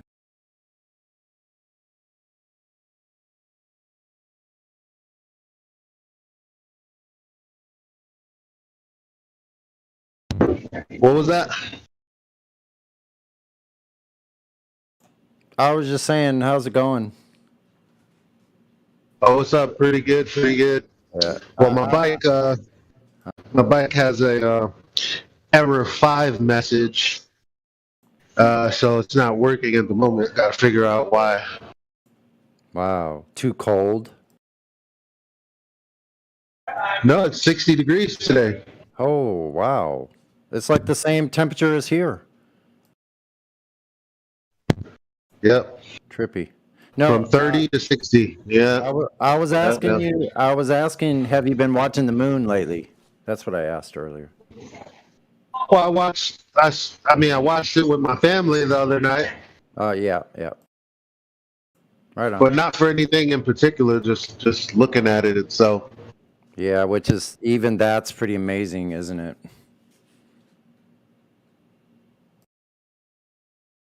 I think it is. I was looking at it. It's freaking quite incredible. The more I look at it now, it becomes just incrementally more strange. I'm like, what the heck is that thing? Like, really, what is it? I know I've seen it my whole life, but what are you? What? How is that possible? It looks like a freaking painting going by. Well, I'll tell you this. That's the impression that my girl got. I heard you say that. Yeah, yesterday or the other day. Yeah. Basically, yeah, that's basically what she said. Because I don't know. Why else do you say? She just repeatedly said, "Nah, that's fake as fuck." Why? Because she had an idea of how the real thing looks. Like the way I did. I had an idea of how the Earth looked like from space. Like, not the images we always see, but the real one, the ugly one. The one that's not, edited to death. But that doesn't exist. So it's like, oh. But in her case, I guess she hasn't really seen the moon in that kind of detail other than in like books or whatever. So when she saw it, she's like, no, that's not how I expected real. Like, I'm assuming she thought, well, I know what rocks look like, and that doesn't look like the rock I thought it was. Yes, yes. So, what's amazing is that, like, if you think about it, like, because it's been so bright and large lately, like, I had a really clear view of clouds behind it and in front of it the other night, which was a trip, but just its edges, when I looked at its edges, its illumination is constant throughout the whole thing, all the way to the edge without change. How is that possible? It's only possible on a couple different surfaces would do that. So I think we've talked about that in here. It's not taboo or anything. Looks like it's flat. I think it's flat, feigning as a sphere or something. Or it's not a surface at all. In the way that we think. Yes. In the way that we think about it anyway. Like a lens. That's what I keep coming to. Freaking, these are lights in the sky. What happens with lights? They change lenses. Like in the old days, I don't know what kind of old days that would be up there. That would be the really old days. That's some advanced stuff. Who's doing that? I don't know. And it's really odd that... I mean, these are questions Glovers ask flat earthers because they think we're gods. Right. Who's controlling the light? Who made those lights? Who started the show? How did that begin? Let's say it was the creator. Let's just go with that. Yeah. What pants was he wearing that day? Like I know I'm being facetious, but that's really like kind of the kinds of questions that they ask. Oh, the earth is flat. What's at the bottom? Yeah, how the fuck would I know? Please tell me how I would know. Well, like, give me, please. Yeah. Why is that a good question? They have this thing that they think they have this big full bucket of like truths that have been proven, and none of it's empty. It's the emperor's new clothes. That's their whole thing, is all this information. They think all the answers are there. But if they actually took the time to look, their bucket's been empty the whole time. It's amazing. It's sad stuff. Sad state of affairs, because it's really, I'm realizing it's just the what I'm seeing and what I'm bracing against, and the thing that I really don't want to accept is that people are psychologically as fucked up as you think they, as you think they are. That's terrifying. And almost like we weren't allowed to know that all at once, because it would be freaking so terrifying that like we wouldn't be able to function normally. But that we've kind of like somehow, I don't think each one of us did that. I think the information, esoteric information that we've all gotten, has been metered out to us, so we can't be given too much at one time. But even if we knew everything, people would still think the way that they think. And the problem really is how people arrive at conclusions. That's true. Like how do you arrive to a conclusion? What is your way of critically thinking? Right. So it almost needs to be broken down into like 1, 2, 3 simple, easy steps. Where do we start? We have to get the foundation of like the first step first. We can't skip steps. I think about it like this, like, flat Earth is easy. It's okay. You spotted a lie. Right. Congratulations. Like that's that. But the real issue in my mind is, how long have I been watching TV? How long have I been watching interactions on YouTube?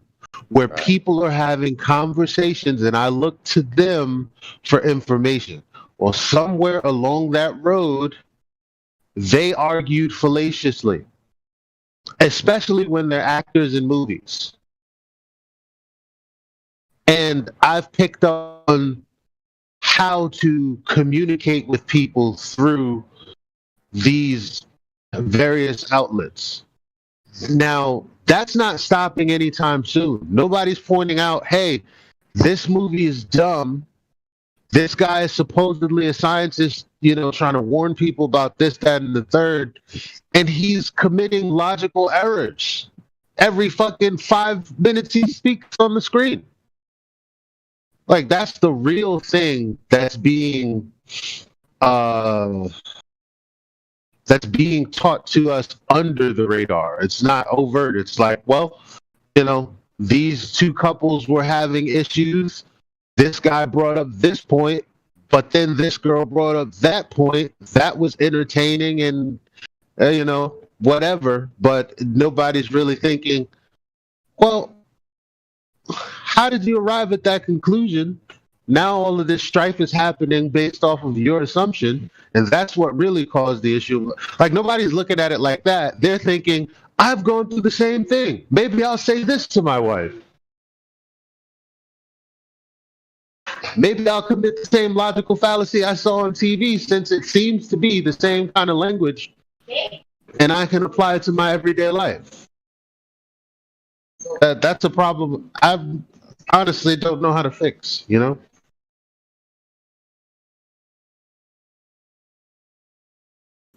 Yeah, I don't think it's for us to fix. There's no fix. Yeah. I think you're right about that. They are what they are. Some of us are seeing it. Who knows how many will see it, and for what reasons they are going to probably see it, at what point. We have no control over any of that. So, meanwhile, Earth sits here still, as it's always been, with all those luminaries moving over us, just like they've always been. We all know it. No, I'm taking this one. That's what I was saying. Yeah.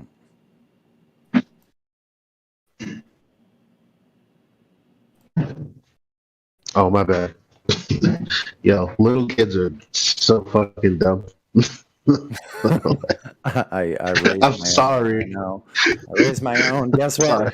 And listen, as a father, as a new parent with two boys, I was the leader of them. we had rule of the roost, pretty much. This girl thinks that I was trying to get on the elevator that she was getting on, and because she thought I was being impatient to her mama, she says rather rudely, "There's space for him to get in. Don't worry about it. Look, you still got space." And I'm like, "No, I was signaling that I would take the next elevator, because as soon as you go up, I can press the button, then the other one will open." So, I don't know, man. Well, stories about like how people don't understand other people's experiences that are going on. There's a lot of miscommunication in that department, in life in general. Mm-hmm. Body language actually can be deceiving, because somebody's body language could be portraying something that they've gone through recently that they're kind of still in the midst of, like in their experience. Like, so their body language can, be misinterpreted. Unless you know context. Once you know context, then it kind of fits into place. Just like conversations here.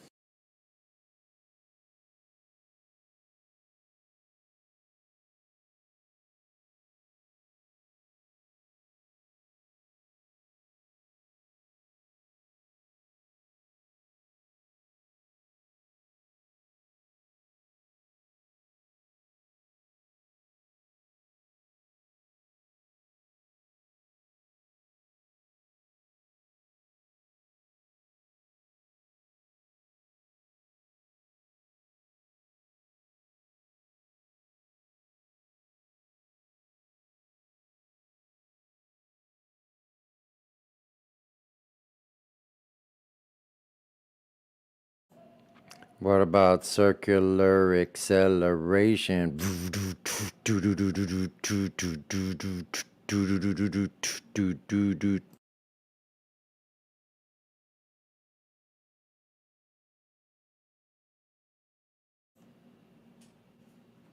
And in the circle, it has to come around again.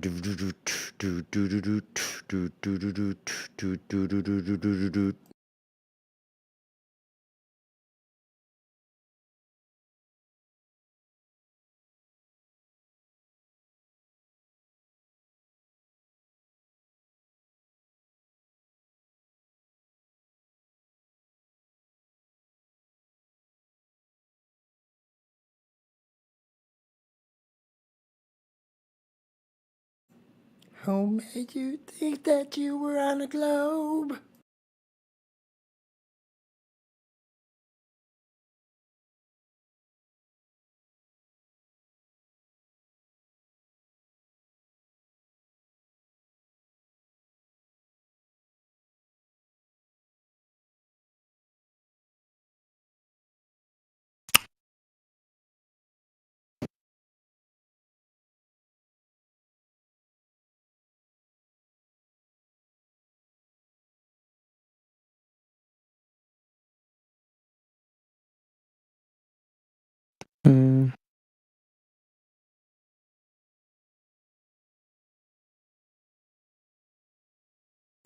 Welcome, Jake.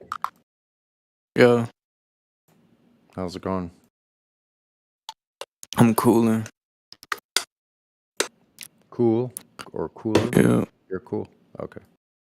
yeah, doing nothing. Bored. What are you up to? Just kind of starting my day. Gonna have my second cup of coffee. Oh, your second? Have breakfast at noon. Homeboy said he's cooling out. Are you from New York? Yeah. Thought so. Okay, man. Yes, sir. Are y'all religious? Not me. Nah, me. I mean, like, I'm religious about certain things, like love and stuff, but not, dumb shit. I'm not religious about the earth. Yeah, me neither. You believe the earth is flat? Yeah, it's measured that way. Well, I don't believe it. Flat earth concept come from the Bible, though. Who cares? Yeah, so they might be just saying something that is all experience that we experience anyway in real life. You got it, OG. But that's why do you think that's true? The statement you just made. Why do you think the statement you just made is true? Because it's true. What? Why do you think it's true? How old is the Bible, my friend Elijah? Why do you think that it's true, the statement you made? Because I believe it's true. Why? I just answered your question. No, you really didn't. You answered like so many of my ex-girlfriends. Can you give Not me a actually scientific answer. explanation why the earth is flat, Elijah? And I'm not saying I'm a glober. I'm just trying to, you explain it to me right now. Okay, so really quickly, science is a method that you use to establish cause and effect relationships. So ultimately, you're trying to understand why something is doing something. Hence, it's a phenomena. The Earth being the Earth is not a phenomena. It's a what is question at best. The best thing you can do is measure it directly, because that's what you do when it comes to geometry, because a sphere is a geometric shape. So what you do is measure shapes, dimensions, or count its size. What do you measure? Right now, you're you're the just spitting category. nonsense, so you know that shit as well. I'm not trying to be rude or nothing, because I know what you're saying, That bro. ship sailed. No, let him finish. I'm not trying to listen. I'm not trying to be rude, bro. I'm not trying to be rude, bro. But the things Yeah, you're I saying hear do you. not make sense. I'm sorry to say it, bro. I'm not trying to be rude. I'm gonna say it again. Don't take it as offense. No, it's fine. I don't take it offensively because what you're saying is ignorant. You asked me for a scientific explanation for geometry. That's No, that's not what I doesn't make said. sense. I tell Yeah, you, give me you a said scientific explanation why the Earth is flat. so. And you Give you didn't a prove your scientific point. You did not prove explanation your point in for. any way. Give you a scientific explanation for a measurement. Flat isn't even a geometric That's not what shape, I by the said. way. That's not what I said. No, that's not what What I is said. what is a flat Earth then? I'm Define talking it about for me. the whole concept and the whole concept in the whole, like Yeah, what all is that? everything, bro. Everything, What bro. what You what need to is sit that? I down and don't know what explain that it to means. me, bro. Bro, listen. If you need to explain this to a person that don't know shit, bro, they're not gonna respect you and they're not gonna understand. That's what I'm trying to say. Okay. You need to see So it from a different what? perspective, bro. No, I'm saying so what? What do See, you the think thing I'm is, you here trying to for? you believe the Earth is flat, right? And you are into science, bro. You know you But what do go you think against your concept, bro, when you are not religious, bro, and you believe the Earth is flat. But what do you think I'm here for? You're going 130, bro, 180 degrees against your whole concept, bro. It makes no sense, bro. Oh, if But you what do want you us to think I'm spoon here feed for? you stuff, you got to ask a specific question. No, All right, no matter. I'm not spoon feeding him anything. He already All has right.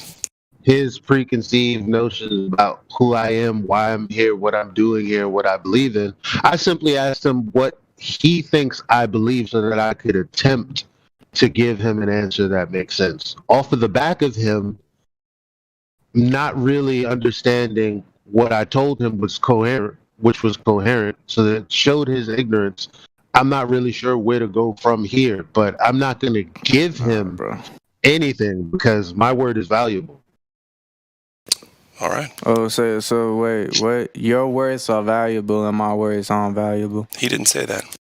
I didn't say that That's what either. I'm trying. Now you're stepping into territory where you're becoming more logically inconsistent.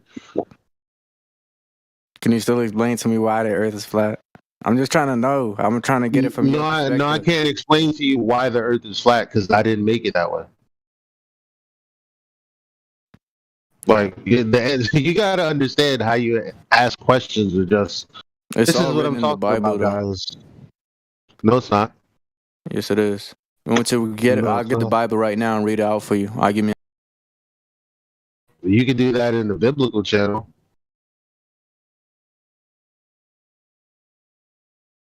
Can I discuss it in here? What? I'm just trying to prove my point.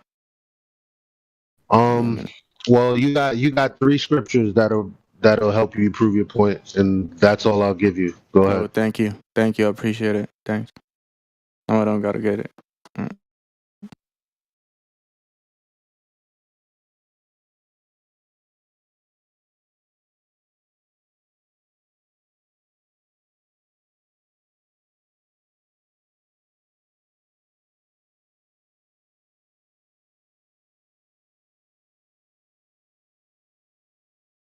Anyway.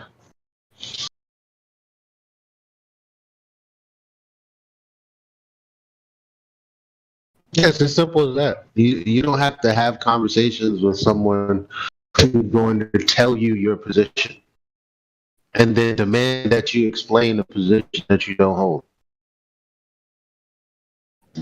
Why waste the time? It's actually disrespectful.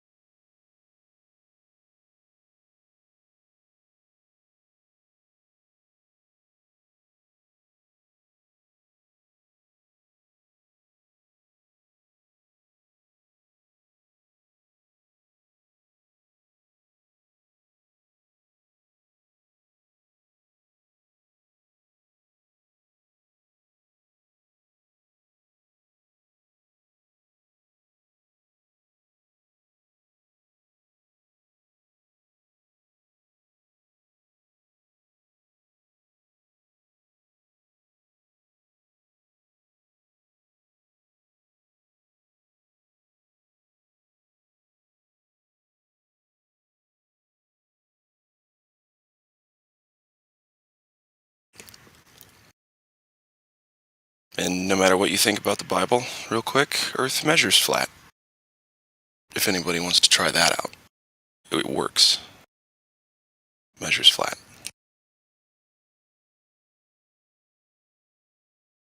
Yeah, I don't. I mean, it would be more accurate to say the origin story detailed in the Bible is very contradictory to the origin story of some of the Jesuit priests, like George Lamatre, who think that we came from a Big Bang, you know, uh, billions of years ago, with his first law of dynamics violations, and we live in the middle of a second law of thermodynamics violation. And if I was knowledgeable enough, I could tell you what the third law violation is, but I need to look over that Pierre dude's work again. But anyway, that aside, it's really just that it contradicts the cosmology of today. It doesn't give you any dimensions. I mean, contextually, you can. I mean, they're talking about, lengths that would have to be on a planar surface, like Sodom and Gomorrah, which rests in a Great Plain. There's also New Jerusalem, but they did give. I think, because I didn't get that far, but other people have given dimensions for New Jerusalem and what it would be like here. That wouldn't fit on a ball. So I could go as far as saying that, you know. Yeah, But I don't have enough the Earth knowledge was to probably even say flat that. before the Bible was written. So That's true.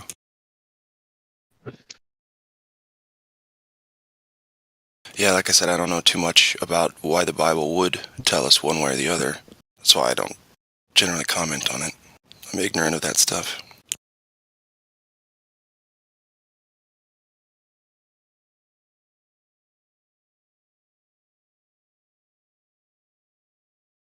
But it sure doesn't sound like it talks much about heliocentrism. Also, because heliocentrism is named at least after deities, Helios, which is nothing to do with the Bible, so I guess there's that.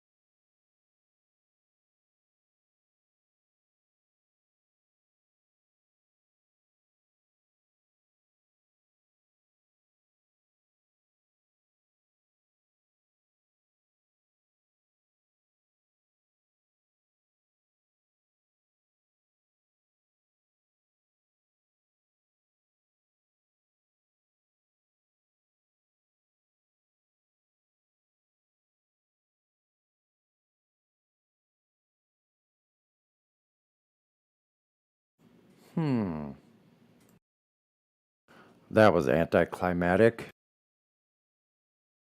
Wasn't that bad. But it's like, I've had better. From Liar Liar.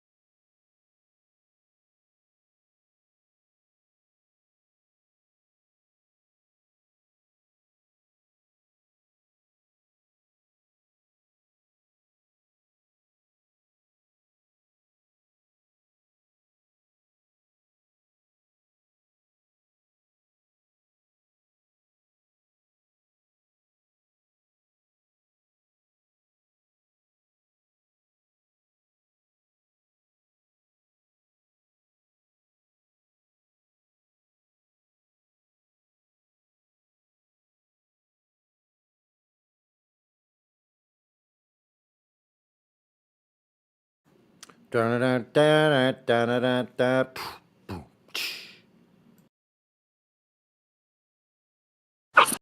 Tell me about the flat Earth. Well, it's an unwillingness to accept that the math doesn't work, right? People who believe the globe narrative, specifically the ones that push it and argue with us, it's just an unwillingness to admit the objective truth. The globe math doesn't match reality at all by any stretch of anyone's imagination. Once you accept that, then it's like, okay, well, now what? What does that mean? What is it? Well, let's go try and find out. Instead of appeal to somebody else or something else. Listen, someone's like, hey, this Lamborghini's awesome. I drove it all day yesterday. I got up to like 210 miles an hour. It's crazy. Yeah. Yeah, but you can't drive it. You're just going to have to take my word for it. That it goes 210. Yeah. Forever. Yeah, you can never try it yourself. So, just take my word for it. It's fine. Don't worry about that. Wouldn't you rather just drive it yourself?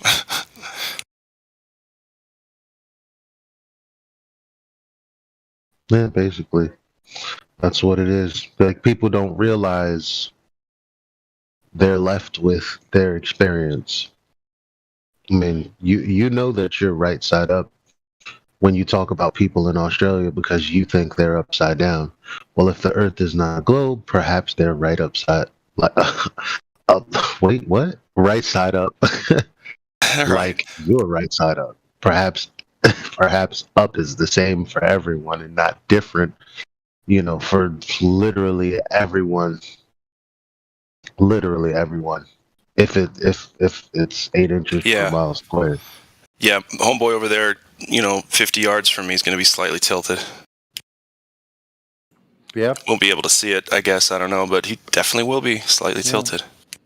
Yeah, have some way of making, pointing your arm straight up. Have some way of measuring that, like with a plumb or something, or a bubble level. It'd have to be the same height person. There's someone with the person away from you, like across a football field.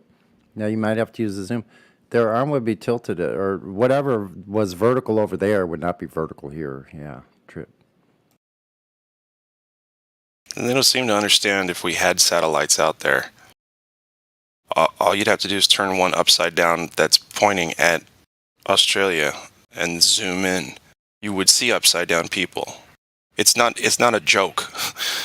As funny as it sounds, they would be upside down given that vantage. We've never seen that.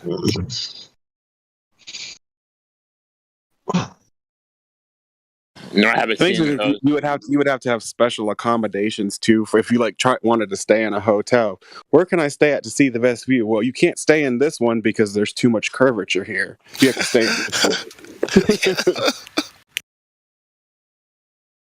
That's pretty good. Yeah, you'd have to account for it all over the place. You'll never have that problem.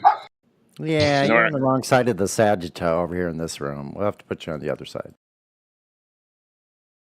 You got kind of a sagging view in this room. Nor can we find the 10,000 satellites to verify those. The walls are kind of warbled because the plumb lines were warbled.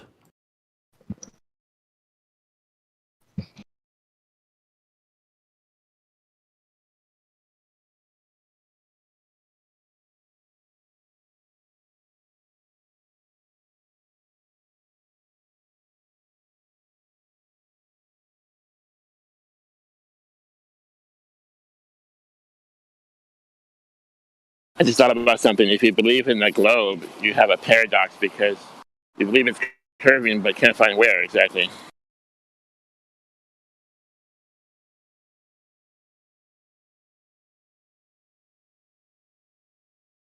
Must be curvature somewhere. Is it under here? Nope, it's not under there. Maybe it's over here. Nope. But it's happening, though. It's happening for sure. We wouldn't have to be asking people, hey, do you account for curvature? It's as simple as that, right? We wouldn't even have to ask the question. It would be everywhere. accounting for it would be all over the place.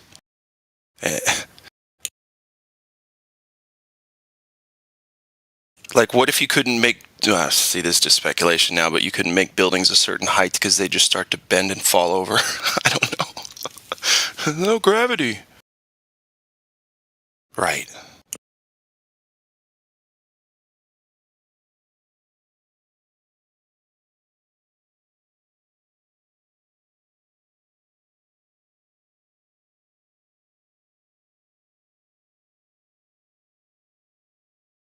I've asked him a few times to provide any examples of any structure being built to account for curvature, and the only they come back with are like is a bridge where the towers are tilted, and that has nothing to do with compensating for curvature drop off. Hey, wouldn't a football field have curvature if be a globe, like the NFL? Well, we wouldn't be able to see it, and I doubt measure that. I don't know. Maybe. It's only 100 yards.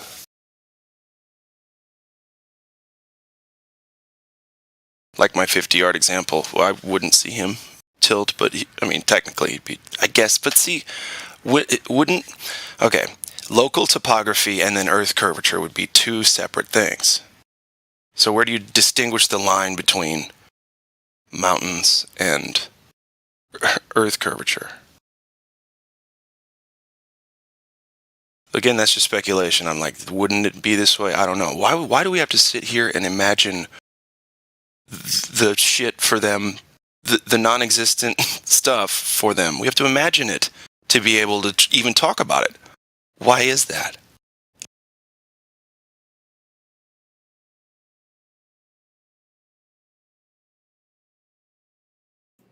Because we're trying to quantify the retardedness. Yeah, it's like ultimate patience. Like, okay, guys, okay. See if you can explain it again in a different way. Maybe we can try to understand. We can't go outside and use the outside world as evidence for we can't do it. So, let's go down the road with you. We beg the question a lot. For me, it's entertainment value at this point. Because I know that they know the math doesn't add up. And if they were to measure it once, it would be the worst day of their lives. Or the best day if they know how to look at it.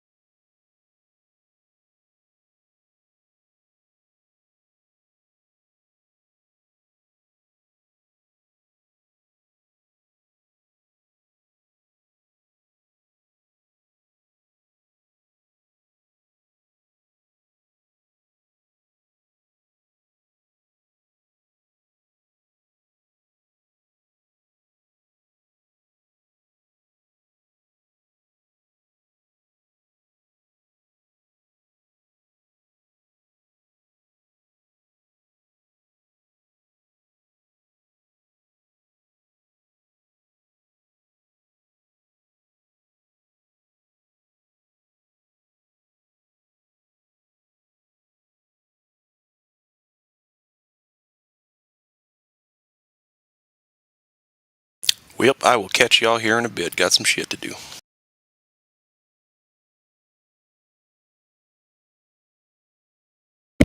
Good call.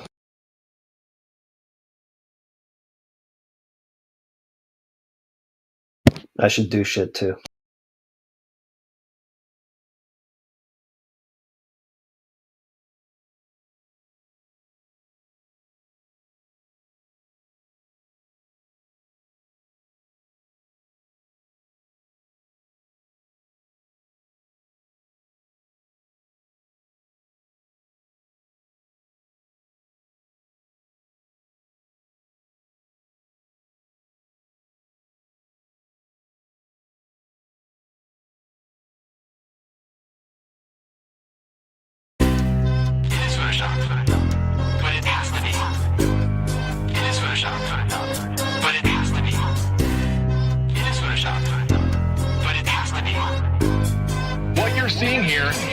is a mirage.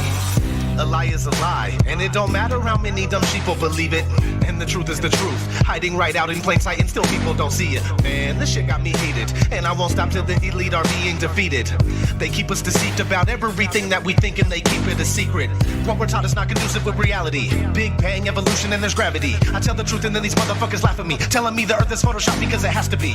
Most people accept the deception happily, but what they're doing to us all is a tragedy. God created the heavens and the earth in a verse, but we're living in a Freemasonic galaxy.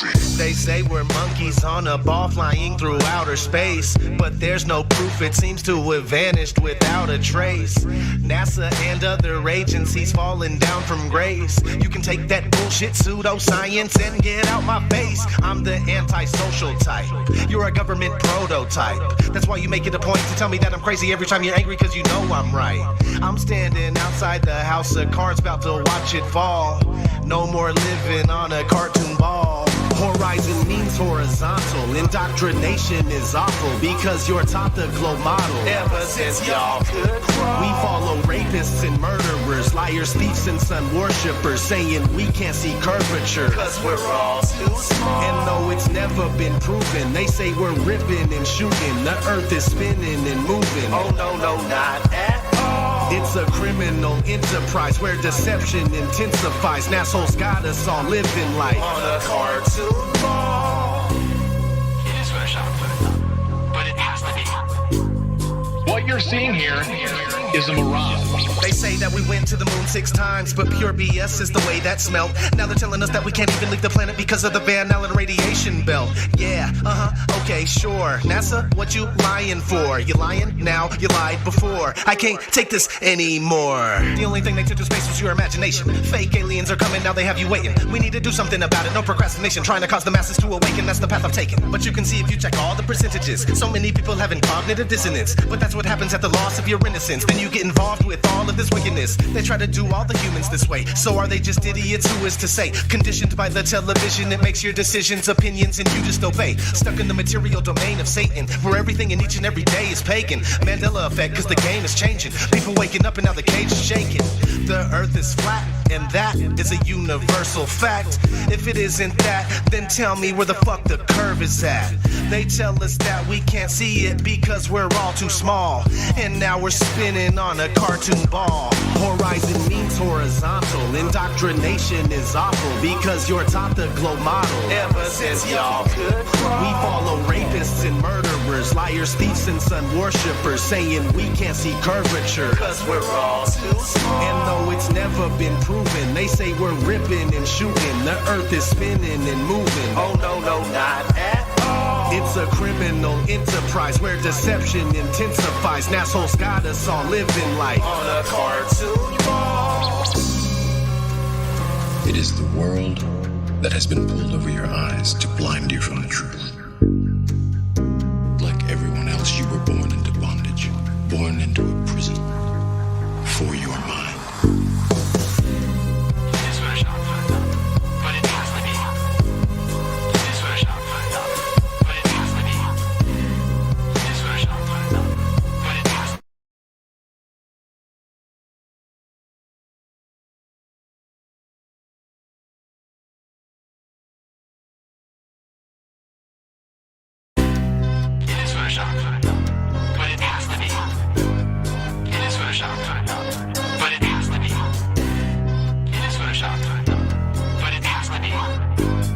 What you're seeing here is a mirage. A lie is a lie, and it don't matter how many dumb sheeple believe it. And the truth is the truth, hiding right out in plain sight, and still people don't see it. Man, this shit got me heated, and I won't stop till the elite are being defeated. They keep us deceived about everything that we think, and they keep it a secret. What we're taught is not conducive with reality. Big bang, evolution, and there's gravity. I tell the truth, and then these motherfuckers laugh at me, telling me the earth is photoshopped because it has to be. Most people accept the deception happily, but what they're doing to us all is a tragedy. God created the heavens and the earth in a verse, but we're living in a Freemasonic galaxy. They say we're monkeys on a ball flying through outer space, but there's no proof, it seems to have vanished without a trace. NASA and other agencies falling down from grace. You can take that bullshit pseudoscience and get out my face. I'm I'm the antisocial type. You're a government prototype. That's why you make it a point to tell me that I'm crazy every time you're angry, cause you know I'm right. I'm standing outside the house of cards, about to watch it fall. No more living on a cartoon ball. Horizon means horizontal. Indoctrination is awful because you're taught the globe model. Ever since y'all could crawl. We follow rapists and murderers, liars, thieves, and sun worshippers, saying we can't see curvature cause we're all too small. And though it's never been proven, they say we're ripping and shooting. The earth is spinning and moving. Oh no, no, not at all. It's a criminal enterprise where deception intensifies. And assholes got us all living like on a cartoon ball. It is fresh out for the top, but it has to be. What you're seeing here is a mirage. They say that we went to the moon 6 times, but pure BS is the way that smelled. Now they're telling us that we can't even leave the planet because of the Van Allen radiation belt. Yeah, okay, sure. NASA, what you lying for? You lying now? You lied before. I can't take this anymore. The only thing they took to space was your imagination. Fake aliens are coming, now they have you waiting. We need to do something about it, no procrastination. Trying to cause the masses to awaken, that's the path I've taken. But you can see if you check all the percentages. So many people having cognitive dissonance. But that's what happens at the loss of your innocence. Then you get involved with all of this wickedness. They try to do all the humans this way. So are they just idiots? Who is to say? Conditioned by the television, it makes your decisions, opinions, and you just obey. Stuck in the material domain of Satan, where everything in each and every day is pagan. Mandela effect, cause the game is changing. People waking up and now the cage is shaking. The earth is flat, and that is a universal fact. If it isn't that, then tell me where the fuck the curve is at. They tell us that we can't see it because we're all too small. And now we're spinning on a cartoon ball. Horizon means horizontal. Indoctrination is awful because you're taught the globe model. Ever since y'all could crawl. We follow rapists and murderers, liars, thieves, and sun worshippers, saying we can't see curvature cause we're all too small. And though it's never been proven, they say we're ripping and shooting. The earth is spinning and moving. Oh no, no, not at all. It's a criminal enterprise where deception intensifies. And assholes got us all living like on a cartoon ball. It is the world that has been pulled over your eyes to blind you from the truth. Like everyone else, you were born into bondage, born into a prison for your mind. It is fresh out for the top, but it has to be. It is fresh out for the top, but it has to be. It is fresh out for the top, but it has to be. What you're seeing here is a mirage. It is fresh out for the top, but it has to be. It is fresh out for the top, but it has to be. It is fresh out for the top, but it has to be. What you're seeing here is a mirage. We accept the reality of the world with which we're presented. It's as simple as that.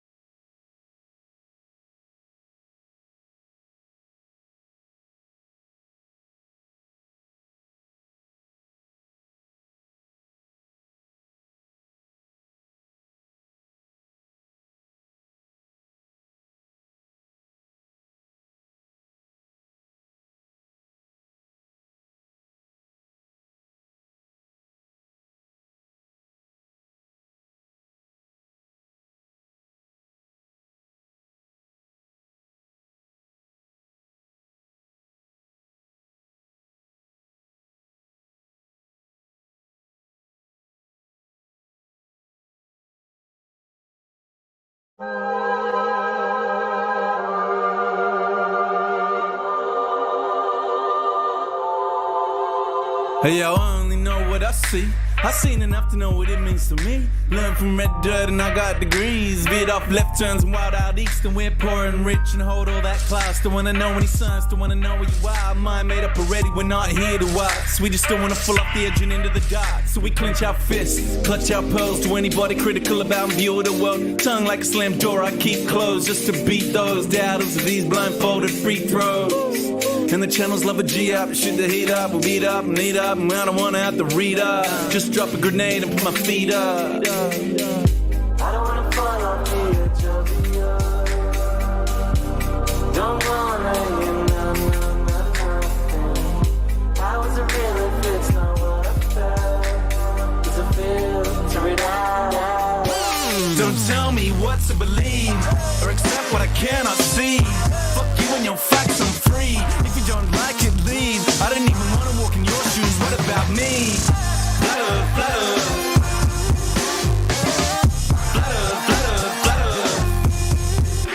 World gone mad and it's too PC. And they're trying to take away the freedom that I wanna speak. Click, click, click, cut them off, run them out of town, shut them off. Shh, I don't wanna hear another beat. But my gut got this, then my head take note. Cause I know when this story's a slippery slope. So stay in your lane, son, stick to your songs. I don't care where you're coming from, just a simple answer to confirm a doubt. And then baseless opinions that come out of my mouth. In a nut, tell me I don't know what I'm talking about. When the so-called experts ever sorted this out. When we're swamped by Muslims, swamped by Asians. Different time, the same old station, crowd ovation. Whip up hatred, that old chestnut, that vocation. Do anything to truth, but face it. I don't wanna fall off the edge of the earth. Don't wanna hear nothing. How is it real if it's not what I felt? It's a filter it out. Don't tell me what to believe. Fuck you and your facts, I'm free. Don't tell me what to believe. Fuck you and your facts, I'm free. Don't tell me what to believe, or accept what I cannot see. Fuck you and your facts, I'm free. If you don't like it, leave. I don't even wanna walk in your shoes, what about me? Flutter, flutter.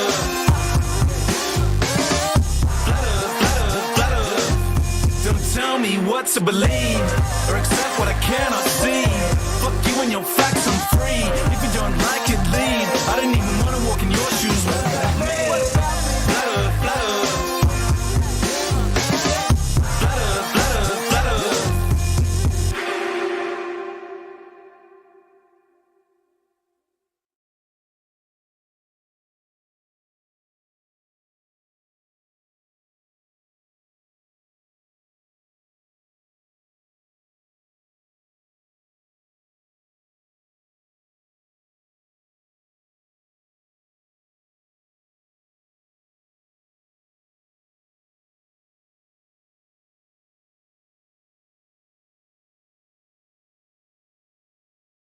This is Mix Sessions Live. Oh, yeah, no.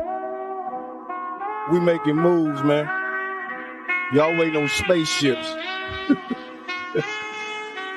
Scotty, come beam your boy all the way up. All the way up. All the way up. I run from my problems, they never gon' solve them. So Scotty, come beam your boy all the way up. I got what you want, I got what you need. They told me spit a verse, I'ma plant a seed. Rappers got beef, I'm trying to say the cows. Spinach leaf salad, no Thousand Isles. Go ahead, do your thing with your grown self. Quit worrying about that other man, worry about your own self. You got a lot of questions, that ain't nothing to stress about. I got a YouTube channel, you should check it out. I got what you need, I got what you're craving. Leave your girl around me, she gon' become a vegan. Yeah, doctors want you sick, man, how that sound? Fuck you, Monsanto, won't stop till bad health rates go all the way down. All the way down. All the way down. Fuck you, Monsanto, and no, I won't stop until these bad health rates go all the way down. This question made Neil Tyson have a heart attack. If the earth round, how the hell the water flat? Dropping microphones trying to get his nerve back. But what a curve at, nigga, what a curve at. Now when I hear space, I'm thinking terabytes. Passing cell towers, some call them satellites. Some call them astronauts, I call them parasites. Scientists are just actors who hide paradise. You know I gotta give it to you real. real. You know they've been lying to us for years, what they faking for. You'll never find the curve. Even if you get in a spaceship and go all the way up, all the way up, all the way up. I run from my problems, ain't never gonna solve them. Till Scotty come in, your boy, all the way up. Oh, all the way down. Oh, all the way down. Fuck you, Monsanto, and no, I won't stop until these bad health rates go all the way down. Oh, all the way down. Oh, all the way down. Fuck you, Monsanto, and no, I won't stop until these bad health rates go all the way down. Oh, all the way up. Oh, all the way up. I run from my problems, ain't never gonna solve them. Till Scotty come in, your boy, all the way up. Oh.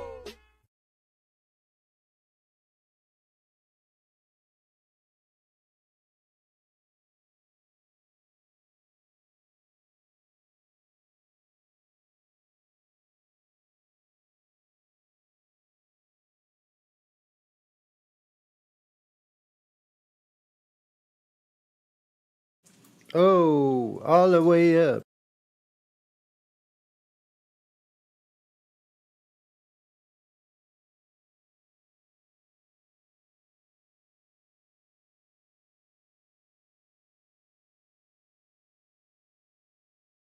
I know lots of things. Sumo on the P, what's up? I do not care about your raps, nah. I do not care about this track. I do not care, I guess I am rare. Yes, I hear the trash. Take it out back. Oh, you can't hear it, you must have your ear to the cash. I'm itching a spaz. I do not hack, but yes, I'm still with the mask. Snatch a beat right out the mainstream real quick. Fuck around, yeah, we gon' remix it. We got you spinning and now you dizzy. You looking like Disney, seeing sixes. All these agendas and all these false flags. How many times till it gets familiar? They've multiplied so many times they form in a line to normalize the pedophilia. Half of these rappers, yeah, this shit getting handled. They're gone with one snap of my finger. Yeah, Thanos. Yeah, I see your ice, your shit be shining, but how many of those innocent African children had to die for those diamonds? Huh? Tell me. They wonder why they were living all so divided, with all those rooms in that big ass mansion with the homeless family sitting right outside it. 1,000 bodies died for that outfit, and you ain't cleaning the blood off it. Your favorite celebrity's got blood on their hands, Marina Abramovic. Hillary Clinton, she's gonna send out a hit if you leaking those documents. If you a holistic doctor, they gon' pop your toss you secretly off a bridge. Exposing them, smash the internet. Cause we don't fuck with no fake shit. Nah, NASA images. Yeah, thanking your highnesses. Yeah, for paying the scientists. Yeah, you kneel for the anthem, huh? But you still play for the Zionists. Damn. Yeah, they trying us. They splash subliminals. The Super Bowl, the halftime show. No, that's a ritual. Global warming, climate change. Next year will be a new name with a new tax and a new op and a new fear for a flu strain. Oxitex, the new Dr. Moreau, and they teamed up with the synagogue of Satan. Yeah, I see what you be doing, Q, but I still don't trust the administration. Nope. They drinking adrenochrome straight from a child's throat. You sitting down with that vegan meal, but you still drinking a diet woke. Lady Liberty screaming, covered up in that black burqa. They looking at me like I'm the devil, but I don't see him though. Matt Murdock, all these dark occultists and globalists, the ones causing a mass murder. They try to swerve at me, throw the curve at me. So I had to flat earth them. Listen, boy, I don't care what you say and all the bullshit that he said, she said. All I care is about you waking up. If you don't, you gon' get her, him, you need that. Let the 5G spread, and you gon' see there's a bunch of pissed off and stressed Americans. Say hi to my friends, they're all domestic terrorists.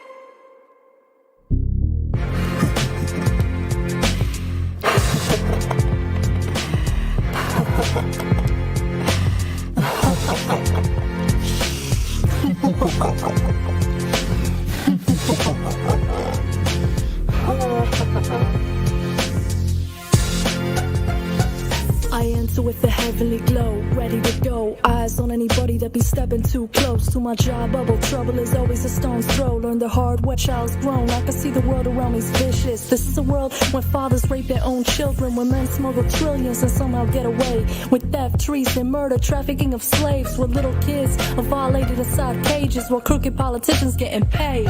I said, hell no, we gotta rise up and take control. Gotta wise up and speak up and take the flow. Can't let them get away with this. There's too many atrocities to list. It's been 10 years since they got away with 9/11. Still begging the question, what about building 7? Facing henchmen with my brethren and my sisterin. Hear our footsteps flowing in the distance. You hear that? That's the sound of the resistance. Modern revolutionary steady on a mission. Listen to the wisdom of the children of the purest channel. I said listen to the wisdom of the children of the purest channel.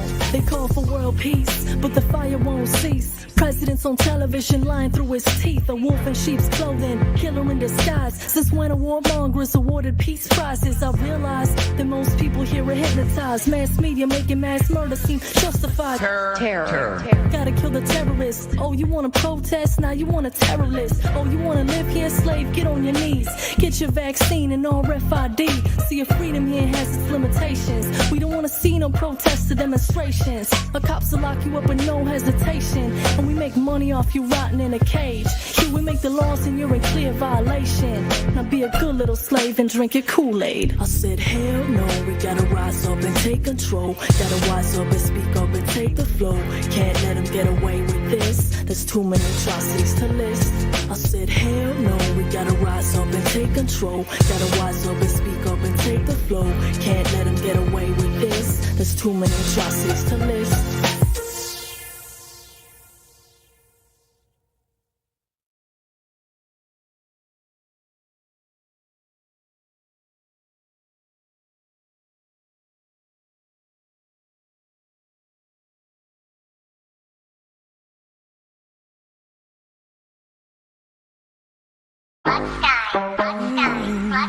It's rock, yeah. It's rock, yeah.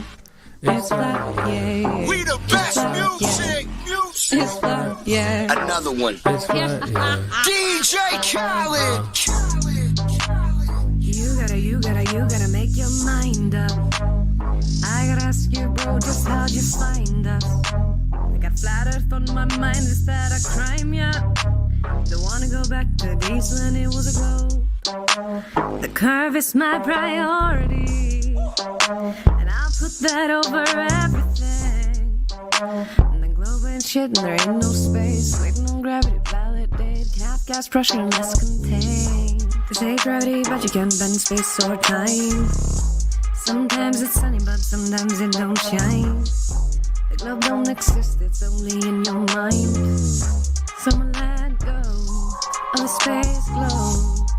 Let it go, oh, that glow, oh, let it go, oh, that glow, let it go, oh, that glow, oh, let it go, that glow. I let it go if you say that there's curves in that shit better show. Don't try to play like I'm slow, cause I've been running the block and I know there's no globe. Ask for proof when I give you some more. And I'm proud of myself cause I used to be glow. Now I just hustle and grind and flat smack into all of my muscles and so. Asking me, say it's a ball. He ain't got no proof at all. Keep asking, why did it fall? Don't try me, it's gonna end up in a brawl. Brandis clocks like a dog. See tough far less is some fog. Ask for curvature measurements. Making go claims without no evidence. Globe's too big, can't see curve. Hopped in a plane, but you still ain't high up. Red Bull jump, no curve, can't see none. Parallel rays with some shadows in the stick up. Thinking measure shit, no hiccups. You know what's some bull that they whipped up? This is flat as little baby, it's CB, I ain't got no choice but to tell ya. They say gravity, but you can't bend space or time. Sometimes it's sunny, but sometimes it don't shine. The globe don't exist, it's only in your mind. Someone let go of the space glow. Let it go, oh, that glow. Oh, let it go, oh, that glow. Let it go, oh, that glow. Oh, let it go, that glow.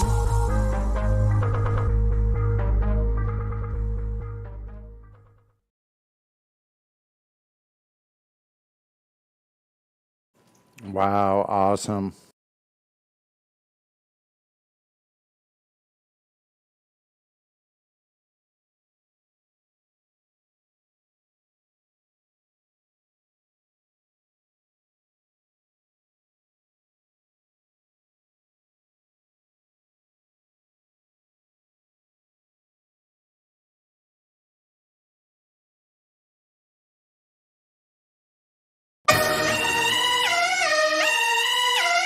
We've put ourselves on the radar of intelligence agencies and governments east and west. The whole world probably knows about us now.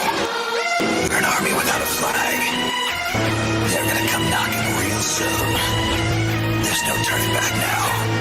We're a wrench in the old system of deterrence. I'm coming through swinging, not talking physical fights. We're bringing the light, all my boys are mystical knights. Take a seat, children, it's story time. Remove your face from Facebook, you look mortified. Stand before the tribe, initiation is simple. Turn the page, open your mind, the synchronization will ripple. In time, the sedimentation will chisel.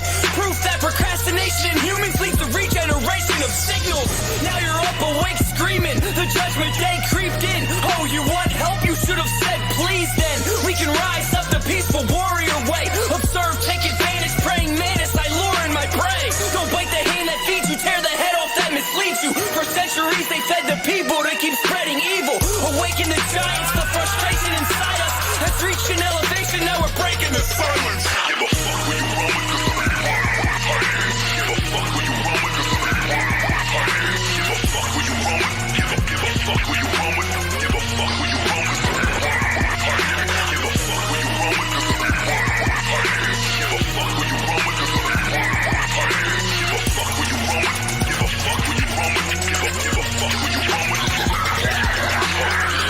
Yeah, when I appear, you start to see a flash of lightning, and we enter in your city like Attack on Titan. I grab the mic and I smash it like I'm laughing with Vikings. The last of the tribesmen, but we ain't straddling bison. Dumping the skill, my madness is maxed out in your face like Mad Max strapped to the front of your grill. Fuck what you feel, the government will come for the kill. I run with the real, they dare me to jump and I will. The way I stand for my fam can be compared to statues, and me risking my neck to protect them is very natural. Anonymous is sitting back just staring at you with the head tilted like a pack of pterodactyls. Ain't no need to try to measure us, we all giants. And our presence is felt cause we don't walk silent. And by the looks of us, you never think we non-violent, but we here to strike the fear in the eyes of all tyrants. Give a fuck where you run with. Give a fuck where you run with. Give a fuck where you run with. Give a fuck where you run with. Give a fuck where you run with. Give a fuck where you run with. Give a fuck where you run with. Give a fuck where you run with. Give a fuck where you run with. Give a fuck where you run with. Don't give a fuck who you run with, cause we run in with titans. Don't give a fuck who you run with, cause we run in with titans. Fuck who you run with. Cause we run in with. Give a fuck who you run with. No, all you weak dudes, you cruising bum clicks. When we come through, you prove you run quick. You don't wanna fuck with us, we come sick. Running with titans, summoning thunder and lightning from the sky like Thor. Hitting them harder, bigger and larger than herbivorous dinosaurs. Titanosaur, we standing for the people in the planet. The animals understand that we're all connected. No matter what your species or your race is, religion or your nation. Injustice done no one is injustice. All of us face it. All of us face it. The world we live in's a web connected by threads and lies. I never comply with what the government says. The government lies, the government steals, the government's violent, the government kills. If the government has a chance to cheat your ass, the government will. Nothing but real hip hop, hip hop. We turn into rap, we only react to self-defense. If they busting at us and we busting right back. The Titans is who I'm running with, coming with socials who fighting the government. After the money is up for the living, we get big. Give a fuck where you run with. Give a fuck where you run with. Give a fuck where you run with. Give a fuck where you run with. Give a fuck where you run with. Give a fuck where you run with. Give a fuck where you run with. Give a fuck where you run with. Give a fuck where you run with. This whole Peace Walker thing has left our mark on the history of the old order. There won't be a particular country or ideology that hunts us. We are going to be fighting the biggest beast of all, the times. It's gonna be a lonely battle. No good or evil. No winners or losers.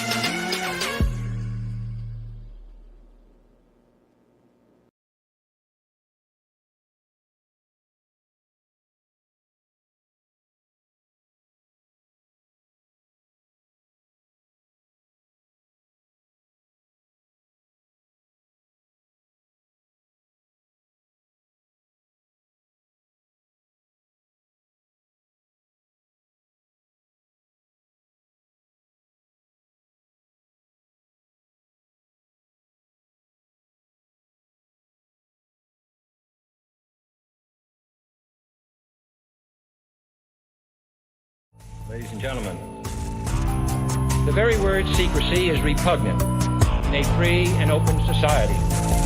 And we are, as a people, inherently and historically opposed to secret societies, to secret oaths, and to secret proceedings. In America, they watch you and they track your every move. They're even putting poison in your food. In America, the people are too blind to see the truth. But it's too late, and there's nothing we can do. In America, just watch your favorite show and watch the news, so they can pre-program you with your views. In America, get a job, obey the law, support the troops, and just kick back, cause there's nothing we can do. This is the divided states of Illuminati land. People stumbling all over the place like zombies, man. Just like The Walking Dead, they got this country zombified. All your water's fluoridated, all your food is modified. You are what you eat, so I guess that means that you're a GMO. And you don't even know, but you're too blind to see it though. You have to be asleep to have the American dream. Just how they need it, cause your freedom was never a thing. The best kind of slaves are the slaves that don't know that they're slaves. Stuck in a daze and they behave how they're told to behave. Good little sheeple people, always happy, always gleeful. No revolting, no rebelling, no uprising, no upheaval. The ones that rule us wanna keep us all clueless and weak. It's not looking so good for humans, the future is bleak. You think you are unique, but really you're a replica, created by the false education that they gave you here. In America, they watch you and they track your every move. They're even putting poison in your food. In America, the people are too blind to see the truth. But it's too late, and there's nothing we can do. In America, just watch your favorite show and watch the news, so they can pre-program you with your views. In America, get a job, obey the law, support the troops, and just kick back, cause there's nothing we can do. In this present crisis,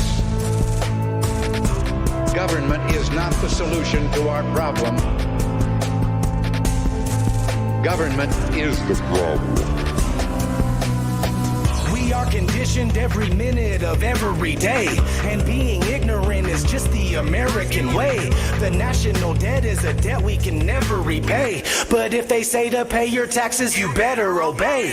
Hypocritical kingdom of wicked criminals, using symbols and signals to fill your head with subliminals.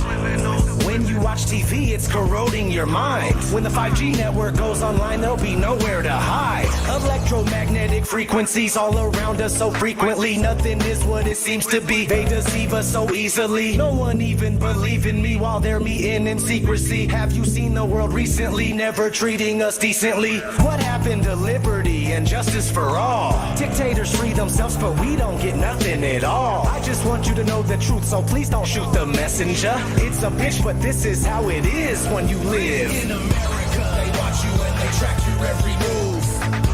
They're even putting poison in your food. In America, the people are too blind to see the truth, but it's too late, and there's nothing we can do. In America, just watch your favorite show and watch the news, so they can pre-program you with your views. In America, get a job, obey the law, support the troops, and just kick back, cause there's nothing we can do.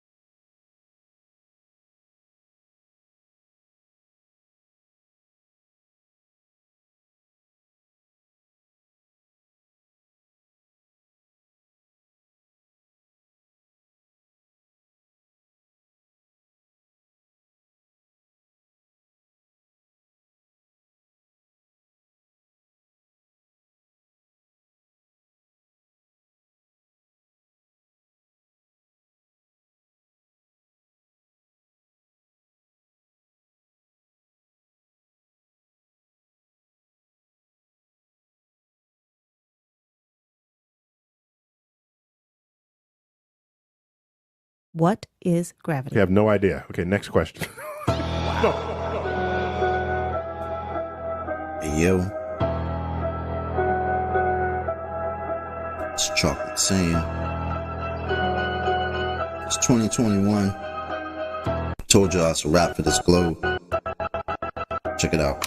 Way too many reifications of privation. Secular thermodynamics violations. Fuck all these fake as apparent deviations. Globals always flapping their gums, no demonstrations. The black swan murdered the ball with simplicity. Pretend the clowns aren't they all, no specificity. Get with me, get that geometry your model needs. Nowadays, mostly I sound like you're on your knees. Copper bleeds, been a wall to ever show for and nevermore. Been a rap for your multi-nine core, scientific, or sicker that they're prolific. Crumble at the thought of flat earth, that's just terrific. My hypothesis, you know, paleo genius. You thought you had it all sewn up like a seamstress. You never see this, you ain't chillin' peeping the Gleasons. The globe model so fucking dead, so many reasons. Mad at me, cause your fairy tale of gravity is rapidly becoming a motherfucking fatality. Independent variable, no physicality. Factually, you're dealing with no type of reality. A tragedy, all of the pseudoscience of fallacy. Sad to see that we're surrounded by such banality. Globe charts stepping the court for their arraignment. Gas fucking off all day, no containment. It's automatic, you sound like a fanatic. Your heart's beating out of your chest, no need to panic. Problematic, anytime there was Socratic. Defining terms for you is like dust to an asthmatic or a crack addict. All tuned up like a mechanic. State you're leaving in when you're done, it's so tragic. You end the sneezing, all snotty nose the wheezing. You globe charts wind up like sub-zero freezing. Ain't no reason for you not to remain calm. As my nigga make it hit you with the 3-point palm. Instant exploding paradigm technique. Backslapping your beliefs into making it sweet. Your points obliterated, finished, unable to speak. Have you looking like Tom Petty catching a leap? Your whole squad left sounding comatose. I hear Michelle Dollar keeps rocks on the head. She keeps the family close. Some of y'all think y'all the best things since butter toast. When it comes to FB, prepare to catch an overdose of intellectual honesty. The clear lack of thinking of you balls never cease to astonish me. I gotta keep it real and be honest, B. It's quite possibly the dumbest thing I heard since the cosmology is often seen as a philosophy, mythology, but actually it's a prophecy of religiosity. Get all your skills and your weight up. This crunch time, your whack model getting ate up like lunchtime. How in the hell could we establish a baseline? Most of y'all trolls are just here to waste time. I'm not aware of what you're hearing through the grapevine, but you must be out your mind selling space-time. A mathematical construct of imagination with absolutely no experimental validation. Before the story begins, you need a foundation. Curvature of the earth, that's the conversation. And since the shit up and disappeared without a trace, I'd say it's also time for you to say goodbye to space. Tall tales about vacuums and empty place, all the while breathing air, that's just not the case. You best get out my face, cause I can guarantee you that the very air you breathe immediately fuck off the space. We understand no requirement for your compliance. You understand that you are standing in a room of giants. I admire that you're usual in your defiance, but won't you join us in this funeral of pseudoscience? You in the mood to try us? Go ahead and test your mic. These motherfuckers think they're moving at the speed of light. How about the speed of sound? 250 miles above the ground to say that ISS is going round and round. Please don't even try, son. It's been a rap since you gave up open your geometric horizon. In the trenches hoping and praying we don't get wise and realize you're smoking more of the grass than Neil Tyson. Oh, speaking of that clown, I wonder how much longer he can keep a push of this in the background. Never debating, always up for the back down. Playing in fear of the gravitational smackdown. This little circus won't last long. I'm betting you the type of clown that sits at home alone with a mask on. Thinking you debunked an argument like the Black Swan. Never knowing that your radius could be that wrong. Oops, I really meant to say dead wrong. Implicitly, we've been falsified the globe empirically. Need you to listen, G. It's not logical to postulate you live in a sphere in no sphericity. It's the epitome. It's not a mystery. The globe model's all wrapped up in stupidity. It's quite simple, see. It's probably not the move for you to spew your rhetoric here or religiously. Maybe officially. One day you might find yourself vividly in the middle of an epiphany. Lyrical symphony. It's been a pleasure, but our times have both come to an end. Synchronicity.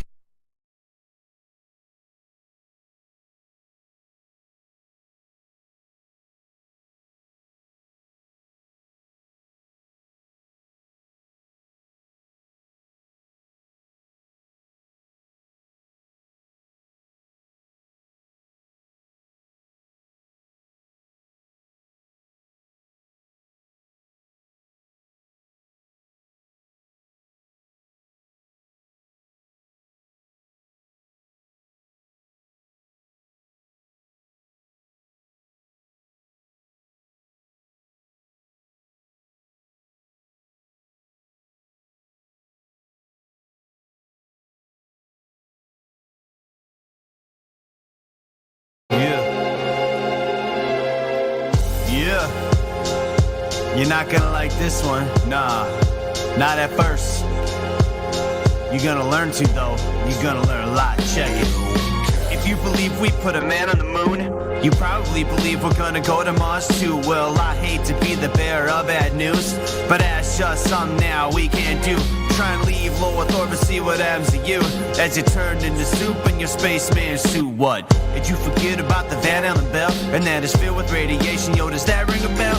4,000 degrees, that sounds hotter than hell. Man, you think if people went through there, they just melt, but NASA's already been through it. There's a lot they tell that we believe them for so long, so we might as well keep up the charade instead of breaking these chains, and let the ones on top continue to control our brains. Yo, let them do what they want with the heart and money. $19 billion for cartoons, that's kinda funny. Yeah, that's just common sense to me. $19 billion on some cartoons, on some CGI bullshit. That's just me though.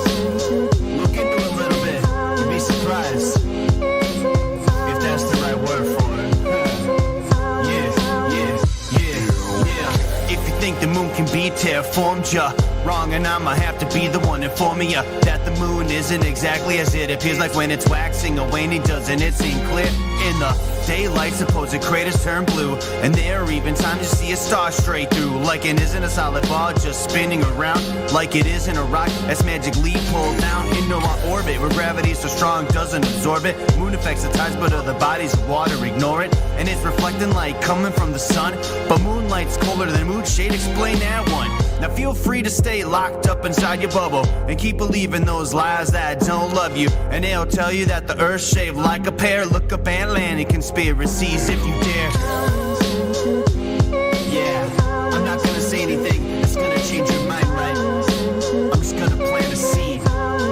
Yeah, you've been lied to, you've been deceived, just like me.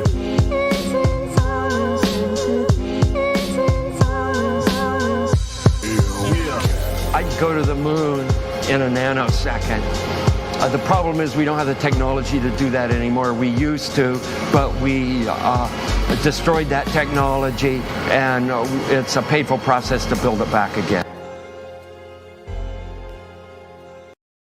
Yeah, we destroyed that technology because you people are so dumb. You believe that we went there in the first place. So of course we could destroy it.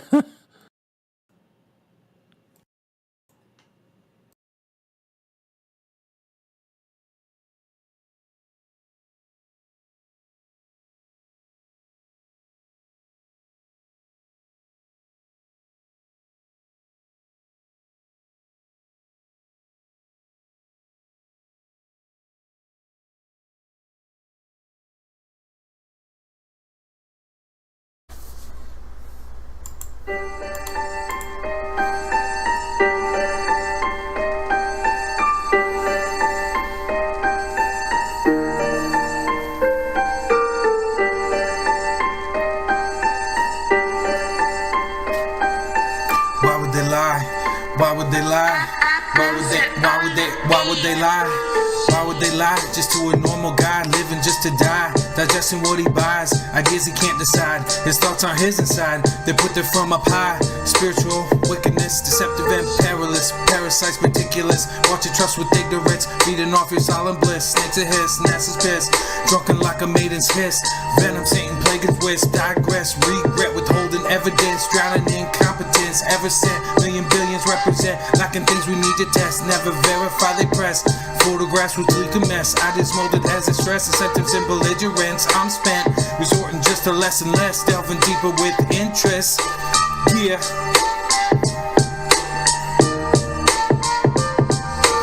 Since a boy, I was told that I'm spinning on a globe. Who we kidding? Now I'm old, and I notice that the whole world folds and can't think freely. What we witness, what we demonstrate clearly. How it's measured flat, imagine that. Water never bending over, and it's facts. Gravity just ain't exact. When two words can replace it simply, so you need to retract. relative density, perspective and velocity. The sun is closer than it seems, living in a movie scene. Universal pictures gleam, everything we're fed believed. And I gotta look harder just to find reality sitting right in front of me. Horizon in the breeze, atmospheric symphony, melancholic naturally, globers frolic in the sea. Walls of lies just to please, a narrative just to hide a deep freeze for the mind. Destitution that we're stuck behind, resolutions that we need to find. Break the barrier just to free the blind, saturated in a realm of time. Unwind and try to be kind. It's easy to get mean when you're pointing out NASA's crimes, or the cables and the bubbles that we tend to find.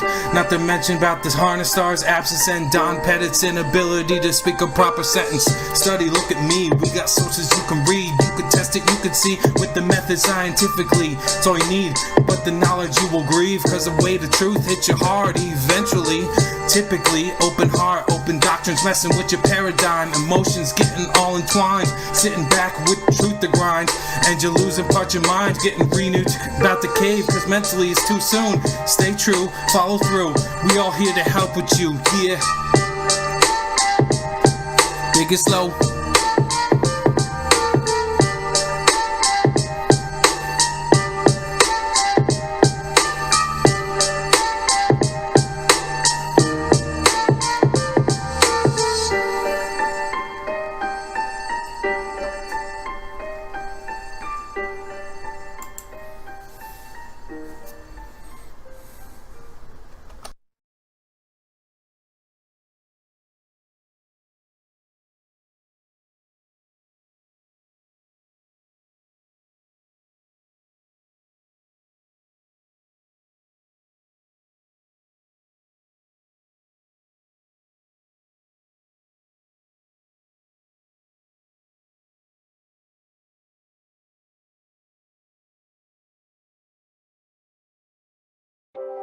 Capture the international flavor of the Seattle World's Fair in the skies. Here are scientific crossroads that symbolize the international spirit of space, age, tomorrow. Yeah, we're at a crossroads. I'm living in your tomorrow, and it's an international dystopia filled with man's sorrow. You can forget the delusional utopia. Sitting at your workstation, do you get the implication of your predestined designation? Syndrome, domestication, status, victimization, vocation, misapplication of man in creation. One step closer to automation or complete behavioral modification, a psychological operation on the entire population. Programmed emasculation and freedom eradication, now it's truth by declaration and character assassination. Wars between puppet nations, propaganda on every station, public lost in mass consumption of poisons like fluoridation. They fool you with the concentration, it's still rat poisoned by demonstration. Is Epstein's friendly relation the solution to overpopulation? With his World Health Organization and the justification, vaccine monetization for a fake infestation, complete dehumanization, medical registration, moral degradation for the elite's preservation. All based in misinterpretation, using the media centralization through the repeated indoctrination and state-sponsored misinformation. It's human experimentation, trauma-based vaccination, isolation and deprivation is not medication. For psyche fragmentation, done in desperation, a fear of humiliation, done with our cooperation, a moral resignation, and controlled publication, a scientific imitation. That's not science, bruh. That's pseudoscience. Bring up child exploitation related by royal blood relations, protected by black law legislation is all an abomination. Protecting its reputation, an aberration, deserving no admiration, leading to your predation. Fixation, inflation, deflation, endless persuasion, familial separation, and economic migration is actually an invasion. Racial segregation, CTR integration, discrimination, guilt by association, all for the acceleration of your damnation. It's just your imagination, but requires your hesitation and moral pervasion. Compliments of the Mason. So welcome to the plantation. Understand the ramification. Through our cooperation, dedication, and determination, you get the qualification. It's time for a re-evaluation, an actual verification, a graduation from animation and manipulation. Work on your cultivation and communication. Share the information with the population about the situation. This will lead to the unification and scientific invigoration through endless inspiration. It's a harmonization of civilization. Avoid the temptation, break the domination, have the realization and find the motivation. The invalidation of the explanation and imagination brings about a transformation. It's time for a rejuvenation of mankind in creation. This is your invitation for participation in mankind's liberation, man's salvation, a true revelation. Peace.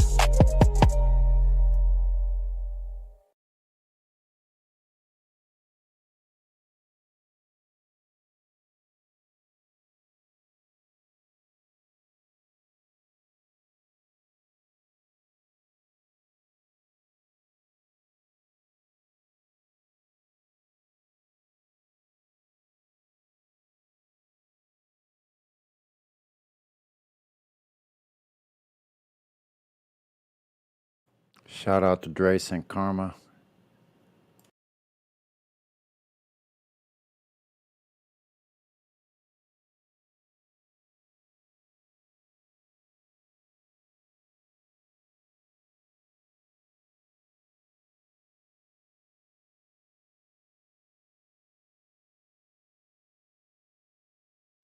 And welcome to the Glober Indio 007. Why do you think you're on the globe, sir? Up there in the far northeast, weathering a nor'wester.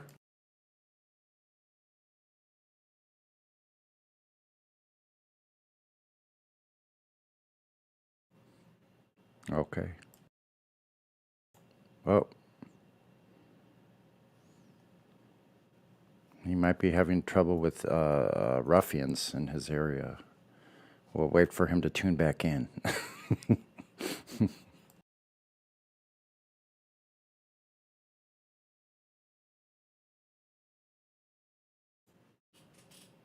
figure if you don't know what somebody's situation is, just make something up and then wait for them to return and tell you where you're wrong.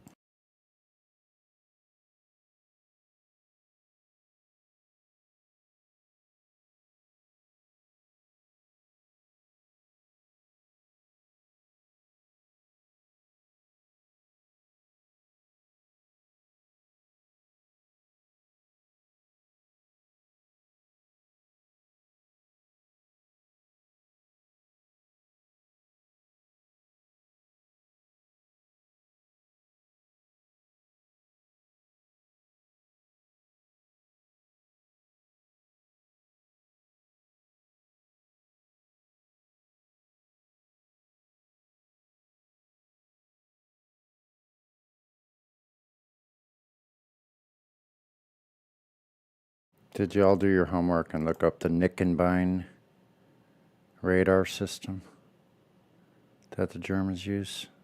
Tell me you did your homework. Okay, who knows about the Nickenbein radar system?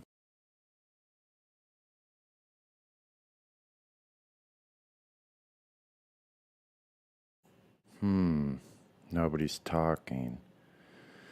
Okay. It's also known, Nickenbein, also known as Funkfuel. Funkfuel. Okie dokie.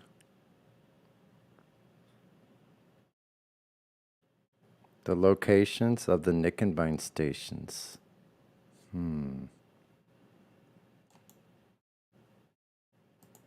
I'll post this.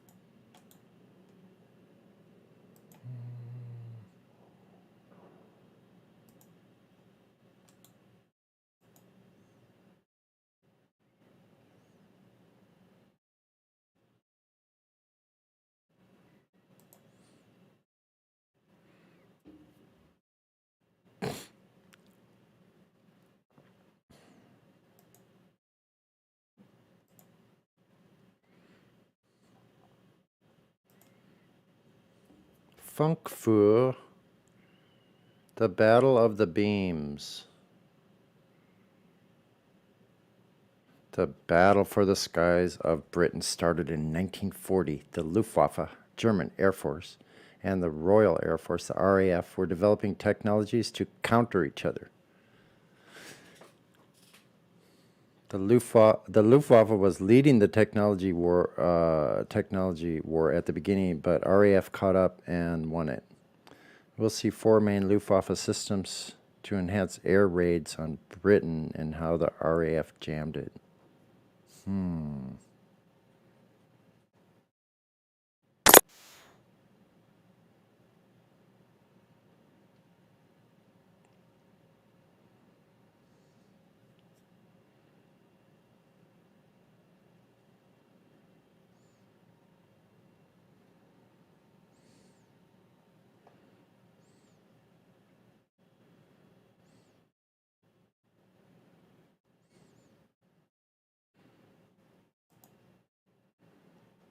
So in the 1930s,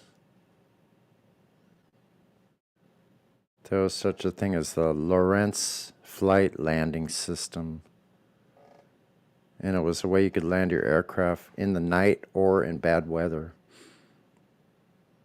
So the German military, they partnered up with Lorentz Company to develop a blind approach system in 1930. The system used a simple dash and dot system like Morse code. So basically the way it works is the signal would come out, and when you were in the right place, you would hear the correct dot, dot, dot, dot, dot, dot. They knew which one, so they knew they were right in the right direction to the runway. This does not work on a spinning ball. Anyway.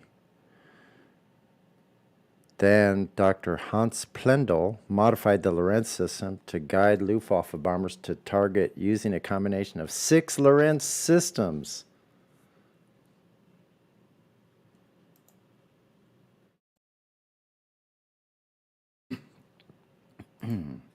Excuse me.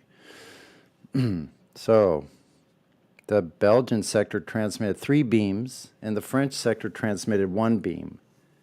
These beams intersect at 3 points over Britain. The frequency of the transmission is 66 to 75 megahertz. And the system was called X-Garat.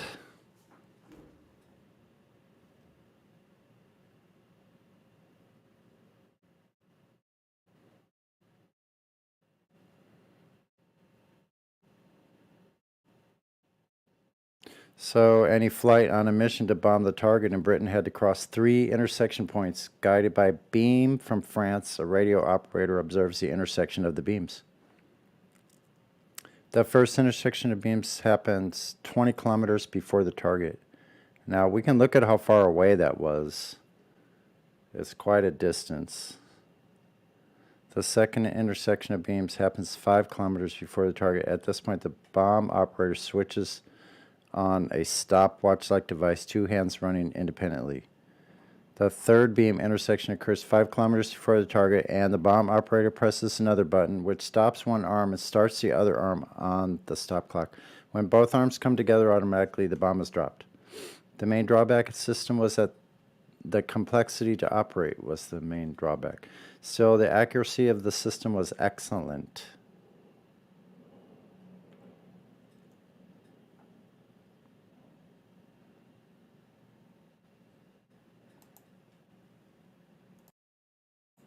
To be continued.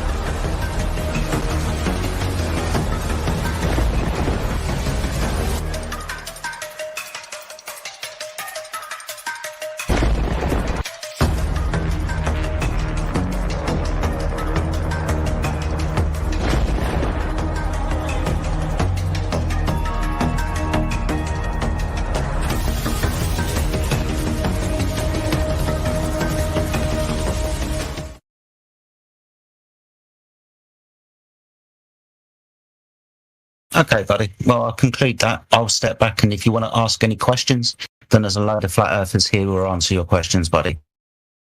Okay. Sure. Thank you. So I did ask firstly about what you think causes objects to fall down in one direction at such. So really, I'll take that. So things fall down, go boom, boom, go splash, splash, right?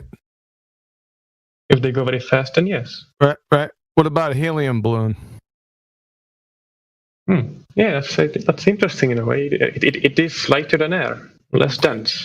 What about helium, hydrogen, nitrogen, hot air, water vapor, all the gases that go in every different vector conceivable that don't go down, go boom, boom, go splash, splash? What about those? Oh, gas. Well, the thing is, from what I learned, or from what I think I learned, is that lighter or less denser. Well, that doesn't have anything to do with your gravity, right? So gravity doesn't affect those. So thereby saying that all things don't fall down, go boom, boom, go splash, splash. Then.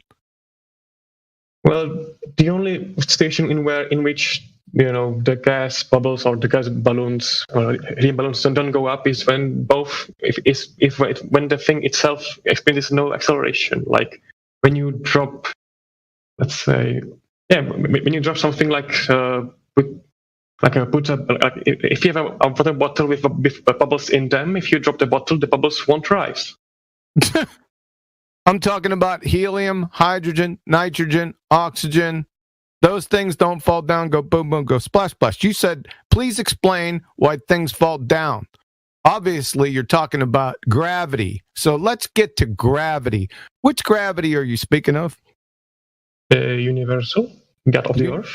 The universal. Are you talking about the universal law of gravitation? Well, yes. Yes. So that's Newton's universal law of gravitation. Unfortunately, that is debunked pseudoscience, and you're 106 years out of date currently. 106? Yes. Because Einstein's general theory of relativity superseded and knocked Einstein from the throne in 1915. Well, from my knowledge, Einstein's theory just made it the theory more precise, right? No. Number one, the universal law of gravitation wasn't ever a theory. Newton never proposed a scientific theory in his life. Number two, scientific theories, actual ones, never explain alleged scientific laws, because then it would make that law not a law anymore. Number three, like I said, Einstein's general relativity superseded, then knocked it from the throne in 1915. Do you have a problem? Do you have an issue with that? Well, to me, it seems that it's just a more complex yet and more accurate version. No, it's not more accurate at all. Einstein's general theory of relativity deals with pseudo-Riemannian force space, and it is proposing the bending and warping of space-time. That has nothing to do with Newton. Well, the theory itself doesn't talk about gravity. What theory? Einstein's theory of gravity described, how the bending of space affects objects moving in time. Yeah, well, it describes it, which tells you that it's not a theory in the first place, because theories don't describe, they explain the hows and the whys. That's one big problem. Oh, don't they also so what I'm trying to say is that when you say gravity, you should really be talking about Einstein's general theory of relativity in 1915. Is that correct? Because it's better than Newton's? It's not better. It's superseded. Newton was superseded. It got debunked. Well, Newton, he would get debunked, but... All right, let's get rid of this, because this will make it a lot quicker. Sure. And are you in live stream voice text at 30 minutes after the hour? Yes, you mean debate text in the entry level? Live stream voice text is just above this room. Hashtag live stream voice text. I can't seem to find it. Does he have can somebody give him permissions? Yeah, just gave you permission. Oh, thank you. Buddy, it's the text stream that's just above this live stream. Yeah. Oh, yes, I can see it now. So go down to Quantum Eraser. I'm near the bottom. Quantum Eraser. Yeah, I got a Santa hat on with fire wings, with the Terminator. Green eyes.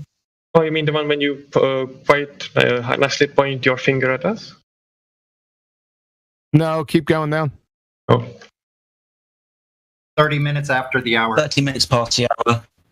Big yellow letters, quantum eraser. Newton's classical mechanics were superseded. From there, buddy. Oh, yeah, I can see it now. Okay, I'll go over these real quick from the Alma Mater Wiki. Newton's classical mechanics were superseded in the early 20th century when Albert Einstein developed the special general theory of relativity.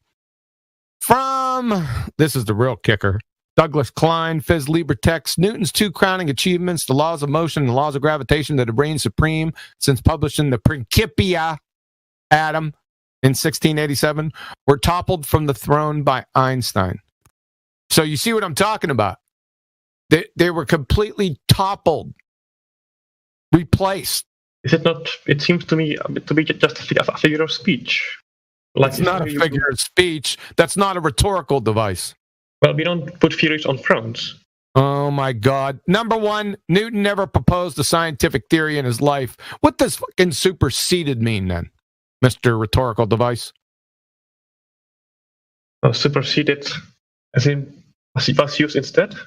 Yes, exactly. So, can we move on to Einstein's general theory of relativity and your gravity now? Sure. Yes. So, when you say gravity, you immediately invoke the general theory of relativity, which was published November 15th, 1915. Now, to be an actual scientific theory, you would have to have an actual scientific experiment validating it so it can become a scientific theory in the first place. So, we're going to need the observed natural phenomena, the hypothesis, and the experiment from Einstein's paper, General Theory of Relativity, published in 1915. Can you do that, please? From find his original paper on this theory from 1915? Yes, we're going to scientifically validate, because we already debunked, or he already debunked, Newton's law. So now we're going to go to the new hotness from 1915, the General Theory of Relativity, which speaks to gravity. So we're all on the same page. Now we're going to see if it's a scientifically validated theory, which it has to be if it's a scientific theory. Got it? When you say validated, what do you mean? I mean, what does a theory need to be or to be scientifically validated?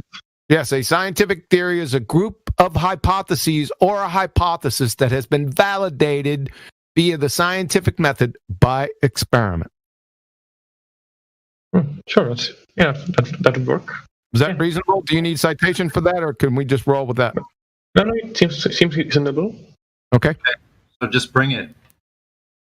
So what you're going to have to do on or before it should be in his paper, 1915, General Theory of Relativity. So you don't have to really do anything. He should have done all that work for you, is what I'm trying to say. You don't have to do anything.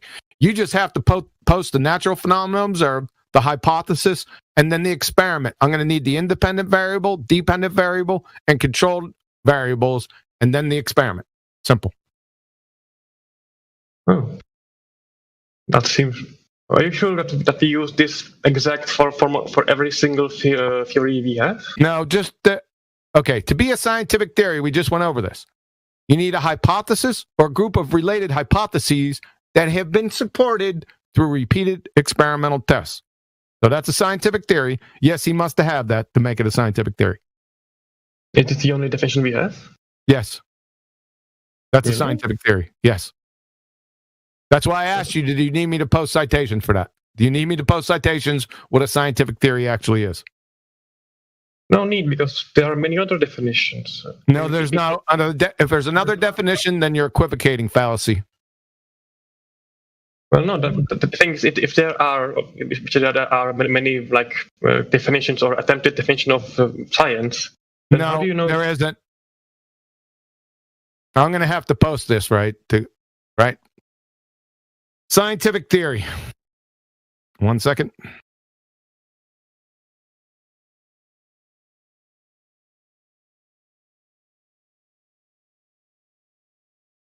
So go to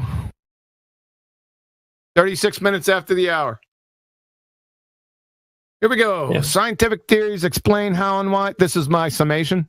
I put it at the top. We'll get to citations in a moment. Scientific theories explain the how and why, mechanism, and process like germ theory. Scientific theories are the result of validated, confirmed scientific hypotheses that have been rigorously tested. So, from chemistry about, a scientific theory summarizes a hypothesis, a group of hypotheses that have been supported with repeated testing. From quarks to quasars, a scientific theory consists of one or more hypotheses that have been supported with repeated testing. From the University of Rochester Physics Labs, a scientific theory represents a hypothesis, a group of related hypotheses, which has been confirmed through repeated experimental tests. Any questions? Sure. When you say testing, do you just think about your directly set up your setup of control groups and variables and such? Is that your only definition of testing? Scientific experiment is a hypothesis test. Yes. Oh, so there may be more ways to test. No, there's not. Nope. You test your hypothesis. Experiment is a hypothesis test. Do you know what a hypothesis is? Yes, a model which still is not yet doesn't have solid data or evidence that supports it or conclusion. That's not a hypothesis. What's it then? It's not a scientific hypothesis, sir. You just made that up. Indeed, it's not. So what is it then? If not that. A scientific hypothesis is based on cause and effect reasoning. It is an educated guess used to explain, it's a supposition to explain a natural cause and effect relationship. It contains two aspects. It contains your dependent variable, the observed phenomena that you observed in step one of the scientific method, and it contains an independent variable. So you got two constituent parts of a scientific hypothesis, which is more or less a prediction. Yes. Yes. So that's a hypothesis. Now, an experiment is one step further. It takes that hypothesis and adds control variables into it. And then you have a physical test. Any problem with that? No need. Yeah, no problem. Yeah, so that's a scientific experiment. So what I'm asking you for is going back to Einstein's paper, because that's the only way you can scientifically validate it. So what I'm going to need is, and you don't have to do it. Like I said, it should be in his paper. If it's an actual scientific theory, it should be easy. So I'm going to need the dependent variable. I'm going to need the independent variable. That's the hypothesis with both of those. And then I'm going to need the actual experiment that validates the general theory of relativity. Is that reasonable? Yes, reasonable. I figured it was. Right. So from my own, Einstein might have provided some empirical proof from empirical data from the other world, from the real world, not just his math. But wasn't there a validation from outside Einstein? Like someone else found out something that supported his theory? No mathematics. Don't need any mathematics. I didn't ask you for that. I asked you for the hypothesis, which is a cause and effect relationship. Therefore, the experiment must be a cause and effect relationship, validation or invalidation for the current hotness of the general theory of relativity explaining gravity. Well, sure. It's the solar eclipse that happened 2 years afterwards, or the one that happened 8 years afterwards. Well, that's fine. Now, we can get to that. However, like I said, we just went over a scientific theory, what one is. It must have validated scientific experiments validating that the cause is the correct one for the effect, right? So sure. We can get to other experiments after that. That's fine. I want the one that made it a scientific theory in 1915. It has to be in his paper. If not, then it's not an actual scientific theory. Fair? Fair. Also, can I ask if you think that its theory was massively accredited the first year, the first month he published it? Yes, it would have to be in his paper to make it a scientific theory. Because I don't think there's such thing. Then it's not an actual scientific theory. even if an evidence was found later. Yes, so, it's not a science. Remember what a scientific theory was? Yes. Yes. If it doesn't have an experiment within that paper, then it was never an actual scientific theory to begin with. That doesn't sound reasonable. That's right. Proven. So it's not proven. It's never been proven. Well, no. The thing is, just because it's not in the evidence for it, it's not in the first paper, doesn't like magically invalidate. Is there a second paper on the general theory of relativity by Albert Einstein? Well, sure, he did produce his special one in 1919. Oh, the special one came before that in 1905. It doesn't have anything to do with general relativity, gravity.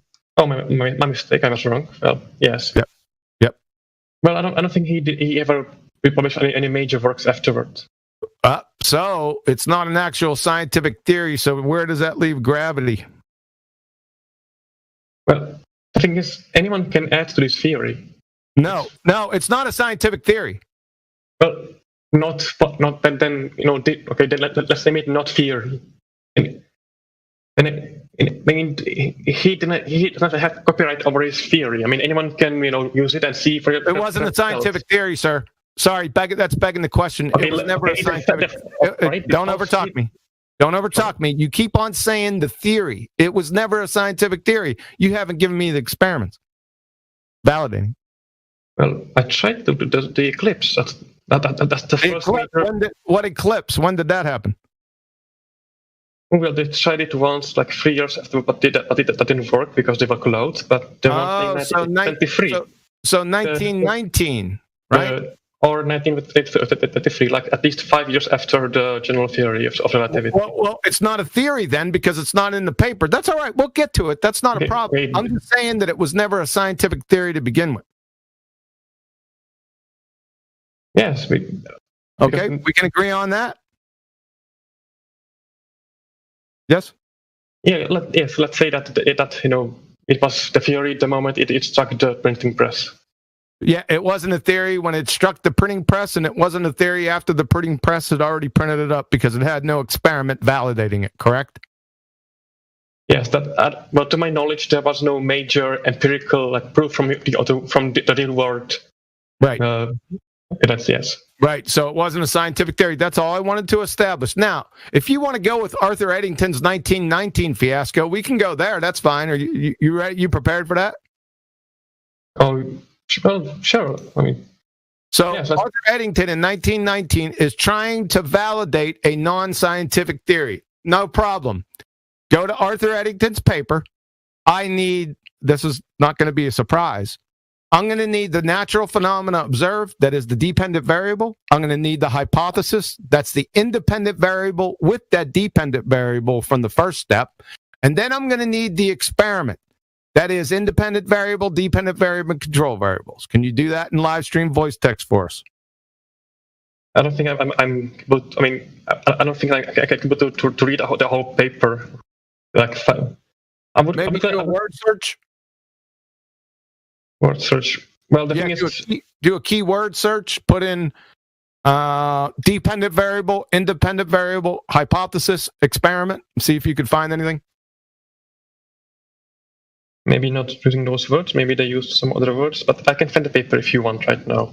The Eddington paper, right? It's the Eddington. It's your claim. I'm just looking for scientific validation of the non-scientific theory from 1915.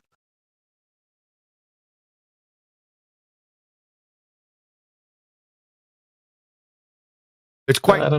Now, this isn't unreasonable, right? I'm asking for scientific validation. This is supposed to be science.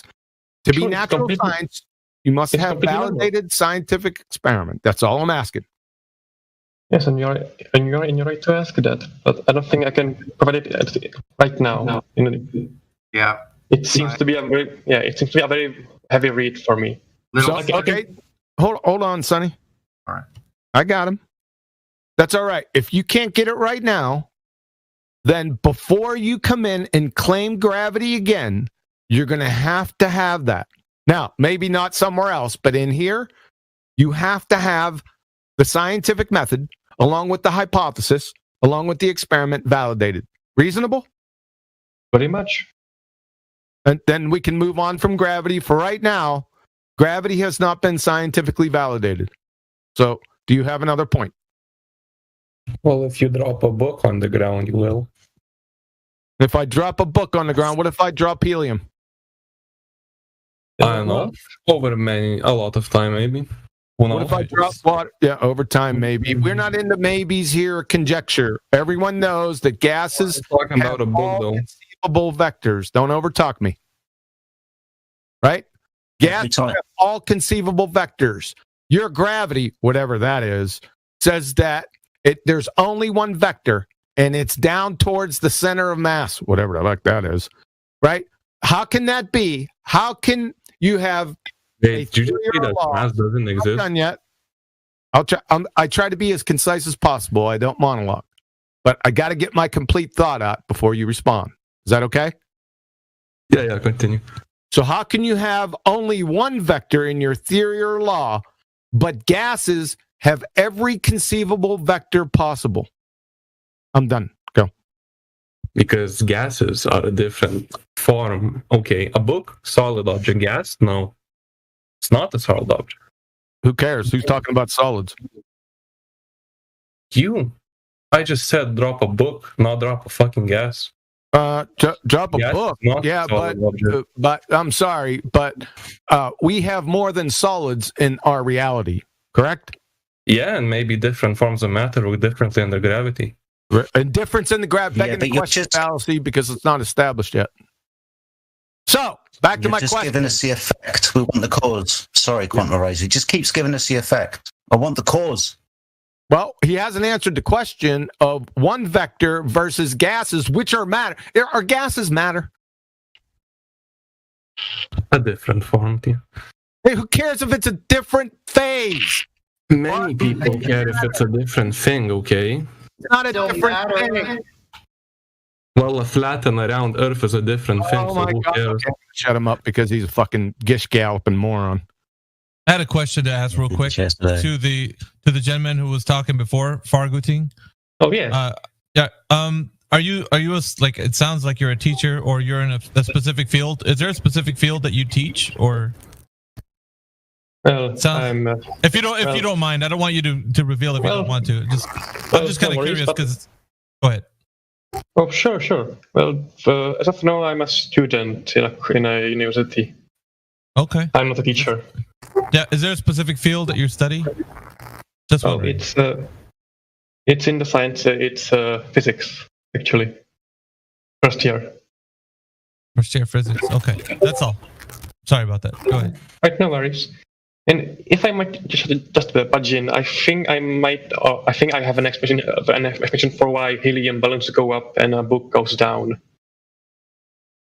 or why the skies go up when it's lighter than its surrounding. We need the cause, not an explanation. We need the actual cause of it. You don't have that. I think I do actually. Why? Yeah, you're going to provide something that's describing the effect of something, but you don't have the cause of the effect. Well, I do. I would. Yes, the cause is let's call it, since it's not. Not let's call it. No. What is it? You are the one that has the burden of proof. You're claiming gravity. You have no proof of this gravity. As we already went over, you don't have a hypothesis. Therefore, you don't have any control variables. You don't have a theory. Right. You don't have anything. So here's another thing I'm going to suggest, Fargutin. I'm going to make things a little bit more difficult for you, actually, to think about. The idea that you're talking about gravity already presupposes that the Earth is a globe pulling things to the center of its mass, right? In your mind, you have this kind of concept, right? I mean, yes, if gravity is correct, yes. If it's correct, then it explains the shape of our ball and vice versa. Right, and vice versa. But here's the problem. If you do not have the presupposition that the Earth is a globe with the curvature, see, that's what we want here. When you come into this Discord, we want for evidence to be shown to us. Is there any evidence for the measurement of the curvature of the Earth? Fargo team? None I can now provide. Not But that you this can is- provide. All right. Right now. So, so right now, here's the problem that we're going to run across right now. The fact that you can't provide the evidence for the measurement of the Earth's curvature, you're now working on a presupposition that you just believe is true. You don't know it to be true. So everything that precedes you, your arguments like gravity, Coriolis, or anything you could think of physics that would work on a globe cannot work if you just believe them to be true. We need evidence that the Earth is indeed a globe so that you can talk about gravity the way that you want to. But if you can't, we can't hear a just so story of what you think is or is not happening on a presupposition. Do you understand what I'm saying? Sure, yes. And right. So in order for you to have a conversation here, you have to first provide the foundation of what is that you're standing on, right? So if it's a globe, then you need to provide the evidence for the measurement of the Earth's curvature. And then you can have a conversation about what the Earth is or is not doing with gravity. But because of the fact that you can't provide that evidence, it is just a belief that you have that the Earth is a globe and that there is gravity working on that globe. But you don't have any evidence of it. So now you're talking about a belief that you're presenting to us about what you think gravity is doing. But that is just a concept built upon a presupposition that you believe has nothing to do with reality as we know it. That is big problems for you, sir. We first have to establish the foundation, which is that the Earth is indeed a globe by way of measuring the curvature of the Earth. If you do not have that, you do not have a globe, and you do not have the physics that work on the globe. Simple as that. Provide us the evidence that it is a globe, and then we can talk about what gravity is or is not doing. I think I said before, as I said right now, I don't have any direct evidence of the curvature of the planet Earth. Okay. So now we're going to be talking about beliefs then, because that's all you have is a belief that the Earth is a globe, and the physics then would follow that. But we don't want to talk about what we believe in this chat. We want people to bring evidence for what they know to be true. If they do not have the evidence, then we're not going to talk about beliefs, and we definitely don't want to hear people preaching to us of what they think that they believe they live on. That conversation has to stop, and it's going to. We've reached the end of those kinds of arguments. We're moving forward into a new year. We want people to get on board with bringing the evidence or find somewhere else to talk about their beliefs, because this place has everything to do with evidence and little to nothing to do with about beliefs. Okay, sure. Can you at least, just ask, what do you think evidence is? Direct measurement of the Earth's curvature. As in, like, Hold on a second. It just depends. Remember, we talked about your claim of gravity. Well, gravity is supposed to be science or natural science. So we're going to need scientific evidence. To have scientific evidence, you need validated, confirmed experiments. That's number one. Correct? Sure, yes. So if it's science, we're going to need that. Yes, and it is a very, it's a very rational thing to ask, but the thing is, I have a fear. Sorry? If your claim is about geometry, then you're going to have to provide the geometry of the Earth and then confirm it. Is that reasonable also? Yes. Okay. Completely, actually. Okay, there you go. Go ahead. Sorry to interrupt you. Oh, no worries. Well, the thing the thing is, I think that what you think of as an experiment and what I think of as an experiment, it may differ. No, it can't differ because there's only one definition of of a scientific experiment. You're a physics major, for God's sake. Yes, I am. And definitions, well, who made them? Who made the definitions for an experiment? Yes. The scientific establishment made the Do you know what three constituent parts of a scientific experiment? Well, I don't know yours. Can you They're not mine. Okay, sorry. My words, sir. These terms have been defined for at least 200 years. The thing is okay, hold on. Let's go over this. Hold on 1 second. I was in the middle of something. I'm going to have to break off. All right, give me a moment. No worries. Let's go. This should do it right here. So, where am I at so I don't post this in the wrong live stream voice text voice? Because I was headed to do that exact thing. Yeah, I know. All right, so here we go. It's too big. 1 second.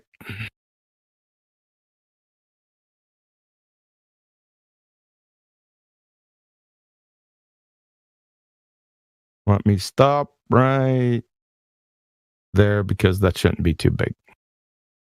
I know that's what she said. So, come on, do it for me, baby. There you go. Okay. I'd like to direct everyone's attention to 56 minutes after the hour. Let me know when you're there. Farguten? Yes, I think I've seen it now.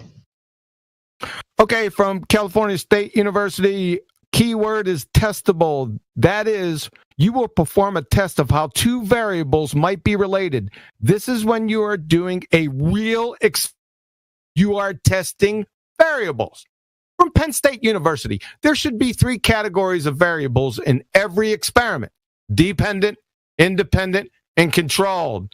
From Explorable.com, that's a professional research organization, there are 3 important variables you have to remember when you are designing your experiment: independent, dependent, and controlled. Anne-Marie Helmenstein, PhD, Biomedical Sciences. When you design an experiment, you are controlling and measuring variables. There are 3 types of variables: controlled, independent, and dependent. From My Tutor UK, GCSE Chemistry, what are the 3 main variables within a scientific experiment? Independent, controlled, dependent. Would you like me to post another 50 of them? No need. Okay, yes. So we're good. That is a scientific experiment. A scientific experiment is a hypothesis test. It validates natural cause and effect relationships. Period. There's no other definition for a scientific experiment. Good? Sure, yes. Let's go with that. Okay. So we're good. That's what we need. If you have a scientific claim, it's not out of the realm of reasonability to ask for scientific validation. And that's experiment. Now, if it's not a scientific claim, that's no problem. Depends on what your claim is. If it's a geometrical claim, then you have to provide the geometry of the Earth and then validate it for us by demonstration with a measurement.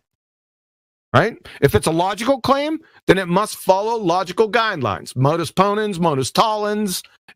Each premise must be validated so the conclusion's true. Reasonable? Yes. So that's all Miggy was asking for.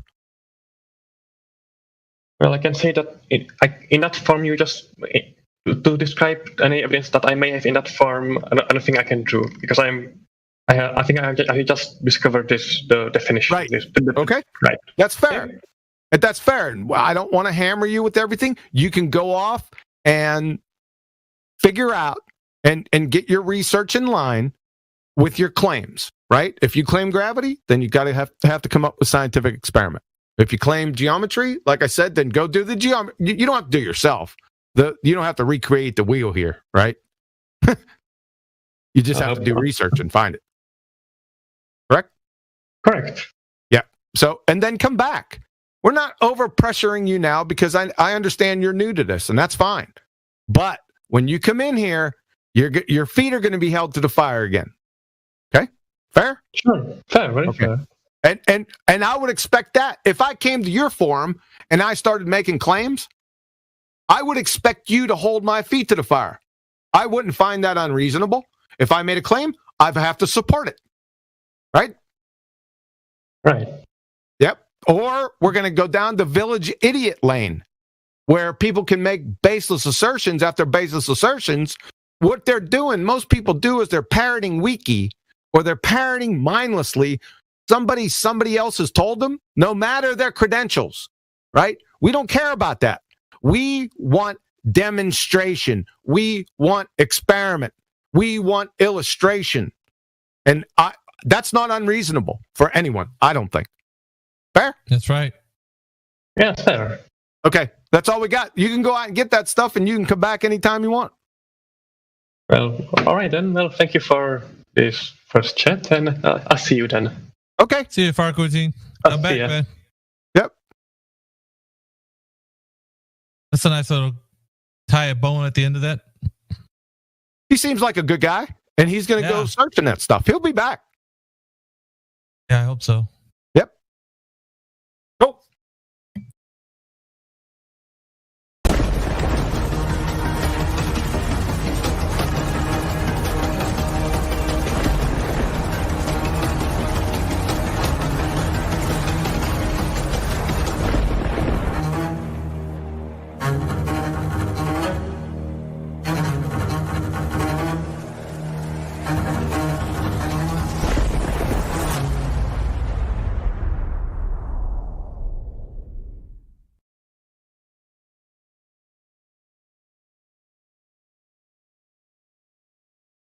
Thank you, QE, for that little bit. That was an amazing conversation to be a part of.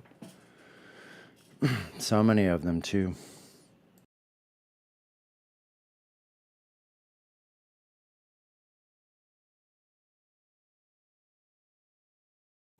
Yeah, me too, Cyber. That's right.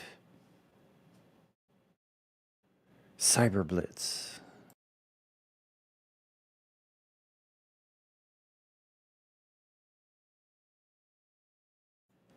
Good evening, Drace.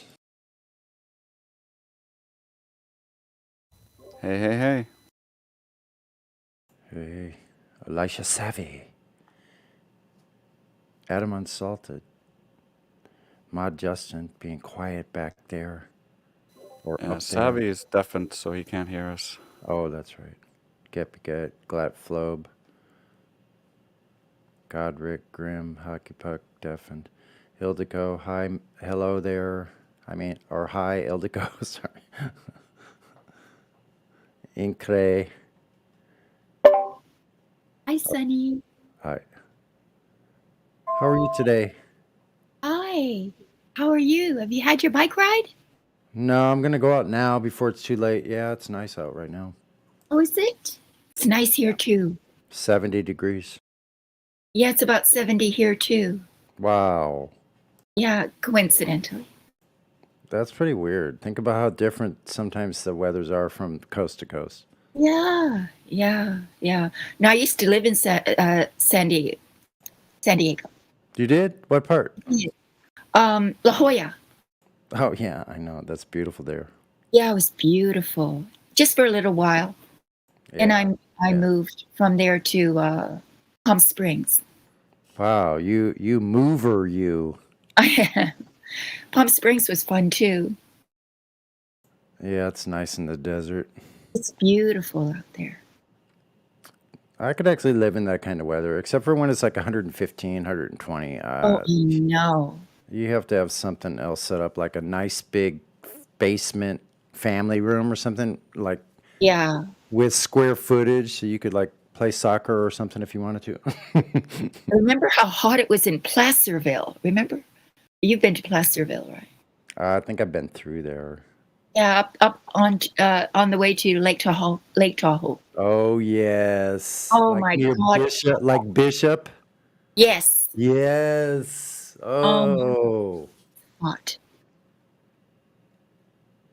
That Yeah, I was crazy. remember. I was riding on a Harley. Not me riding it, but I was on the back of it. Right. It was right. so hot I couldn't even breathe. Mm-hmm. Yeah, I used to drive in that kind of weather with an air-cooled Volkswagen bus with no air conditioning. Like, I've been in that kind of hot weather before.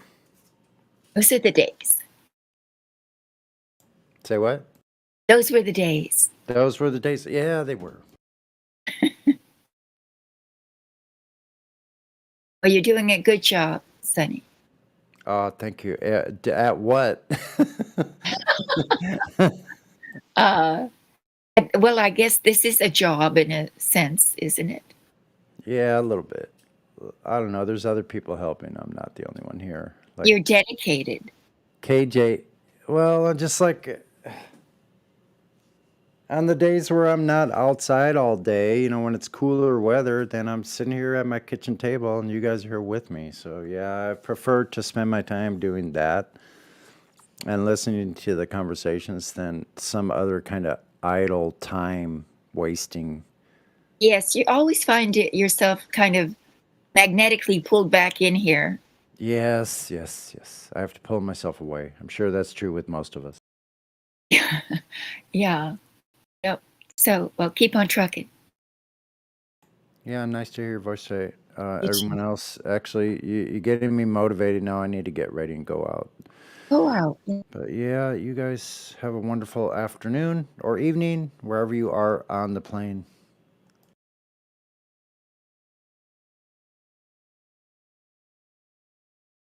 Oh, and before I part, I want to say, KJ, what a great job you do.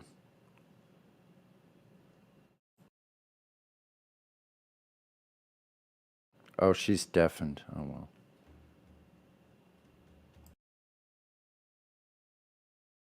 Thank you anyway. Oh, there's Jempsy. Oh my gosh, now all the people start showing up. What's going on? Saying goodbye for a little while. Welcome. Hi and bye.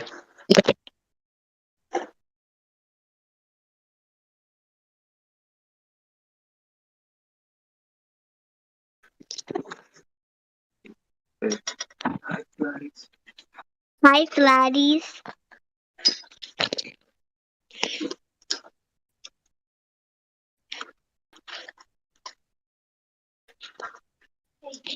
Hey, you don't go on there. You don't even go in the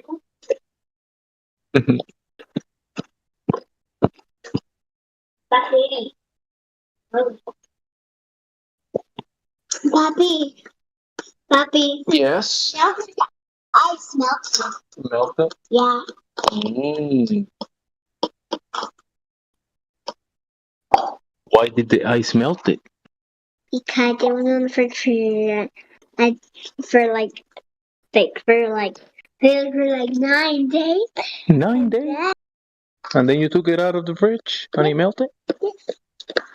Whoa. Whoa, what's Molly doing? What are you eating?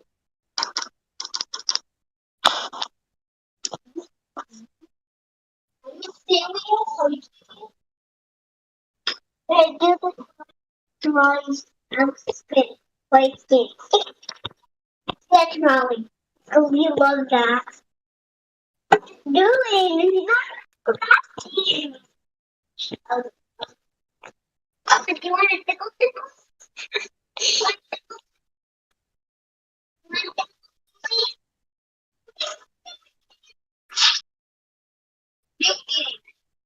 Yeah.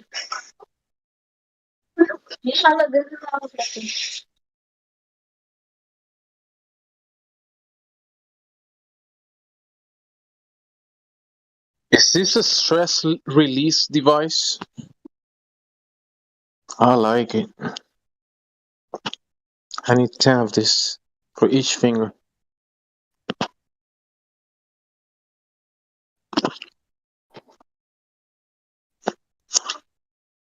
Old dude said, hello, little one. Maya said something, so they heard. They're listening. Don't do it, do it. Mommy, stop it. Do it. Huh? You can go.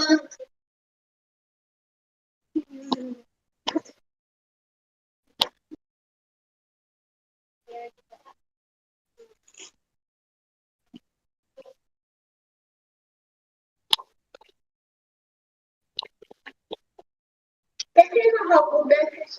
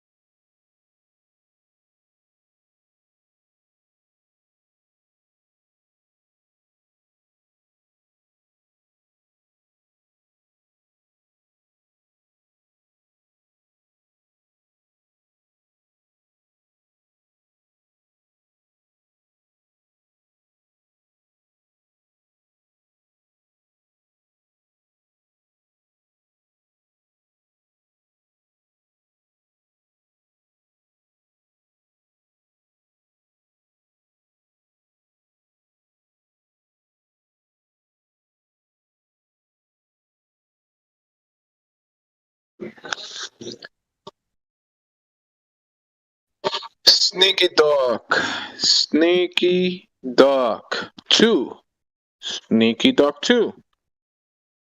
You have been unmuted, Sneaky Duck. Hi there, Sneaky Duck. You can open your mic. Or not.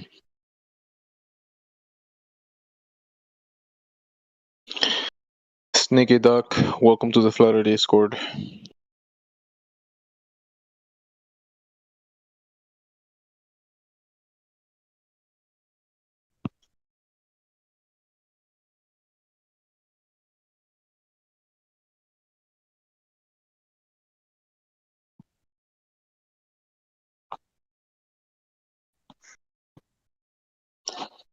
Obscurity.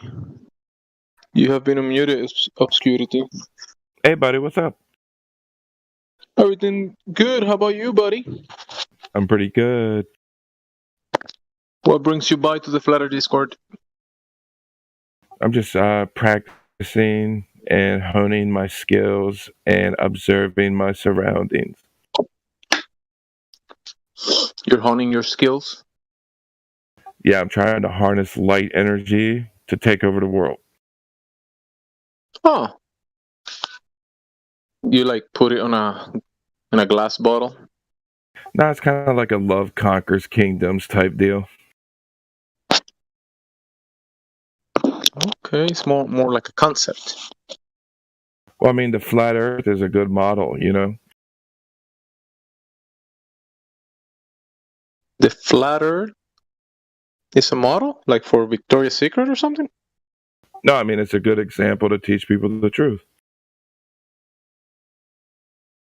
The truth about what? I mean, there's a lot of lies out there. So, I mean, if you're under them, I would recommend, turning your back on, science and really getting down to the math in it,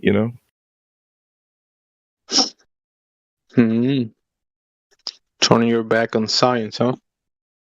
Well, I mean, you can do math, right? I think math is related to science, but math is like hard evidence. You know what I mean? Like science doesn't prove anything. So what about the math that prove Superman is flying? No. I'm saying like the math about the flat Earth is very evident, and anyone that ignores the calculations, I would have to say that person is delusional. Most likely a byproduct of fluoride poisoning from birth, but that's just my 2 cents. Okay, so when you say math about the flat Earth, what do you actually mean with that? Oh yeah, well, you take the radius and you do the calculations and you do the observations. You can see for yourself. I mean, I'm not here to just like preach and just try to get a point across. These people, if you think you're on a flying globe spinning through space, right, you've been lied to. So I mean, just go look for yourself and prove it for yourself, because until you get underneath out of that model, you're going to be stuck there forever, trust me. Yeah, so you're saying that the experience that you do out there in the world doesn't add up to the claim of the globe when you put it to the test, that globe? Yes. This is what I've noticed from many people, right, across my journey through the flat Earth. I've found that there's a lot of people that are looking into this, and I think that if people are compelled enough to take the time out of their day and talk about it for the benefit of the truth, I think that that's a good thing, and I think that's a cause that is worthy. Because I mean, if you can't talk about the truth, if you don't even know what the fuck the truth is, that's even worse. You know what I'm saying? I get what you're saying. There's some people when you try, or you or whatever, anyone tries to question something like the globe, they automatically get kind of like triggered in a way, and whatever comes out of your mouth after that, they're not listening to it because you said flat Earth.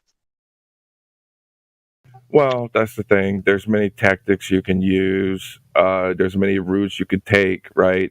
And I think, like I said, flat Earth and the things that surround it, right, are a good example of a way that you can get truth out there, right?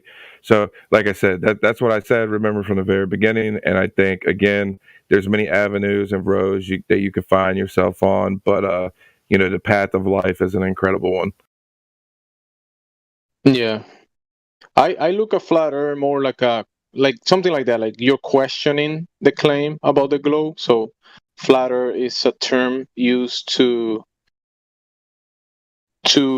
question that claim and say, hey, when we go out there and we measure the Earth, the globe is not found anywhere. So the description that we can give is flat.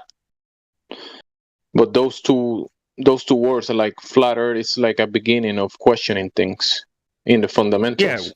Yeah, and it's like you said, it's like a trigger almost. And I think I was actually having a conversation with my 12-year-old last night. I was like, boy, if someone tells you that you live on a spinning space ball, you know what I'm saying? What do you do?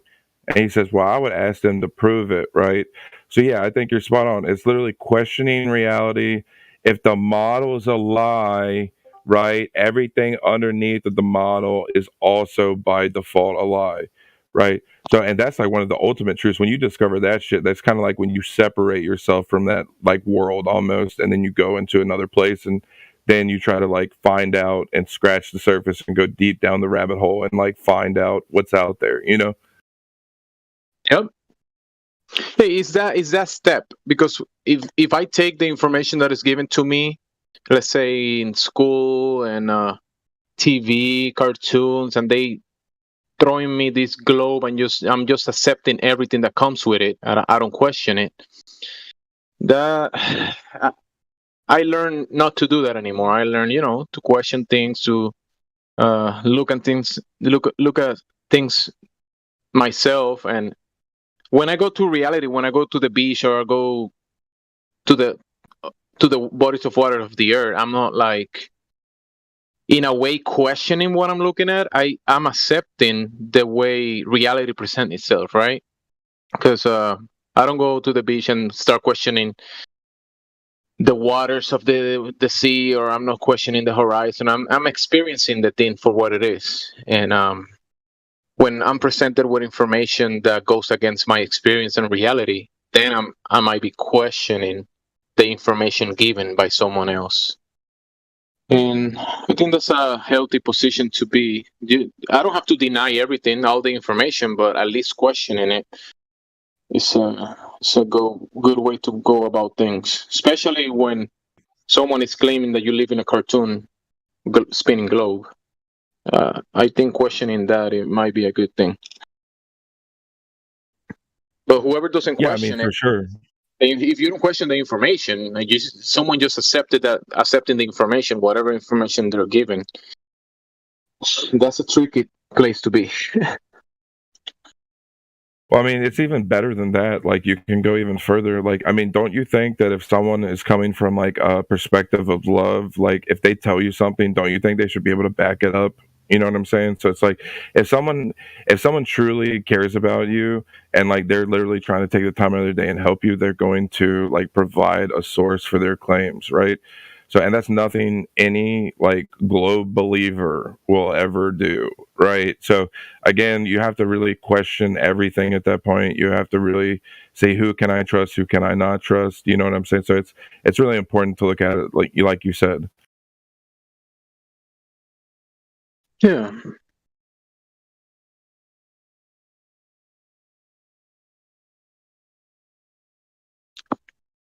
I think flat Earth is in a good position to bring people down to the ground, to be grounded, and kind of use our senses and not underestimate our experience and the way we actually see and experience things. Because a lot of people go against the experience and what we can actually verify, calculate, test, and they take it to this place, this fantasy place, and they want to explain everything from that perspective that they have never experienced, never seen, and they want to give all these explanations about things that have no relation to reality, and that can get really tricky.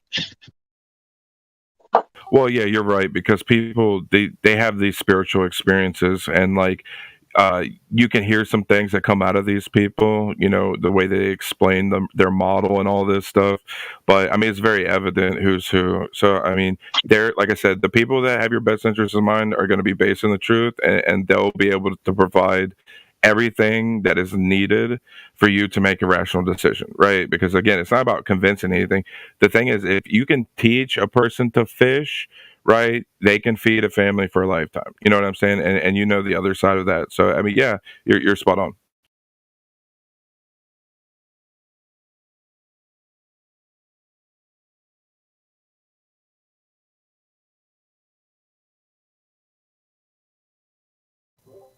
You sound a bit genuine. Earlier, I heard you talking about science and how science wasn't what to be trusted and math was more, or calculations were more viable. Can you elaborate?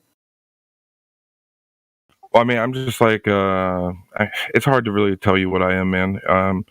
Like I'm for the truth, and I'm based in love, and I try to be an example for those around me, man. And I think that the more people that do that, the better. You know what I'm saying? But again, it's like everybody's at varying levels. You know what I mean? Like you guys are really clearly like knowledgeable on this subject. You know what I'm saying? But like there's like a truth out there for everybody that's kind of like their trigger. You know what I'm saying? And I think that's just the point that Jimsy was trying to make. But as far as your question is concerned, I would say that like. Again, science and math are related, but it's like science doesn't prove anything. But like, if you know the truth, you can use math. You can use math to your advantage. I mean, I guess I could say that. Well, pseudoscience doesn't prove anything. Actual science does prove things. Yeah, I think there's like a misconception. I had that before, because I used to call the scientists talk about the globe, whatever. But then I learned that they're not scientists; they're pseudoscientists. So when we talk about the science of this fantasy place, it's actually pseudoscience, and I think that's what Drace is trying to say, right, Drace? Maybe. Yeah, it comes off sometimes as a little bit negative when people try to say, "Oh, we got to throw out science," and they call us science deniers, even though currently on this server we're one of the last few bastions left in the whole world that actually cares about the scientific method and thereby proxy science. So the globe dies on the fact that it has no science behind it. It only has pseudoscience or stories with no actual experimentation to validate it. And the things they call experiments are easily destroyed once you actually learn a little bit about the scientific method. So they don't have science, and they're pseudoscientists denying science. So we don't want to put ourselves in their position. Yeah, it's cool. I think it's funny when they say, "Oh, science proved the Earth is round, or the globe," right? But the ball will be more of a geometry thing, right? If I measure the round table in my house where I have dinner, I'm not doing science, am I? Like they say, if we're talking about geometry, because the globe will need geometry, and to have that ball, you will need that geometry of the ball. But then when people go out there and pull out the lasers, and we measure the waters and all that kind of stuff, when you're measuring the flatness of the world, you're testing that geometry, but it's not there. The globe geometry is nowhere to be found. Is that science, what you're doing when you're testing the geometry of the globe? Is it? What do you think, Drace? No, it's not actual natural science. You're not doing experiments. You're just making observations and measuring if there's deviation or not. You're testing if the claim is true or not. So that's how they make the waters very muddy, because they're saying science proof the globe, right? Science proof the earth is round. But that's kind of like, that's pseudoscience, like you're saying. What do you think, Obscurity? Do you get the point, right? For me, it's kind of tricky because they paint the globe as science, but it's actually not. Yeah, it's almost like a watercolor painting, and like half of the image is just like drizzling down the page, but like the other half is completely clear. But like you said, they muddy the waters and they kind of like try to pull you to one side of the painting, you know, and try to like it's not like they're like intentionally doing it to you. It's like they're trying to sway your beliefs almost. You know what I mean? Yeah, they're taking the authority that science has, because science proves stuff, and cloaking themselves in it so that you will believe them, and then with the other side of their mouth, they're saying, "Oh, science doesn't prove anything, just in case you prove me wrong." Yeah, it's like it's like a gray area. They always have like a loophole or a way out or something. That's like the best way to describe their tactics. But like, again, if you're basing the truth and you have the fucking math, and sorry for my language, if you have the math on your side, like you say, you're literally observing the claim and disproving it for yourself. So that's like literally one of the best things that you can teach somebody to do. Yeah, that's one of the reasons why I highly recommend just testing the earth for yourself. And recently, Intio told me, admin in the server, told me about a test that some globers did using different wavelengths of lasers, which definitely proved it's flat, because the classic glober excuse for why everything looks flat and why everything measures flat is because they believe all the light's getting bent. But if the light were getting bent, the different wavelengths of lasers would bend at a different rate, and that would create a deviation between the endpoint. So that didn't happen. So there was no refraction. They have no excuse.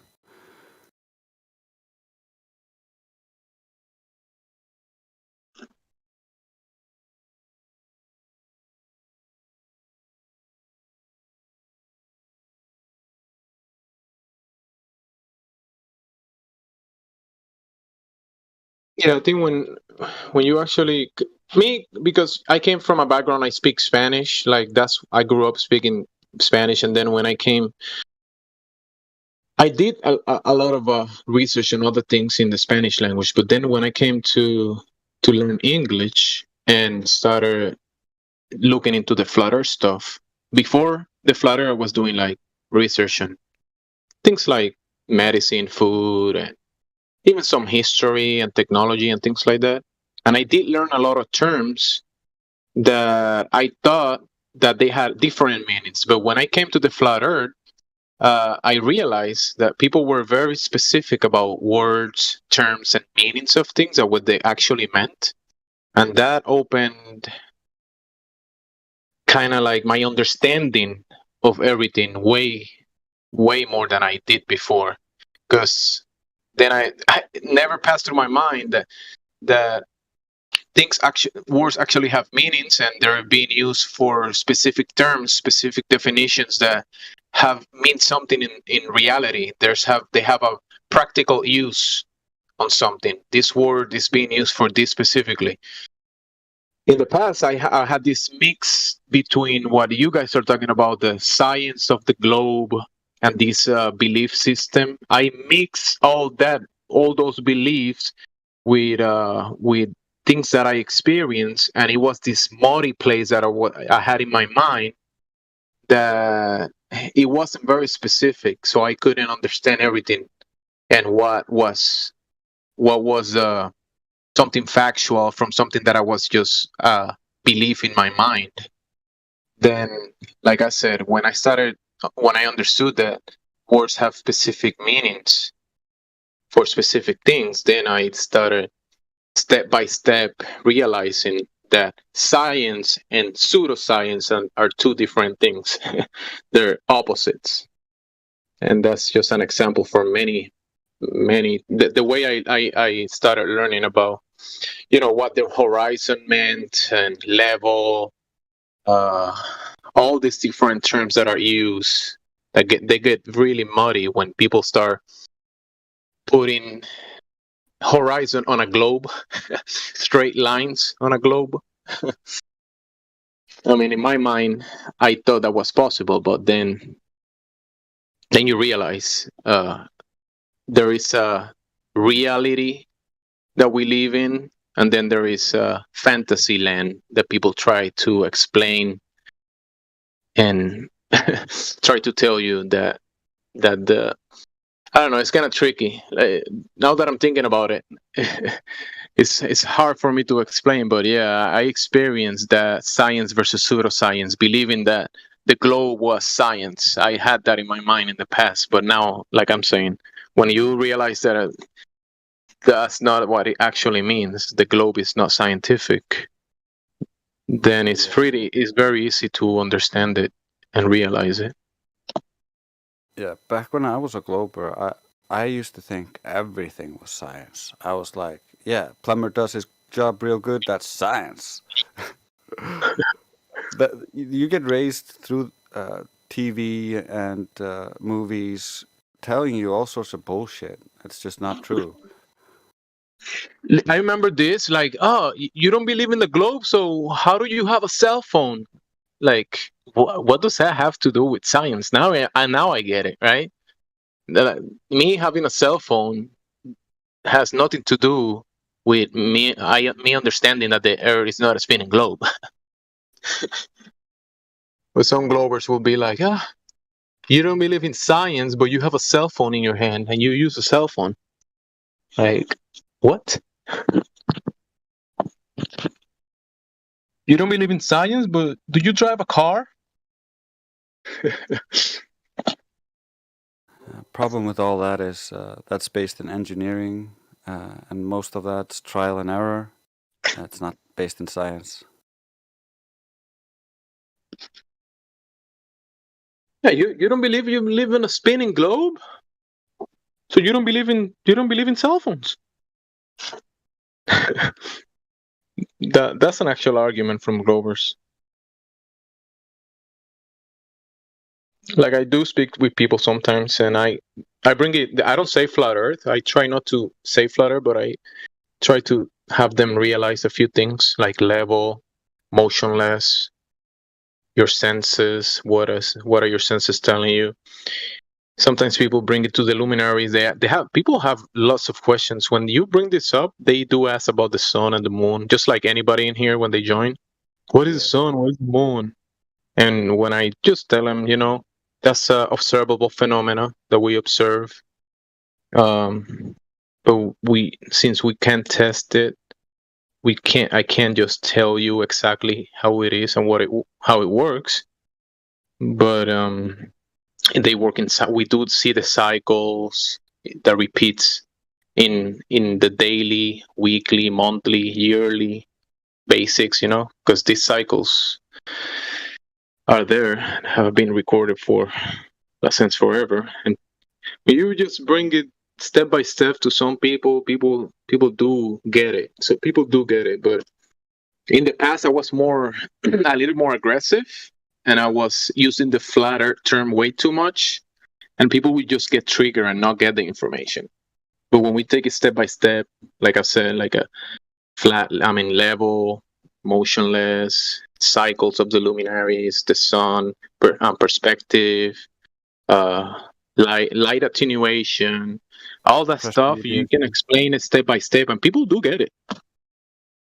Yeah, I agree with you. I find teaching them about some principles of science or how things work without actually telling them it's anything flat Earth related can be really nice, because they're just interested in the information. And generally, towards the end, if you do too much of it, they will draw the conclusion themselves and be like, so you're talking about flat Earth, right? I tell them right away, I don't know what the Earth is. I tell them, like, I do use the term like level, motionless, contained ecosystem, and I try to explain that a little bit maybe. But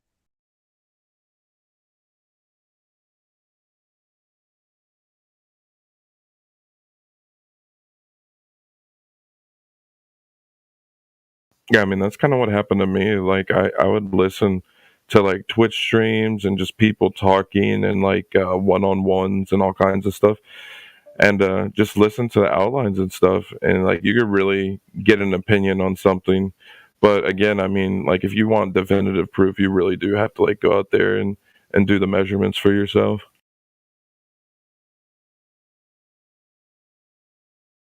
Like if you want to know without a shadow of a doubt like the truth, like you have to prove it to yourself. I think that's really important, and if you apply that logic to everything that interacts with you or you interact with, I think that's true wisdom.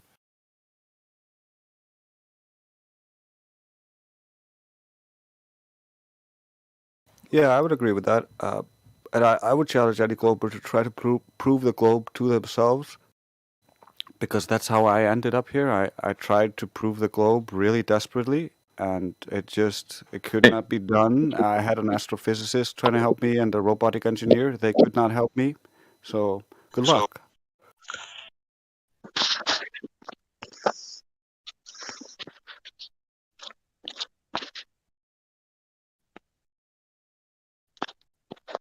I will say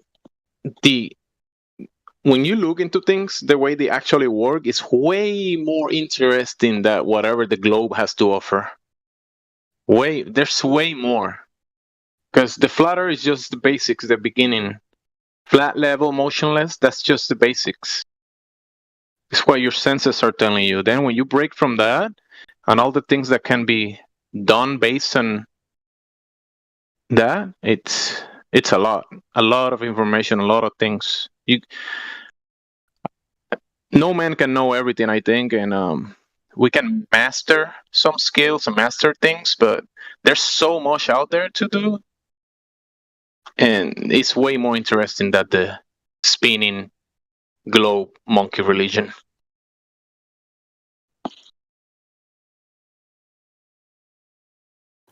I remember learning as a child in schools how everything was discovered, and all the ocean's floors had been mapped, and there was like no place left to go and find anything, and all of the science was pretty much figured out. There was just tiny little problems that they had to you had to go really far, and no math that was indecipherable to me when I was a child. And so to me that it shut down my desire to go explore the wanderlust of the world, and killed my wonder as a child. But Flat Earth brought it all back. So I thank everyone here for participating in that.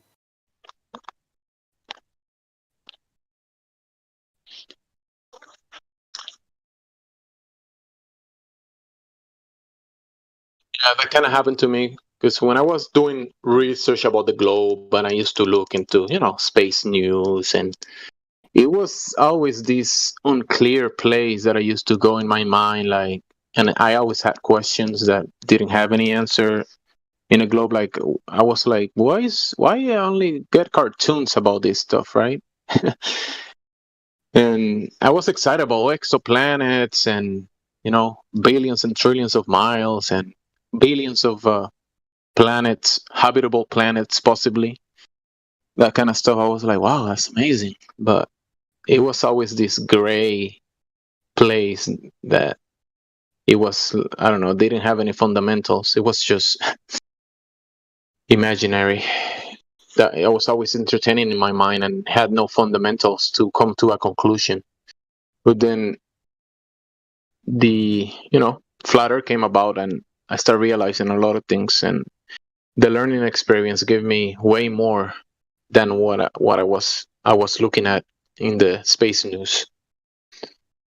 Way more to do, way more information that it was, based in reality, factual.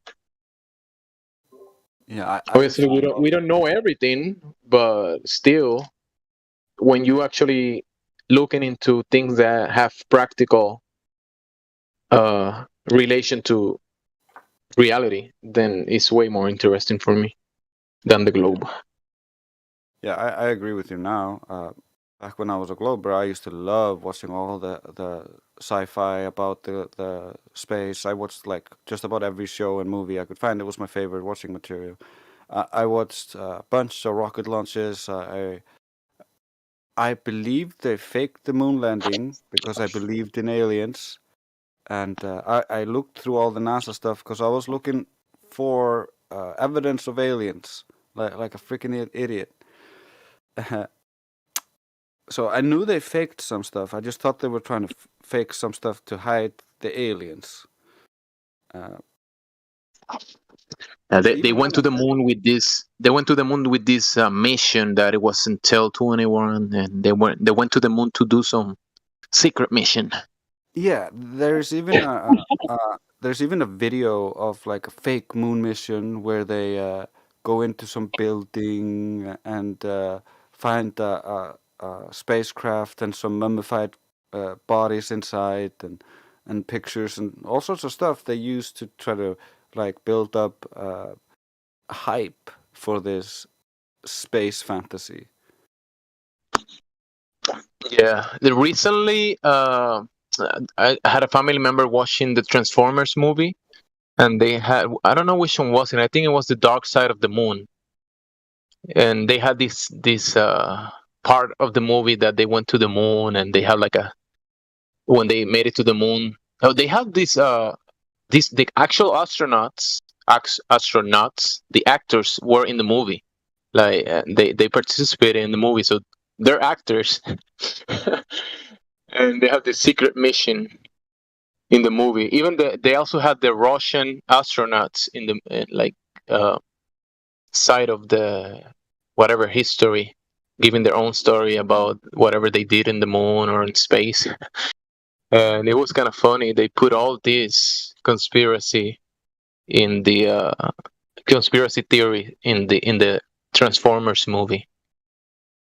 It looked kind of cool the way they did it, but I was like just laughing it out, laughing like I was like watching the movie. I didn't want to interrupt the family members watching the movie, but it was so funny for me.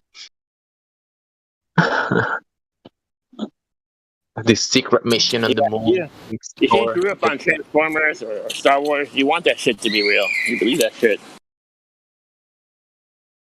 Yeah. Yeah, I really wanted it to be real as well. I probably would have stayed at Glober if Eric Dubay had not made the challenge, like prove the globe to yourself. And I won't accept anything but experiments proving it. So that's what I tried to get. I tried to get any experiments that would validate everything they were saying, my astrophysicist friend and the robotic engineer friend. And that taught me a lot. Like I learned so much doing that I like got addicted to learning. And I have been like for the last 7 years just been studying stuff instead of wasting my time watching stuff.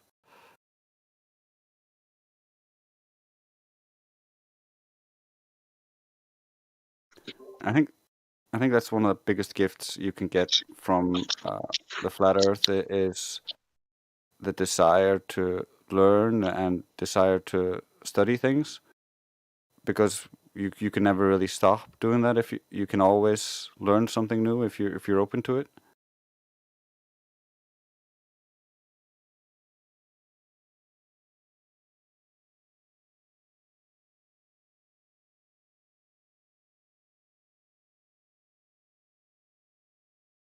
Yeah, it's so obvious these days. Like once you realize it, it's so freaking obvious. And I can see my conspiracy-minded piece that I had in the past.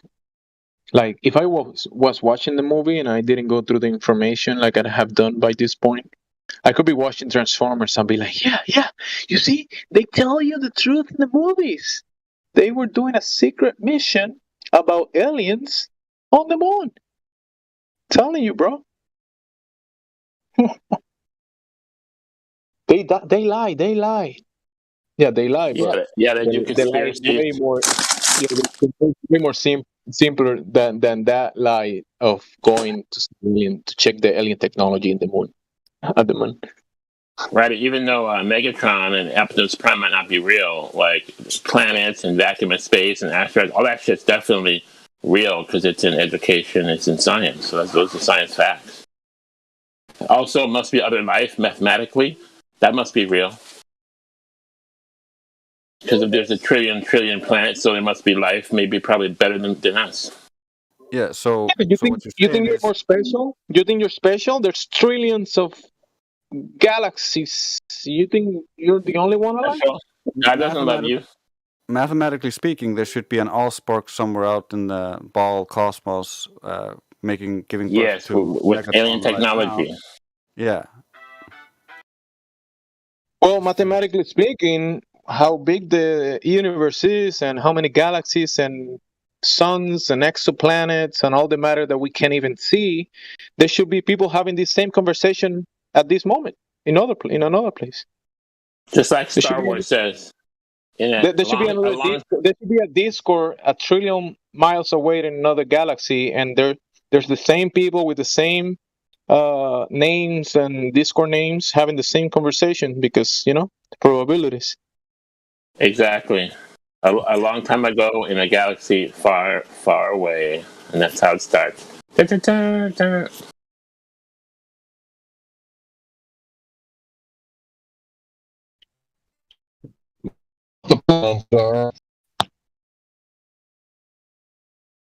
Buddy. Hey, Hank. There's probably a lightsaber somewhere too, Maybe Darth Vader's out there somewhere. Boba Fett. If the universe is big enough. Chewbacca.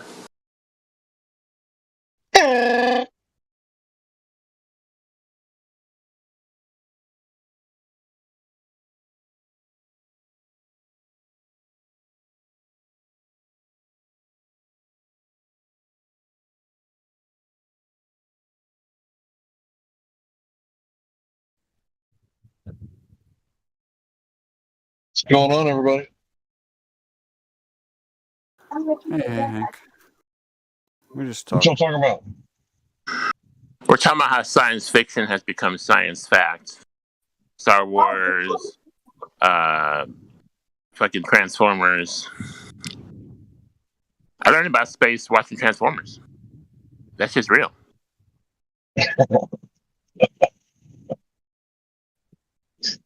Matter of fact, that is just a continuation of L. Ron Hubbard, Isaac Asimov, all these other science fiction writers. They basically created space and the universe, and then NASA just made it real with CGI. Problem is when they created it, it was pure science fiction. Now it's science fact.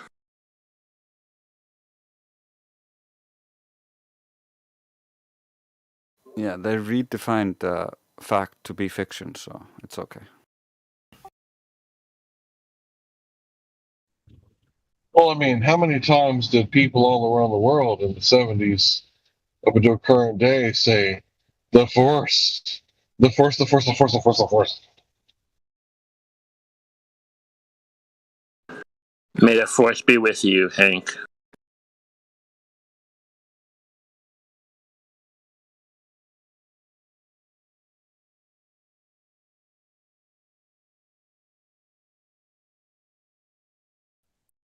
So when they come in here and they think it's real, I mean, what's the easiest way to brainwash someone? Say the same thing over and over again?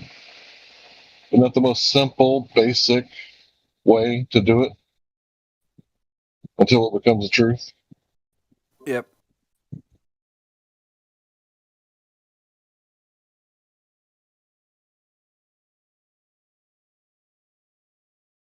Yeah, if people knew logic. Aldrin's face in the Transformers movie, I couldn't hold it. I was like laughing.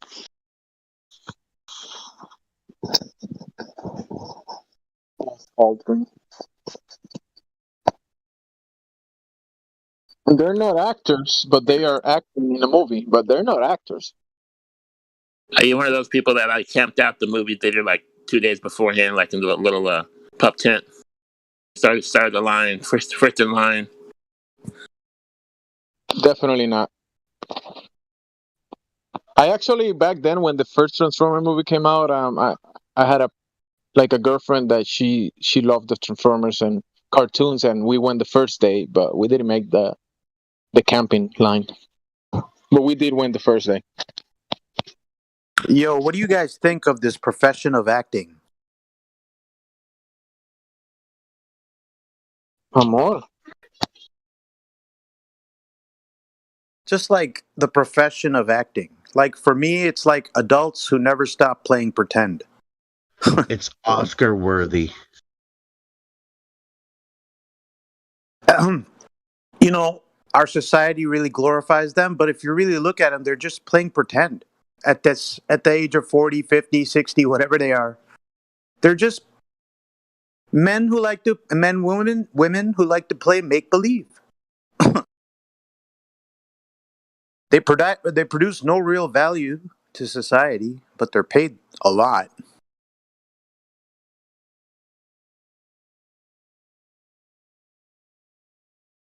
Well, I wouldn't say no value because people still put value on entertainment. Otherwise, they wouldn't be paying for it.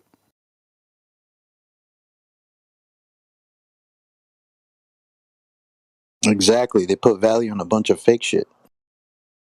Bunch of pretenders, bunch of actors. You know, like if you actually watch Will Smith making those movies, like alien movies, whatever, he's talking with passion to a prop, a dummy that's not even there, if you really look at it. But then, of course, in the movie, there's something there, and he's talking to it, right? With a lot of passion. But in reality, they're just a bunch of pretenders, make-believe guys. In reality, they're just a bunch of good liars.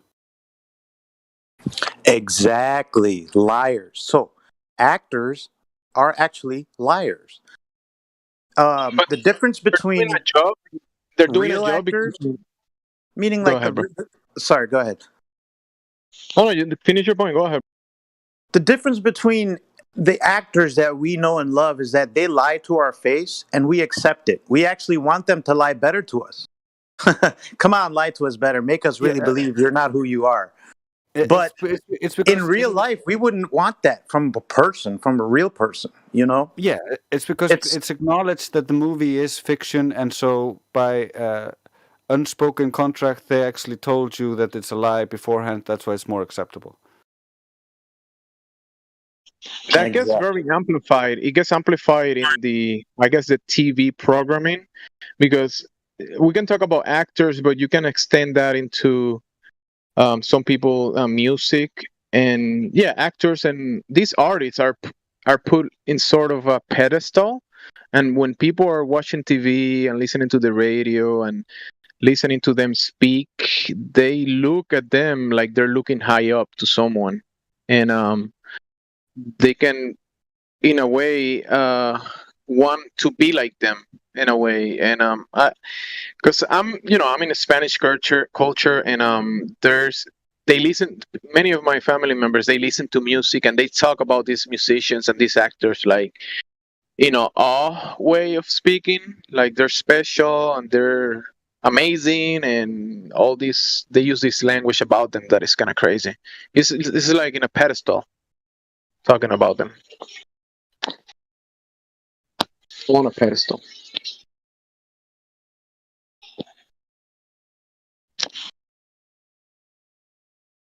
And since they're promoted in the TV and the radio, and people spend a lot of time looking at them, picturing them, it has some type of effect or spell in their way of thinking. I've never been into idol worship myself, so I've never idolized anyone like that. The closest thing I have is like my favorite artists, but my favorite artists are basically on this server, and I don't like. They're just like I look at them eye to eye. We're both on the level plane.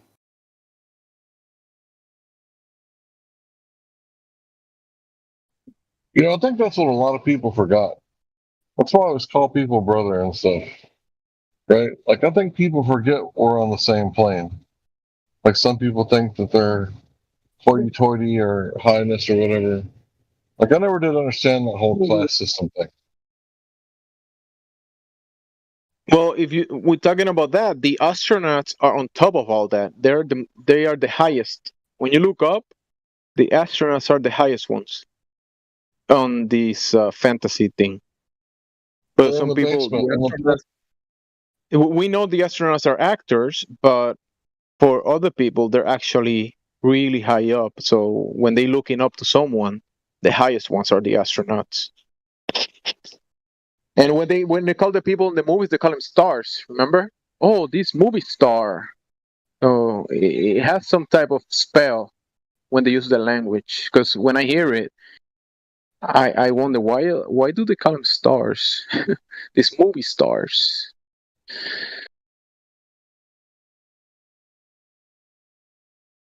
Interesting. But I say in reality, the Most High is the Creator. He is the Most High.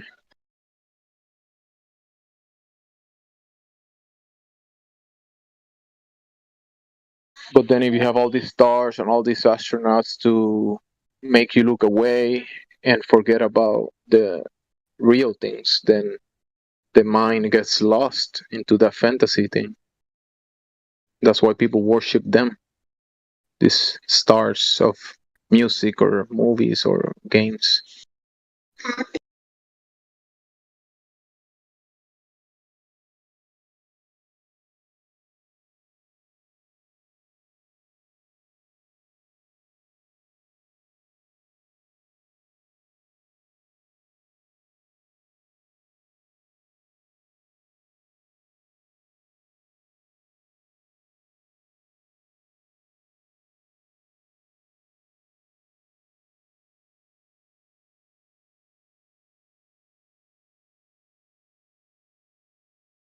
Does anybody knows how to make pickles in here? Have you ever made pickles? Random question. I'm gonna have to Google it if you guys don't tell me, because my daughters are asking me about it. Come on, Hack. How do you make pickles? You're from Texas. He might know. I don't.